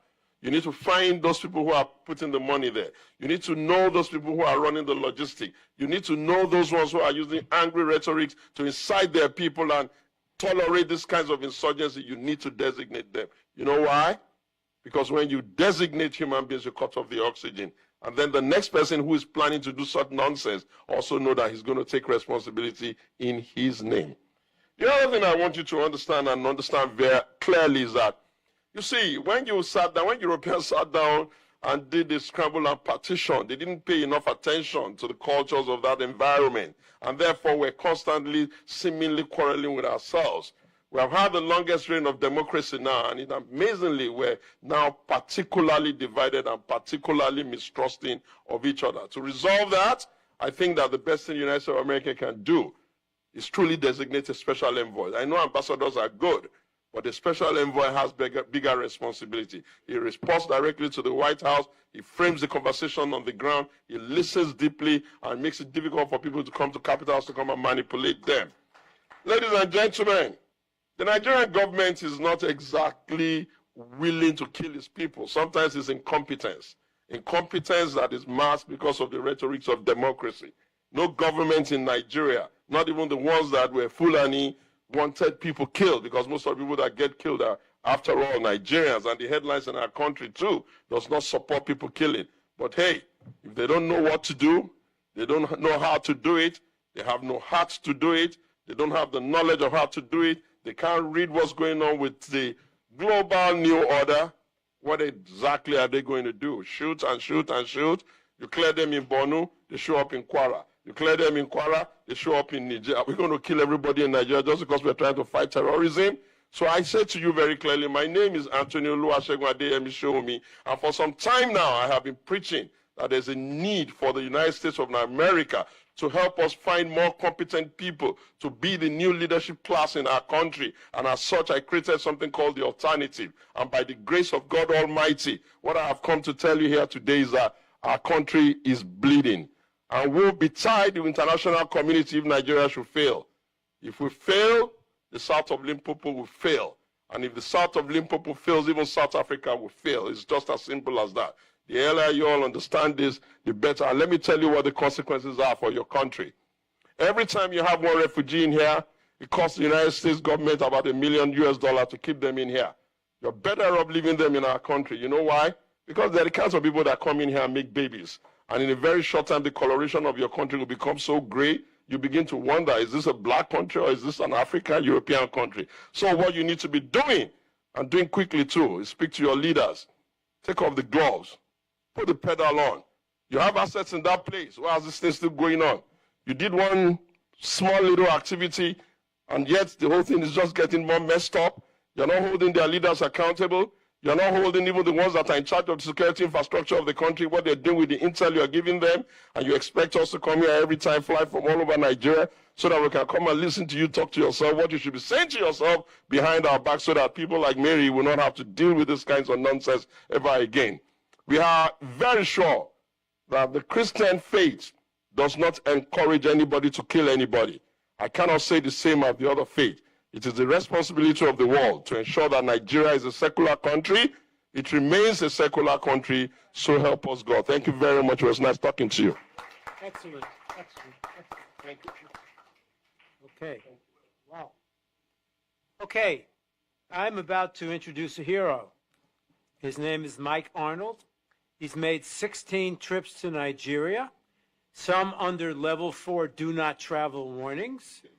He founded the Africa Arise International, which today runs schools for more than 600 displaced children in the camps that the Nigerian government says doesn't exist. He's a former mayor of Blanco, Texas. And he is the author of Epicenter, Nigeria, Radical Islam and the War for Global Order, a #1 bestseller on Amazon. Mike.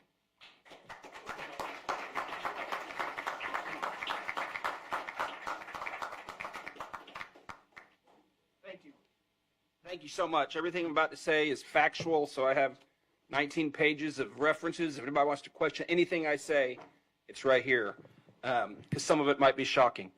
Nigeria, the 6th largest nation on earth, on track to be the 3rd largest by 2050. Top 5 OPEC, $1 trillion in minerals, a cultural powerhouse. Nigerians are among the most educated and wealthy in the United States, and they do it with integrity, sharing the values that made America great. Last year, General Michael Langley, AFRICOM, declared the region anchored by northern Nigeria as the epicenter of global terror. ISIS, Al-Qaeda, others call it home. Their stated ambition, full Sharia across Nigeria, and then a global jihad launch pad. The recent Old Dominion shooter was radicalized in Nigeria. 2 scenarios. America's greatest African ally, innovative, peaceful and prosperous, or the greatest security threat of the next generation, a Sharia exporting giant. A little bit of history. In 1804, Usman Dan Fodio waged a jihad and founded the Sokoto Caliphate, Africa's largest pre-colonial empire. Beheading, raping, destruction, displacement, 2 million slaves at its peak. This caliphate has never ended. That's North Nigeria. The British found 2 worlds, brutal Sharia north and vibrant, friendly south. They kept the caliphate intact as enforcers, indirect rule they called it, then merged the two in 1914. The South declared independence in 1967, Biafra. The civil war that followed, the British backed the North, which blockaded the South, shot down Red Cross planes. Up to 3 million, mostly children, starved to death. The South fell in 1970. Since then, power has stayed in the North by design, the caliphate. The current constitution, imposed by northern military dictator, mentions Sharia in Islamic terms 165 times. Christianity, 0. At least $9 billion a year in blood minerals are looted mainly by China, paying jihadis and corrupting military and political officials. It was President Goodluck Jonathan in his living room that leaned in and informed me about that. I know a lot of people there. I've been there a lot. Most of this is firsthand. Some key people that have been involved in this. Barack Obama unleashed the current genocide. In 2010, my first trip, Nigeria had an accidental Christian president, Goodluck Jonathan. Booming economy, only nation on earth where radical Islam was being pushed back. No slaughter, hardly any displaced people, just from random stuff. Northern warlord challenged Muhammadu Buhari, publicly called for Sharia law across Nigeria and globally. Boko Haram chose him to mediate with the government. Tinubu helped get him in office, the current president. David Axelrod was his campaign advisor. Obama blocked U.S. counterterrorism support to Jonathan, blocked other nations from helping. Jihadists flooded in from North Africa, villages massacred, millions displaced, raped, enslaved, kidnapped, churches burned. Buhari ran on ending the insecurity. It only got worse. Another person, the Sultan of Sokoto. He's like Pope and King to 108 million Muslims. Dan Fodio's 20th generation successor. He was a Nigerian general deployed to Pakistan and Afghanistan during the War on Terror when we captured Nigerian fighters alongside Al-Qaeda and the Taliban. He returned and assumed the throne in 2006, and international terror tactics and organizations appeared soon after. He has never decreed an end to the killing or mineral looting in his domain, but he's called social media a terror organization. In 2025, he publicly supported the push for Sharia in traditionally Christian southern states. President Bola Tinubu, if that's his real name. In 1993, he forfeited $460,000 to a federal court in Chicago and fled the United States. That was proceeds from a heroin trafficking ring, which, by the way, heroin funds 37% of jihad around the world. He has appointed a man to rewrite the national curriculum whose defining credential is the book, The Islamization of Knowledge, which explicitly calls for intellectual jihad to oust Western education from nursery schools up to universities. This is academic Boko Haram by definition. And this is the guy that Tinubu put in charge of the curriculum of 50 million African Nigerian children. His new defense chief called the terrorists prodigal sons who deserve rehabilitation. That's the defense chief. NSA Nuhu Ribadu personally called me on October 5th to be Nigeria's Jane Fonda. It is documented he armed Miyeti Allah, the Fulani militia chaired by the Sultan and named in HR 7457 for potential FDO organization. He has publicly called the terrorists brothers. Mossad Bulus, Trump's senior advisor for Africa and the Middle East, holds multiple citizenships, including Nigerian, lived in Lagos for decades. He parrots verbatim talking points of terror-linked northern imams. He is CEO of his family company, which currently profits from multi-billion-dollar no-bid contracts issued by the Tinubu administration, issued to his business partner. He sells the heavy equipment to build the no-bid billion-dollar, $13 billion in projects. This is Trump's senior advisor. He's also Tiffany Trump's father-in-law. Examples of ongoing failures and impunity. Ingoshe, Borno State, wiped out in the Gwoza massacre of 2014. The government recently assured refugees in Cameroon it was safe for them to return, paid them to return. Within weeks, on March 3rd, Boko Haram slaughtered dozens, more than 300 abducted into slavery, including the wife and daughter of a friend of mine. The military was largely AWOL. The attacks continue there. Deborah Samuel Yakubu, 2022, college student. After finals, she posted on WhatsApp, "Jesus is the greatest. He helped me pass my exams." The next day on campus, as professors and police watched, she was beaten, stoned, tires heaped on her, and burned alive, while students filmed selfies in front of the flames celebrating. The deputy imam of the National Mosque, who performed President Buhari's daughter's wedding, publicly justified the killing within 24 hours on his own Twitter account. No one was punished. Nnamdi Kanu, British Nigerian broadcaster from London, illegally abducted from Kenya, tried under a defunct law, now serving life in Sokoto prison for words spoken in Great Britain. Meanwhile, the northern imam just recently offered a 1 million naira bounty for the head of a pastor, then doubled it to taunt his critics. No charges, no condemnation from officials. I've been corresponding with the guy. He helped him get to a safe house, but he and his family are in danger and they need help. The Nigerian government goes to great expense to rehabilitate the killers while millions of innocent displaced victims are denied, neglected, and dying. The narrative war. The farmer herder and climate change framing started in the Obama State Department. The original reference document was written by a career Sharia propagandist hired by George Soros. At least $10 million confirmed U.S. lobbying contracts are now running. Former Trump administration officials, Nigerian government lobbyists, northern imams, foreign agents, conflicted advisors, and now even Russian state television are among those working to shield this regime from accountability. The real narrative is this.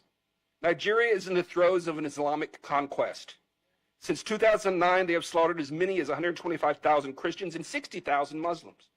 This is not simply a religious freedom issue. This is national and global security. The emergency, as many as 10 to 12 million, mostly youth, are now displaced. 50 to 60% chance of radicalization by 2030 without intervention. Most are denied by the government, who call them beggars and criminals. Without intervention, this could yield 5 to 6 million more jihadists over the next 5 to 6 years.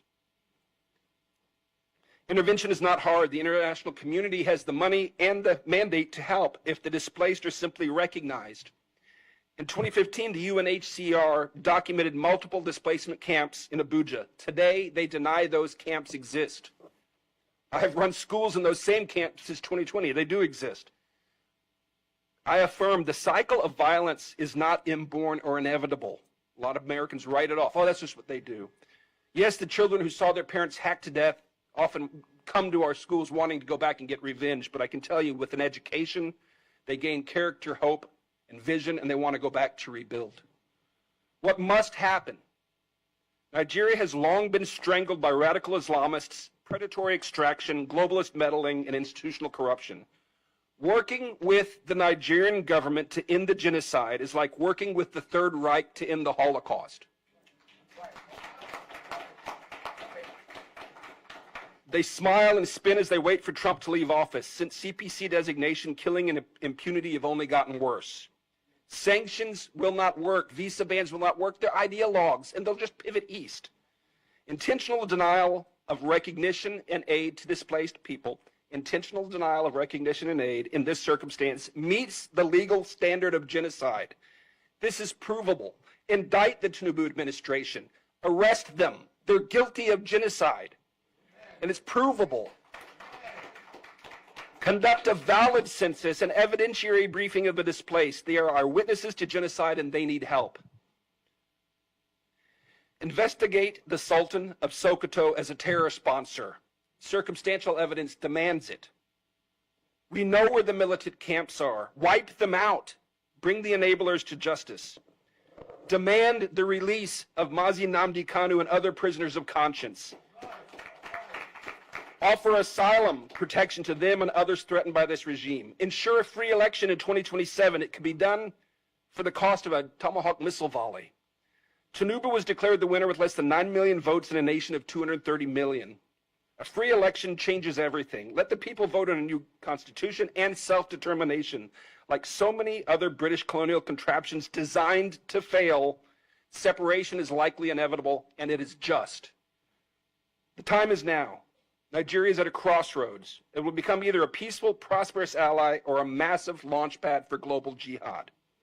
There is no going back to the status quo. If the world turns away after this unprecedented scrutiny, the backlash will be bloody and absolute.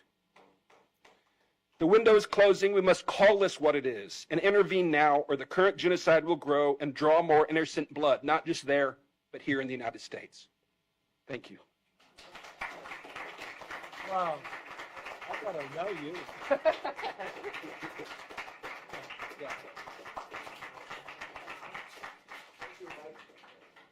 Mike, thank you. Wow, we heard some powerful voices this afternoon.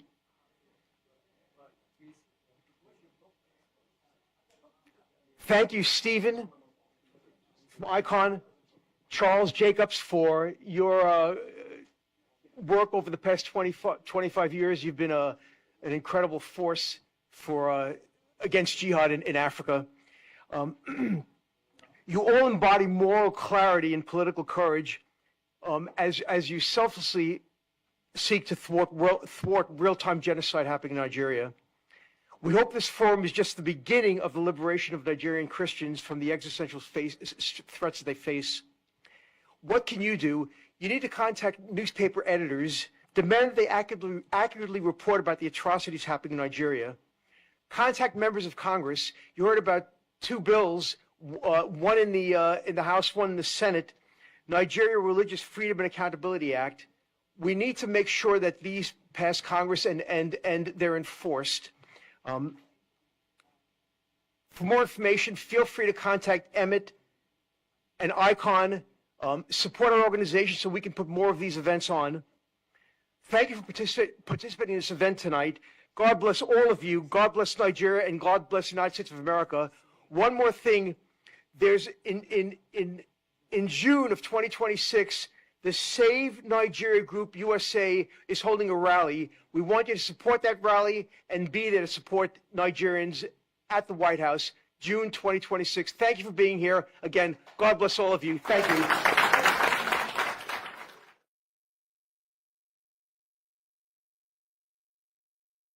Great people of Biafra. This is the voice of Biafra. The voice that cannot be silenced. The voice of truth, resilience, and freedom. Speaking to you in the spirit of courage and in the language of liberation. Nigeria government has lost control over insecurity. Fellow listeners, what was once whispered in fear, what was once denied in arrogance, has now become a reality too loud to ignore. A nation staggering under the weight of its own contradictions is rapidly losing control over insecurity. From the north to the south, from the east to the west, the land trembles, not from natural disaster, but from man-made chaos. Communities abandoned, villages raided under the cover of darkness, highways turned into corridors of fear. Citizens left to fend for themselves. In a country where the government once promised protection, the question now echoes across the land. Where is the government? Where are the security forces? Where is the accountability? In recent times, markets have become targets. Travelers have become victims. Families have become statistics. And yet, those in power continue to speak in rehearsed tone. Detached from the suffering of the people, observers say, this is no longer a matter of isolated incidents. This is systemic failure.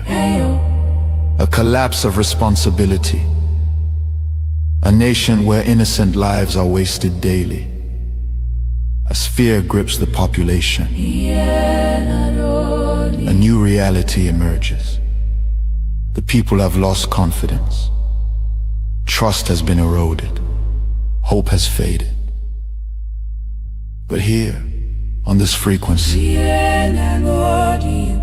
we do not deal in fear. We deal in truth. And the truth is this. A government that cannot protect its people has failed its most sacred duty to the people. Listen. Remain vigilant. Remain aware. Remain strong. Nigeria has failed its citizens, and in awareness lies survival. This is a wake-up call. You are listening to the voice of Biafra, where truth lives and freedom speaks. Biafrans stand firm until justice speaks louder than silence. And stay safe. God bless Biafra Republic. God bless Biafra Republic government in exile. More Christians are killed for their faith in Nigeria than anywhere else in the world. Since 2009, Islamic jihadists have murdered more than 50,000 Christians in Nigeria, and more than 20,000 churches, schools, and religious institutions have been destroyed, most burned to the ground. Scores of Christians and several others were kidnapped over Holy Week. Nigerian officials have been, unfortunately, complicit in facilitating these atrocities. At the state level, a dozen Nigerian states implement Islamist blasphemy and Sharia laws. At the federal level, the government looks the other way at Islamist violence. The result is, unsurprisingly, yet more jihadist violence. Last year, I introduced the Nigeria Religious Freedom Accountability Act, which would require placing Nigeria back on the country of particular concern list and impose sanctions on officials involved in enforcing blasphemy and Sharia laws. The U.S. government knows who they are at both the local level and the federal level, and they should be held accountable. I'm sorry to say that Nigerian officials are, at a minimum, in denial of the government's role. In October, several officials, including the Deputy Speaker of the Nigerian House and the Chairman of the House Committee on Foreign Affairs, and a range of anonymous officials linked to the President, directly attacked me for saying that, quote, officials in Nigeria are ignoring or even facilitating the mass murder of Christians by Islamic jihadists. Last year, I met with a delegation of top Nigerian defense and security officials. They said they were committed to ending the violence. I told them I would judge their commitment by the results. Those results have yet to materialize. President Trump has established that the United States will use all tools of statecraft to counter the violence. He ordered that Nigeria be added to the CPC list, and in December he ordered the Department of War to target ISIS terrorists in response to their massacre of Christians. I'll note that the Nigerian government said at the time that it welcomed and indeed requested the actions. I find their statements to be somewhere between hypocritical and infuriating. In December, the president said that jihadists have been targeting Christians in Nigeria, quote, at levels not seen for many years and even centuries. What does the situation look like now, several months later, and what can and should the United States do to stop the mass murder of Christians? Voice of Biafra, voice of freedom, voice of truth for every generation, voice of Biafra, Afro Biafra. From the land of the rising sun,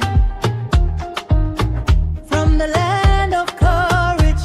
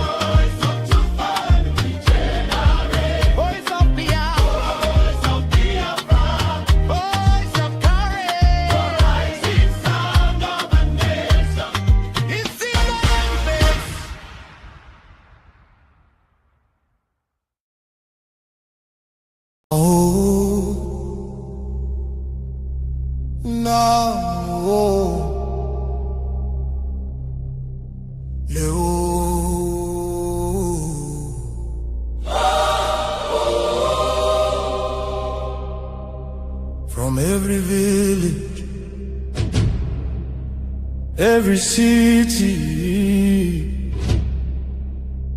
from homeland to diaspora. Hope is rising again.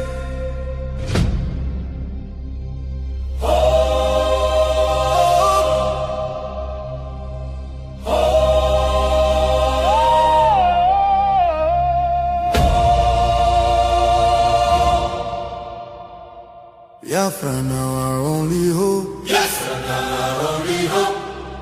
Hope for today, hope for tomorrow. No more pain, no more sorrow.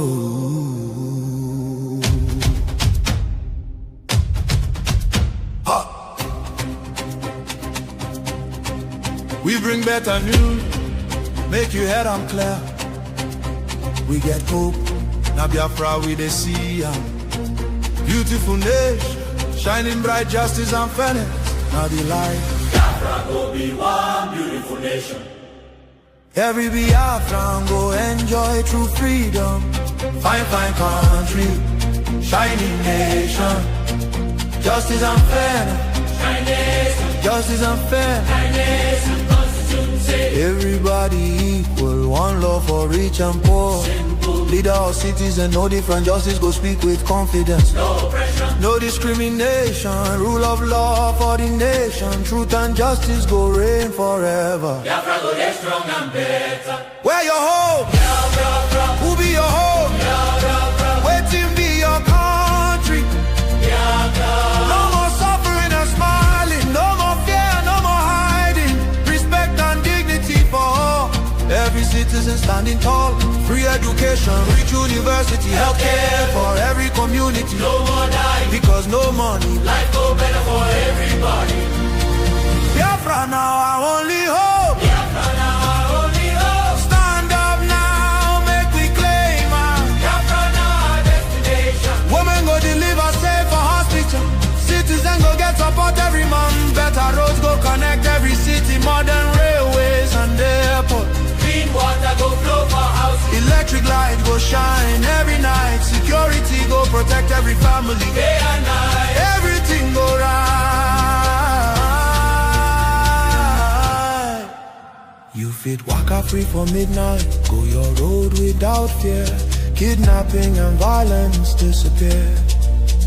Peace and progress everywhere. Mama and papa go get retirement benefits. Nobody go kill you for Biafra and go free. Now wahala, the person don't buy for him head.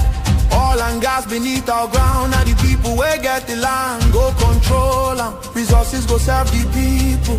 Prosperity go spread for all. Anything we do for our land. Now our citizens go manage them. Development go reach every corner. Nobody go suffer again. No vote buying, no rigging game. Election fair and play. One woman, one vote. One man, one vote. Your voice go matter every day. Biafra now our only hope. Biafra now our only hope. Hope for today, hope for tomorrow. No more pain, no more sorrow.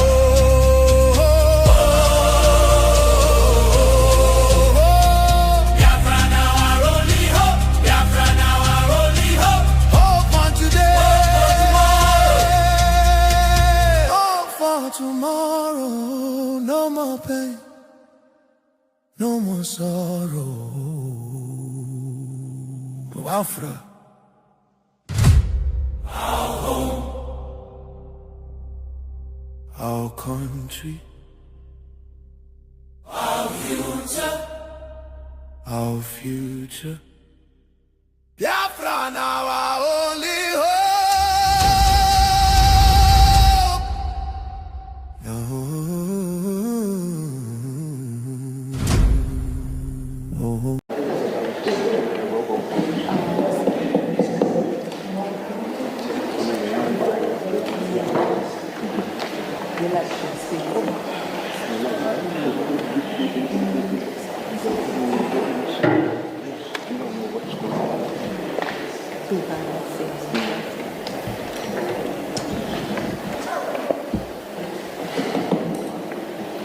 Biafrans, Am I coming out? Yes. All right. All right. The hour is here. And we all know the reason why we are here today. We are here for our freedom because it's our right. And today is our first congressional briefing. And we have our special guest here. We Biafrans are familiar with who he is. He's someone who advocates for freedom, human rights, and also religious rights. We have our special guest, Marco Ruby. And Marco Ruby is Senior Fellow, American Enterprise Institute. Thank you, Marco.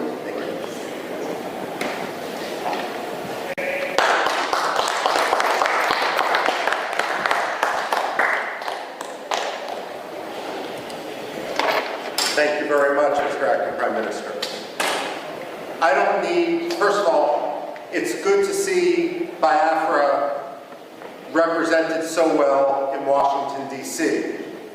Unlike in Nigeria, and unlike in Finland, we're not going to arrest dissidents.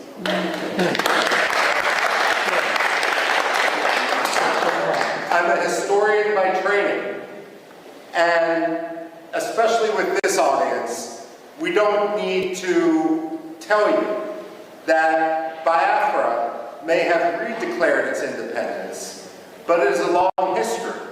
And if we count the maps that European merchants, geographers, and other travelers made dating back to the 17th century, then Biafra is actually older than the United States of America. We're not talking about a so-called secession. We're talking about decolonization. And when we look at Africa today, we must recognize that the problem of colonialism is no longer based in London and in Paris. It's based in places like Abuja and Lagos. The fact of the matter is, and for that matter, Yaoundé as well, the fact of the matter is that we are witnessing a second wave of decolonization in Africa right now. Biafra, Amazonia, Somaliland are at the front line of a struggle for freedom. Religious freedom, as well as simply personal, economic freedom, political freedom. The fact of the matter is, though, when we talk about that front line of colonialism, Biafra, Amazonia, Somaliland, we're also talking about a response to genocide. The fact of the matter is, when we look at the modern history of Biafra and we see some of the key figures represented on this podium, and it's so appropriate that we're sitting here in a room dedicated to Veterans Affairs, to honor the veterans of the Biafra struggle. The fact of the matter is that they did not start the struggle for Biafran rights. Nigeria did. Nigeria has agency. They have decision-making. No one forced Nigeria to undertake the pogroms of 1966. That was a decision that was made in Lagos. And what we have seen, the struggle for freedom in Biafra, is a natural response to the repression, which is now more than 60 years old inside Nigeria, especially with regard to Biafra. Now, we can talk about genocide. And unfortunately, what has occurred in Biafra in the late 1960s and so forth, isn't the only case of genocide that the 20th century has seen. But what makes the history and the recognition of the Biafran genocide so important is this. When the Jews suffered the Holocaust, Germany afterwards acknowledged the Holocaust. The ideology that led to Nazism became stigmatized. Yes, there are still Nazis today, but it is an ideology which is outside the realm of acceptable belief. The problem with genocide denial isn't simply a denial of fact, a denial of history. But when you don't acknowledge the genocide, then what you're actually doing is throwing a life raft to the ideology upon which that genocide occurred. So when you have someone like the late Muhammadu Buhari, whose hands were covered in blood from the events of the Biafra genocide, rise to the presidency of Nigeria without anyone acknowledging his role, that simply perpetrates and legitimizes that genocide. Now, when it comes to genocide denial, I also have this to say. When people debate foreign policy in the United States, one of the progressive slogans that we hear time and time again is no blood for oil. Well, I have a message for Alexander Stubb. No genocide for oil. Finland has been a disgrace. Stubb has kowtowed to Turkey at the expense of the Kurds, at the expense of other dissidents, for the sake of getting Turkey to lift its de facto veto for Finland's NATO membership. Now he's kowtowing to the Nigerian government by arresting Simon Ekpa for the sole reason of advocating against genocide and of providing, frankly, at this point, the only reasonable way forward given the actions of the Nigerian state. Now, we can't engage in wishful thinking, and unfortunately that has been the problem in the United States. I would argue that Europe is more engaged in a cynicism, where they simply want Nigeria's oil, and let's be frank, it's not Nigeria's oil. It's Biafra's oil, the Delta region and so forth. The fact of the matter is they feel it's easier to have a relationship with a dictator, and they're going to look the other way. Never let the Europeans pretend that they stand as a representative of human rights when they act in such a cynical, racist, and way that is so contrary to life, liberty, justice, freedom, political rights. The fact of the matter is, the Europeans need to be called out each and every day for that. Finland, especially. Now, I would go so far as saying Finland doesn't deserve the plaudits that so many people, Amnesty International, Human Rights Watch, tend to ascribe to Scandinavian powers. I would today argue that through its actions behind the scenes, by laundering the Nigerian government, by allowing, by cynically using this mantle which it had developed over decades as a protector of human rights, that Finland has become one of the most cynical promoters of human rights abuses, on par with Russia, with China, and with others. The only difference is Russia and China are much more open about what they're doing. Finland thinks they can have it both ways. Now, when it comes to the United States, however, the United States isn't blameless. We have two problems here. The first is the problem of the American perception of history. Whether you're Republican, whether you're Democrat, I don't care. And the fact of the matter is, Biafra, like Cyprus, like India, should be a bipartisan cause. There's nothing partisan about freedom and liberty. And I say that as someone who personally is a Republican, but I was a Congressional Black Caucus Foundation fellow working for the late Congressman Bill Gray, who was a Democrat. So I say this not just as wishful thinking, but someone who truly believes in the importance of principle and its triumph over cynical partisanship. But let's face it, both the Republicans and the Democrats have a problem, and American society in general, and that's our general ignorance of history.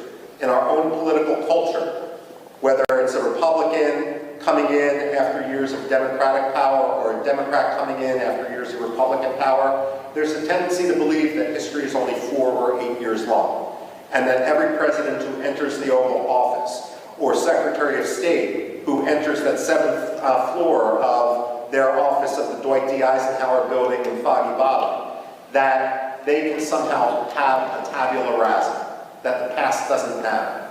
Well, let me set the record straight. The past does matter. The past can't be forgotten.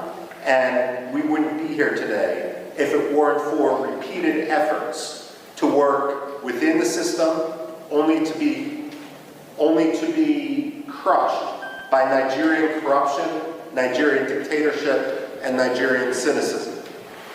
And if I may, Nigerian religious animosity on the parts of some sectarian communities.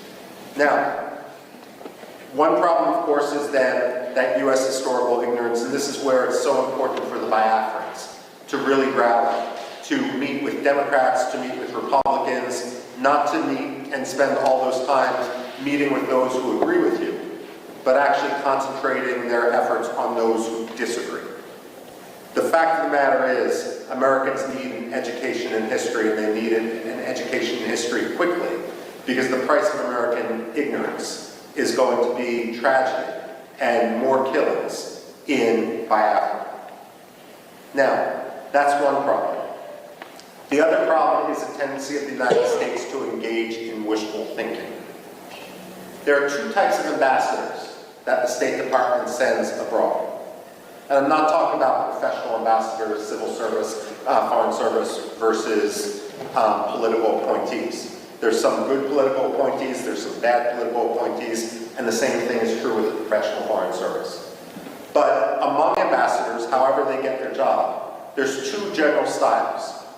One style, and we've seen this too often in Nigeria, and I can name other places where we've seen this, the Democratic Republic of Congo, Somalia as well, takes an ambassador, and that ambassador believes that the best way to represent American interests is to ingratiate themselves to a dictator, to have zero tension with that dictator, and that oftentimes means amplifying that dictator's propaganda, his rhetoric, to his face. Well, the State Department should realize and should recognize that dictators have no shortage of sycophants. It shouldn't be the job of American ambassadors to join the sycophants.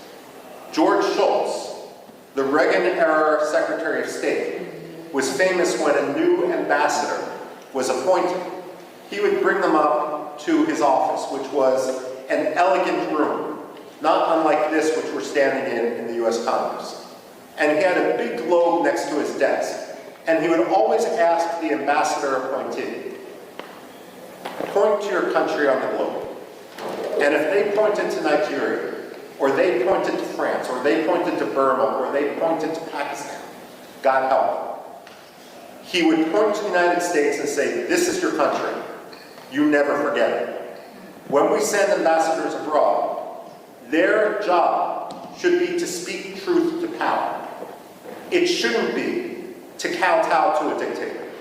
And if that means calling out Nigeria for its abuses in Biafra, for its abuses of religious freedom, so be it. It may mean you're not going to get invited as the ambassador to this reception or that state dinner. Well, that's the price of being an ambassador and being truthful. Your job isn't to make a dictator feel good. It's to promote American interests as a U.S. ambassador. And one of the top American interests is religious freedom. The reason why religious freedom should be such a top priority is it really is the canary in the coal mine. It really is the metric by which to see whether a dictator's rhetoric and actions meet. When former Secretary of State Antony Blinken went to Nigeria and he met with the late Muhammadu Buhari, and he removed Nigeria from the religious freedom watch list, that was wishful thinking. It didn't make Nigeria a better place. It didn't stop the killings in Biafra. It didn't stop the killings elsewhere in Nigeria. All it did was signal to the Nigerian government that they could quite literally get away with murder. Wishful thinking has consequence.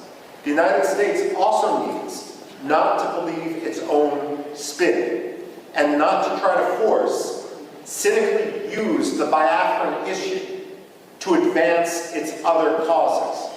So, for example, I don't know how many times I've talked to people who are partial to the Nigerian government in the United States and will accept the Nigerian lies. And they will say that what we see happening in the Southeast has nothing to do with religious hatred, with religious intolerance on the part of the Nigerian government. It's all about climate change. Let me tell you this, and I've actually said this to the State Department. Climate change does not charter buses in order to ship Fulani militiamen into Biafra to kill Christians. That's not China. That's not climate change. That's ethnic cleansing. That's religious hatred. That's sectarian cleansing. American wishful thinking isn't polite. It doesn't make diplomacy easier. It simply gets people killed. And this is also why it's so important for the Biafran people to rise up and not only work to establish their freedom in Biafra, to reestablish their country. It's also important for them to educate Americans. Now, as many of you know, my background and what I did when I worked at the Pentagon actually focused much more on Middle East history. That's what my PhD is in, and so forth. And having worked for more than 2 decades on issues that have some parallels, let me say this, and this may be controversial to say. Nigeria can't always be the enemy. And the reason I say this is, while Biafra must be free, there can be no compromise on it. At the same time, an independent Biafra is only going to thrive when Nigeria, its neighbor, is at peace with itself and with its neighbors. The fact of the matter is, the Biafrans are an engine of democracy. They were always historically the intellectual capital, the economic capital of Nigeria when they were under Nigerian occupation. But at the same time, they have a role not only to win freedom for Biafrans, but that freedom is only going to be confirmed when Nigerians also win their freedom, when corruption no longer governs Nigeria, and when the Nigerian military and Nigerian politicians don't cynically use religion in order to advance their own Swiss bank accounts. This is important, and this is a conversation, for example, it's understandable that you focus on Biafra, but this is an example which I've had conversations in the past with Iraqi presidents and prime ministers, and Kurdish presidents and prime ministers, and there's a recognition, despite the century-long struggle of the Kurds, the so-called largest people without a nation, to win their freedom, to win their independence, many of them have also come to recognize that that independence is going to take real reform instead of ruin for their neighbor next door. I've had this conversation with the Cypriots and the Greeks, vis-a-vis Turkey as well.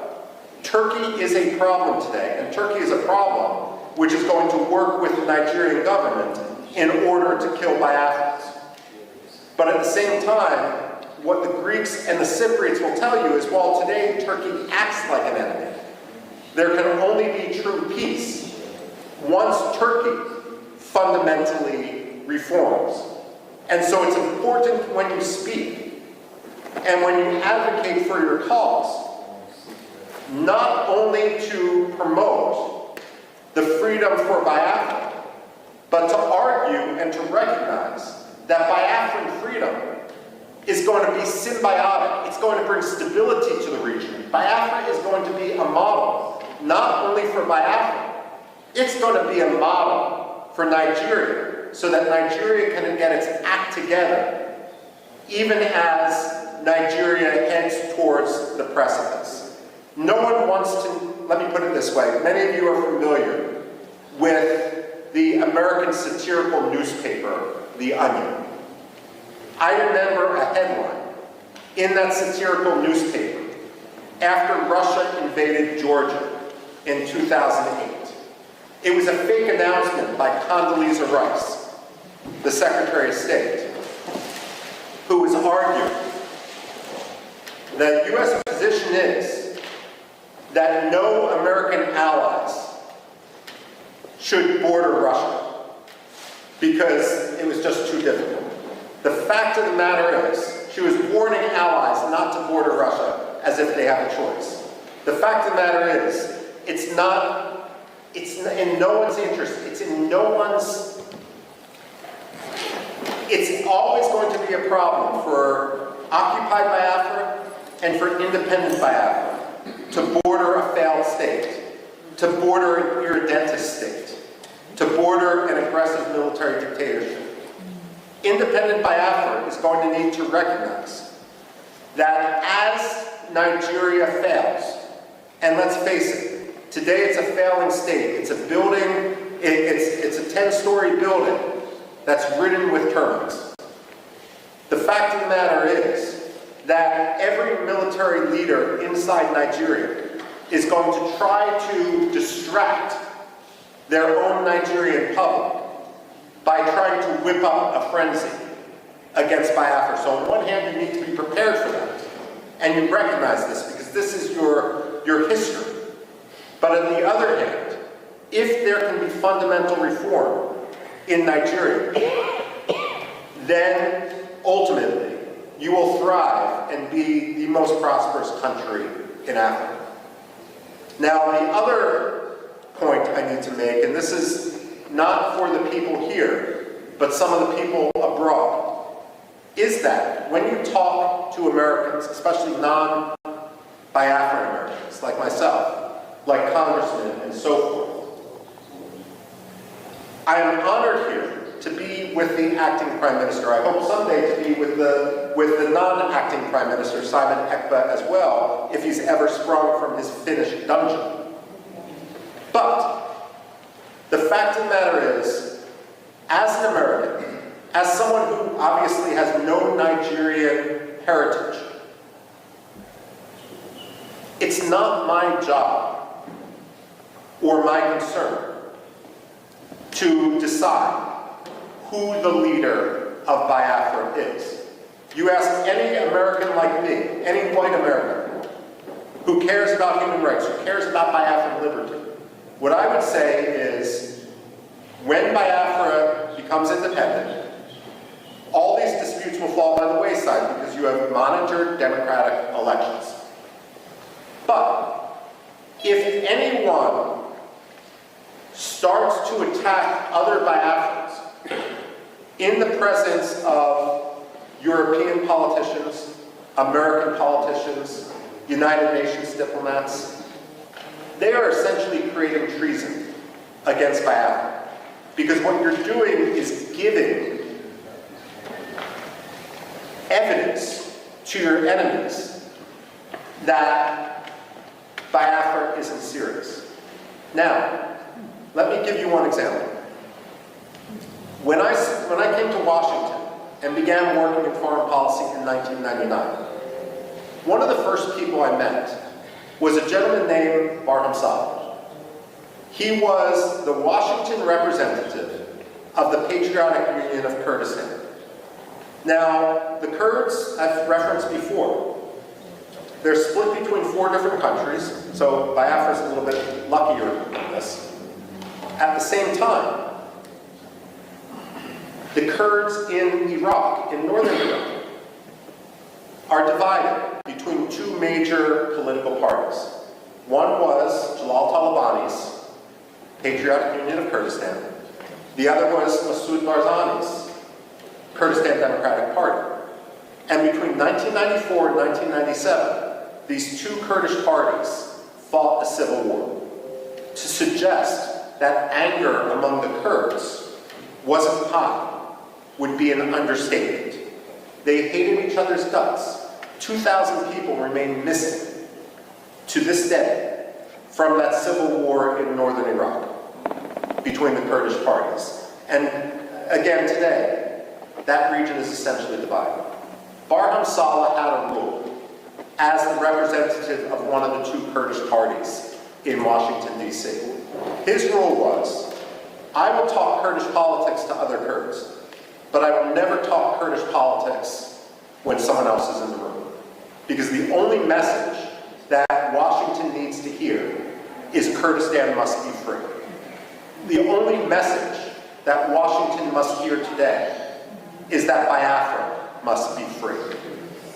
Decisions with regard to the leadership of Biafra are going to be made by Biafrans themselves.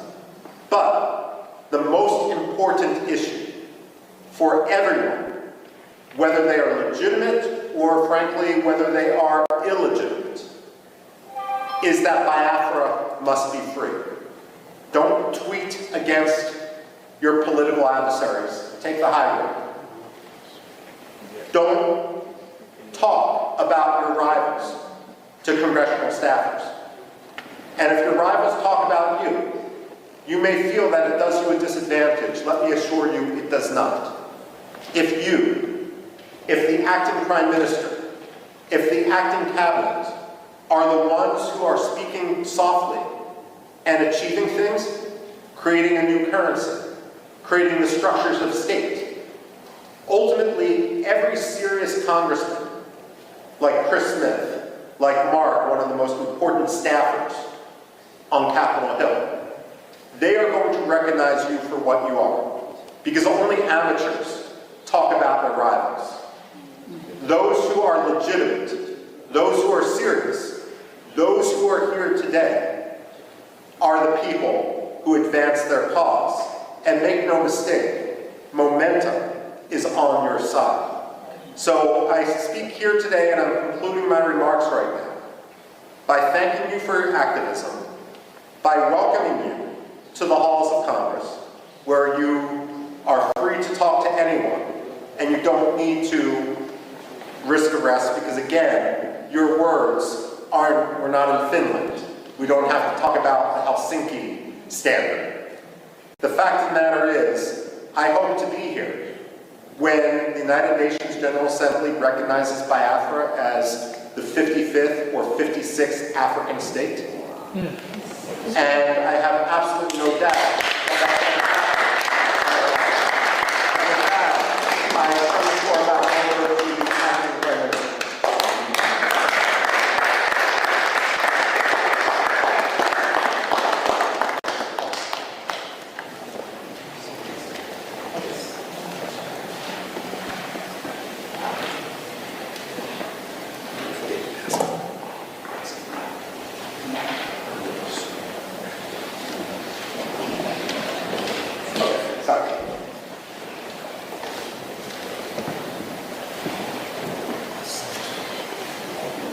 Please, can we give a hand of applause?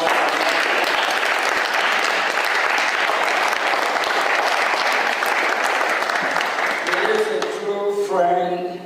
humanity, not just Biafra. He fight for me, he fight for you, he fight for the global community.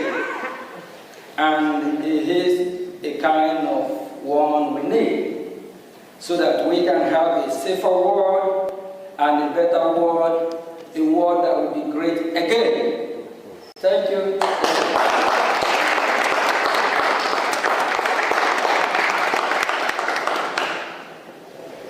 My name is Oge Chukwunkere, Biafra Republic Government Acting Prime Minister. I'm here acting on behalf of His Excellency Mazi Simon Edward. As we are fighting for our freedom, we are making history and we tell our story to the world. And this is the first Biafra congressional briefing.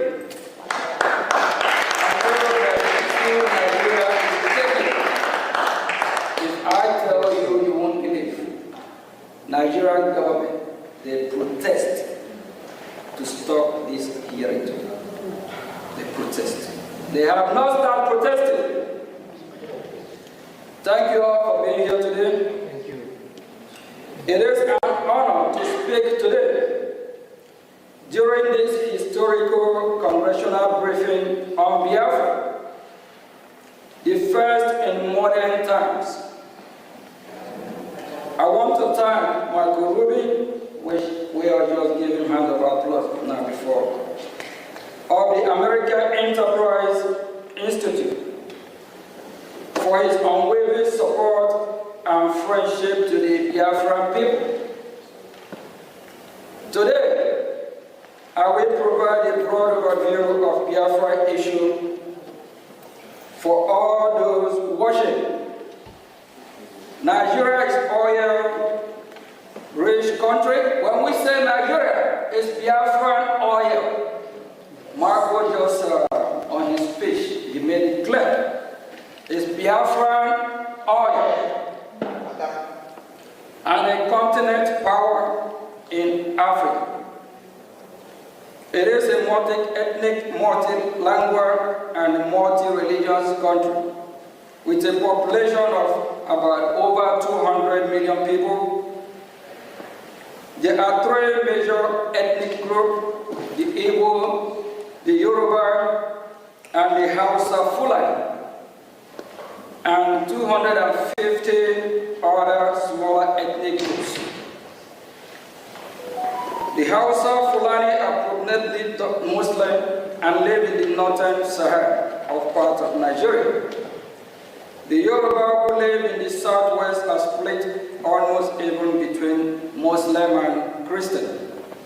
The Igbos, along with related tribes, whom we refer to as Biafras, the interface of this submission, inhabit the southeast part of Nigeria, which is Biafra, and we are no longer Nigeria. We don't identify ourselves as Nigeria. We are Biafra.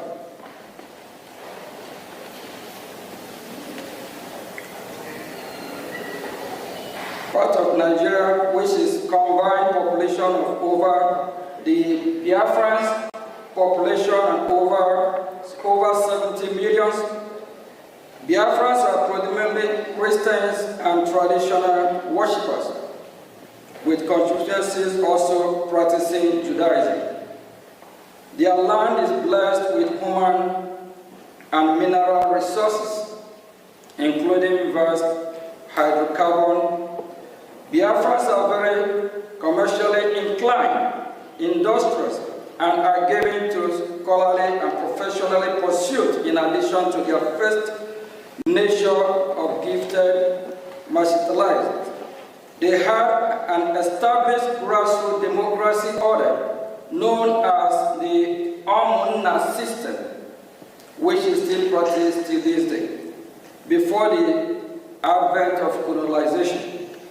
They are very republican and arbitrary in nature and coexist peacefully with their neighbors, including northern Nigeria and Cameroon. prior to their amalgamation with the rest of Nigeria in 1914. Biafra then, there was no single massacre of Biafrans anywhere in pre-amalgamation in the so-called Nigeria. This is noteworthy.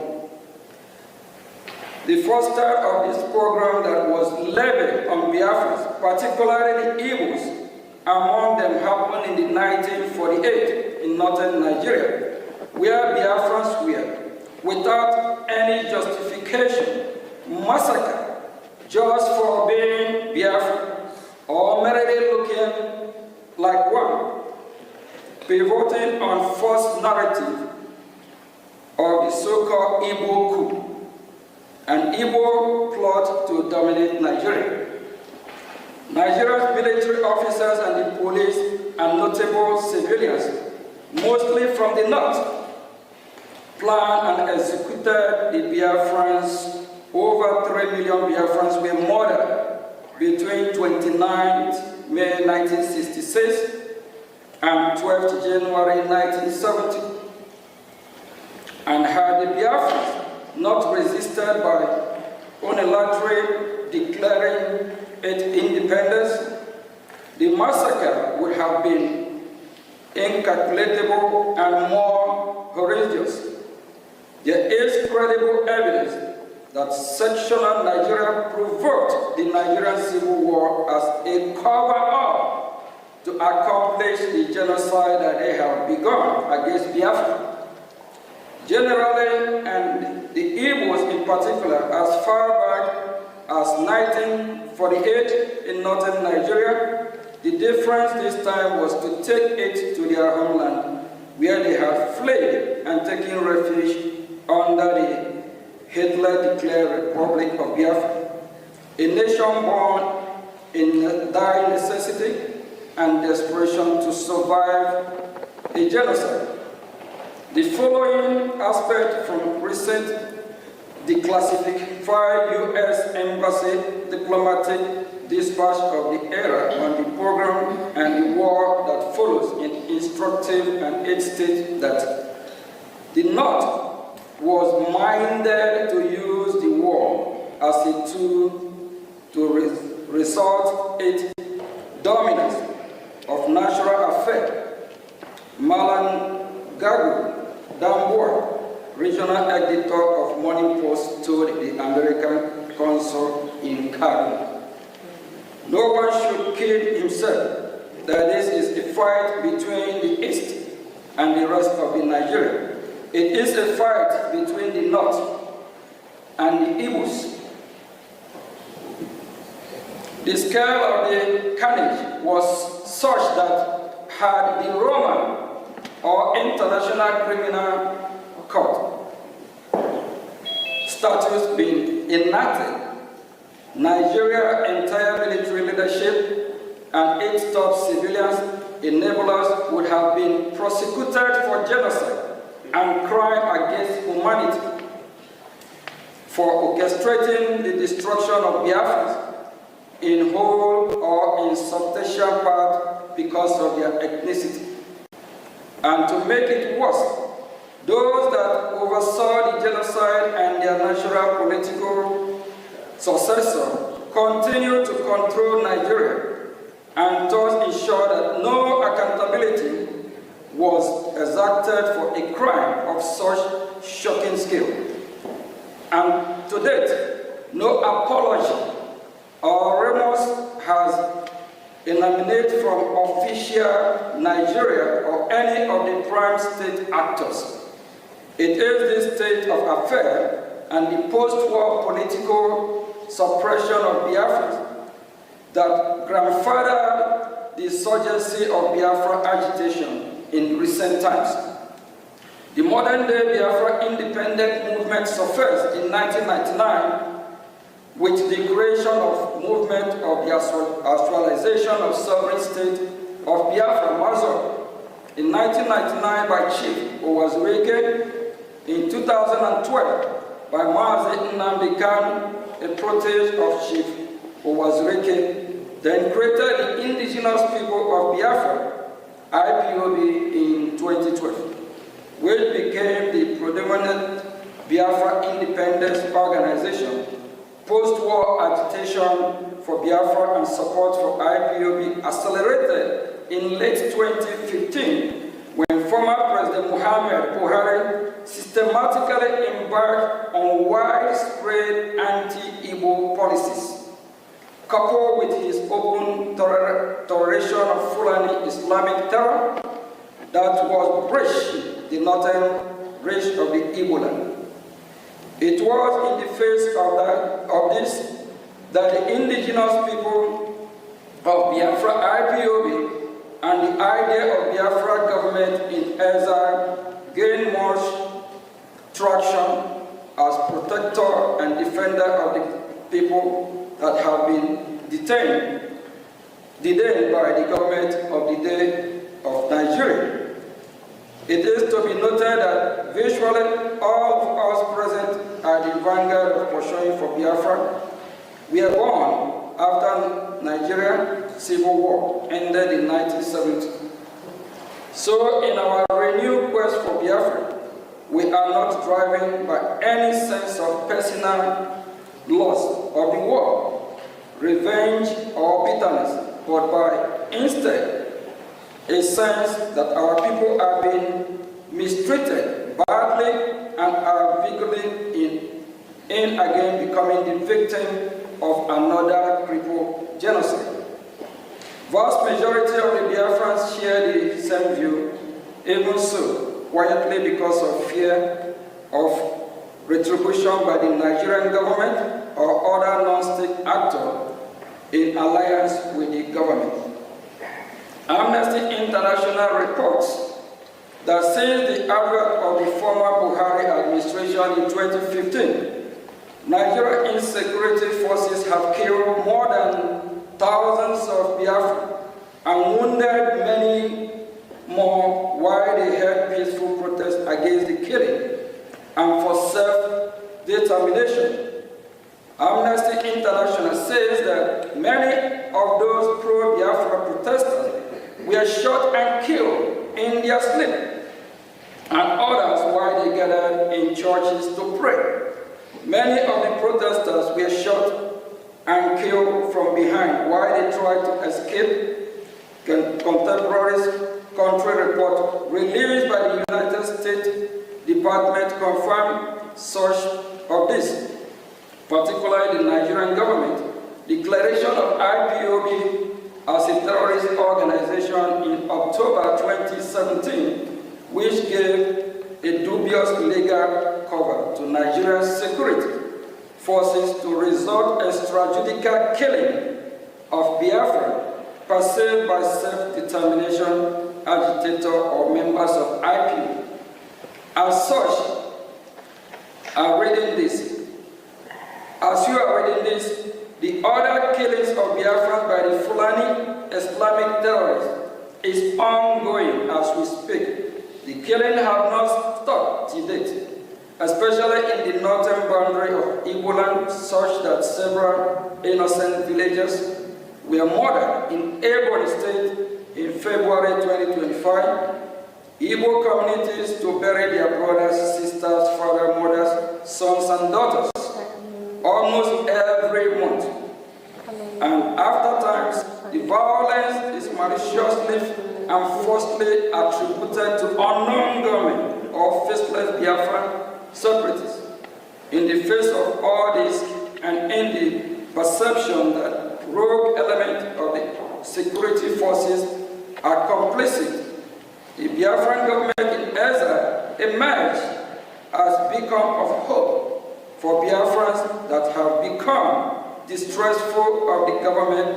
It bears mentioning that when the agitation for Biafra accelerated in late 2015, the response of Nigerian government was disappointingly non-pragmatic.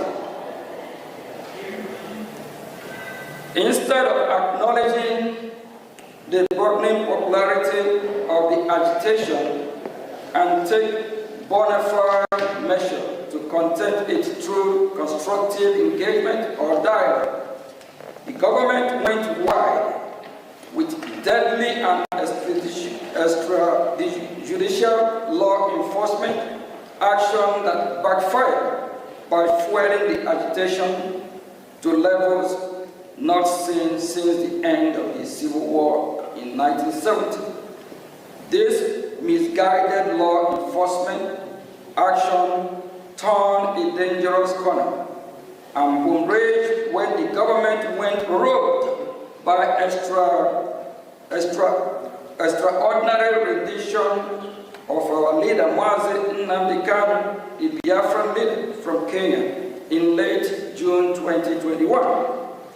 No doubt this is an avoidable overreaction that has composed Nigeria's legal system, triggered the international legal order against Nigeria, and bettered the government-driven insecurity that have rocked Southeast Nigeria, which is Biafra, to this day. In between, Fulani Islamic terrorists have capitalized on the situation to disquiet Southeast Nigeria to no end.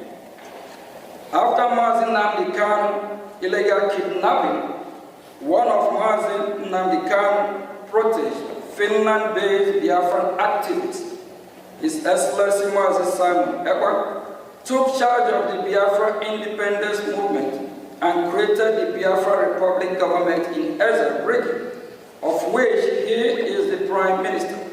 As the next illustration of the Biafra independent movement, the Brgie has galvanized the support of the Biafran population and has engaged in high-level dialogue in Washington, D.C.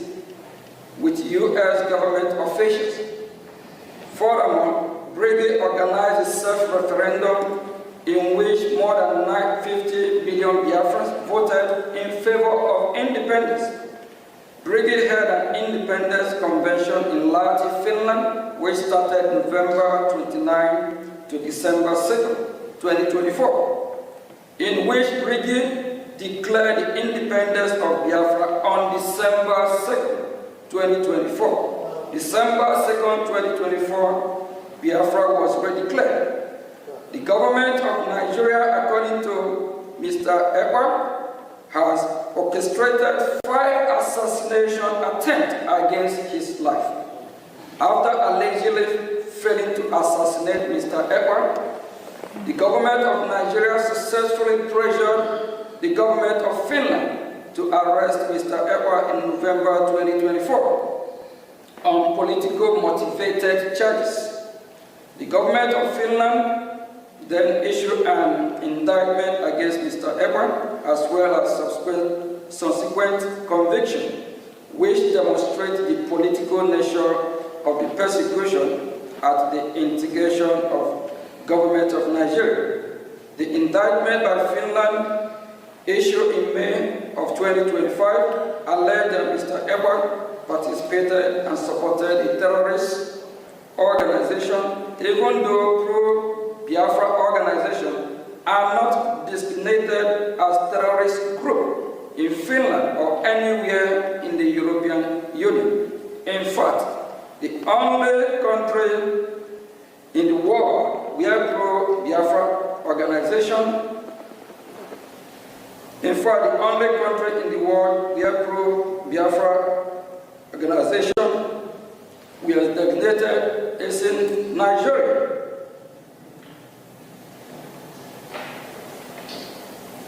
For the government of Finland to accept that the Finnish citizen holding political position regarding internal policy matters within Nigeria is somehow a criminal offense in Finland is a nonsensical and absurd, and demonstrate that Finland is engaging in a political motivated prosecution. Nigeria conduct toward both Mazi Nnamdi Kanu and Simon Ekpa demonstrate transnational repression. At the moment, the issue of Biafra, the insecurity in southeast Nigeria, which is Biafra land, and all the unpleasant aftermath cannot be resolved why the federal government of Nigeria persists in detention of Mazi Kanu, why Finland persists in detention of Mazi Simon Ekpa, and Biafrans continue to be marginalized. On this basis of foregoing, we must respectfully suggest the following to the U.S. government.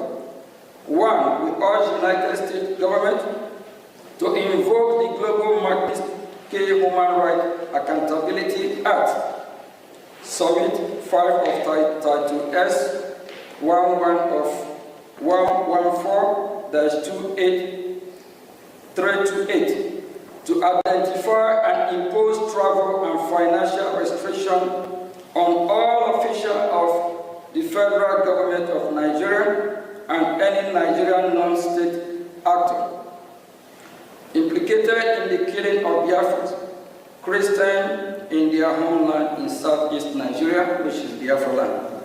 We urge the United States government, including through targeted sanction and or tariff, to pressure the government of Nigeria to release Mazi Nnamdi Kanu and allow him a safe passage out of Nigeria. Third, we urge the United States government to pressure the government of Finland regarding its political motivated trial and conviction against pro-Biafra active Simon Ekpa. For we urge the United States government to deny all bilateral assistance and visa to officials of the government of Nigeria if it continues to engage in transnational repression against pro-Biafra activists, and if Simon Ekpa and Mazi Nnamdi Kanu continue to be held in detention.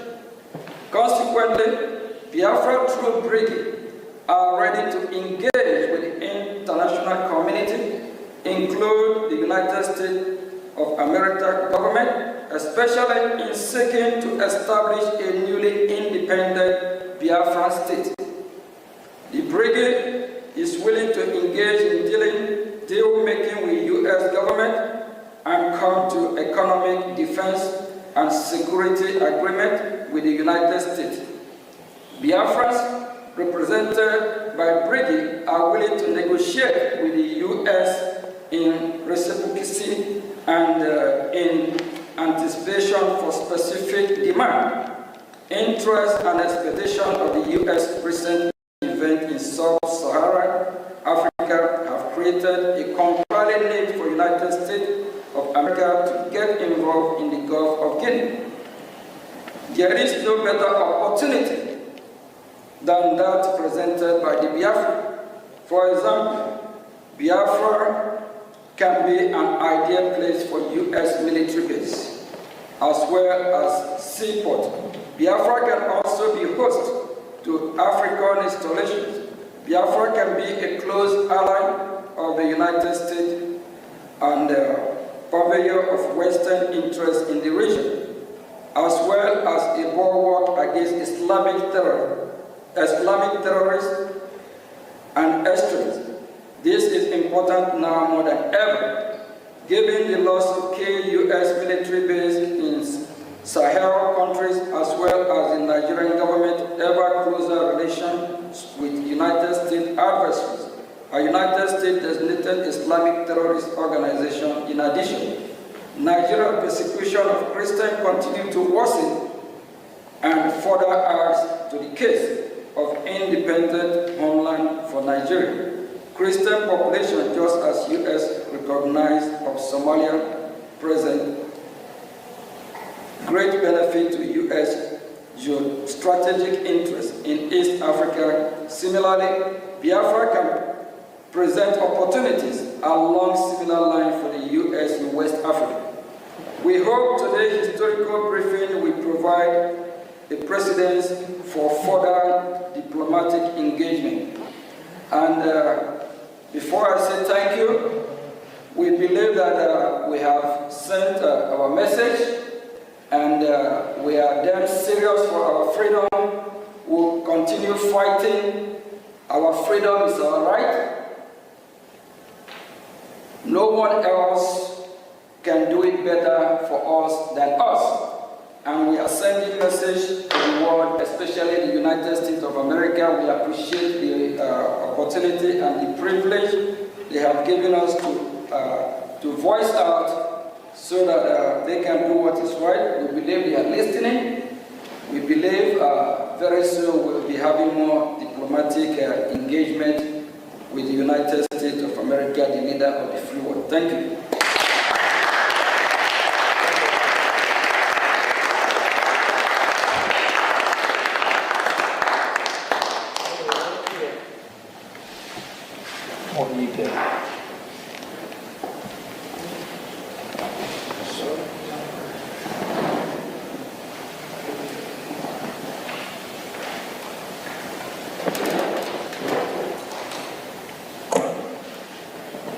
All right, we're going to be having some question and answer, and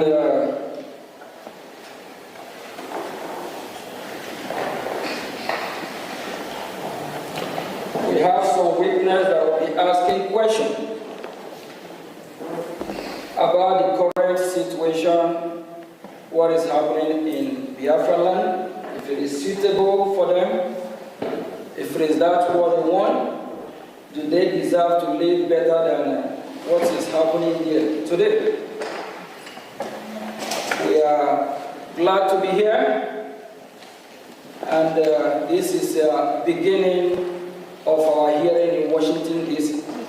We believe that U.S. government, they are watching, they are listening, they are following, even if the members of the Congress